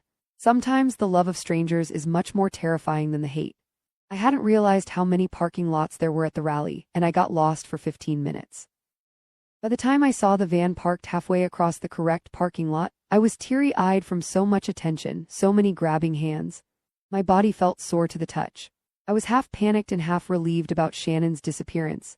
Maybe it was for the best, the relieved half of my brain suggested. I'd been wanting to fire her since she arrived, and surely we could find another producer of her skill level. But the panicked half of me railed back. She had complete control over our content by then, not just password access to the account itself, but access to all our scheduling software, our business email, our photo creation files.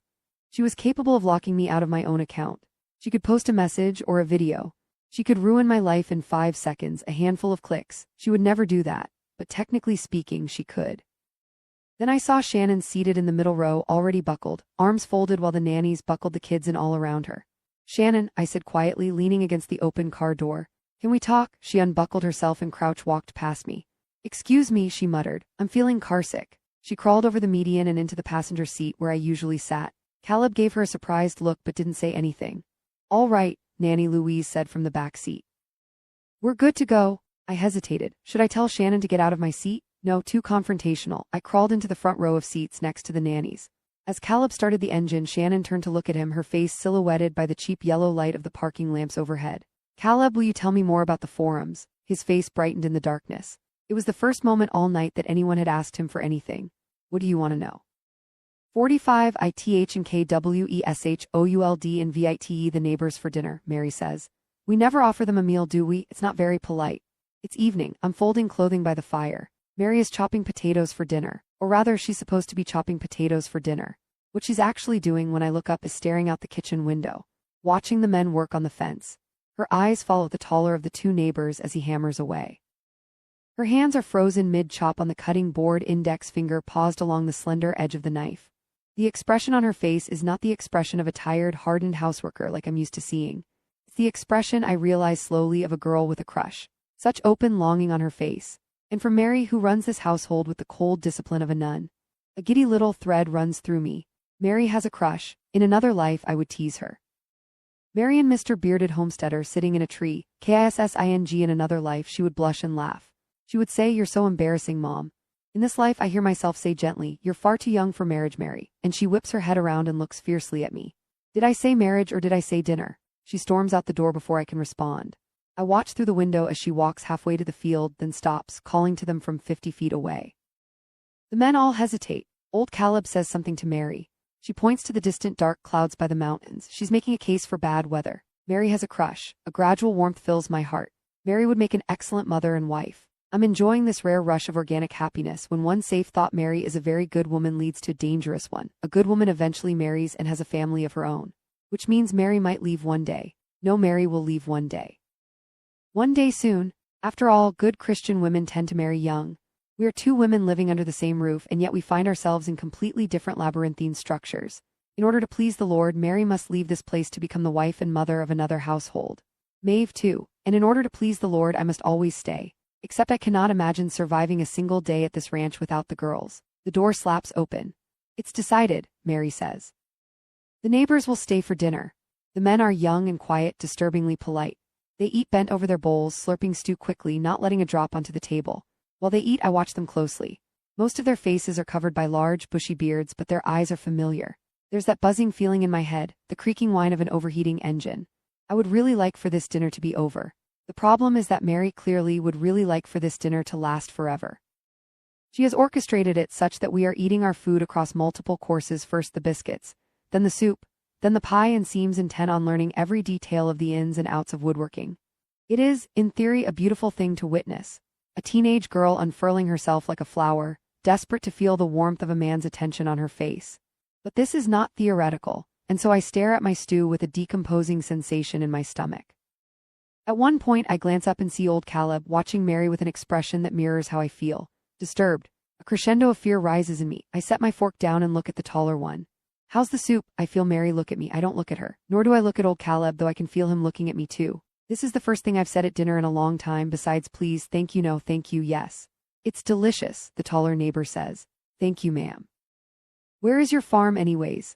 The taller neighbor's eyes flash with something. "Down the hill." "Which hill?" The table is dead quiet now. Maeve is using her spoon to push a single pea around in her bowl. The boys are staring at their empty plates. I can't see Mary's expression, but in my periphery I can feel her energy, a furious vibrating.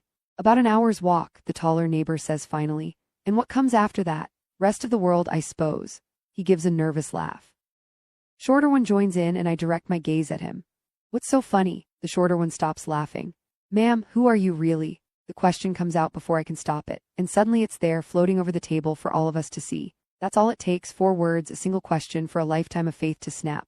"Ma'am, I'm being held here against my will. This man isn't my real husband. These children aren't my real children. I was kidnapped, taken from my home." Silence. I look wildly around the table, though no one will meet my gaze.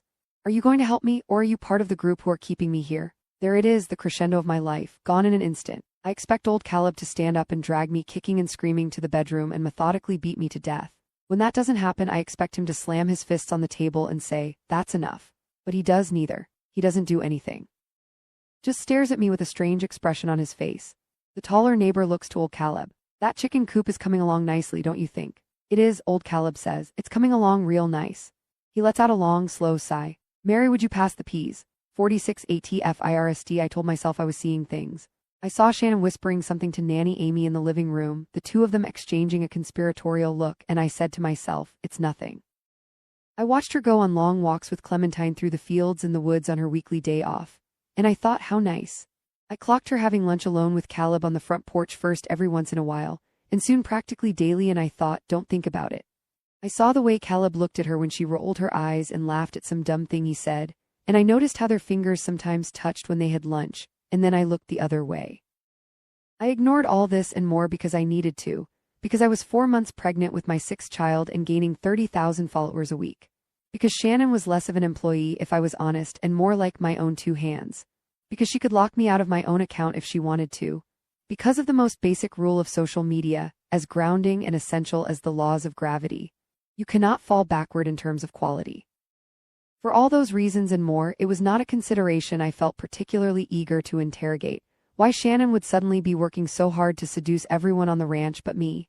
It went like this for months. Clementine started talking about oceans and cities. She wanted to go to California. She wanted to see the Pacific.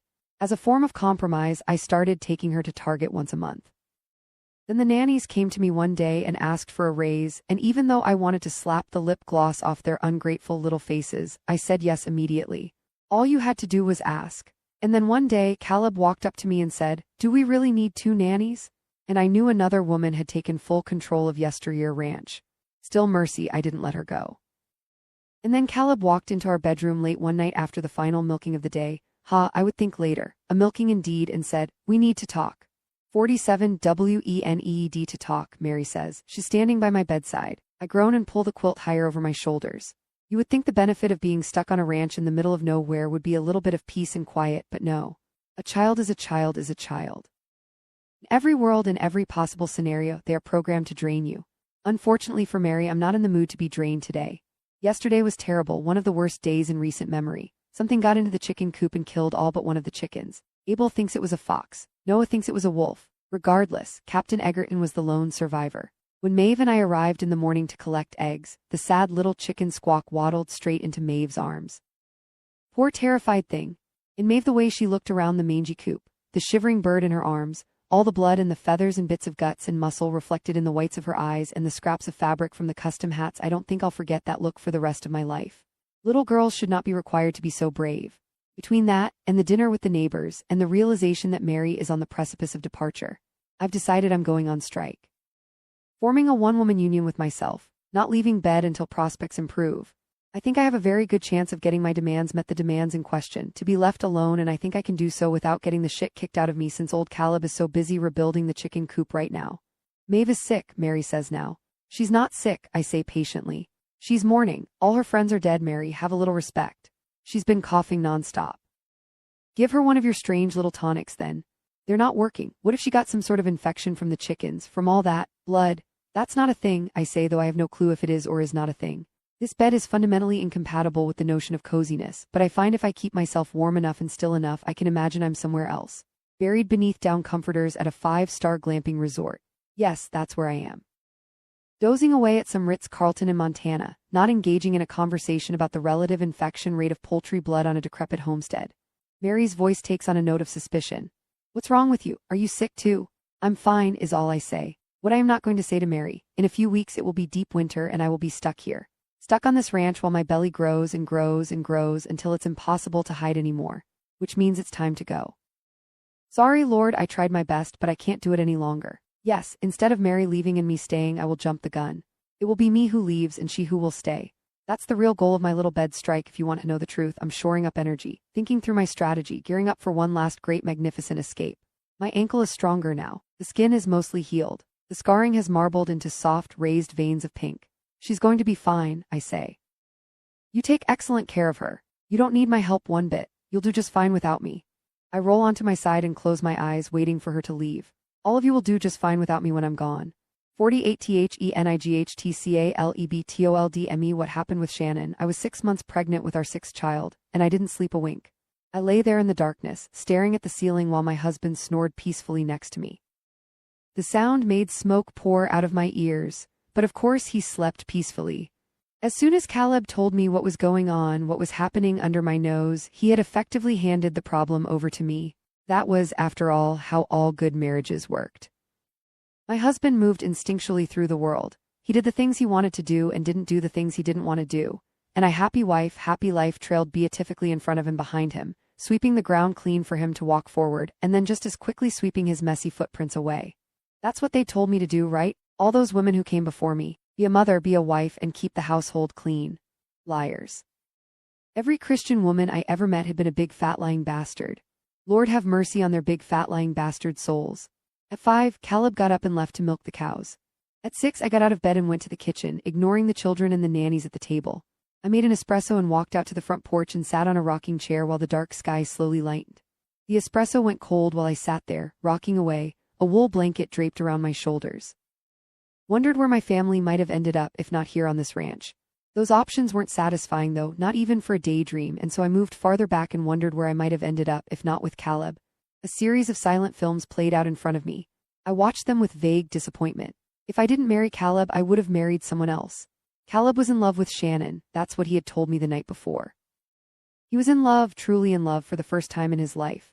At that moment in his little monologue I did flinch, I'll admit that, not like he noticed. He was too busy landing the final blow. I'm moving to New York, he said in the darkness, practically breathless with excitement.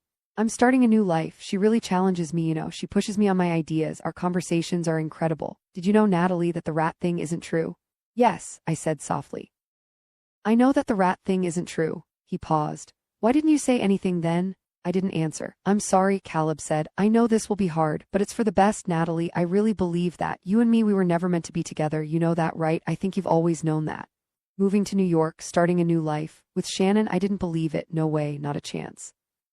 Caleb wouldn't get more than 3 miles away from this ranch before a girl like Shannon got sick of him. My husband was like a farm animal or a very expensive suede couch. Constant work, diminishing returns. It required relentless sacrifice and impeccable discipline to give your life over to the care and management of a man like that. Shannon was not that kind of woman. I said, "Is she pregnant?" Caleb was silent. It was too dark to see his expression, but I could imagine it perfectly, his brow furrowed in contemplation. I don't know, he said finally, but if she is, I'd like to keep it. My husband, everyone, what a prince. At 7 on the dot, I knocked on Shannon's bedroom door and heard a muffled come in. I opened the door to find Shannon standing by her closet in a t-shirt and underwear, hanging a dress in the shared closet. Oh, she said. Sorry, I thought you were one of the nannies. I waited, my eyes averted, while she rooted around the clothes in her hamper, found a pair of jeans and quickly put them on. What's up? Is everything okay? I stepped inside and shut the door behind me. I smiled softly. I'm sure you can imagine why I came up here.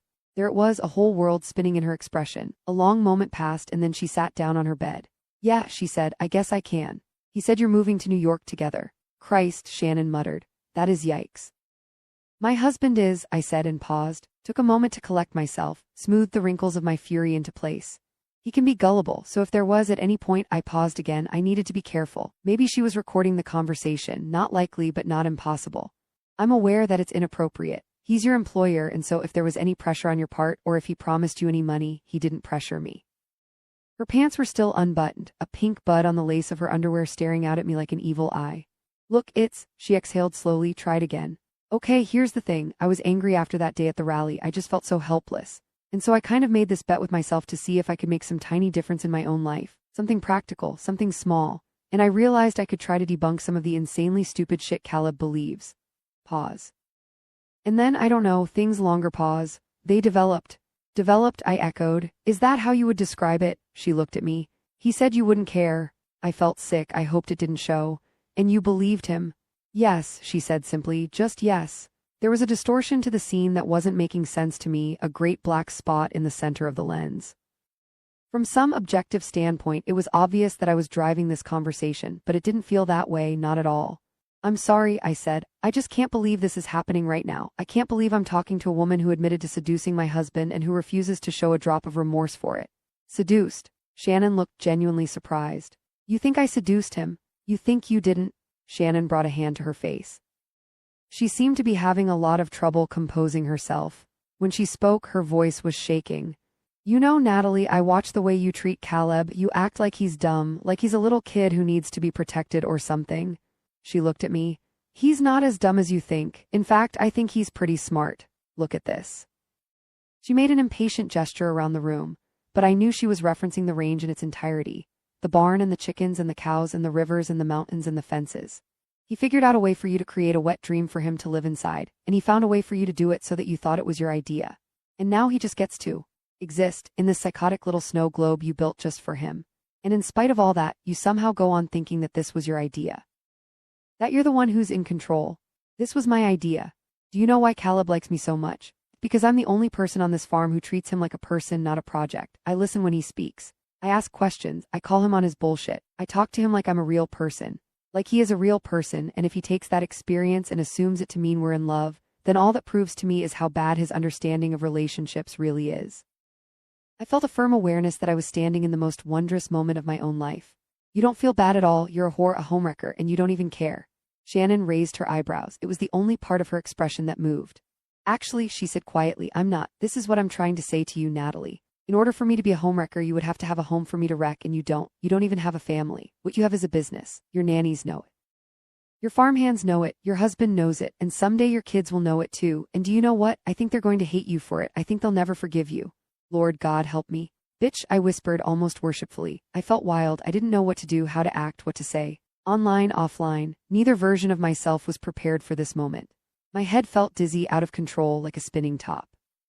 I heard myself say, like some terrible impersonation of a woman I didn't know, was it fun, Shannon? Was it fun getting fucked by a man who can't even maintain an erection?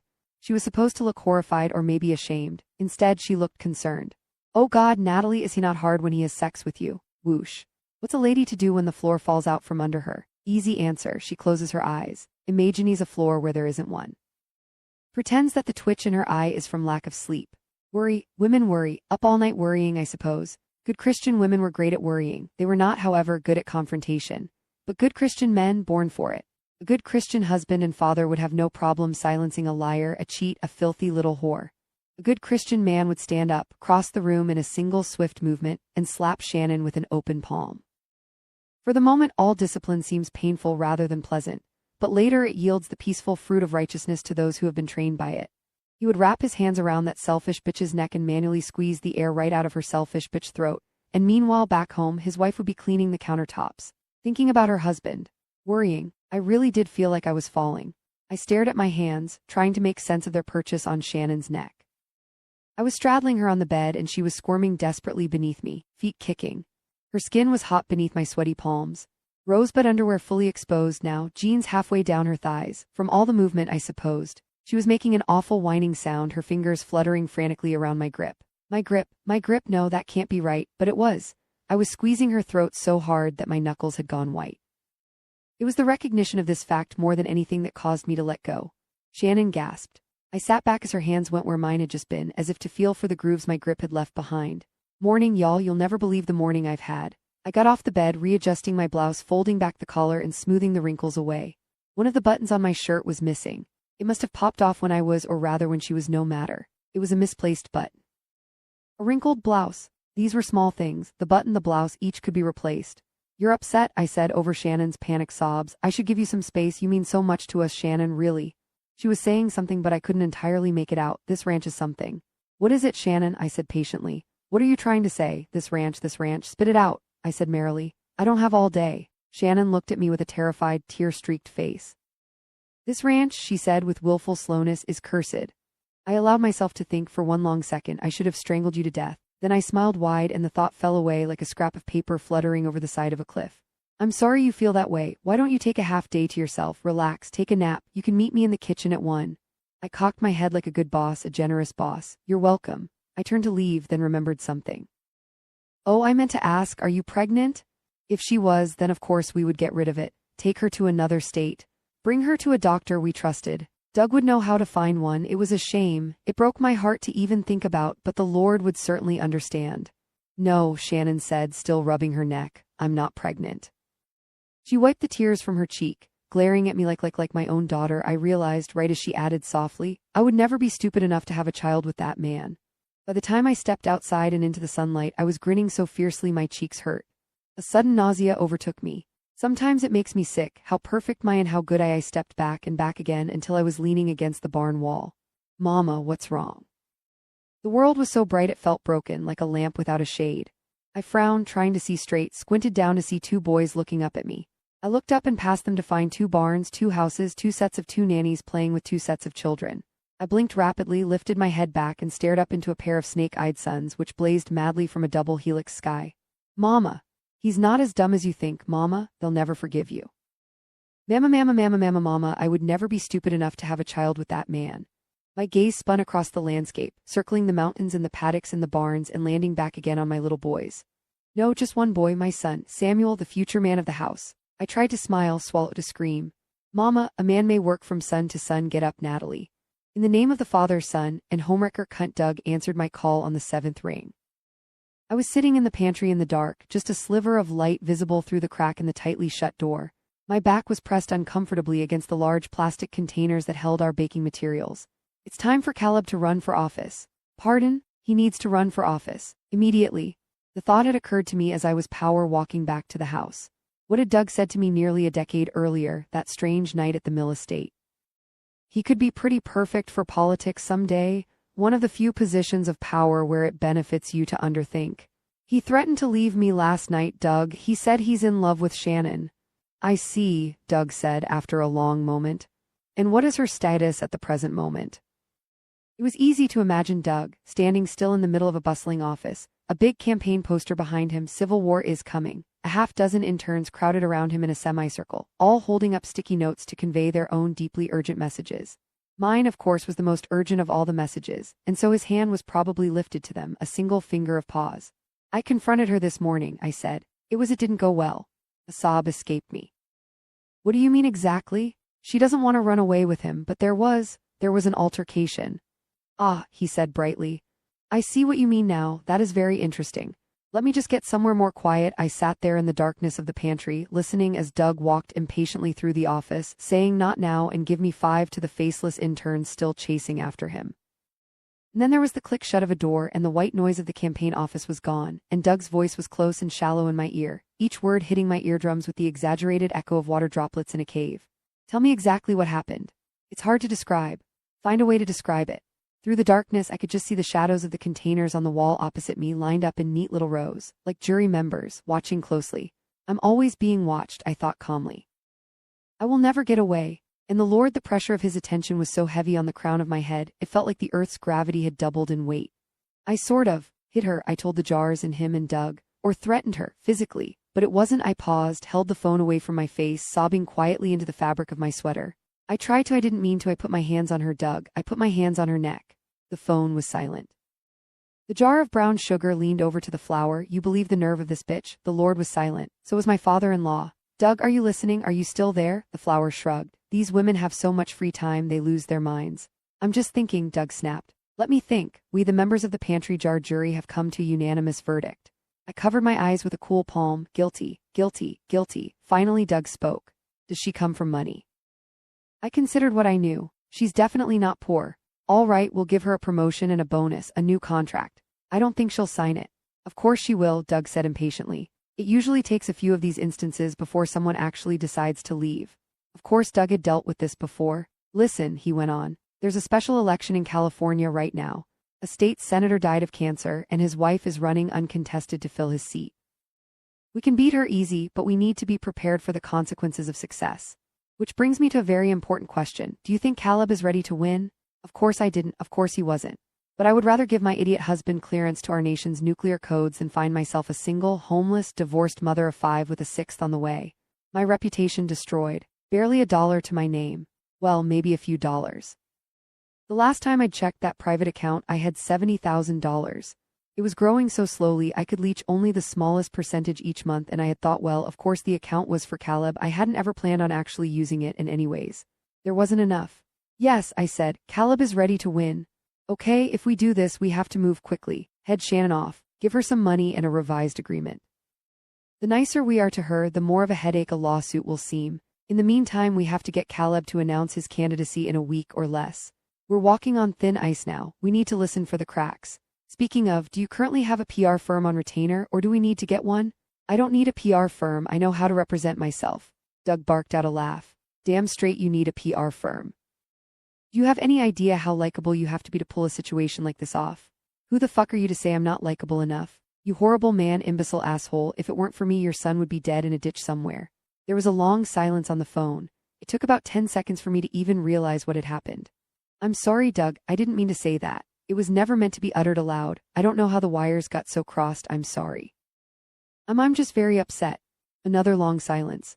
Well, he said, like I said, you definitely need some help on the PR side. I was staring terrified into the darkness.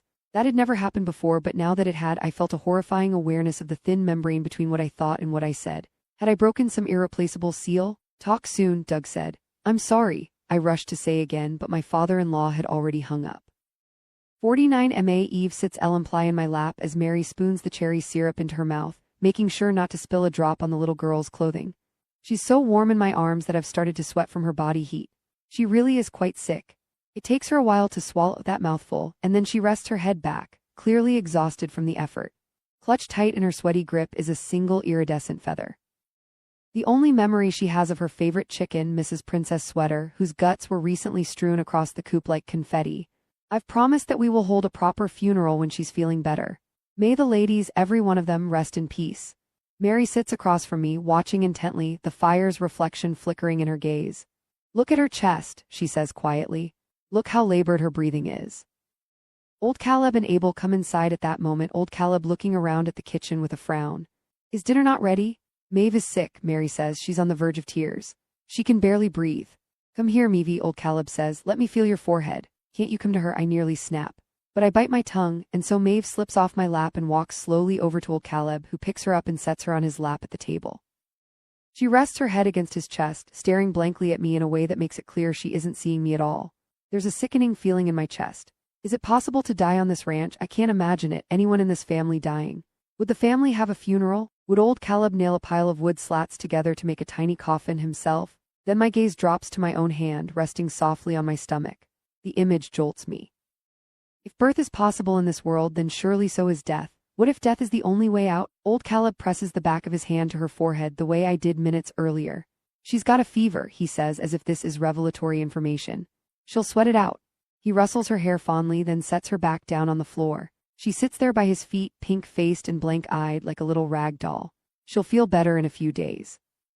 It's already been a few days, Mary and I say simultaneously. She looks at me in surprise. Here's the thing, if anyone in this family should be able to leave this ranch, it should be me. I cannot abide by any other outcome. Mary cannot leave before I do, and neither can Maeve. I need to go, and soon. But I can't stop thinking about Maeve with her labored breathing and Mary with her terrified eyes. I can't leave them alone right now. It's not right. When old Caleb steps outside to get more firewood, I look to Mary. I glance over at the boys who are now sitting at the table trying to comfort Maeve with made-up stories about the monsters they battled today, giants and Indians and evil spirits, pow pow. I lower my voice so they can't hear me. If I were to say I wanted to find a doctor for Maeve, would you know where I could find one? It's a question, but it's also a test. Trust me. She hesitates, glances at the door, whispers, yes. 50 ONTHELST day of the life I imagined for myself. I woke up and begged the Lord not to take away everything he had given. The distant mooing of sassafras. That man was good. Bok bok bok bok, white noise. Thank you for the inheritance. A wave of nausea, a reminder to go over the questions Doug's PR firm had sent over. Why don't you show all the help you have behind the scenes? Homemade orange juice. A chorus of angels, morning mama. Shannon in the corner, dark-eyed and twitchy.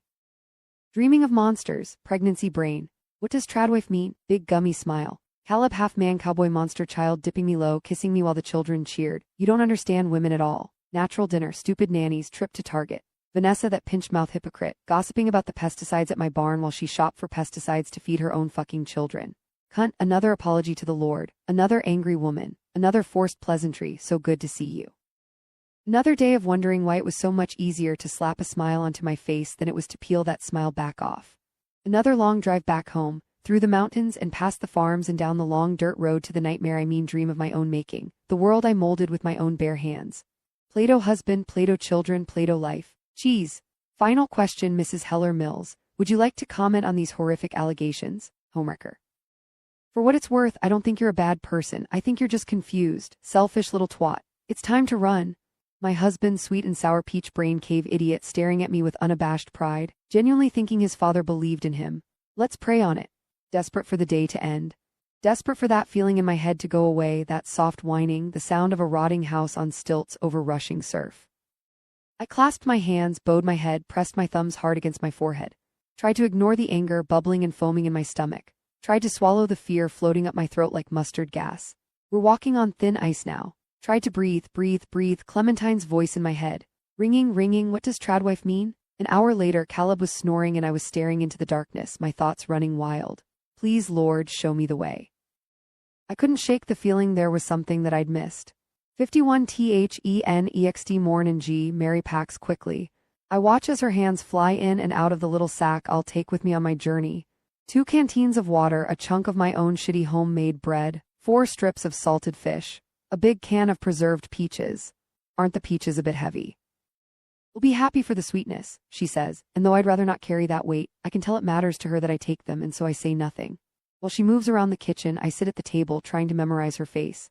Something I've realized in the moment since I began to pack: I will never step foot in this house again. I'll do my best to help Maeve, I'll try to find the doctor, really. But I'll kill myself before I ever return to this place. Which means I'm saying good. Stick to the woods, Mary says. Do you hear me? Stay out of sight. But what about the traps? She doesn't look at me when she says quietly, there's only just that one.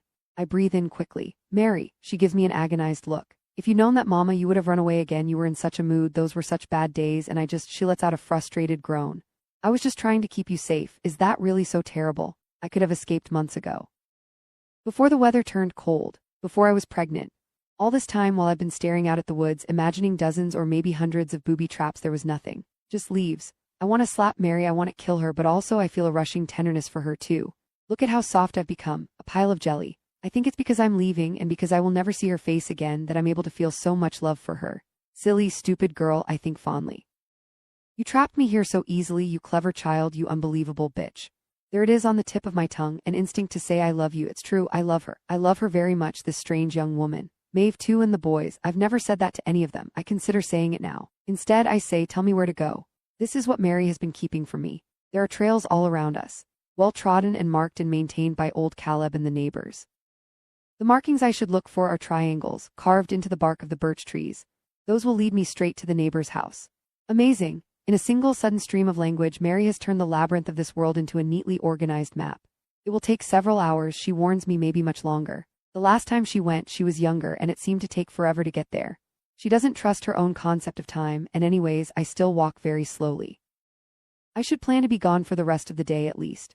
I'll shut the bedroom door and tell Pa you have a fever too. He won't want to catch it, he's terrified of illness. That'll give you at least a day, maybe longer. So you've been there before, the neighbor's house? Once, she says, or I think I have. She pauses, frowning. I remember a house like this one, only different. It was nicer, it must have been theirs.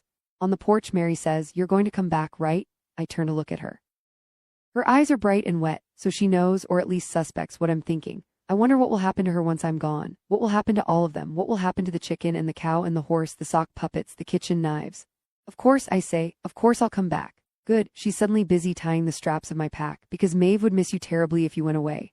I close my eyes. A tear falls down my cheek. I hope these girls are not hallucinations. And also, just as fiercely, I hope they are. A finger brushes the tear from my cheek. Go, Mary says. I open my eyes. I do as she says. I go. Down the steps, past the chicken coop, then the barn, and suddenly the entire ranch is behind me. I'm past the patch of dirt where old Caleb slapped me, and then I'm past the base of the hill where Noah ran screaming for me, and then I'm farther than I've ever been. I don't turn around, but I feel Mary watching me, willing me forward with her gaze. 52 THENEXT Morn G. I opened my eyes and said, it was Shannon. Next to me, Caleb made a piggish snuffle, rolled over onto his side, dead asleep. It was well before dawn, the room was pitch black. It was Shannon who told Clementine what a tradwife is because she needed Clementine's help. Snore. She's been gathering evidence, Caleb, all this time. That's what she's been doing, that's why she stayed. 3 more minutes, Caleb mumbled. She gave our daughter a fucking phone. Nothing, always nothing. I lay in the darkness and fumed. Overnight, the final puzzle piece clicked together. I was staring wildly into the black, my brain ticking away when I remembered it. Shannon asking for a new phone, saying hers broke. Liar, the phone didn't fall into a puddle. Weren't the latest phones water resistant anyways? No, Shannon got a new one so she could give her old one to Clementine. Want to know about oceans, Clemmy? Want to know why Mama spends so much time on her phone? Want to know what other kids call their mothers? It's Mom. Want to call her Mom? I thought back on every moment I had stood there like an idiot smiling while Shannon filmed the horrors unfolding around me. The workers in the fields, claw-chink. The pesticide barrels hidden beneath a wool blanket behind the barn, claw-chink. The children screaming and crying, claw-chink. The made in China stickers, claw-chink. I've been watching Shannon closely for months now. But my daughter, I hadn't so much as glanced at her, and she had access to every room. She had been watching me closely, logging my every move for 12 years.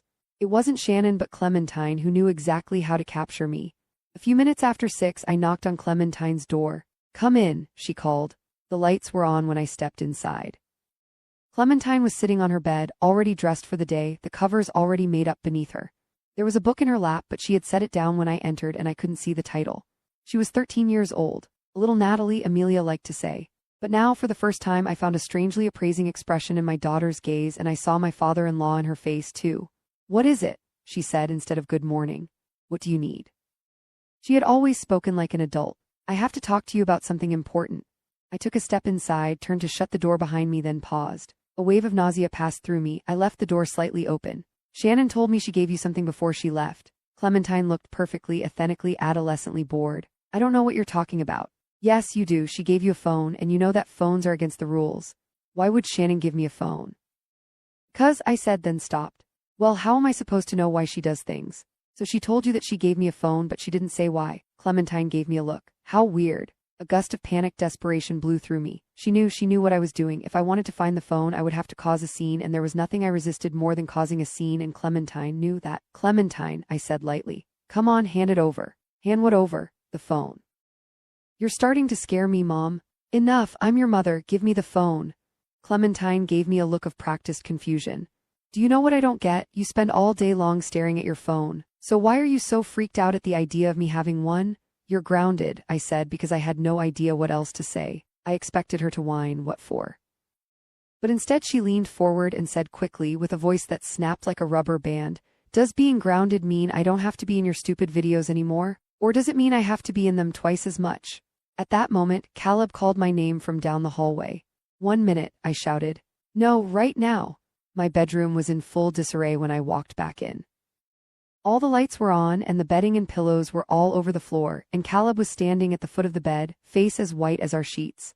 As if he had woken to a tarantula in bed with him. No spider, though, just his phone, which he shoved quickly into my hands and stepped back. The tarantula was now shivering in my grip. I barely had time to read the preview for the first email. I hope this email.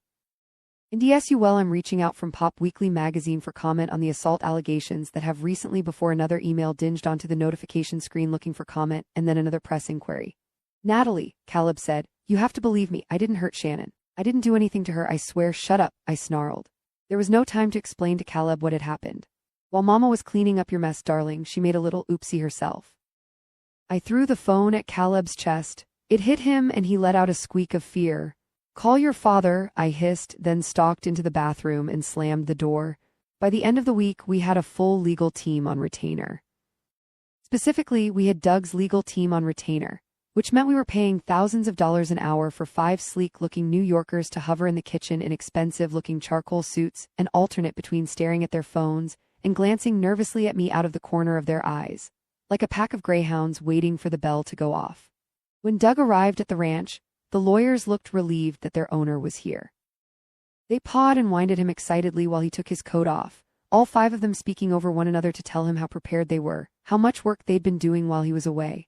I resisted the urge to chuck a handful of kibble at their faces. That night we sat around the dinner table, the lawyers and Doug and Caleb and me, and devised a plan of attack. "She's going to come out swinging," the lead lawyer said. A bald man named Paul who tended to talk with his hands. "Sources are telling us it's more likely to be televised than a magazine feature."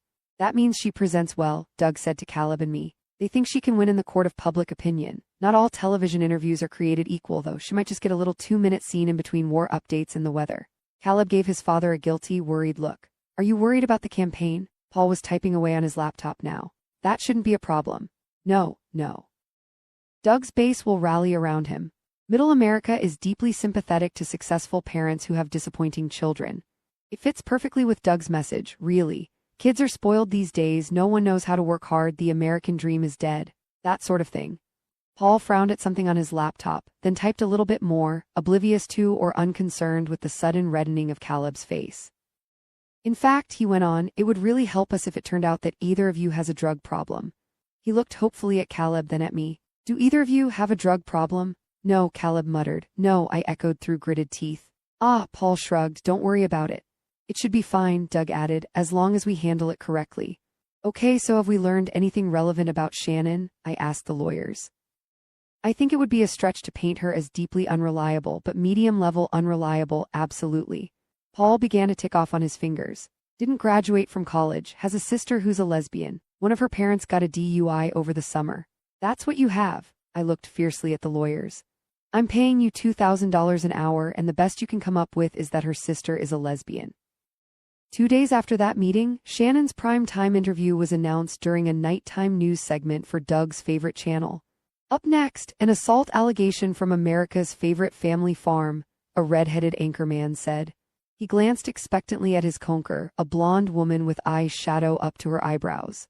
That's right, Sean. If you're one of the millions of people who follow Yesteryear Ranch online, then you've probably come to know and love Natalie Heller Mills and her ever-growing family for the beautiful life they live out in the mountains of Idaho. If you don't follow Yesteryear Ranch, you might know the last name anyways. Yes, that's right. This is the same Mills family as presidential candidate and current frontrunner Doug Mills. Natalie Heller Mills is married to Caleb Mills, the youngest son of the Mills family dynasty, which between the Big Red Barn and the family farm operation, makes their Instagram account about as American as it could possibly get. I sat on the couch frozen while a series of video montages grabbed from my account played. Me milking sassafras. Me standing in the chicken coop with Jessa and Junebug grinning by my feet.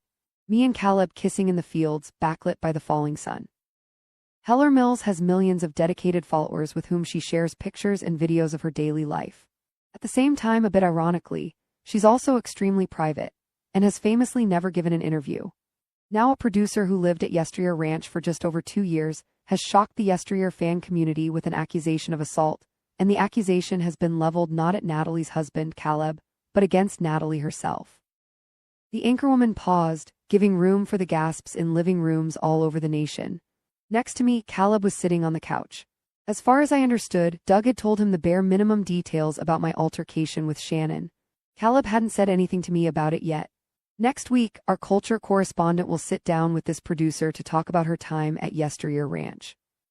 The conversation will revolve around her story of assault, but I hear it's also going to feature some incredible behind-the-scenes footage on how Yesteryear Ranch is actually run, and from what I hear, things are not entirely as they seem. That's an interview you won't want to miss. The male anchor organized his papers and said in the chummy, about to transition to a lighter topic voice, "I didn't know they had people working for them on that farm, did you, Sarah?" "Sure didn't," she said cheerily back, and then the television screen went black. Doug set down the clicker. "They gave her the full prime time slot," he said, a look of grudging admiration on his face. "That's hard to get." "What does it mean?" "It means that she's going to be good." "Natalie, we totally believe you." "Holy shit lol, you are totally fucked, tradmommy and tradity behaving poorly." Color me shocked, THIWSISA obvious money grab that producer SHUD be ashamed. The days leading up to Shannon's interview were a blur of preparation. Doug and the lawyers were staying at a hotel in town. Each morning at 9 on the dot, I watched their large black Escalade roll slowly up the hill, and I steeled myself for another day of tense planning. It felt like we were fortifying ourselves for a physical disaster. Each time I walked into the kitchen, another 12-pack of Gatorade had been stacked into the pantry, and the curtains in all the downstairs rooms were drawn shut, giving the house a boarded-up effect. I don't know why Doug insisted we keep the curtains that way. Maybe he was afraid of photographers with the kind of zoom lenses that allowed them to see stars in outer space. Maybe he, too, was acting on some animal instinct to disappear. I understood the sentiment. Whenever I had a free moment in the day, I walked into my bedroom and crawled under the covers until someone called my name. "Mama." During those days, I found myself constantly stumbling upon new and unusual pairings of people congregating in new and unusual settings with each other. This, too, felt storm-like, the way a zoo flamingo might be found floating in a swimming pool after a hurricane. For example, Amelia sitting on Clementine's bed with her, whispering quietly. Grandma never spends time in the children's bedrooms with them. Or 2 of the younger lawyers playing patty cake on the floor with Jessa and Junebug.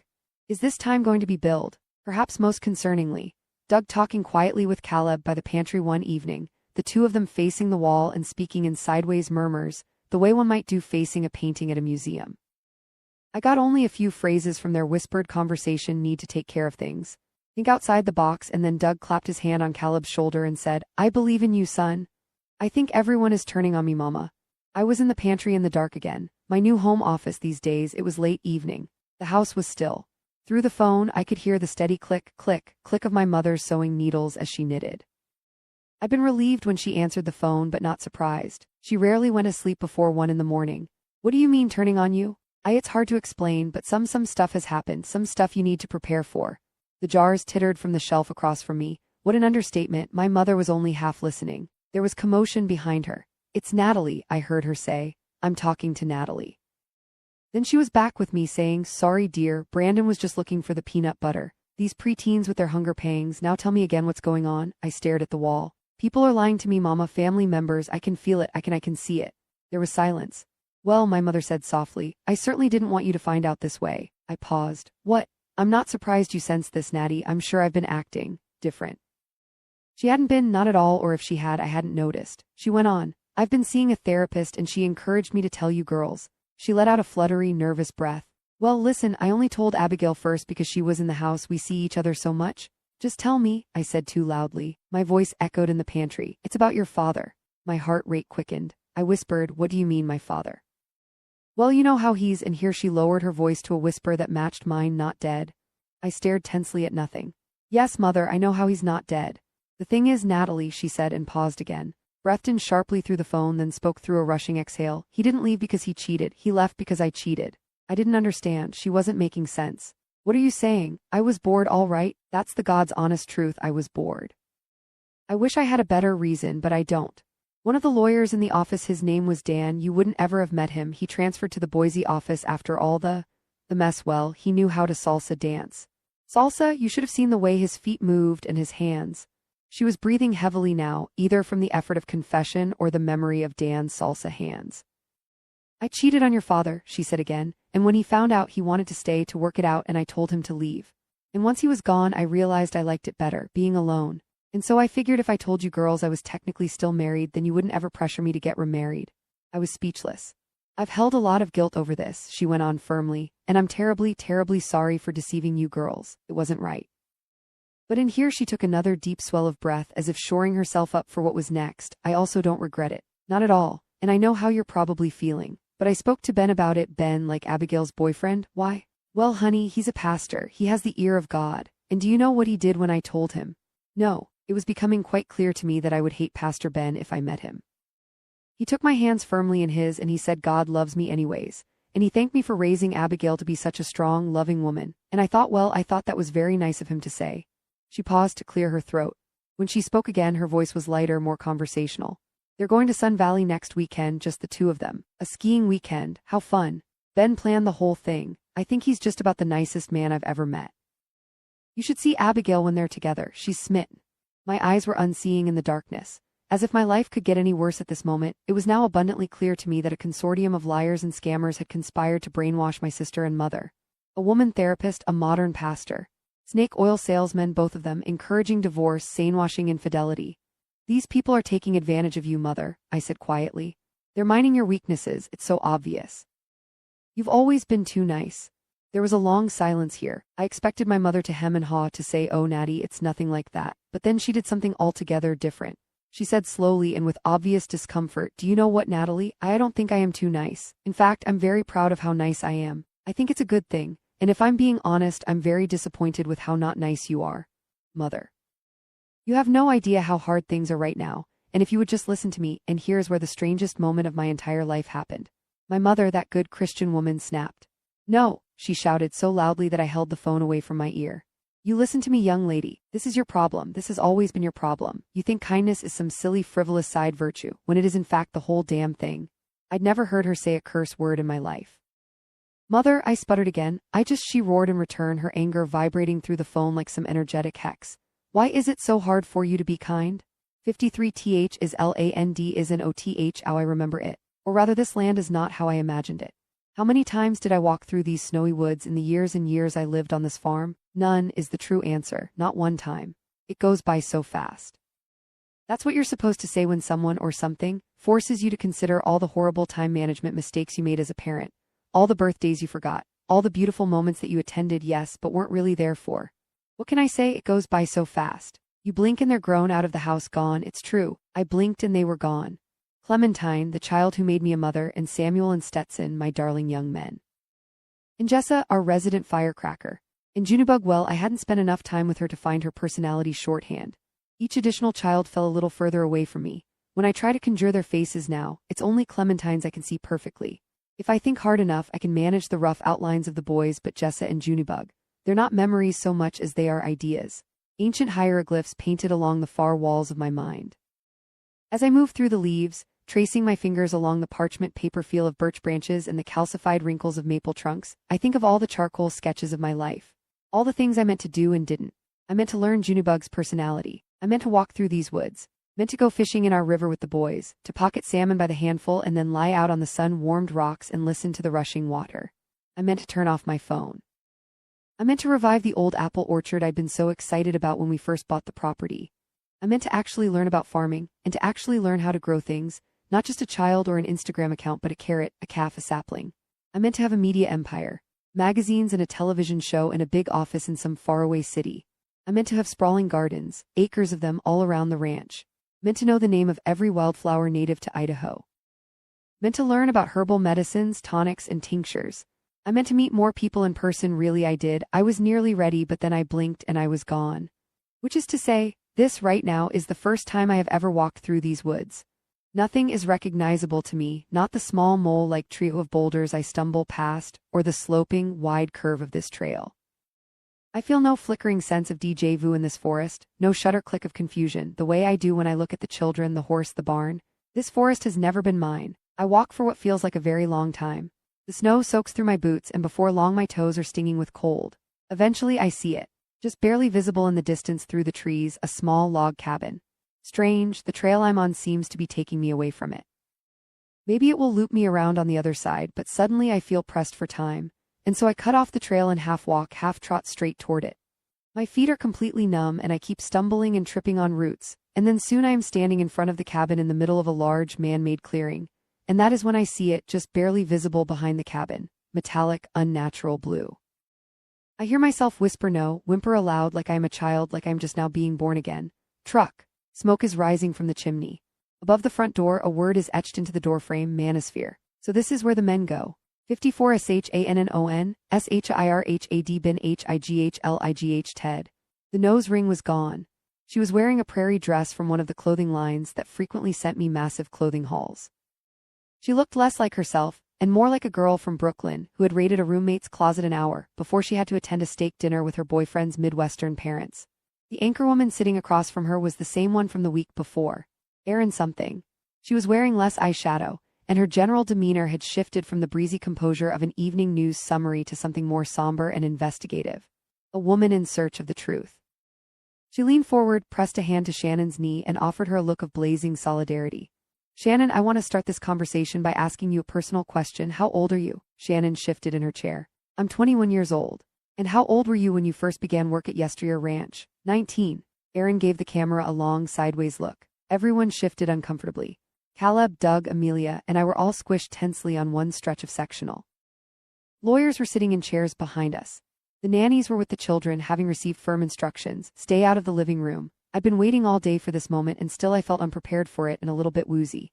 My phone hadn't stopped buzzing in days. My mother was a liar. My sister was a useless bitch. And the angry women, oh, that's pretty young, Erin said. Yeah, it feels like a really long time ago. Shannon pushed her bottom lip out into a delicate pout.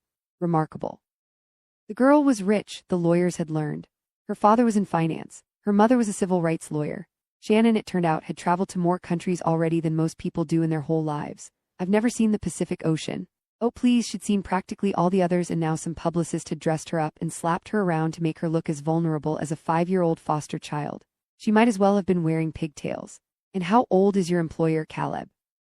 I'm her employer, I said, right as Shannon said regretfully. He's 35. The shot cut away to parole footage of Shannon walking mournfully through a city college campus. Erin's voiceover drifted somberly in. Shannon was a bright young student with the whole world ahead of her when she saw a call-out for a producer on the Yesteryear Ranch account. Professors in the film program described her as sharp-witted with a critical eye, so when Shannon told them she was dropping out for what she described was a huge opportunity, they assumed she was moving to Hollywood. They couldn't have been more wrong. What? She'd already dropped out before she got the job with me. They were getting the timeline all wrong. Would you say, Shannon, that you gave up a lot in order to work for Natalie Heller Mills? I would. Erin gave another sideways look to the camera. My brain felt hot, literally hot. If a drop of water were to land on my forehead, it would have hissed steam. Aaron was asking Shannon about Caleb now, how they met when things shifted from professional to decidedly less so. Caleb is a really great guy, Shannon said. He's smart and kind, a really good dad. Perhaps not as good of a husband, Aaron offered, and Shannon blushed, looking appropriately guilty. Perhaps not, she admitted. She started to cry. Let's change the subject, Aaron said gently. Shannon nodded, accepting a tissue that Aaron had procured from thin air. In your lawsuit, Shannon, you mentioned several other, unsavory, let's say, aspects of life at Yesteryear Ranch. There are some instances of alleged animal abuse. Outrageous, Caleb cried. Related to the number of dairy cows the family has moved through, for example. Is it correct, Shannon, that the family has witnessed the unnatural deaths of at least 4 dairy cows just over the 2 years you worked there? Shannon nodded. I can't say whether that's normal, she said, but I did find it creepy that the cows are always called sassafras. It's a good name, Caleb protested. And it's perfectly normal for animals to die on a farm. In my periphery, Doug placed a hand on Caleb's shoulder and Caleb fell silent. Then Doug noticed I was watching and his hand slipped easily off Caleb's shoulder and onto the spine of the couch. And is it true, Shannon, that the children don't want to be filmed? Shannon nodded. They hate it. Lying bitch. Do you have some footage to show us, Shannon? Shannon nodded.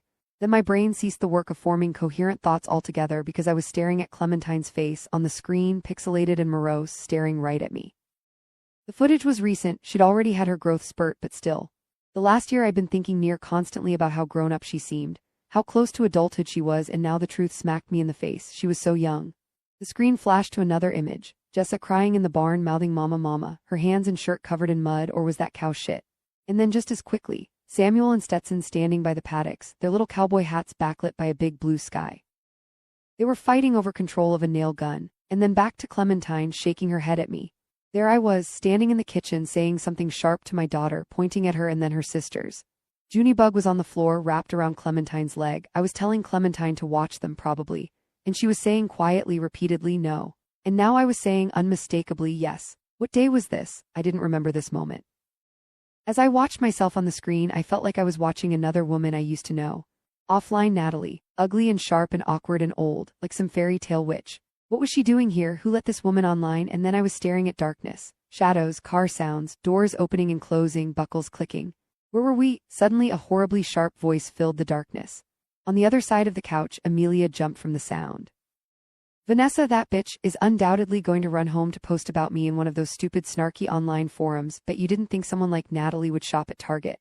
And then I'll have to suffer a whole week of online commentary. And Shannon? The nerve.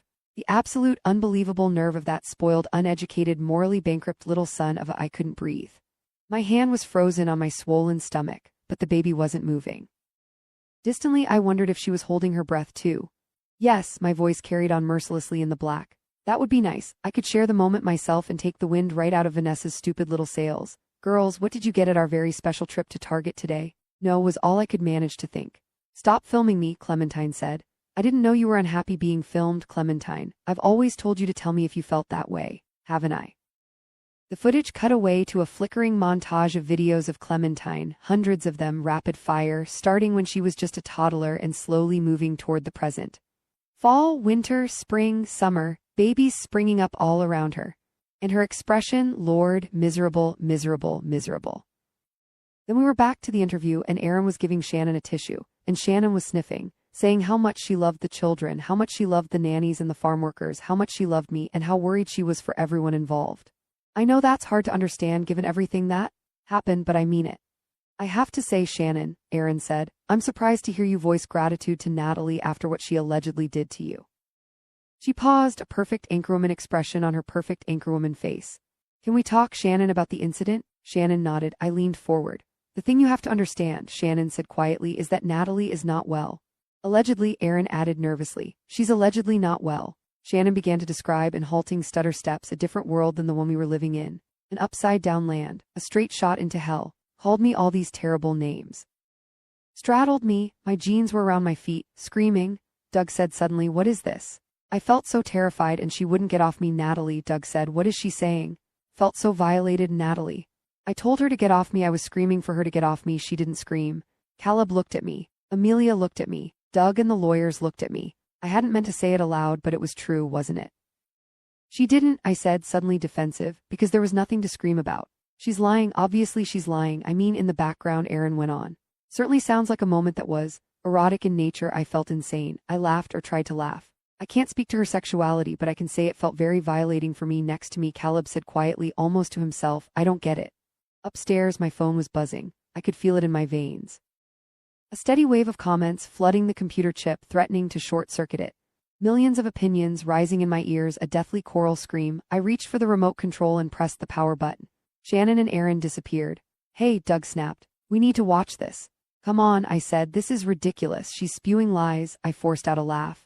Does anyone actually think I'm gay? One of the lawyers cleared her throat uncomfortably. Well, I imagine some people will absolutely think that yes. This is a problem, Doug said. This is a very, very big problem, and I like to be fully aware of problems. He reached across Caleb's lap and snatched the remote from my hands, then turned the television back on right as Aaron was saying, Do you have anything you'd like to say to Natalie if you could? Shannon looked straight at the camera at me and smiled a perfect, and I mean perfect smile. Soft, smart, feminine, the Holy Trinity. I forgive you, Natalie. A swell of fury rose in me, so sudden it knocked my thoughts off kilter, sent them spilling over the levees of my mind. Liar, homewrecking cunt bitch, Natalie, Caleb said. My God, stop. I froze. Well, Aaron said, I think we can leave the conversation there today. Thank you so much, Shannon, for coming tonight and speaking your truth. Doug pressed mute and Aaron fell silent. Then he turned to me and said, You didn't tell me the whole truth. And now, little missy, all of us are fucked. He stood up and stormed into the kitchen, the lawyers trotting nervously after him. Then Caleb stood up. He looked confused. I need to think, he said. I watched him slowly walk to the front door, open it, and step out onto the porch. For a moment he just stood there, staring out at our property. Then he shut the door behind him, and it was just me and my mother-in-law, who was looking at me with an expression like a cocked shotgun. And may God have mercy on your soul, she said softly, almost like she was finishing a prayer on my behalf. Then she leaned in, so close that I could see the flakes of dead skin peeling off her Barbie pink lips, and whispered, Bad girl. If only my husband had raped our producer. That was basically what Doug said that night, what he roared for hours and hours, while a rotating cast of side characters, me, then Amelia, then finally just the lawyers, stared numbly at nothing. If only his stupid little son had raped our stupid little producer. If that had happened, it would have been over with and forgotten in 2 weeks. But a predatory woman, unthinkable. A good Christian mother and wife who allegedly found other women attractive, who took what she wanted without asking, kill the witch, burn her. Upstairs, I sat on my bedroom floor and watched my phone light up on my bedside table again and again in little Morse code bursts. Go to hell, stupid bitch, I hope so, Sile Sir Romans 6 CES takes fucking kids, it wouldn't stop buzzing. Finally, I crawled over to the table, reached for my phone, then hesitated, my hand hovering over the phone as it twitched. It looked like it was in agony. I could turn it off, throw it into a fire, delete my account, but it wouldn't go away. All that furious energy, it had to go somewhere, and I could feel it even now, vibrating up into the air in waves, rising like a mist, absorbing into my skin, filling my bloodstream with toxins. I could feel it, physically feel the hatred multiplying inside me like cancer. Online Natalie was optimized for resentment, adoration, jealousy, obsession, but hatred, pity, disgust, it was unbearable for her, for me, for us. I couldn't take it anymore. I picked up the phone and began reading the notifications. As I scrolled through the waves of fury, I found myself unable to discern between the progressive women who hated me and the good Christian women who hated me. For once, they were aligned in their fury. And then there were the texts. From my mother, Natalie, call me right now please. From my sister, a torrent of misspelled rage. And it really interesting that you were so judgmental of me for getting a divorce and being such a sinner, and meanwhile from an unknown number. I'm going to slit your throat in the middle of the night, you stupid fucking lesbo bitch, and then more unknown numbers, dozens of them, piling up in my phone like envelopes slipping through a mail slot. I will pray to God for your horrible sins, you will burn in hell for this disgusting faggot bitch. I stared wildly around. How had these people got my phone number? What other private information had they uncovered? Were they going to come to the farm? Go Natalie, run, but run where? I had fanatical followers who lived in Brazil, New Zealand, Mongolia. The whole world was a spotlight. Even my sweet little farm was rigged against me, bugged with phones, riddled with ungrateful children and disloyal workers. There was nowhere to run, nowhere safe to hide. A terrible drowning sensation fell over me. All the safety I would ever feel in my life was now firmly rooted in the past. 55 in the olden days, girls, do you know how people got from one place to another? They walked. Yep, that's right. They walked for miles and miles and miles. If they had a little money, they might have a horse, maybe even a covered wagon to pull along with it. And if they were lucky, they might have a truck. Wait, that can't be right. No, that certainly can't be right. I turn the doorknob and the cabin's front door swings silently open. I cross quietly over the threshold and into a small wooden kitchen. Suddenly I am staring at a framed picture of my own family, hanging on the opposite wall. It's from a long time ago, me, Caleb, Clementine, Samuel, and baby Stetson. I don't remember the day it was taken, but I do remember the caption that accompanied it when I shared the picture online. God is pleased when families work together. My heart is a wet dead thing in my chest. My gaze swings slowly across the room. I see a dirt-packed floor and a table. On the table, a hot plate. Next to the hot plate, 3 plastic packs of ramen. Beneath the table, a mini fridge with a cord that is connected to an electrical outlet. Then a radio in the other room flickering on. I feel it, the cold air entering and leaving me, but I can't hear my heart or my pulse or my breath. I can hear only the radio, which is getting louder, because I am somehow crossing the kitchen, passing the vegetables and the ramen and the picture of me, and then I am crossing through another room, this one empty except for a turned-off television and a ratty old couch and a pile of blankets in the corner, 3 sleeping bags, 3 pillows, and then I am through that room and into another where I come to a halt. Through the far window of this room, the front fender of the truck. And right in front of that window, another table which is holding the radio, and in front of the radio, sitting on a plastic folding seat, is a man. By his feet is a pile of vegetables overflowing out of an old plastic milk crate. Potatoes, carrots, celery, beets. The kind Mary chops and dices and then drops into soup. There are grocery store stickers all over them. Doctor, I think distantly. You came here for a doctor, it's the neighbor, the shorter one. It's facing away from me, whistling softly. A tune I recognize. Lamb of God, you take away the sins of the world. It takes me a moment to process what he's doing, pulling vegetables from one crate, pulling the grocery store stickers off, then dropping them into another crate. Speak, an impossible feat like trying to whistle while skydiving. Help is what I finally manage. The neighbor freezes. In the name of the Father, the Son, and the Holy Ghost, the neighbor looks over his shoulder. His eyes are wide. Mama, he blurts. I take one step back, then another. Doctor, I whisper. Mama, he says again. His face is contorted into ecstasy or perhaps torture. He stands up, the chair tipping back behind him, and I scream. Instinct takes over. As he lumbers toward me, I turn and run. Through the room with the television and then the kitchen and out the door, across the clearing and into the woods. This time I don't fall. 56 MOTHER, SLITTLEHELPE, our mother's little helper. Help, mother, please help her. Well, heaven knows I tried long enough to be my mother's type of Christian woman. I worked myself to the bone, and where did that get me? Fucked. Alone in my bedroom, practically punch-drunk from reading so many slurs and curse words and death threats in such rapid succession. Maybe it was time, finally, to try the other route. The bottle of pills was 8 years old. I'd found it on my bureau at the Mills estate the day after Amelia caught me in the hallway that day. That's what family is for. There was no label on the bottle, no name, just a scribbled black Sharpie message on the plastic. Take one every 12 hours. But surely the medication had expired.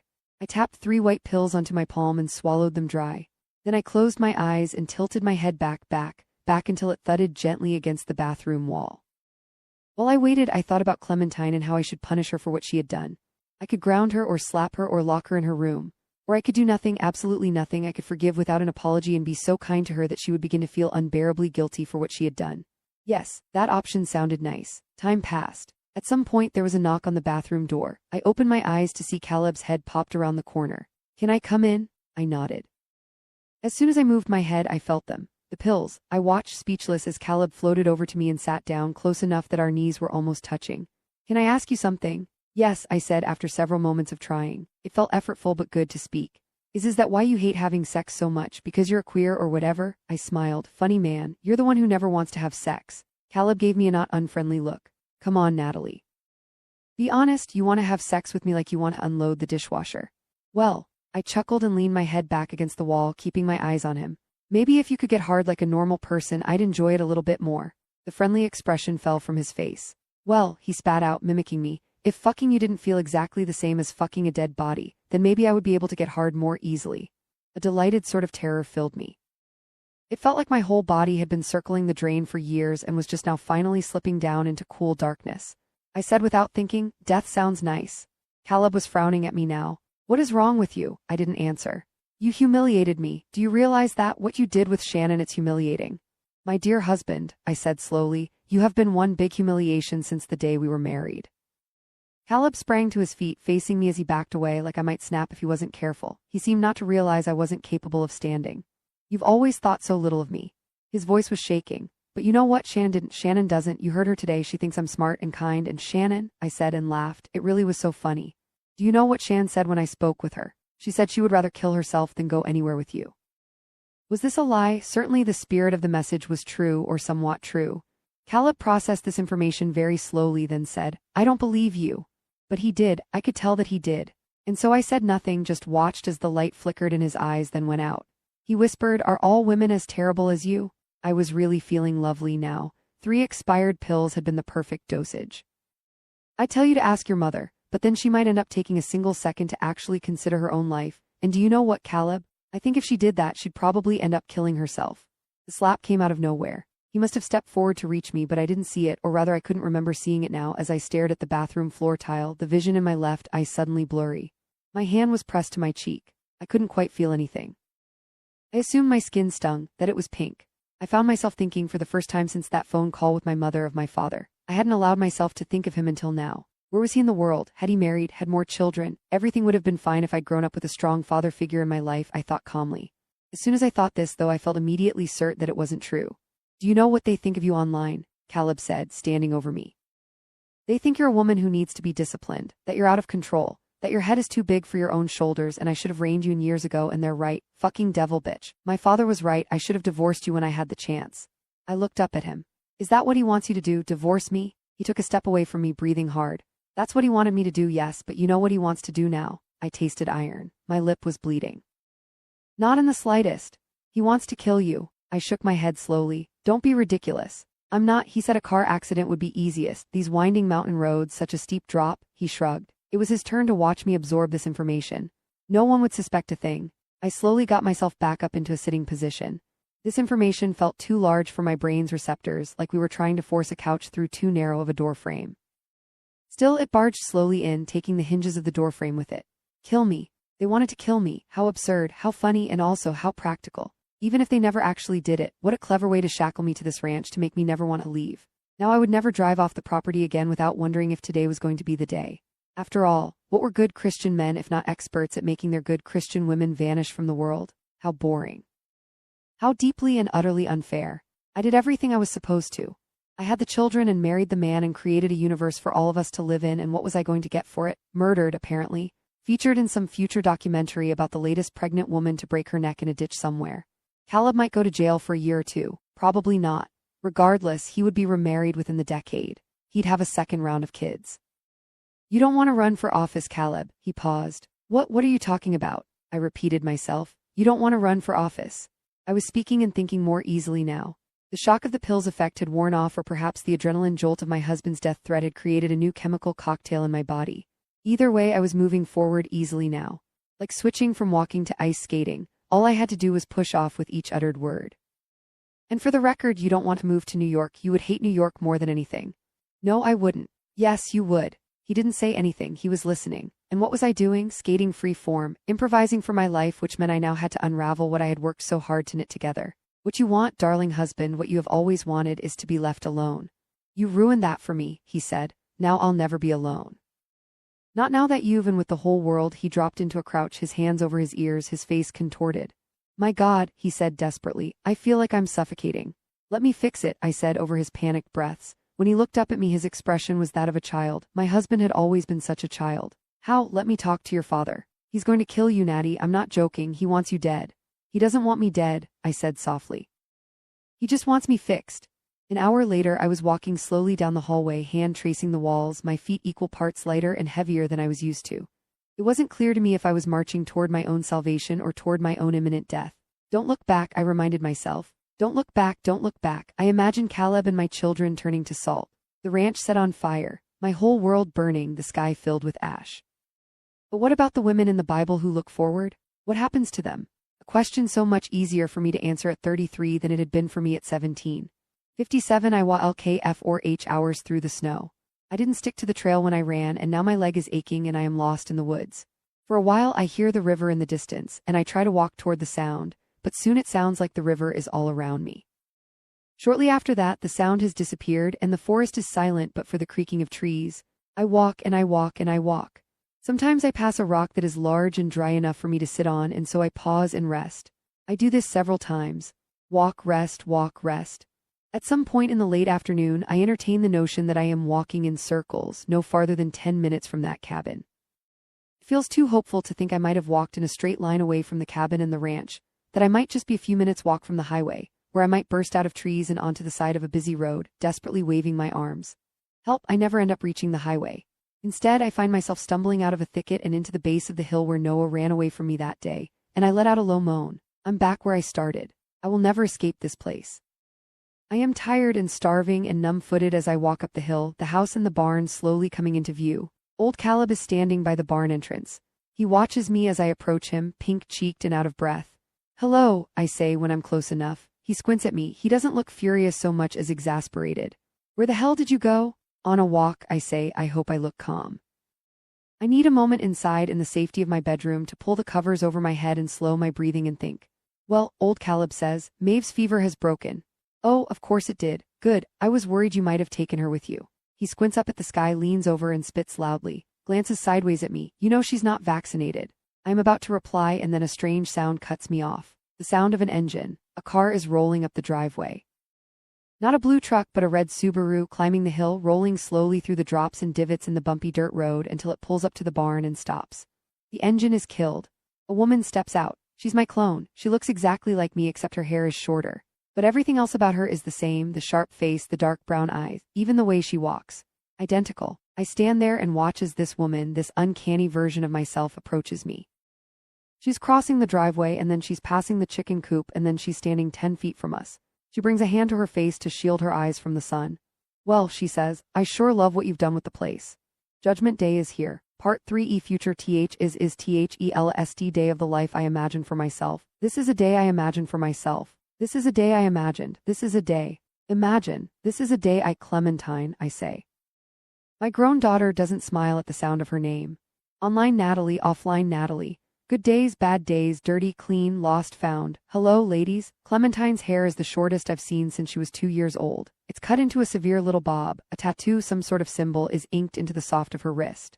She's my height, my weight.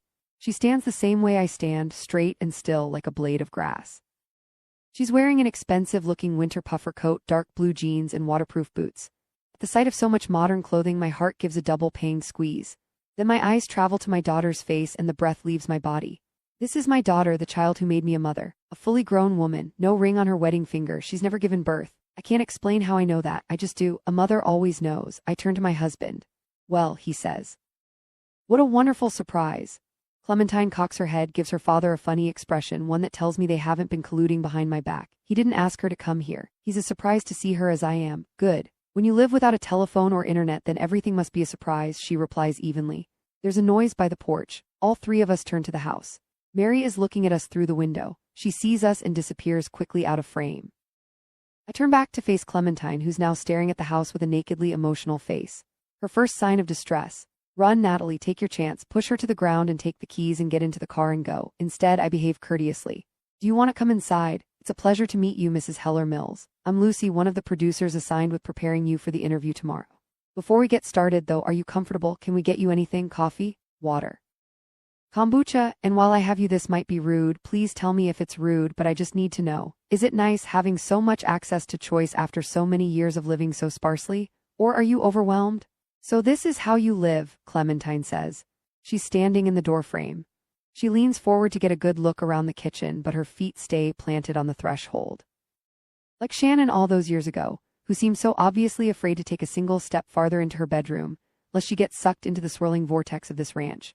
Good instincts, these women. I stand by the kitchen counter, seeing the world through my daughter's eyes. This shabby little shithole. The fire in the corner, Maeve's sock puppets on the kitchen table. The cracks in the ceiling, little slivers of bright blue sky. I note in relief that it's not so cold today. The house feels warmer than usual. I hope she doesn't have to pee. I'd hate to have to show her the outhouse. Clementine shivers. She pulls her zipper up to her chin. She shakes her head in sadness or maybe disbelief. Then she looks at me and her expression twists with anger. My godmother, do you seriously still smile all the time? For what? For whom? All I can do is, well, you know, producer Shannon, Nanny Louise. A good wife doesn't speak to her husband that way. Weekly Sunday school, warm pool water. Young Caleb, old Caleb, smart Caleb, stupid Caleb, one fish, two fish, red fish, blue. A pantsuit ordered online for a court hearing I would never attend. You swear to tell the whole truth and nothing but the truth, so help you God. Baby blue sneakers, a senatorial grin. What's an ocean? American flag lipstick. Holy rodeo lights. Shannon sued us. Shannon is suing us. Shannon will sue us. A million voices in collective reply, apologize. I believe you've already been prepped on the talking points of this interview. so I'll just run through a quick overview of what we plan to cover tomorrow. What we're really curious about is what happened after your former producer accused you of assault. Your social presence really changed after that. It became increasingly intense, I guess you could say, in terms of your homesteading lifestyle. And then when you chose to delete your account so abruptly, well, let's just say your followers have a lot of questions. We'll spend some time today unpacking that time period, and then after that we can talk about your father-in-law's failed presidential campaign, and then, well, you can drive that part of the conversation. How does that sound? Clementine, Caleb says, why are you here? I think distantly. Yes, good question, idiot. Why are you here, Dad? Clementine says. Have you ever even asked yourself that, why you're still here after all this time? We were trying to be good Christians. We really were, trying. Good Christians? It's only here when I realize I'm speaking, and so I forge onward, stumbling and stuttering like a radio channel moving in and out of frequency. Something about being a good wife, a good mother. Something about God, something about love. Clementine watches me with an expression like flat soda as I trail off into silence, and then she turns to her father. Is she always like this now? He pauses, then says, in the kind of diplomatic tone that would really make his father proud, there are good days and bad days. Good days, bad days, dirty, clean, welcome, y'all. On good days I am calm. I believe that if I do a good enough job, if I prove to the world that I really am living out here on the land as an honest woman, a good Christian, a traditional wife, then the angry women will eventually forgive me, and the momentum will swing back in my favor, and the state of Idaho will drop all its pending charges against me, the ones the lawyers warned would come before Doug paid them all off. Sexual assault, aggravated assault, improper working conditions, wire fraud, animal abuse, child abuse. Do you see?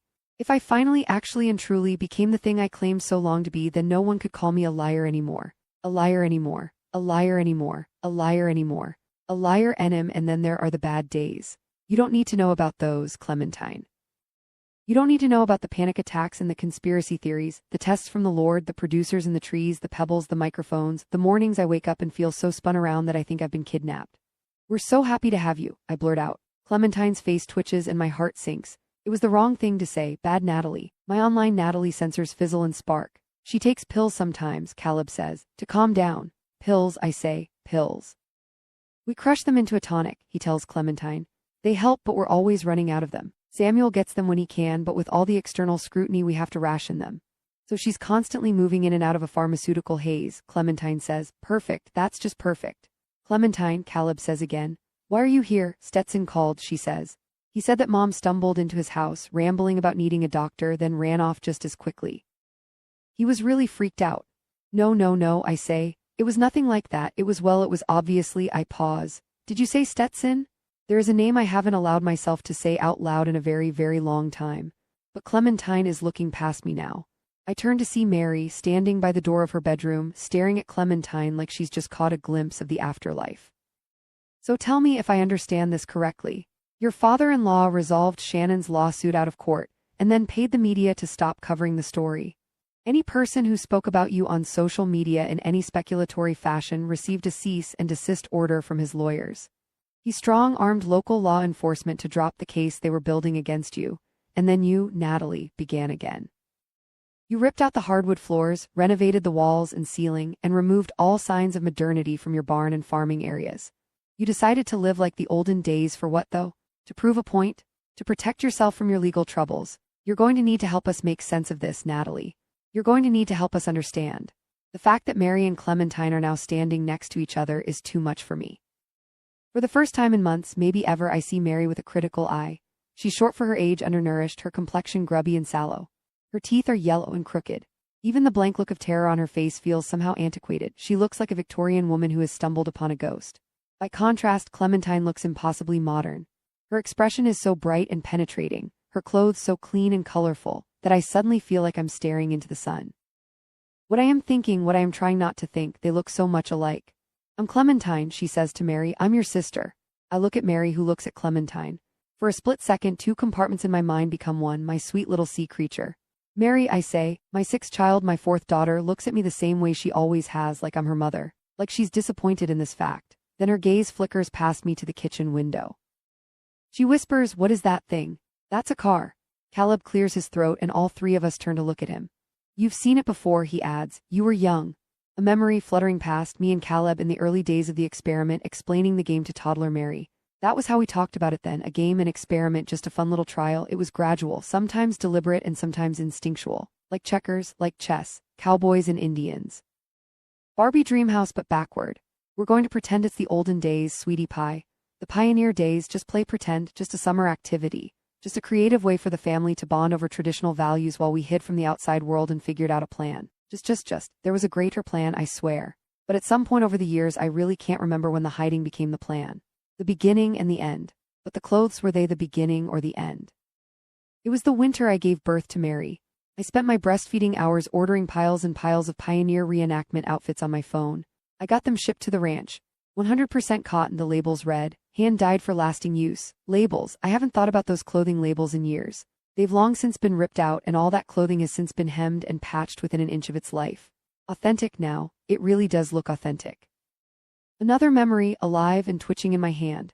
It's fun, I would say angrily at night, scrubbing furiously at some stupid iron pan while my children whined for a trip to Target, a weekend ride to a rodeo, anything to get out of the house, and Caleb stared wildly into the fire, his eyes alive and dead at the same time.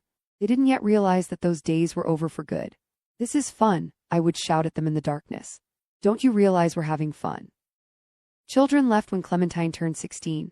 A month earlier we had finally sold our car, the last piece of modernity we'd been holding on to. Time to live off the land, kiddos. Clementine must have known what was coming. She took the kids one morning for a walk and they never came back. She knew those woods so well, better than anyone. It would have been easy for her to find her way out.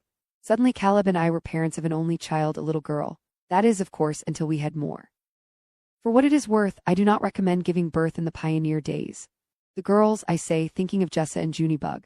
Are the girls okay? In some way or another, Clementine says evenly. The girls aren't doing well, but they're alive, and the boys, well, the boys are here. I don't know what to say to that. There are whole universes inside that response, but every firing neuron in my brain is hissing and sparking against the idea of inquiring further. So I say nothing, and Clementine, who is watching me carefully now, lets out a huff of breath and smiles an angry smile. Like she had made a bet with herself seconds earlier and is disappointed to learn she has won. Where do you live? Caleb asks Clementine, and she shrugs and says simply, nearby. All of us live nearby. And now I am thinking of something my mother said in my early parenting days, back when Clementine was just a little thing. They watch every move you make. It's true. For decades now my children have been watching me. They're the only ones who never stopped. Clementine turns to look at me. Her attention is almost unbearable. Tell me, she says. What did you say to Mary? Where did you say we all went?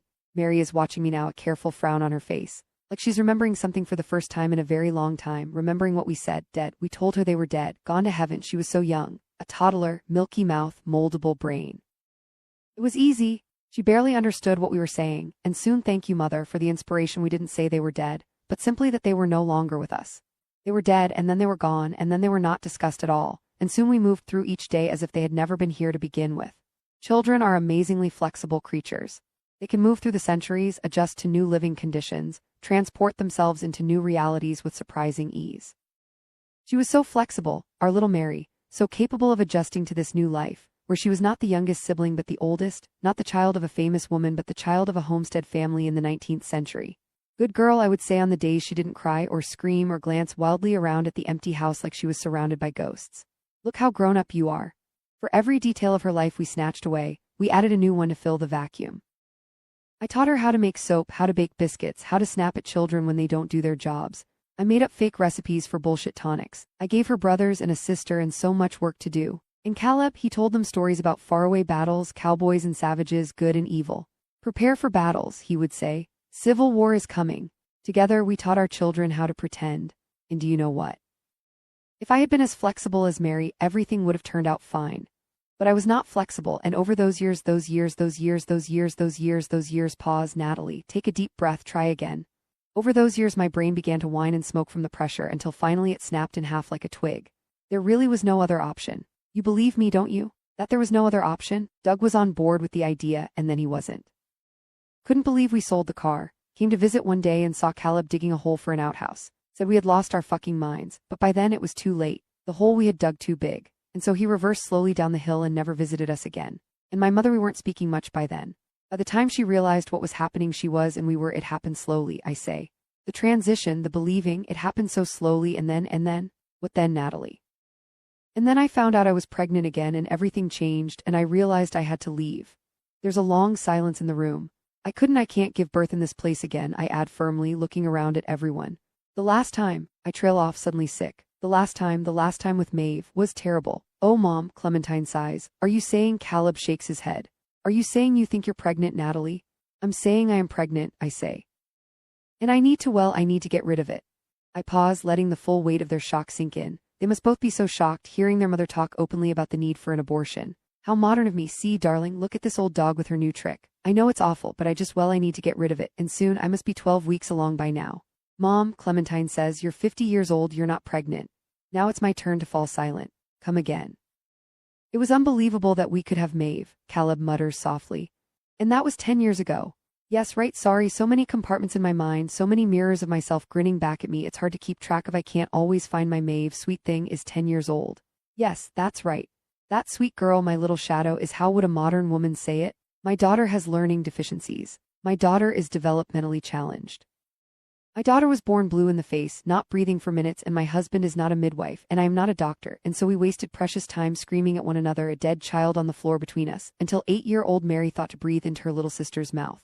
I will not give birth here again, I say a second time. You're not pregnant, Mother, Clementine says. You're going through menopause. There's another long pause. Then Mary says hesitatingly, what's menopause? Someday you won't be able to have children. That was what my mother said of menopause when I asked her about it as a young woman. At the time, the thought panicked me, made me sick with fear, and so she reassured me that this time of decay was a long way away for me, that I had plenty of time to have plenty of babies. A whole life ahead of you.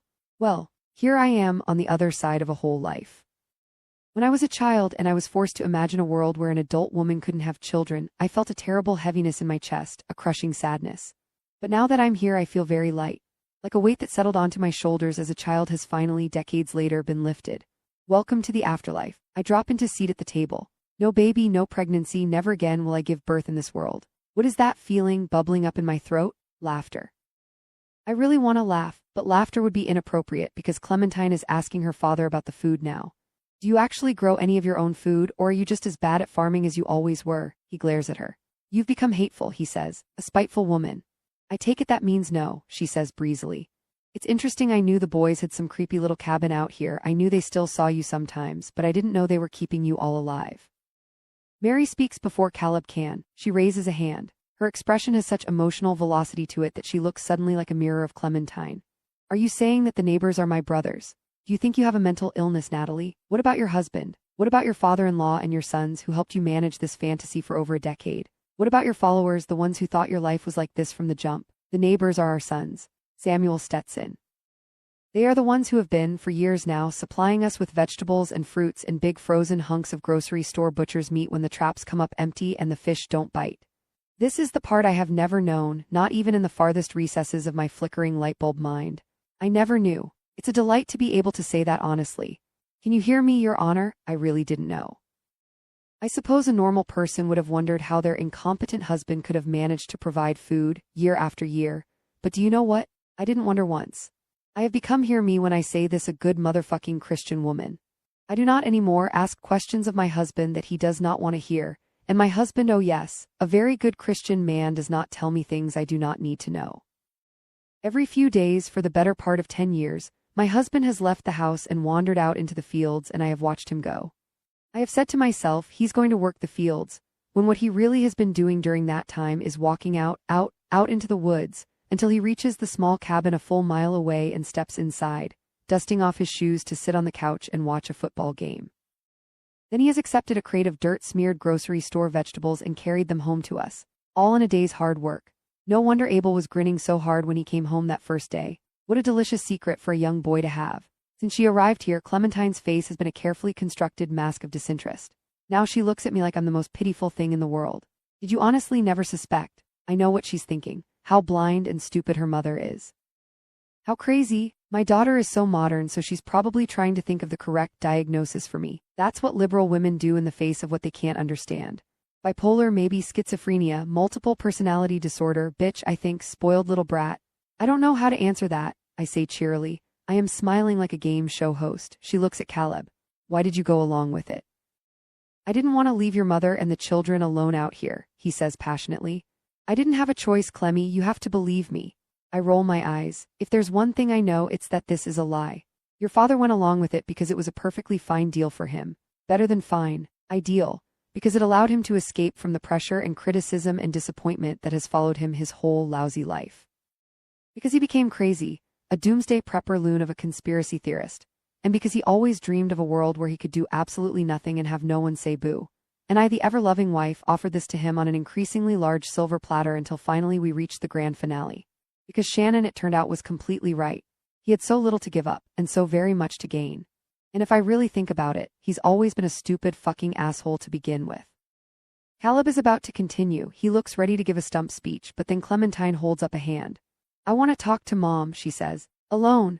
This might be of everything the thing she has said that shocks me the most. Mary locks herself away with Maeve and the boys in the bedroom, and Caleb skulks outside, glancing inside at the windows every few moments while I make lunch. Clementine watches me from the table. She doesn't seem to be in any rush. With trembling hands, I slice the loaf of bread, then spread butter across the sides. I set the plate of bread down on the table. Clementine looks at it. I know what she's thinking. It's a far cry from the elaborate meals I used to make, which always turned out ready just after she'd gone to sleep. She takes a bite of my buttered bread. Chews. Jesus, she says. This is terrible. Some of your children have, as adults, become passionate activists against child exploitation on social media. How does that make you feel? Mother, Clementine says when she's finished eating. Do you remember Shannon? I smile. Of course I do, bitch fucking homewrecker cunt. She and I have kept in touch, let's say, over the years. When I told her I was going to try to see you, do you know what she said? I don't reply. At the mention of Shannon, I am suddenly so furious I'm worried I might pass out. She told me to go easy on you. She said it would be hard for you seeing me. Seeing how I've moved forward. I nod, but I'm not quite listening. I'm stuck on Shannon, who's in her late 30s now. Amazing. For the first time in almost 20 years, I realize something strange. The world didn't stop when we left it. Clementine didn't die, she grew up. And Shannon and the world, I shake my head. Clementine and Shannon and the world, and Clementine and Shannon civil war. Clementine doesn't answer. She just looks at me like she's deciding how to respond. Finally, she leans forward on her elbows and says seriously, in a tone that is not unkind, do you know, Mother, what the hardest part of leaving you was? I say nothing. It wasn't walking through the woods with the kids or waiting for a car to stop. It wasn't moving in with Grandma, all 5 of us in a single bedroom. It was months after I'd got to the other side, when I realized that every single thing you told me about the world was a lie. Her hands are shaking. She's staring at her own fingers as she says, everything was so much better than I thought it would be. The people were nicer. The cities were cleaner. I was right. It was better living with Grandma and Abigail than it was with you. And when they took us to see the ocean, she stops, her breath suddenly shaky. She inhales deeply, then exhales, speaks again. I just didn't get it. I didn't get why my family never wanted to be a part of it. Her eyes meet mine. Why did you never want to be a part of it? Why is it so hard for you to be kind? Forward, I say, forward. And just like that, her fury gives way to sadness. Time only moves in one direction, Mom. Then Caleb throws open the door, startling both of us. That's enough girl time, he announces. He's agitated now. He's probably been fuming outside, working himself into a froth, imagining what we were talking about inside the house without him. Welcome to the Ladysphere, where the women go, he points a finger at Clementine. I think that it's time for you to leave. Clementine looks perfectly peaceful now. I agree, she says. She stands up. Where are the kids? Caleb and I speak at once. The kids? Oh yes, did I forget to mention that? Silly me. I didn't come here for lunch. I came here for the kids. She pulls a folded up paper out of her jacket pocket. I have a warrant if you'd like to see. She hands it to Caleb. He doesn't read it, just shakes it and says, what is this? Something I've been wanting to do for a very long time, but couldn't until Doug ran out of money and Stetson called the officers and agreed with everything I've been saying for years. Clementine looks at me. So thank you, Mother, for reminding my brother how crazy you truly are. I open my mouth, but nothing comes out. Think, Natalie, think. The kids are leaving. The kids leaving, which means no fucking way. I will not stay at this ranch alone with my husband. Well, I say lightly, a warrant is a warrant, no fighting that. I'll just go pack some of my things and then we can— Oh no, Mother, you're not coming with us. My smile falters. Why? She shrugs, her eyes are red but no tears fall. Because I said so. You cannot leave me here, I say quickly. Clementine, Clementine, listen, you cannot leave me here alone, you cannot leave me here with him. She cocks her head, and I see an ounce of sympathy in her gaze. You're the one who built this place, Mom. You don't need anyone's help to leave it. It happens so quickly that it feels like I'm skipping along the surface of my own life. Clementine down the hall, knocking on a bedroom door, telling the children to come out, introducing herself softly to Maeve and Abel and Noah, and then guiding them toward the car. In minutes they're inside, buckling their seatbelts, too stunned and terrified to fight. Caleb and I stand on the sidelines looking equally helpless. It's like the force of Clementine's presence alone has short-circuited the whole family. You should say goodbye to your children now. Clementine says to Caleb and me when they're all in the car. You probably won't see them again for a very long time, maybe not ever. I don't understand, Caleb says, but I do, and so I walk over to the car and open the back door. Little Maeve peers up at me. Mama. On her other side are the boys, limp in their seats, pale with fear. They've spent their whole lives preparing for battle, these boys. They've been waiting and wishing and planning for enemy intruders. And now, in a single instant, the battle has been waged and won. The boys have lost before they had a chance to pick up their imaginary swords. They are prisoners to the victor now, or maybe, I think numbly, they're prisoners who are suddenly set free. I shake my head of those thoughts, turn away from the boys, and look at Maeve. It feels like a cruel trick that the last child I ever had is the first one where the love came easily. I love you, Maeve, I say. My tears fall all over Maeve's face as I kiss her cheeks and forehead and nose. I grab at Noah next to her, but he pulls away. I love you, I love you, I love you, I say to them. It's not my fault, do you hear me? Don't believe what they tell you. Do you hear me, Maeve? Don't listen to them. Maeve doesn't reply. She won't remember this, I know that. There's too much novelty all around her. When I step back, she's looking around the inside of the car with a blank expression, like all the emotion has been stunned out of her. Finally, her gaze reaches me and she seems to realize for the first time that I'm not in the car with her. Mama, come, she says. She starts to cry. I love you, honey. Do you hear me? I love you so much. In the background, I can feel Mary and Clementine watching me, silent. I shut the door, waving brightly at Maeve. Now Clementine is guiding Mary to the passenger seat of her car and helping her in. Mary's eyes are wider than I've ever seen them. Clementine shuts the passenger door. I watch as my daughter leans forward wordlessly and traces her fingers softly along the radio buttons. Soon all the children in the back seat are crying. I can hear them through the paneled glass. The boys are calling for their papa. Maeve is screaming for her mama. Mary is sitting in the passenger seat, her face as white as the winter sky. Suddenly I feel sick. I tell myself Mary's off to something better, that someday not too far from now she will run through an outdoor shopping mall, laughing and shrieking with other girls her age. She'll be a normal girl with normal problems and a normal life. This is a lie, of course. Mary will never be normal. All our children will suffer, but it is Mary, I think, who will suffer the most. And then they are leaving. In one moment, Clementine is telling me that animal control will be here shortly for the animals. And in the next minute the car is backing down the hill. Clementine looking over her shoulder to steer, Mary staring at nothing, all three younger children sobbing in the back seat. Finally, right as the car is about to drop out of sight, I realize what I'm supposed to be doing. I fix my expression into a smile and lift my hand into the air. I wave at my babies. I shout lovingly, goodbye. And then we are alone. Caleb is standing next to me in his stupid pioneer husband outfit. Impossibly, he looks as lost as I feel. The children are gone, he says. I can't believe the children are just gone. I wonder how many disappearing acts can a single family survive? I look at my husband, who looks sorrier than I've ever seen him, and I think chicken, egg. Lord, I'm so tired of thinking about chickens and eggs. Lord, I pause. Where is the Lord? I crane my ear toward the sky and strain to listen. Nothing, I hear nothing. Strange, now that I think about it, I can't even remember what he sounds like. I think you were right, Caleb. He's still staring at the bump of the hill where Clementine's car vanished from sight. The dust is still floating in the air. Right about what? I think, I say slowly, that we should have gotten a divorce a very long time ago. He turns to look at me. I think I hate you, I say. I think, he says slowly in a stunned sort of voice, that I might really hate you too. I turn back to look at the house. It really does look from this angle like a cardboard cutout, like I could step forward and knock it over if I wanted to. I think we should go, I say suddenly. Go where? Away. Yes, that is right, I nod decisively. I need to get away from this ranch before I lose my mind again. I can feel it, the force of Clementine's arrival, how she magnetized all my thoughts into momentary order, and I can feel it just as powerfully, how the momentary order is already shivering and straining from the effort to hold on.